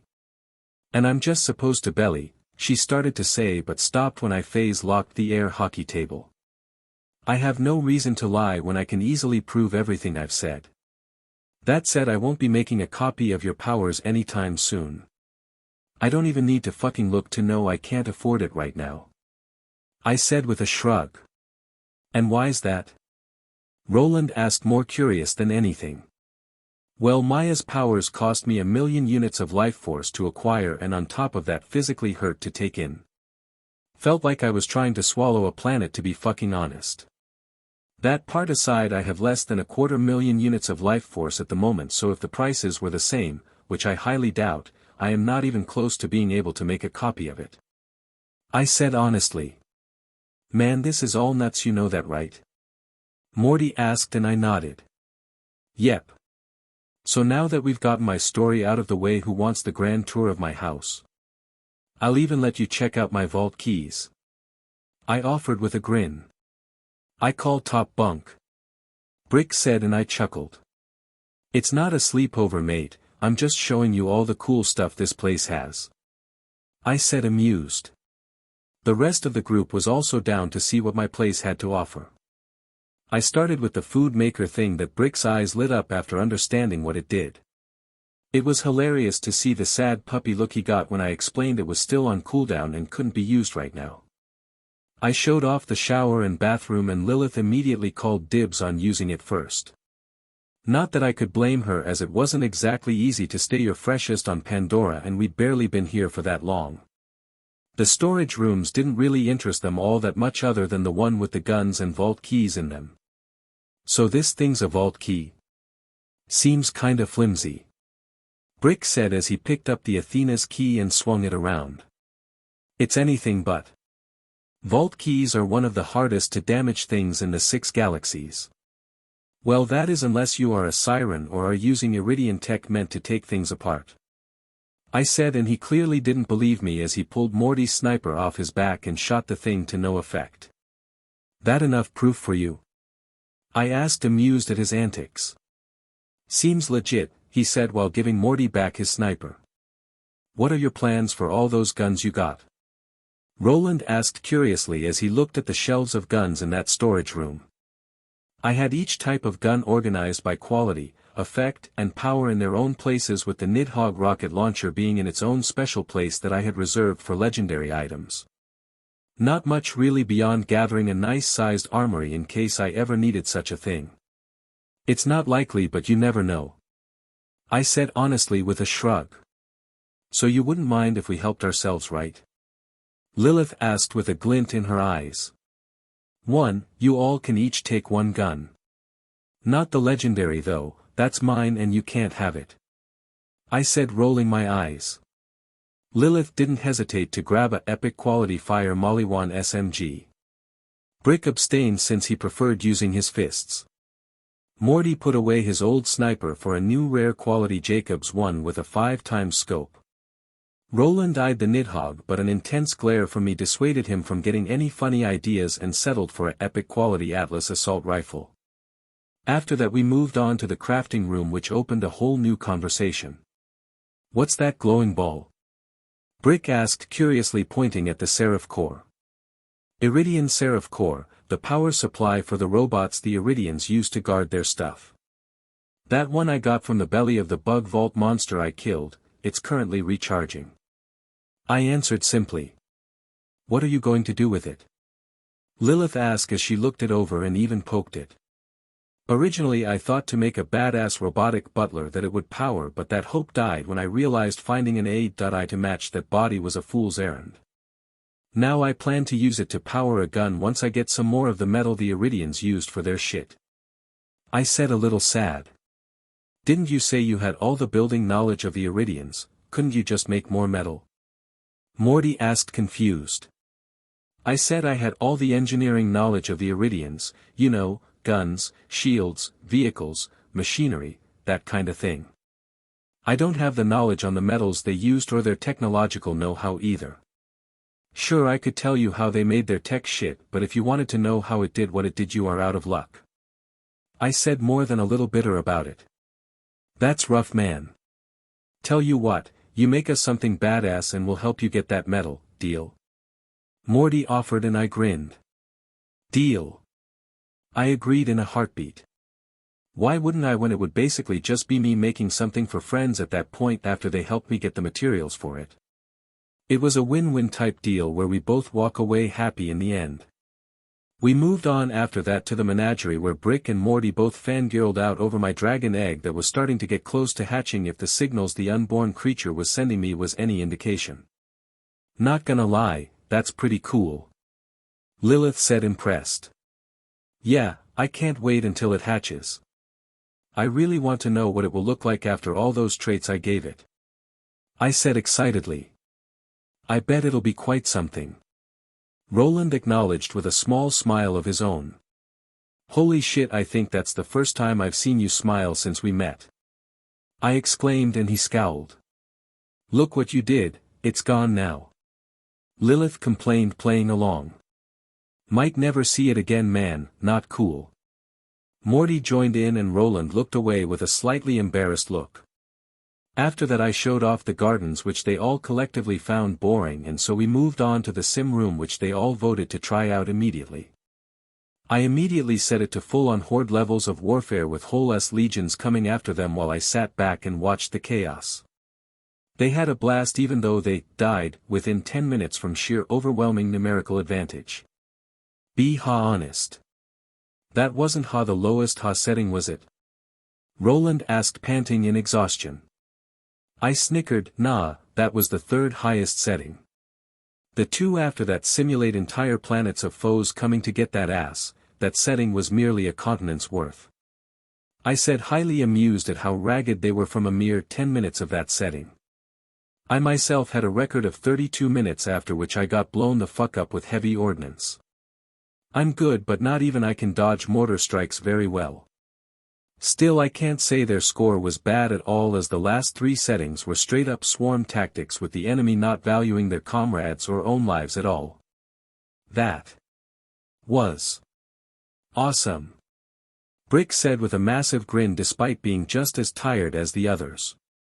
Not gonna lie, that was kinda fun. Lilith said, smiling as well. Finally we moved on to the teleporter room where I had to physically restrain Brick to keep him from teleporting us all over the place. Once the tour was done we all agreed to call it a day, as going off of Pandora day cycles was a fool's errand since the days were 83 hours long. They crashed in my guest rooms and we got up 8 or so hours later ready to get stuff done, though Brick wasn't an early riser at all. Roland and Lilith had some coffee, but Brick took an energy drink and Morty a can of beer. Far be it from me to judge how someone wakes up, but beer was definitely not on my list of things I thought of. Once we left my house I put it away and we went to check the bounty board for some jobs. There were 2 waiting for us, with each having an echo number to get the details from the ones who posted it. Hey, you the ones killin' all the crap when people ask? The catcher-eyed near Firestone is more busted than my mama's girly parts. Really, 'preciate you taking a poke at that. The system, not my mom. Hot dog down a skag den, know what I'm sayin'? The poster of the first job said over the echo, and I couldn't help but be a little weirded out by the mom thing he said. I can't tell if he was trying to be funny or genuinely meant what he said, and that bothers me. I thought with furrowed brows. Chapter 48, Grunt Work. Baja contacted us as well. Hey, strangers. If you're still alive, I've got some more work for you. Come see me and I'll fill you in, he said over the echo. Split up? I asked, and everyone nodded in agreement, so I continued, alright, so who's going where? I want to see what Baja's got for us personally. I said with a shrug. I want to see what's up with the catcher-eyed, might be important later. Roland said. I'm with you on seeing what T.K has for us. Lilith said with a shrug. Which one lets me punch something? Brick asked. No idea, both probably, though I'd say Baja likely has the best chance of it. I said honestly after some thought. I'll do that then. Brick said, and Morty just shrugged and walked over to Roland, letting us know his choice. With our choice made up, Lilith, Brick and I headed over to Baja's place while Roland and Morty went to check out the catcher-eyed. Like before, Baja was sitting on his porch and had a yellow exclamation mark over his head to signal he had a quest. Always nice to have company out here, friends. Not many visitors since my wife passed away. Anyways, I've got a few jobs that someone of your talents could handle. First up, I need you folks to get my leg back from the skag that ate both my original and prosthetic, named him Scar. I stabbed it through the eyes so you'll know when you see it, and if you kill him while you're at it, I got a special gift for you. Second, living's tough out here, and if I'm going to survive the winter I'll need to plant my crops soon. Used to get blade flower seeds from the caves in Skag Gully before I sealed it up back when I hunted skags. Their vomit must make for amazing fertilizer. Blasted smelly piss mongers apparently are good for something. If you're willing to risk your life and personal hygiene to give a blind man a hand, I'll reward you, he said seriously. I looked at my companions and they both nodded. All right, we're in for both tasks. Be back for those payments later, I said, and Baja grinned. Happy hunting, he said. Dibs on Scar, Brick said immediately, and I just shrugged. I don't mind grabbing the seeds while you kill the big skag, just bring me the body for my powers, I said, and he grinned. With that settled, we set off for Skag Gully, killing the skags that some fucking how reappeared despite us murderizing them good hours ago, fucking hours. When Zed said there was an abundance of the damn things, I didn't think it would be so bad that they'd repopulate an area we cleared out entirely in a matter of hours. I was almost willing to say they were worse than Ratch somehow with how ridiculously invasive they were. At least if you killed off a Ratch nest good and properly, the things at least took a while to repopulate a spot, if ever, depending on if another member of the species found the empty nest or not. The only good point with skags over Ratch was that they were too damn big to hitch a ride on a ship without being spotted. Thanks to this, Pandora was the only place with the things, and from what I can tell that's a very good thing. Skag Gully was no fucking different either, as all those dens we cleared out hours ago were full again with new residents. Hey Lilith, look, a new quest, I said, pointing at the abandoned Echo sitting on a camping cot excitedly. When I saw what it was though, I grimaced. It's another fetch quest. You want to take this and we'll meet up here in about an hour or two? I asked, and she nodded. I'll find you after I'm done, she said with a smirk before vanishing as she used her powers. You want her to show us up? Let's move it, I said, and Brick and I ran into the gully full bore. We killed off the skags once again in the first part of the area, earning me a neat 11,630 units of life force before we split up at the part of the area that started heading to the caves and area Scar was, according to Baja. I noticed that the skags started to get bigger once I got close to the caves, collecting 3 bunches of blade flower seeds already. Looks like these caves are the main hub for the skags in this area, or at the very least the place with the oldest ones, I noted mentally after dropping my 6th person-sized skag since I got here. The traits were the same in all the skags so far, even though there seemed to be a variant that spat out corrosive stomach acid to attack. For these ones, the armored spikes on their backs were longer than the others and they had a slightly green tinge to them, but oddly their traits were no different than the others. The bigger the skags were, the more life force I got though, as each one was worth about as much as a person at around 1,000 units. Just reaching the caves netted me a cool 21,921 units since the area was popping with activity. I was much more interested in the caves once I got to them though, as there I saw these glowing bluish cyan crystals in large clumps all over the area. I wasn't sure what they were or what they could be used for, so I found some that were loose enough and pried them off the walls and put them in my inventory to check out later. They hummed with energy in my hands, so I had a good feeling about the stuff. Considering what I've seen so far, it wouldn't surprise me to learn they were worth a fortune, but the locals didn't know and so ignored them. Surprisingly, I found a red chest hidden in the caves that, judging from the weeds overgrown around it, had either been forgotten or whose owner had been killed. Whatever the case, I killed the skags next to it and kicked it open easily. I sighed when I saw it only held a couple common quality pistols in it along with some ammo. Lilith showed up next to me in a flash of light at this point. Sup, she said with a cocky smirk. Just found this chest here, nothing worth keeping for my armory. I take it you finished up your side of things? I asked, not bothered by her sudden appearance since I had sorta expected it at some point. Yeah, I'm awesome like that, she bragged. I rolled my eyes. Yeah, and I'm sure you totally didn't use your powers to phase walk the whole way, I said sarcastically. You got me, but everything's just so weak here, she complained. Can't say you're wrong, though not everyone is as badass as us. I said with a grin, and she agreed. We went through the caves collecting the remaining bunches of blade flower seeds while murderizing everything that moved. I couldn't help but notice that while certainly not on the same level as me, Lilith was not bad at all with those guns of hers. To be fair though, I had traits and serious sim training behind my skills, while she just had what she already knew before getting to Pandora. Add on her powers that let her travel through another dimension and thus effectively teleport, and she was quite a force to be reckoned with. You know you aren't using your powers to their fullest, right? I asked curiously after seeing the way she used them. How would you know if I was or wasn't? She asked, slightly offended as we walked. I have a record of how one of the previous holders of the powers used it, and your use looks like a pale imitation by comparison. Here, take a look for yourself. I said, taking out my Echo and pulling up one of the digital copies of the information I made when I was on Athena's. She didn't look offended anymore, but more suspicious, like she found it hard to believe I had knowledge on her powers that even she didn't. I found her attitude amusing, as Maya was no different when she learned about it, but proof was proof and she could only read it and weep. This is incredible. Where did you get this? She asked excitedly after getting past her shock. Like I said when I was telling my story, I went to Athena's in hope of finding information on sirens and succeeded. That's only part of what I have in total. I said as I took my Echo back. You have to send me a copy of that stuff. I've been using my powers so roughly, if that is to be believed, but with a guide. She said, and I nodded in understanding.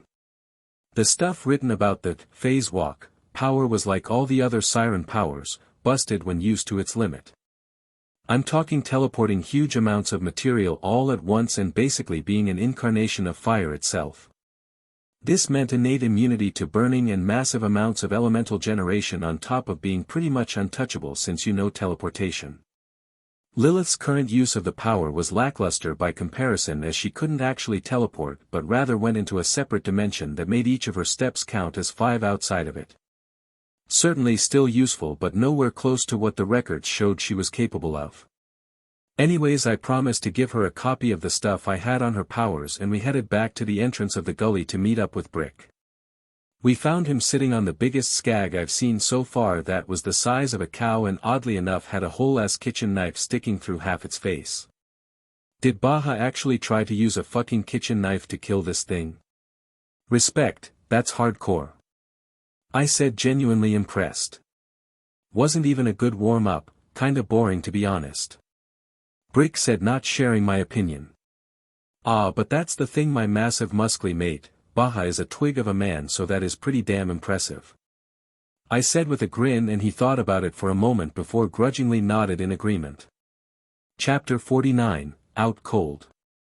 Skag. Life Force, 1234.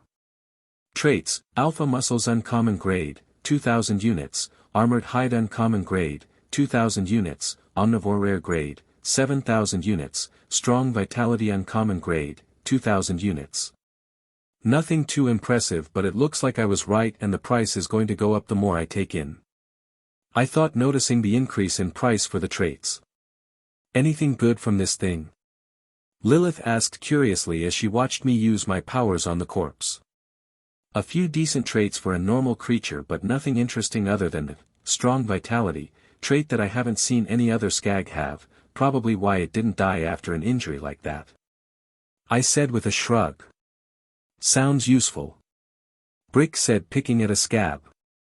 If you want it, I can give it to you. I offered. You can give traits. Lilith exclaimed loudly in shock, and Brick was practically vibrating in excitement. I rubbed my temple in annoyance. I literally said as much when I was telling my story. Were you just not paying attention or something? I asked with a sigh. Cut us some slack, it was a lot to take in, all right. Lilith defended herself with an embarrassed look. Forget that, trait now. Brick said, shaking me eagerly. I shrugged his hands off easily. It's not that fucking simple, something you'd know if you had been paying attention when I talked about it. I have to grab the copy of the trait first and then pass it to you along with some life force, unless you want your lifespan to drop drastically. Even then it's not a good fucking time, as you will suffer as the trait makes changes to you, the more the worse it is. I said, killing his eagerness with facts. What kind of suffering we talking here? The sniffles or straight up torture? Lilith asked worriedly. I shrugged. Depends on the traits. Strong vitality will make you feel like you shot up a whole pot of espresso at first before you crash hard. Most of the time though it's closer to torture than anything else, especially traits like armored hide and dense bones, nasty stuff those. All I can guarantee is that you'll survive the process no worse than you started it. I said honestly. Yeah, I think I'll pass on that, thanks, she said, clearly disturbed. If you can make me more awesome, a bit of pain seems like a good trait to me. Load me up with that vitality thing already. Brick said, not discouraged at all. Welp, can't say I didn't warn him. I thought as I took the corpse's trait and life force before holding out my hand for Brick to grab. He took my hand without hesitation and I took a look at his traits while I was at it. Human. Life force, 3,674. Traits, Omega body rare grade, 7,000 units, Pugilist expertise uncommon grade, 2,000 units, thick skin uncommon grade, 2,000 units, adrenal rush rare grade, 7,000 units, simple mind common grade, 700 units. I'ma just grab a copy of that second one and second to last one because holy fuck yes. I thought excitedly as I made copies of the traits before pushing the strong vitality trait into his body along with all the life force I took from the corpse. Brick clearly felt this as he looked confused for a moment but didn't say anything, probably thinking it was normal. Once the new traits started to get integrated though, a savage grin filled his face, showing all his teeth as the high I spoke of hit him. I feel awesome, he yelled as he started to shadow box to blow off some of his newfound energy. I had to admit that his punches held serious power as I could feel the air being forced aside with each one he did. He doesn't look like he's suffering. Lilith said, confused at this sight. 5, 4, 3, 2, 1. OF. I counted down rather than answer her implied question, and lo and behold, Brick stiffened and fell flat on his face when I hit the last number. Is he gonna be alright? She asked, spooked by the sudden collapse. Oh yeah, he'll be fine after he wakes up. Vitality traits seem to force you to use up all of your energy in a short period of time, so you feel great at first before hitting rock bottom suddenly once that high ends. I said with a chuckle as I picked up the dead to the world mass of muscle on my back. We left Skag Gully after that and turned in the quests to Baja, who gave us a shotgun with an interesting design as well as a rare quality sniper rifle. There was also some money mixed into that prize pool, but I just split it with Lilith since Brick wasn't awake to get his half since I didn't want any of it. Walking back to Firestone, we found Roland and Morty sitting at the bar of Marcus's vendor shack waiting for us. What happened to him? Morty asked, looking at Brick, who I unceremoniously dropped to the ground now that we were at town. Gave him a trait, he passed out as a result. I said with a shrug. Oh yeah, what kind of trait? He asked curiously, but wasn't surprised by the information, just like Roland. At least you two actually listened to what I said. Anyways, I gave him a strong vitality trait that came from this big-ass Skag Baja wanted us to kill. Did you know the Mad Chad actually tried to kill the thing with a fucking kitchen knife? Craziest shit ever. I said with a laugh. Sounds like something he'd want. Want me to fill you in on our side of things? Morty asked, nodding at Brick. Is fixing a busted machine that interesting? I asked, confused. There was more to it than that. Some bandit holed up near the town nabbed the core Digistruct module and we had to put him and his cronies down to get it back.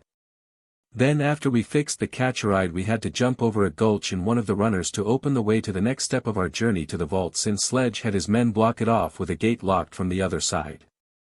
Roland explained and I whistled. Damn, that sounds annoying. I said. It was. Morty said. So what now? Lilith asked. A few people have posted some more quests on the bounty board right before you guys got here, so we can do those to stock up on some funds. Something tells me we'll need it. Roland said seriously. Sounds good to me, but should I leave the big dude with Zed while we do that, or should we wait since he'll probably want in? I asked seriously, and the other three frowned. Let's go see what the quests are first before deciding. Might be something boring he wouldn't mind missing.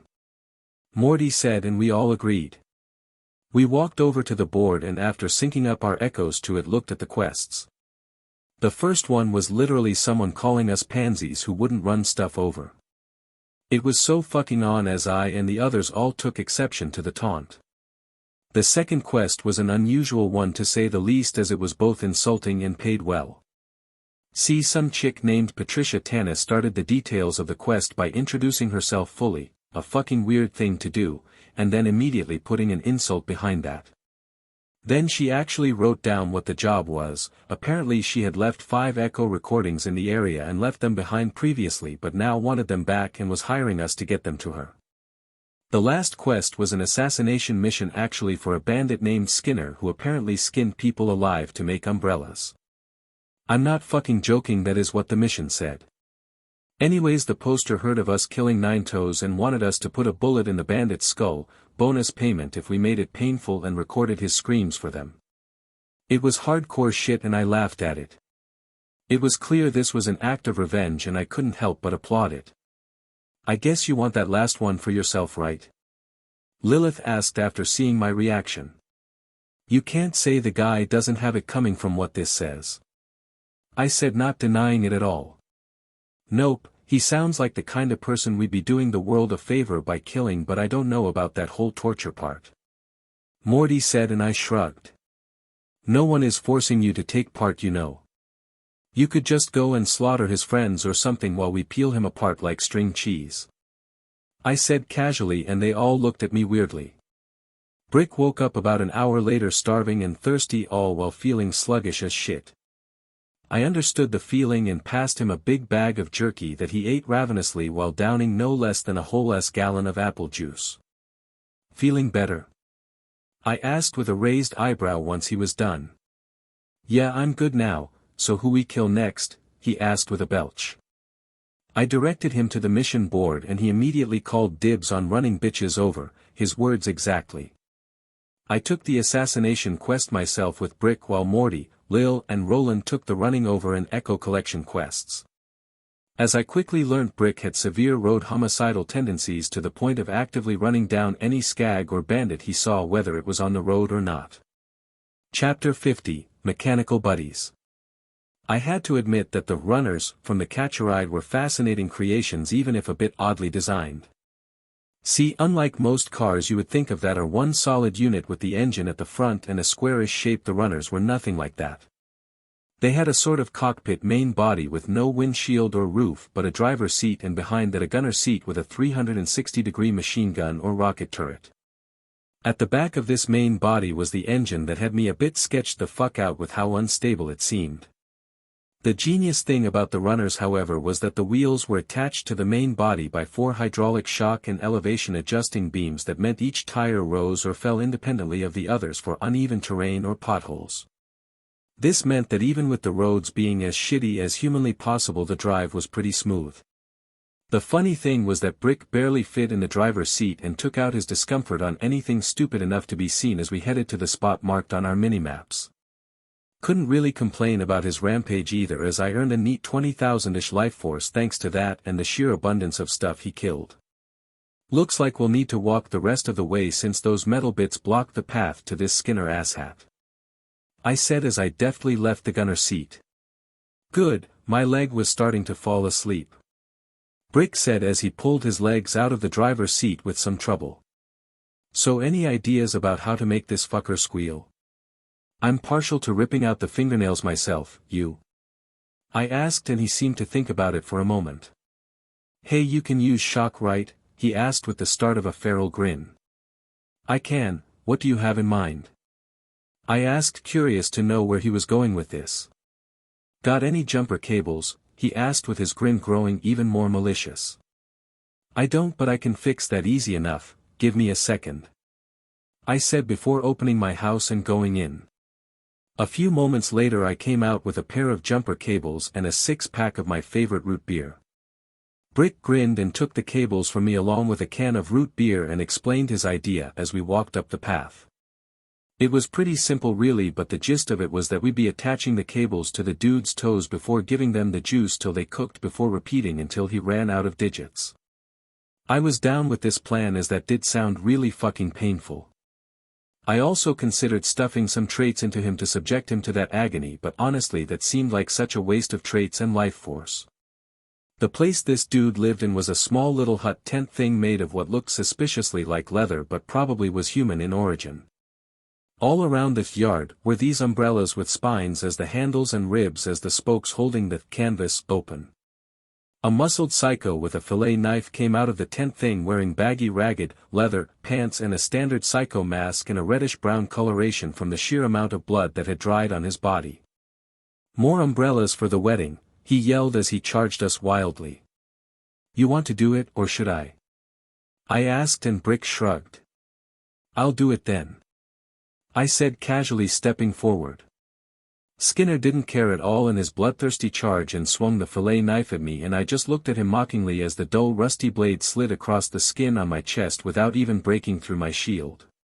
He didn't get another chance as I grabbed his arm and pulled him forward where I grabbed the back of his head with my free hand and slammed him into the ground.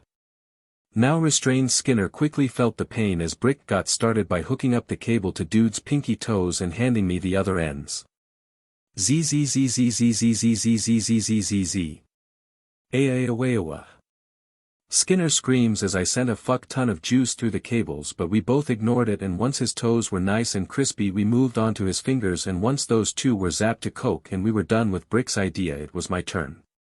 I inhaled deeply before belching a stream of fire onto the sobbing mess of a psycho under my foot, causing him to scream in agony as his entire body burned.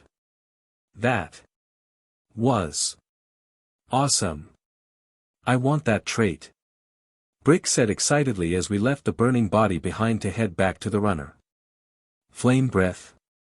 It's pretty common back on Eden 6, so it shouldn't be an issue to get it for you, assuming nothing here on Pandora has it, I said with a shrug. I didn't mind talking about Eden 6 despite knowing that Angel was no doubt spying on us simply because my affiliation with the Jacobs couldn't be hidden, and so there was no point in trying to hide it. Once we were back in Firestone waiting for the others, we turned in the quest for a bit of cash that I let Brick have since I was loaded already. While we waited I tinkered with the broke-down runner in town at the back with the tools I had in my house. Honestly speaking, the thing was practically held together with duct tape and prayers with how fucking shoddy the work was. Sure, it worked, but it was not safe, efficient or ideal at all. Admittedly, I might have gotten a little carried away as I used my Iridian engineering knowledge to fix a few things at first until a few quickly became a lot. Hey, a Scooter here, you know the catcher-eyed guy? Listen, some folks over there in Firestone's gone and told me that you're messing about with one of my broke-down runners. If'n you're getting any funny thoughts about muscling in on my car business, don't, only warning. Scooter said over my echo. Wasn't planning on it, just fixing some of the issues in the design of the runner to pass the time. Rerouting the fuel lines away from the hot parts, better air circulation paths, that sort of thing. I sent back casually. Whatcha mean exactly? Scooter asked, now more curious than mad. Well, for starters, you have the fuel lines running next to the combustion chamber and your cooling system is connected to your exhaust system, which actually heats up the engine further rather than cooling it, I said, since I knew a thing or two about the topic. So that's why the engine sometimes burst into flames, he said in understanding. We continued chatting over the echo for a while about the runners and how to improve them, and even when we bickered at some points we at the very least seemed to seriously consider what the other person said. That was how the other three found me elbow deep in the broke-down runner messing with the parts while Scooter spoke to me over the echo. Having fun? Lil asked with a raised eyebrow. Of course, boys and their toys after all. How about you lot, anything worth mentioning? I asked as I casually ignited my arms to burn off the grease on them in the super hot temperatures. Well, that Tannis chick is kinda rude, but you already knew that, and Zed's got a meeting set up with a guy who says he knows how to get us into Sledge's mine. Lil said, unbothered by my spontaneous combustion. No shit? I'm surprised at how easy this is so far, like obviously bandits are dumb as fuck and all, but this is downright fucking pathetic. I said honestly as I rolled my sleeves down since the grease was gone. Don't go jinxing us, man, easy is good. Morty said hurriedly. Speak for yourself, I prefer a challenge to get my adrenaline pumping. It also helps that anything capable of that likely also has some kick-ass traits. I say with a grin. Can't argue with the logic there. Roland said with a nod of agreement. I passed out some beverages and we set off to go meet Zed's contact, a dude by the name of Shep Sanders that gave me a slimy vibe right away. He was fully covered in gear, so I couldn't tell you what he looked like exactly other than bandity. But the way he talked and acted rubbed me the wrong way, like he would have no loyalty to anything or anyone other than himself. People like that were dangerous, as you never knew if or when they might plunge a knife into your back for some perceived profit. He gave us a couple quests though that we chose to take since they weren't all that hard, and one of them even benefited me. Specifically, he wanted us to turn on the wind turbines as well as kill some rack that were causing him trouble. I hadn't seen what traits these rack offered, so I was more than happy to take the kill mission. Chapter 51, The Runaround. Both of these quests were close to each other, so we all headed over that way together. We only had 2 runners to do so, but made it work as I hung off the side of the gunner seat of the runner Roland and Lil took. It was really fucking sketchy, but we made it, so whatever. The windmill power station was overrun with bandits that really didn't fucking want to let us take back control of the area by removing the brakes they put on the windmills. Even dramatically outnumbered, we tore through the bandits like they were tissue paper, literally in Brick's case since he preferred using his fists over guns.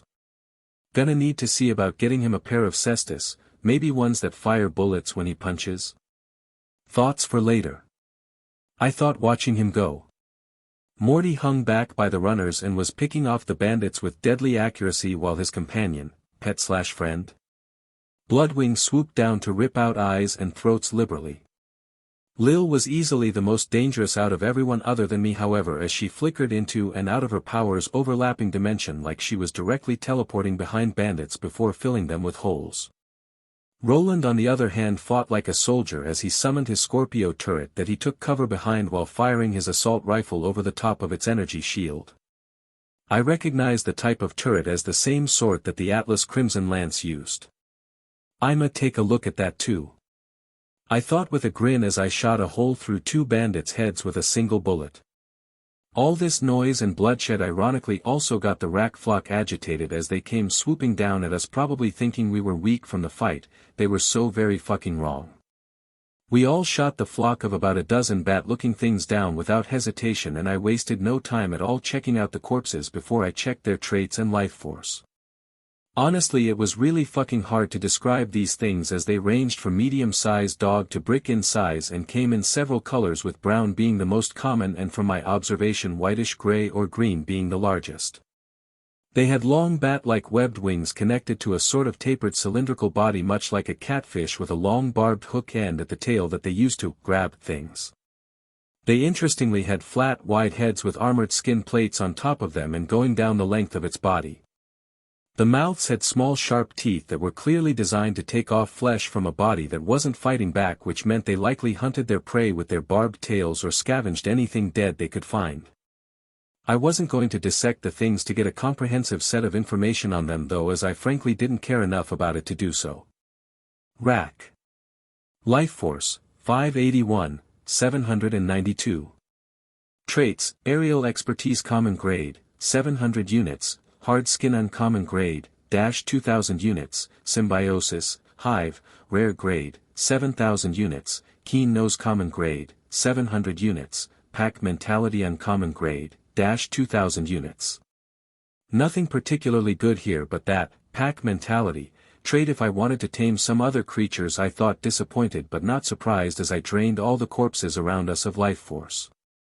Ah, that's the stuff, I said with a comfortable sigh. That will never not be creepy, you know that, right? Lil asked and I nodded. Oh yeah. Made my peace with that months ago, but that's how my powers work, so tough break, I guess. Besides, this is so much cleaner than just leaving the bodies to rot or get eaten, you can even see if they had anything good on them. I said, pointing at the multiple glowing lights coming out of the dust piles. Speaking of, looks like the best thing here is a rare quality thing in that pile over there. Morty said, pointing at the blue glowing light that stood out from the rest of these green and white glowing lights. Brick casually walked over to the pile of dust and kicked it, causing a shield to get tossed out. Brick's already got a rare shield, who's taking this one? I asked, since it was already tacitly agreed to that I wouldn't be taking any of the good shit of that category since my shield was pretty much as good as it got. Rock, paper, scissors. Morty offered and the other two agreed. Rock. Paper. Scissors. Shoot. Morty threw out a scissors, Lil and Roland both paper, making Morty the winner. Cool, let's grab the key to the mine and go fuck up Sledge already. I said, seeing this result, and I got no complaints. We walked into the crumbling main office of the wind farm and collectively coughed because of the dust that got kicked up. On the table was a shoddy dust-covered note that looked like it was written by a 3-year-old that flat out said Sledge took the key to his safe house. I groaned at this, and we had no choice but to mark the safe house as our next stop rather than the mine that had the path to it locked up tight. Hello, travelers. There are new missions available at the Firestone Bounty Board. Claptrap suddenly spoke up through the echoes. We all headed back to Firestone to check the board since we needed the funds anyways. This time there were 3 new quests. The first was a dude who apparently ran a bloodsport arena nearby wanting us to go there and participate to hype it up. The second was someone who wanted someone to kill 2 badass skags of mythical proportions. I had serious fucking doubts about this claim but was willing to see if it was true. The final quest was to find parts for a custom sniper that the poster had scattered across an area to keep the bandits from getting it. The finished gun was also the payment for grabbing those parts. Morty was the most interested in this quest, which was fair since he preferred that type of gun. I'll take the skags. I said. I'll grab the parts. Morty said. I'm with Alex. Brick chimed in. Guess that me and Roland will hit up that circle of death, then, should be fun. Meet up at the safe house. Lil said, and we all agreed. We split up again after leaving the town, with Roland and Lil sharing a runner while Morty, Brick and I took the other. We all followed the road at first, but the 3 of us stopped while those other 2 kept going. The entrance to the gulch that held the safe house on the other end of it was only accessible via a drainage pipe that was rusted and dry. The gulch itself was fairly straightforward at first, with a single path going forward that we followed while murderizing the skags along the way. There was a rest stop, I think, at the end of this path that was crawling with bandits who weren't too happy to see us, let me tell you. We cleared the place out and entered it to see if there was any decent loot, but the inside was a disgusting place as it was filled with trash, blood and unidentifiable bone fragments that might have been from humans. Either of you got any grenades to collapse the fucking place? I asked, disgusted, and Morty wordlessly handed me a grenade that I pulled the pin on and tossed at a weight-supporting wall. The grenade went off with a loud bang, and the walls collapsed while dust filled the air. For good measure I had Brick help me rip the fuel tank nearby out of the concrete and toss it on the rubble before shooting it to torch whatever was left. We left the place to continue along the dirt path that soon split into 3 paths, though technically it was only 2 as 2 of the paths went to the same area. The rightmost path went towards the safe house while the middle and left paths went to this sort of valley-ish area infested with skags and a single small bandit camp. We'll meet you at the safe house. Brick said as we split ways with Morty, whose quest marker told him to head in the other road than the one ours said to go towards the valley-ish area. Brick and I painted the sand and stone of the valley-ish area red with skag blood as we slaughtered our way towards the area marked for those mythical skags. When I saw the damn things I was highly fucking disappointed. One of them, Marley I think, was an alpha badass skag that was about the size of a bear but was covered in sparking blue electricity. The other, Mo I think, was also an alpha badass skag but was covered in flames and looked to be the more direct of the 2. Aw man, I was hoping they'd be more awesome. Brick complained and I wholeheartedly agreed, but we got what we got and that was that. You want the shock one or the fire? I'm good either way so long I get those traits. I asked with a shrug, and he seemed to size them up a little more before choosing the fire one. The things roared at us and I promptly sent 2 bullets down the shock one's gullet for its trouble.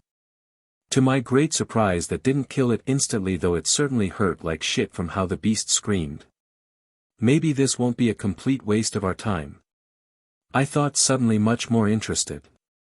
I was not disappointed as the shock skag started spitting out orbs of pure electricity that exploded on contact with anything that wasn't air.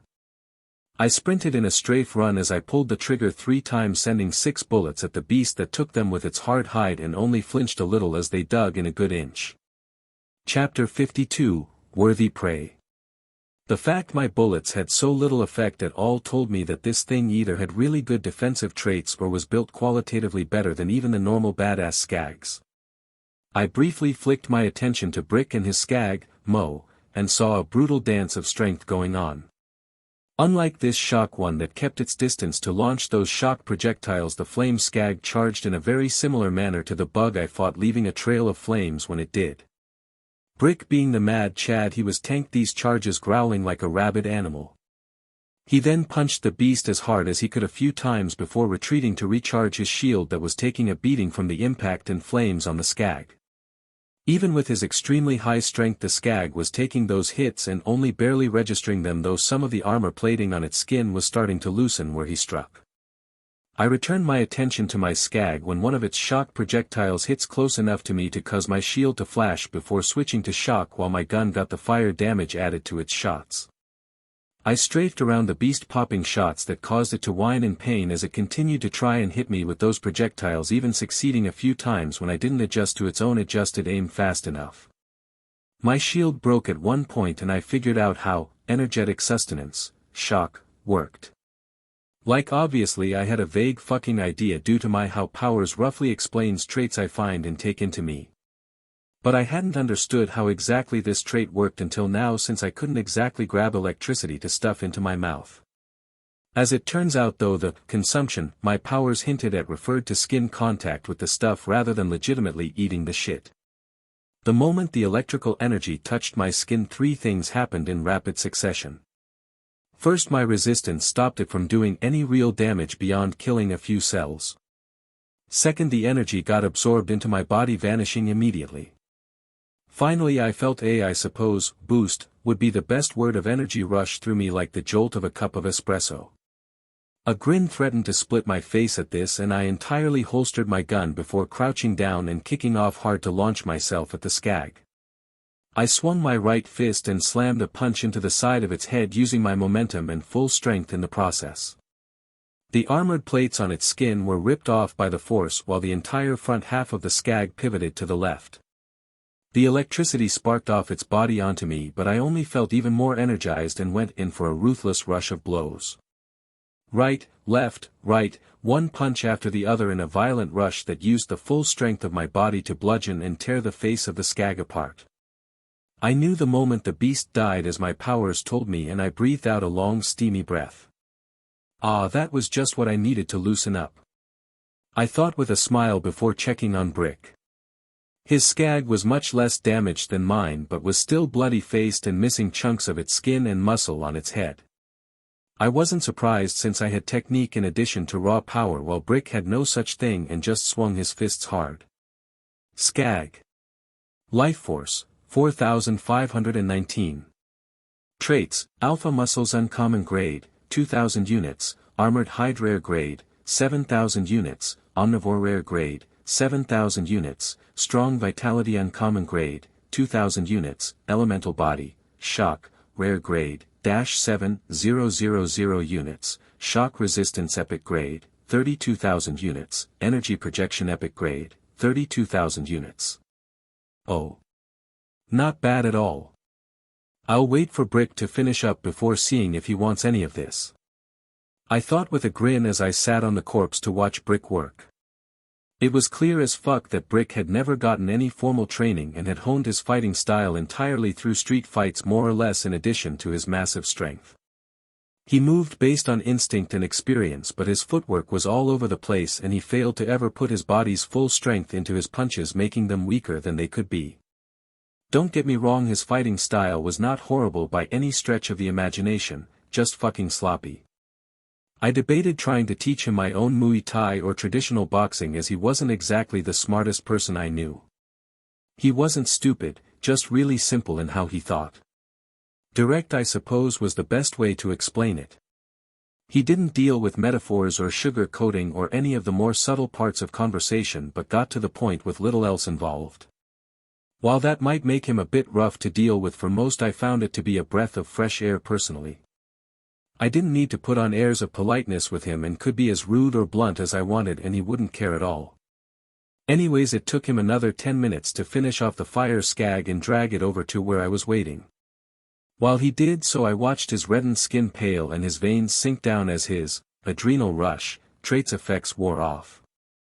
The trait was one I grabbed from him already but hadn't integrated yet. That was quite interesting. It worked rather similar to my powers, burn, except much weaker and without taking any of his life force to do so. Instead, it worked because his adrenal gland was slightly mutated so he could actively pump adrenaline in vast amounts through his body, gaining all that entailed. Effectively, he could forcefully trigger the sort of boost a normal person gets when they have adrenaline pumping through them whenever he wanted. Ignoring my own addiction to adrenaline, this trait of his made him a monstrous existence as far as combat was concerned, as he went 110% from zero in an instant. Again, ignoring my addiction, the trait would give me a great way to get that boost in ability without using burn, or being in a genuine life or death scenario. Skag. Life Force, 5,911.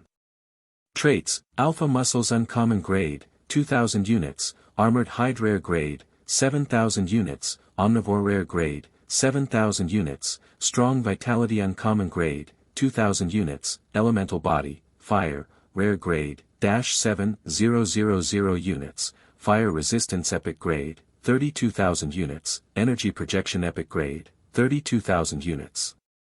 Huh. That's unexpected. I mutter, seeing the traits of the first skag. What's up? Brick asked curiously. You know how this one could launch those shock balls? I asked and he nodded. Well, this one could also do that apparently, but with fire. I explained honestly. Why didn't it then? Seems kinda stupid, he asked confused. I shrugged. Fuck if I know. I'm not a skag. I said, equally as confused. Anyways, you want any of these traits other than the elemental ones? I asked before listing off what was here.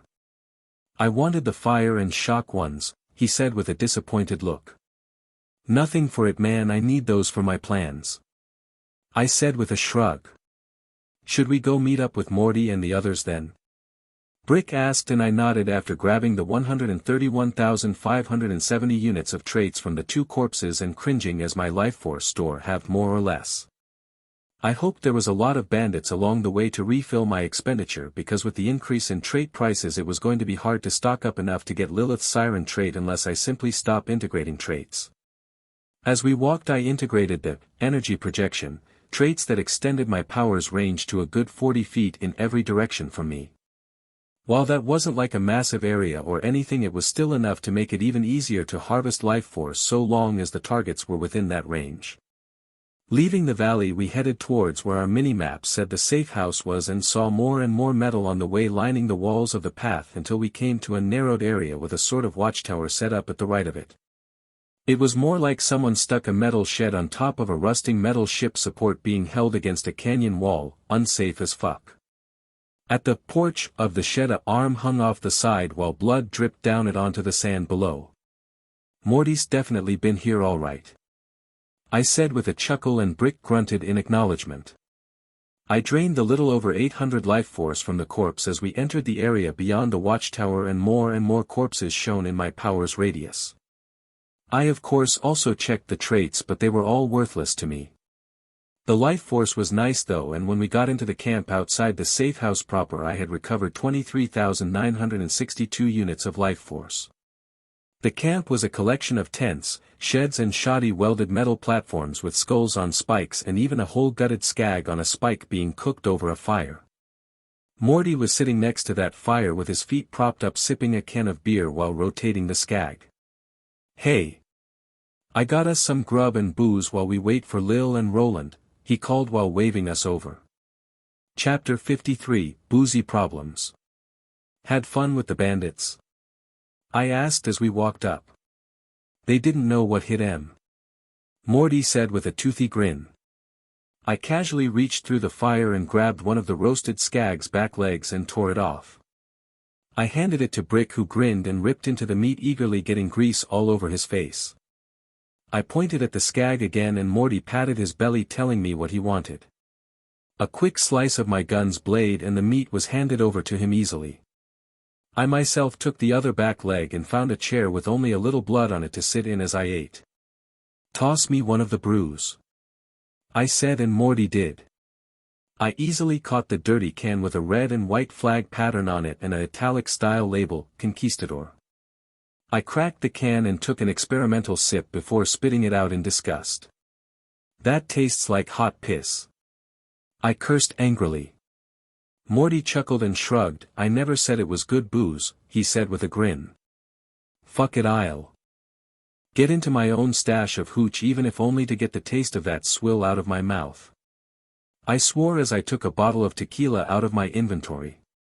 The bottle itself was made of a silver glass with a scale pattern and raised lettering that read, "Drake Silver."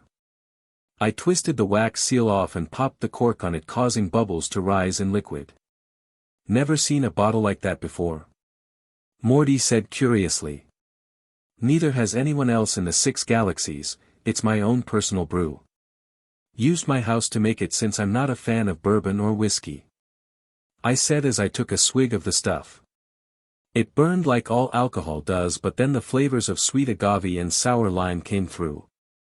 I corked it good before tossing it over to Morty, who curiously uncorked it again and took a sniff. He immediately recoiled slightly as the fumes stung at his nose, but didn't hesitate to tip the bottle back to down the clear liquid within. "That's some fine booze. You gotta get me a barrel or two of this, Alex," he said, singing praise for my brew as he reluctantly handed the bottle to Brick, who gulped it down like water emptying the bottle. "Oi! That's meant to be savored," I said angrily, seeing this. "Bah, booze is booze, you drink it either way," Brick said, waving me off. That was 110 proof tequila, not piss quality beer. I wouldn't be surprised if you spew your guts out in 5 minutes with how much you just drank, I said seriously. To my and Morty's great shock, however, Brick was only suffering a mild stomach ache 5 minutes later. If I didn't know for a fact he didn't have the omnivore, or iron stomach, traits, I would have thought he did. I ended up finishing the skag off right before Roland and Lil showed up, a little bloody and battered but still in fine fettle. "Bloodsport arena rougher than expected?" I asked with a raised eyebrow. Fucker in charge of the place tried to rig the matches by sending in a bunch of alpha skags. A pain in the ass to kill fast because of those thick armored hides of theirs, Lil explained with an annoyed look that Roland shared. I nodded in understanding. Brick and I's targets were a pair of fire and shock badass alphas and were surprisingly durable as well, had some good if expensive traits too, I said casually. "A few bandits around the parts, but Blood and I handled it easy," Morty reported with a grin. "What's wrong with him?" Roland asked, looking at Brick, who was groaning while holding his gut. "He downed about 1.5 liters of 110 proof tequila like it was a bottle of water. Kinda amazed he hasn't hurled everywhere, to be honest," I explained, and both Lil and Roland looked at the big guy in shock. "The fuck did he even find something like that?"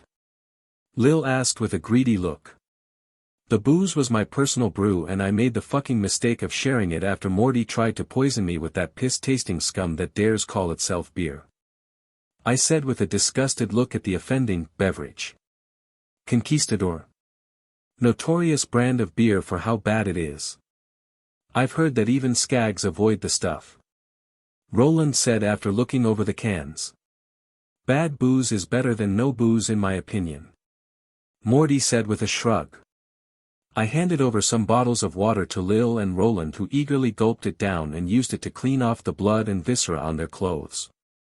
It wasn't very effective but better than nothing, and they dealt with it the best they could. Brick finally recovered enough for us to hit up the safe house 15 minutes later, when his body finally decided it had had enough and he painted the ground with his stomach contents. The remnants of the tequila in his system were quickly processed after that and he was good to go. The safe house was a sorta underground bunker type deal, and only the door leading down into it was above the ground. It looked like a military bunker with trash, a cot and scrap metal near the metal door that opened up to reveal rusted stairs leading down into the place. I really didn't fucking like this place, as once we got down the stairs and into the base proper I saw way too many ambush points. The entire place groaned under its own weight and strained constantly while the pipes running under the metal grate of the floor released steam from their cracks. The ventilation worked though, so that's a thing. At the far side of this first room was an older fast travel station, offline of course, and to the direct left of that was a corpse hung up like calendar with a metal spike through the heart and throat. Likely done when the poor son of a bitch was alive from the blood stains on the floor and wall. On the wall to the right of the room were two vending machines that confused the shit out of me, because like, how the fuck did they get here, in working order no less. One of them was a med vendor, which I know for a fucking fact Zed wouldn't have put here, since the bandits would have probably worn his skin like a poncho if he tried. The second was one of Marcus's ammo vending machines, and from what I understood about the fat bastard actually fit, as he had no compunctions about selling to bandits. Everyone other than me and Brick stocked up on ammo and grabbed a couple med kits for emergencies. We headed through the doorframe near the vendors and entered what could amount to a long hallway with grates, exposed air ducts, lights and pipes. There were of course also all the creature comforts of the local banditry in the form of trash, skulls on ropes, mostly empty shelves, dirty trash-ridden tables and chairs, and the occasional bandit pride flag. Are these guys that confident that the corpses outside could guard the entrance to this place that they didn't put any guards here, or are they just that fucking careless? I asked, genuinely curious after seeing no one at all guarding this first long hallway-like room. Probably both. Bandits are kinda stupid. Brick said, and no one argued. We walked nearly to the end of the hallway before a bandit walked around the corner and froze when they saw us. Intruders, he screamed and went to pull out his gun, only for Lil, Roland and I to simultaneously blow holes in his chest cavity. It was like someone kicked an ant's nest after that, as the bandits in the place started swarming towards us from further into the complex. We fought through them and soon reached the area that was clearly where they lived, as it both had the greatest concentration of bandits and the stuff they needed to survive: food, water and beds. "My servos are seizing," we heard a familiar voice say from up ahead as we went down some stairs to continue on our way. "A claptrap? Here?" Lil asked, confused at the sound. We rounded the corner, and down the short narrow hallway was a blue and white robot laying on its back, moving weakly from the damage it had taken. Judging from the dart board propped up behind it full of bullet holes, it was quite clear the bot had been used as target practice. It was also being dramatic, since it was far from being decommissioned despite the damage it had taken. "Let me get this back into my house where I keep my tools. I should be able to fix it," I said, and the others agreed to wait. I opened up my house right in the hallway and grabbed the bot by its wheel and carried it inside. I took it into my crafting room and carefully began to take it apart to see all of the damage. From what I could see, the bandits had only done damage to a few of the more exposed parts near the optics that were easy enough to repair, since the parts were quite common. A few minutes after I got to work, I put the bot back together and then left my house before switching it back on. "I'm alive." "Huh," the bot yelled as it flipped up onto its wheel dramatically. Chapter 54, Who the fuck said roids are bad for you? "Please follow me," the bot said, and began to wheel away with purpose. "Might as well," I said, curious about what the thing was trying to do. We followed the bot to a sealed door with a password lock next to it that the bot punched in a password for. "ANNNDDDD open," it said dramatically as the door unsealed and popped open on its own after being unlocked. Inside the doorway was a storage room that had clearly been forgotten for quite some time, as dust layered over everything. In the center of the room was a red chest that Brick wasted no fucking time flipping the latch to, even at the cost of everyone other than me coughing from the inhaled dust. The entirety of the contents were epic quality SMG, an Echo cartridge, a good chunk of cash and some ammo. Hot damn, that's a storage deck upgrade. I said, amazed at what the chest held. More inventory space. Hell yeah. Brick said with a grin as he snatched up the cartridge and stuffed it into his Echo that beeped a few times before going silent. The cartridge got passed around until everyone's Echoes minus my own maxed out one had just a bitty more inventory space. You want to come with us or gonna stay here? I asked the claptrap after Lil took the SMG. My programming designates maintenance of this area as my primary directive. I cannot leave even if I really want to, the bot said in a chipper manner. So to be clear, if I were to take you, you'd not resist? I asked with a grin. Hypothetically, I would not be able to stop you if you chose to abduct me, and hypothetically I might be happy if you did, the bot said, all but asking me to save it from this place with its air quotes on the word hypothetically. Say less, little dude. I said with a grin as I opened my house up and tossed the bot in. Why do you even want that annoying thing anyway? Lil asked once I put my house up. Potential. Obviously the fucking thing is useless as is, but with a few modifications and some reprogramming that could be changed. In fact, I am willing to put money down that if done right the thing could give even you guys a run for your money. I said confidently. I don't know, things seem kinda weak to me, Brick said doubtfully. I did say modifications and reprogramming, didn't I? Besides, it's not like anyone else wants the damn thing, so who's it gonna bother, Hyperion? I asked with a sarcastic tone. Third-person POV, Hyperion office. Did he seriously say that? Angel, the man behind the Angel, asked seriously. He did. I already know what you are going to ask and scanned the design blueprints for that model of robot already and discovered a few things that point at what he said as being true if difficult and costly to implement. The Angel replied. What sort of things and how costly exactly? The man asked, intrigued.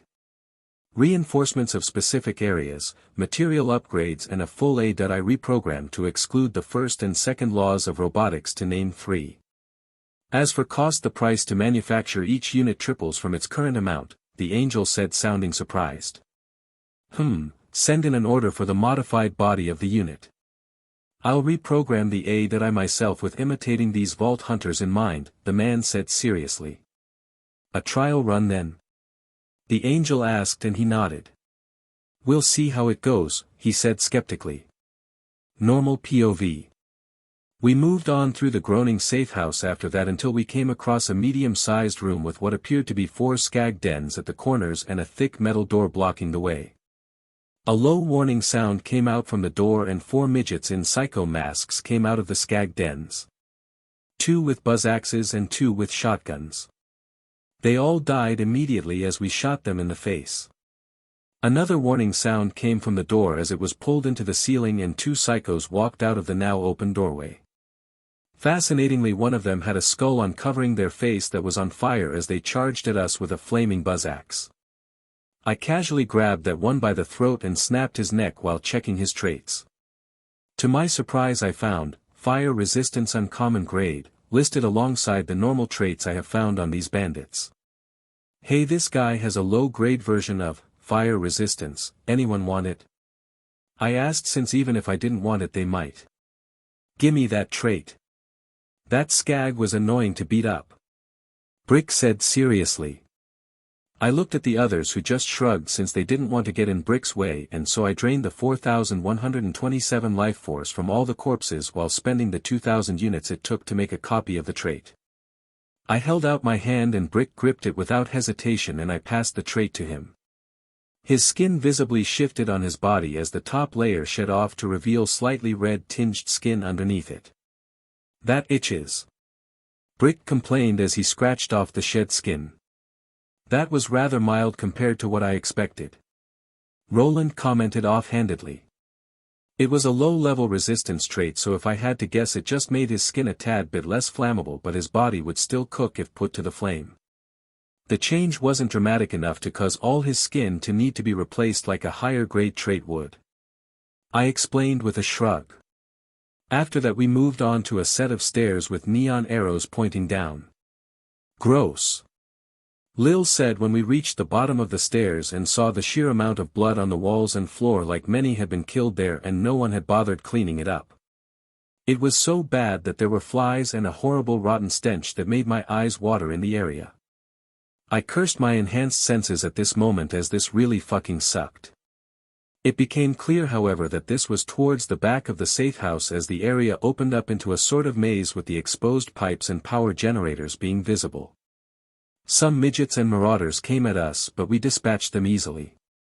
We found an area with a dismantled runner and a fenced oddly wide open cavern that our echoes said had the key we needed right in the center. $50 says there's something big guarding that key. Morty said, seeing this, and none of us were willing to take that bet. The moment we stepped into the cavern, an inhumanly massive thing stepped out of the dark doorway at the end that looked like it might have been fucking human once but was beyond that now. Standing a good 9 feet tall and having arms and legs as big around as brick of pure muscle, the behemoth started snarling and running at us as fast as it could with a buzz axe the size of Lil. BNGX-3, I unloaded 3 rounds at the huge bulbous metal-covered head as we scattered without hesitation. The others began to fire at the big bitch as well, but it just seemed to make it more and more mad, while my own bullets only ricocheted off the thick metal helmet on the thing's head. Still, that was clearly more than enough for the thing to decide I died first. As if that wasn't enough, like 10 fucking psycho midgets came out of the holes in the cavern's walls and were really fucking annoying. I inhaled deeply while activating both my fire and shock, elemental body, traits which work to make the charging thing pause in fright or surprise, fuck if I know which, and gave me the time to belch out flames at it. This worked a little too well, as the thing screamed and swatted at the flames, causing it pain, but seemed too dumb to realize I was the source of the stuff and burnt to death as it inhaled fire. Human, mutant. Life force, 3911.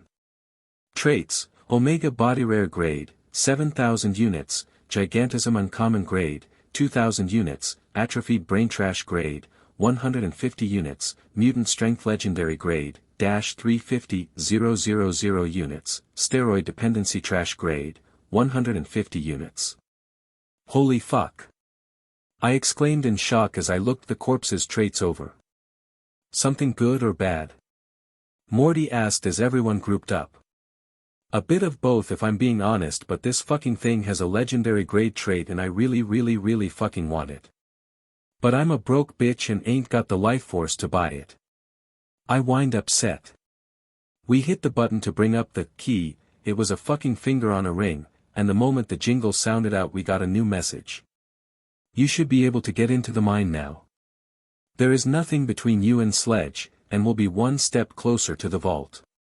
I believe in you. That angel said in our heads. I told you so.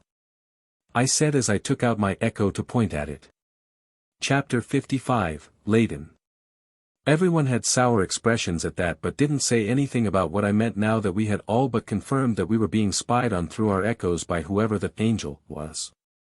So what's this trait that's got you so excited anyways? Morty asked, changing the subject. Mutant strength. Not 100% sure, but I think it will push my strength into noticeably superhuman levels. My ability to jump so high isn't superhuman, by the way, just close to it. Anyways, help me drag this big bastard into my house so I can put him on ice until I can afford that trait. I said as I took out my house and pressed the button on the sphere to open it up. We spent the next 10 minutes dragging the big crispy bastard into one of my menagerie enclosures, where I creatively set the temperature in that enclosure to Arctic temperatures, since I obviously didn't have the cryo solution to deep freeze the corpse. While we were there, a loud crack sounded out and my eyes went wide as I knew immediately where it came from. My dragon's hatching. I yelled and everyone scrambled over to the egg to watch excitedly. We all held our breaths in eager anticipation as the egg wiggled and the thin hairline crack that signaled the start of the hatching expanded. Crack. Crack. Crack, more and more the crack expanded until a small window was opened up in the egg's side. Come on, little one, you can do it. I encouraged, and the egg shook even more fiercely as the window grew larger and larger until eventually the egg fully split apart, revealing its inhabitant. The creature had a small chubby body that was a dark ruby red. It had 4 limbs much like that of a skag's, with the back legs being stronger looking and the front ones weaker but more for grabbing things. Its feet had 3 reptilian claws on the back legs, while the front reminded me more of a bird's feet with 2 long clawed digits pointing forward and a single long clawed digit pointing backwards. On the creature's back sat 2 small webbed wings that had a large amount of bulging flesh near the base of which I realized was from the unique muscle composition needed for the wings to be functional with the front legs as well. You couldn't just slap wings on something like a skag and expect to be able to fly. The muscles needed for flight were located in the shoulders and back, and in order to have a fully functioning pair of wings on something with 4 additional limbs you needed special muscle structures in that area. This was seen in this case where those areas had extra muscles to support both flight and the use of the front limbs. The head of the creature was mostly saurian in design but less jagged, bulky and ugly and more smooth and refined. From its hindquarters a long, almost tadpole-like tail extended. The creature blinked its big yellow reptilian eyes against the light above it as it looked for its parent. I stepped forward and almost immediately its gaze focused on me. I felt a sort of pulse from the connection between us as the thing identified me as its caretaker. With unsteady legs it stood up and attempted to wobble over to me but failed as its legs were too weak and it was too unused to using them. "Welcome to the world, little one," I said with a smile as I walked over to the thing and knelt in front of it. "It's so cute," Lil squealed, practically hugging herself. "Can we pet it?" Brick asked eagerly, and Morty also looked very keen to know the answer. The small creature new to the world huddled up to my chest, warily eyeing the others and looking for protection. "Easy there, they won't hurt you, I promise," I said as I rubbed the thing's forehead, which it seemed to enjoy immensely. "It was just born, guys, it'll need a bit to adjust," I said to the others, who looked disappointed but understanding. I was given a hungry sensation from my bond with the thing and with a chuckle scooped it up easily and carried it out of the menagerie. It looked at the others curiously as I walked past them, and when Lil couldn't help from trying to pet it at such close proximity, it grabbed her hand with its mouth that had not so blunt fangs in it. "Ow! Ow! Ow! Ow! It's biting me. I love it so much. God, this hurts." Lil cried out in pain as it broke her shield, and I coaxed the little carnivore into releasing her hand that had some new holes in it. "Gonna be honest, you did that one to yourself. I'm bonded to it so it won't attack me, but you merely seem like food to it right now and it's hungry.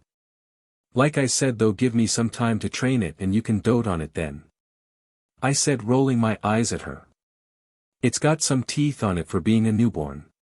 Not surprising since it was originally a saurian," Morty said, admiring the thing from outside its striking distance. I brought the thing to my living room area that had my food maker thing and set it down. Walking up to the food maker, I placed an order for a vast amount of foods as well as a lot of fish, beef and chicken in paste form to see what the thing ate. The answer was meat in all forms regardless of type. It downed 5 pounds of fish, beef and chicken paste each before getting into the roast hog that it ate, bones and all, before burping cutely and curling up to go to sleep on my feet. "Ah, it's all tuckered out after eating," Lil coos at the sight while I and the others dug into the spread with gusto. "How are you planning to take care of it while searching for the vault?" Roland asked seriously after finishing a plate of chow mein. I grinned. Saurians, like most reptilian species, are born capable of hunting for their food if necessary. If it's not, then they tend to share whatever their parent hunts down. In other words, once I get this little guy fitted with a shield, it'll be a new member for our group, like Bloodwing but bigger and more likely to eat a person. I answered honestly. "Blood doesn't have a shield," Morty says, confused. "What? Why?" I exclaimed in shock as I legitimately thought the bird had a shield this whole time.